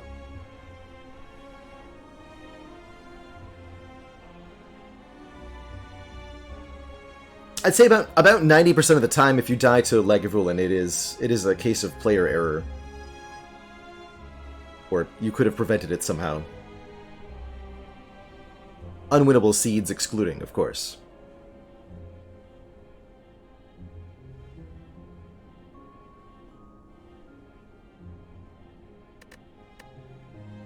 I should try the reverse ladder again sometime. He'll go back down with the pyramid. That'd be fun. It'd be only fitting, right? The pyramid ladder?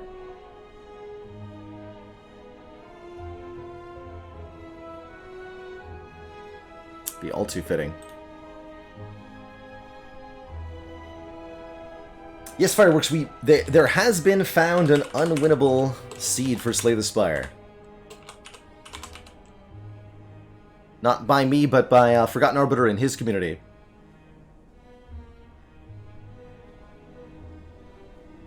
But that link up there.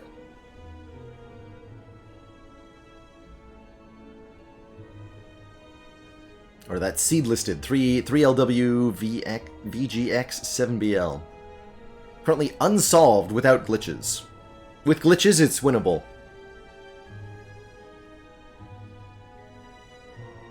What was that 7 evolved seeds that you heard about? Let's see, that's in the Slay the Spear. I do want to show that off, so I'm actually going to reboot Spire real quick. Because that is a hilarious seed. Reboot unmodded.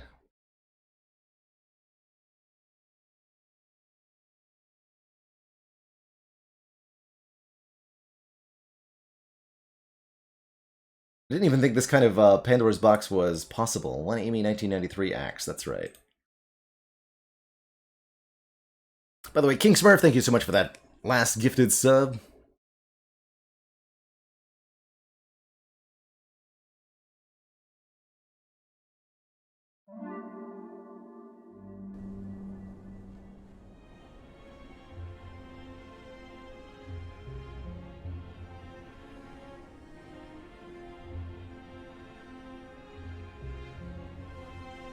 There we go.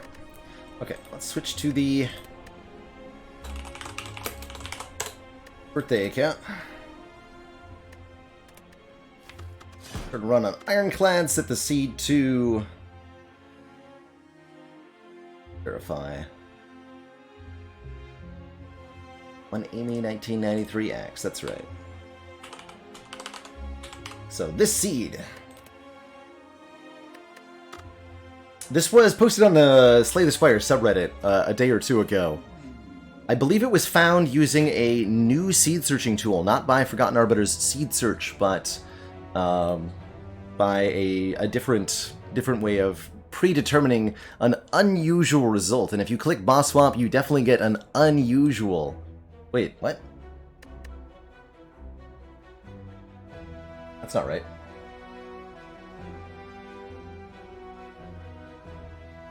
Did I type it wrong? Hold on a minute.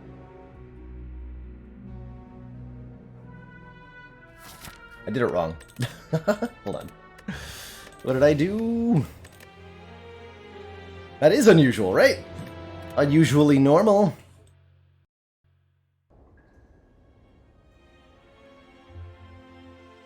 Use L's.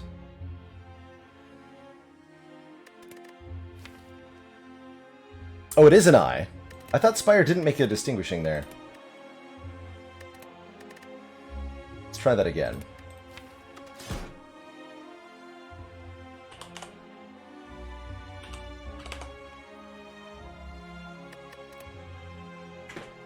A 1 and then an I. Interesting. Okay.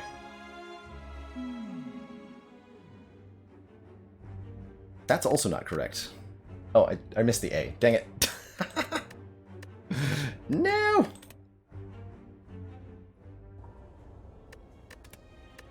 The difficulty of not having it available to copy-paste.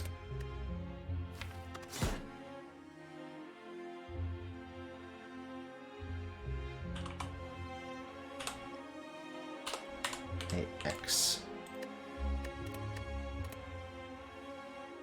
You just want to see... There it is.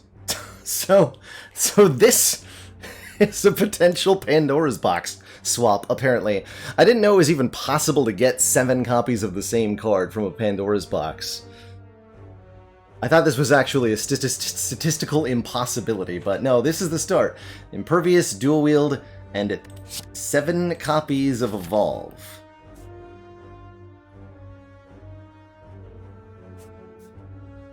How do you kill anything? Well, how do you kill Jawworm? That's the better question.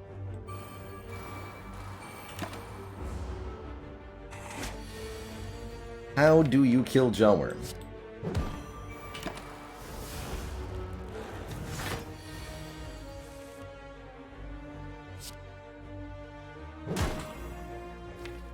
Can't even dual wield the bash meaningfully.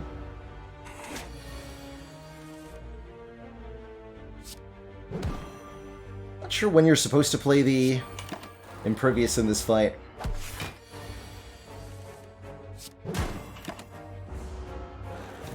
Probably on this turn. Oh. 10. I'm probably going to take more damage next turn. Oh, same.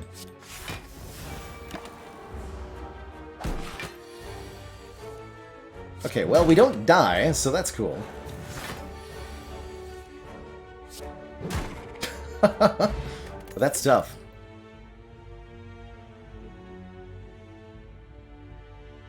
Can we make it further than this? I don't know. Anybody says, you managed to beat the heart on A1 on this seed, but not sure how to get past the start with,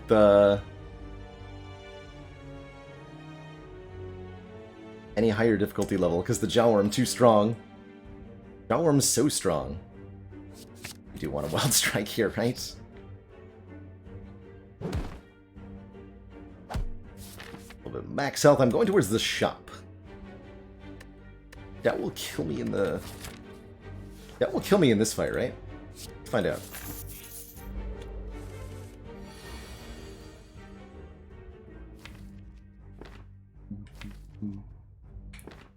We just die next turn? Unless we get attacked for 8, maybe.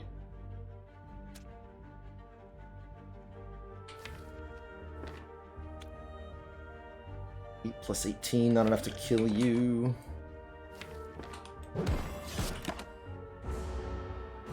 Have mercy. No! So it ends. Actually, with Strength Potion, I might have been able to survive there, right? But yeah, that's a pretty dang tough seed. I'm not sure it is possible, based on what I've heard. I'm not sure it's possible to get out of Act 1 if you play on A20. Oof.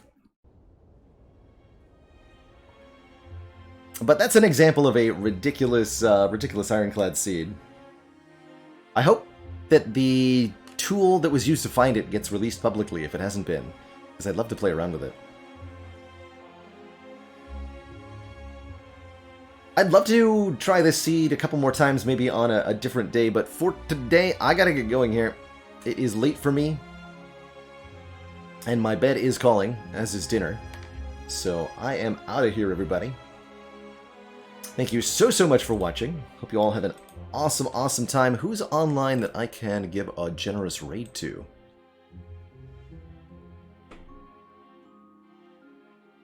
Oh, Redbeardy's playing some Spire. It's been so long since I've had a good Redbeardy stream. Let's give a shout out to Red Beardy McGee.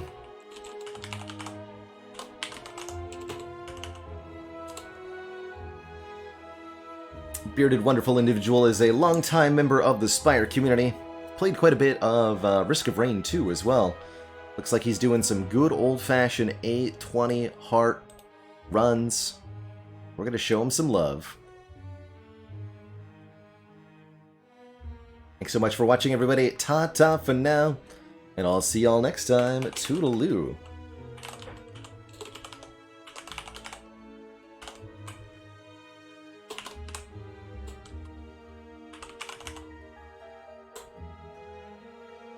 Bye-bye.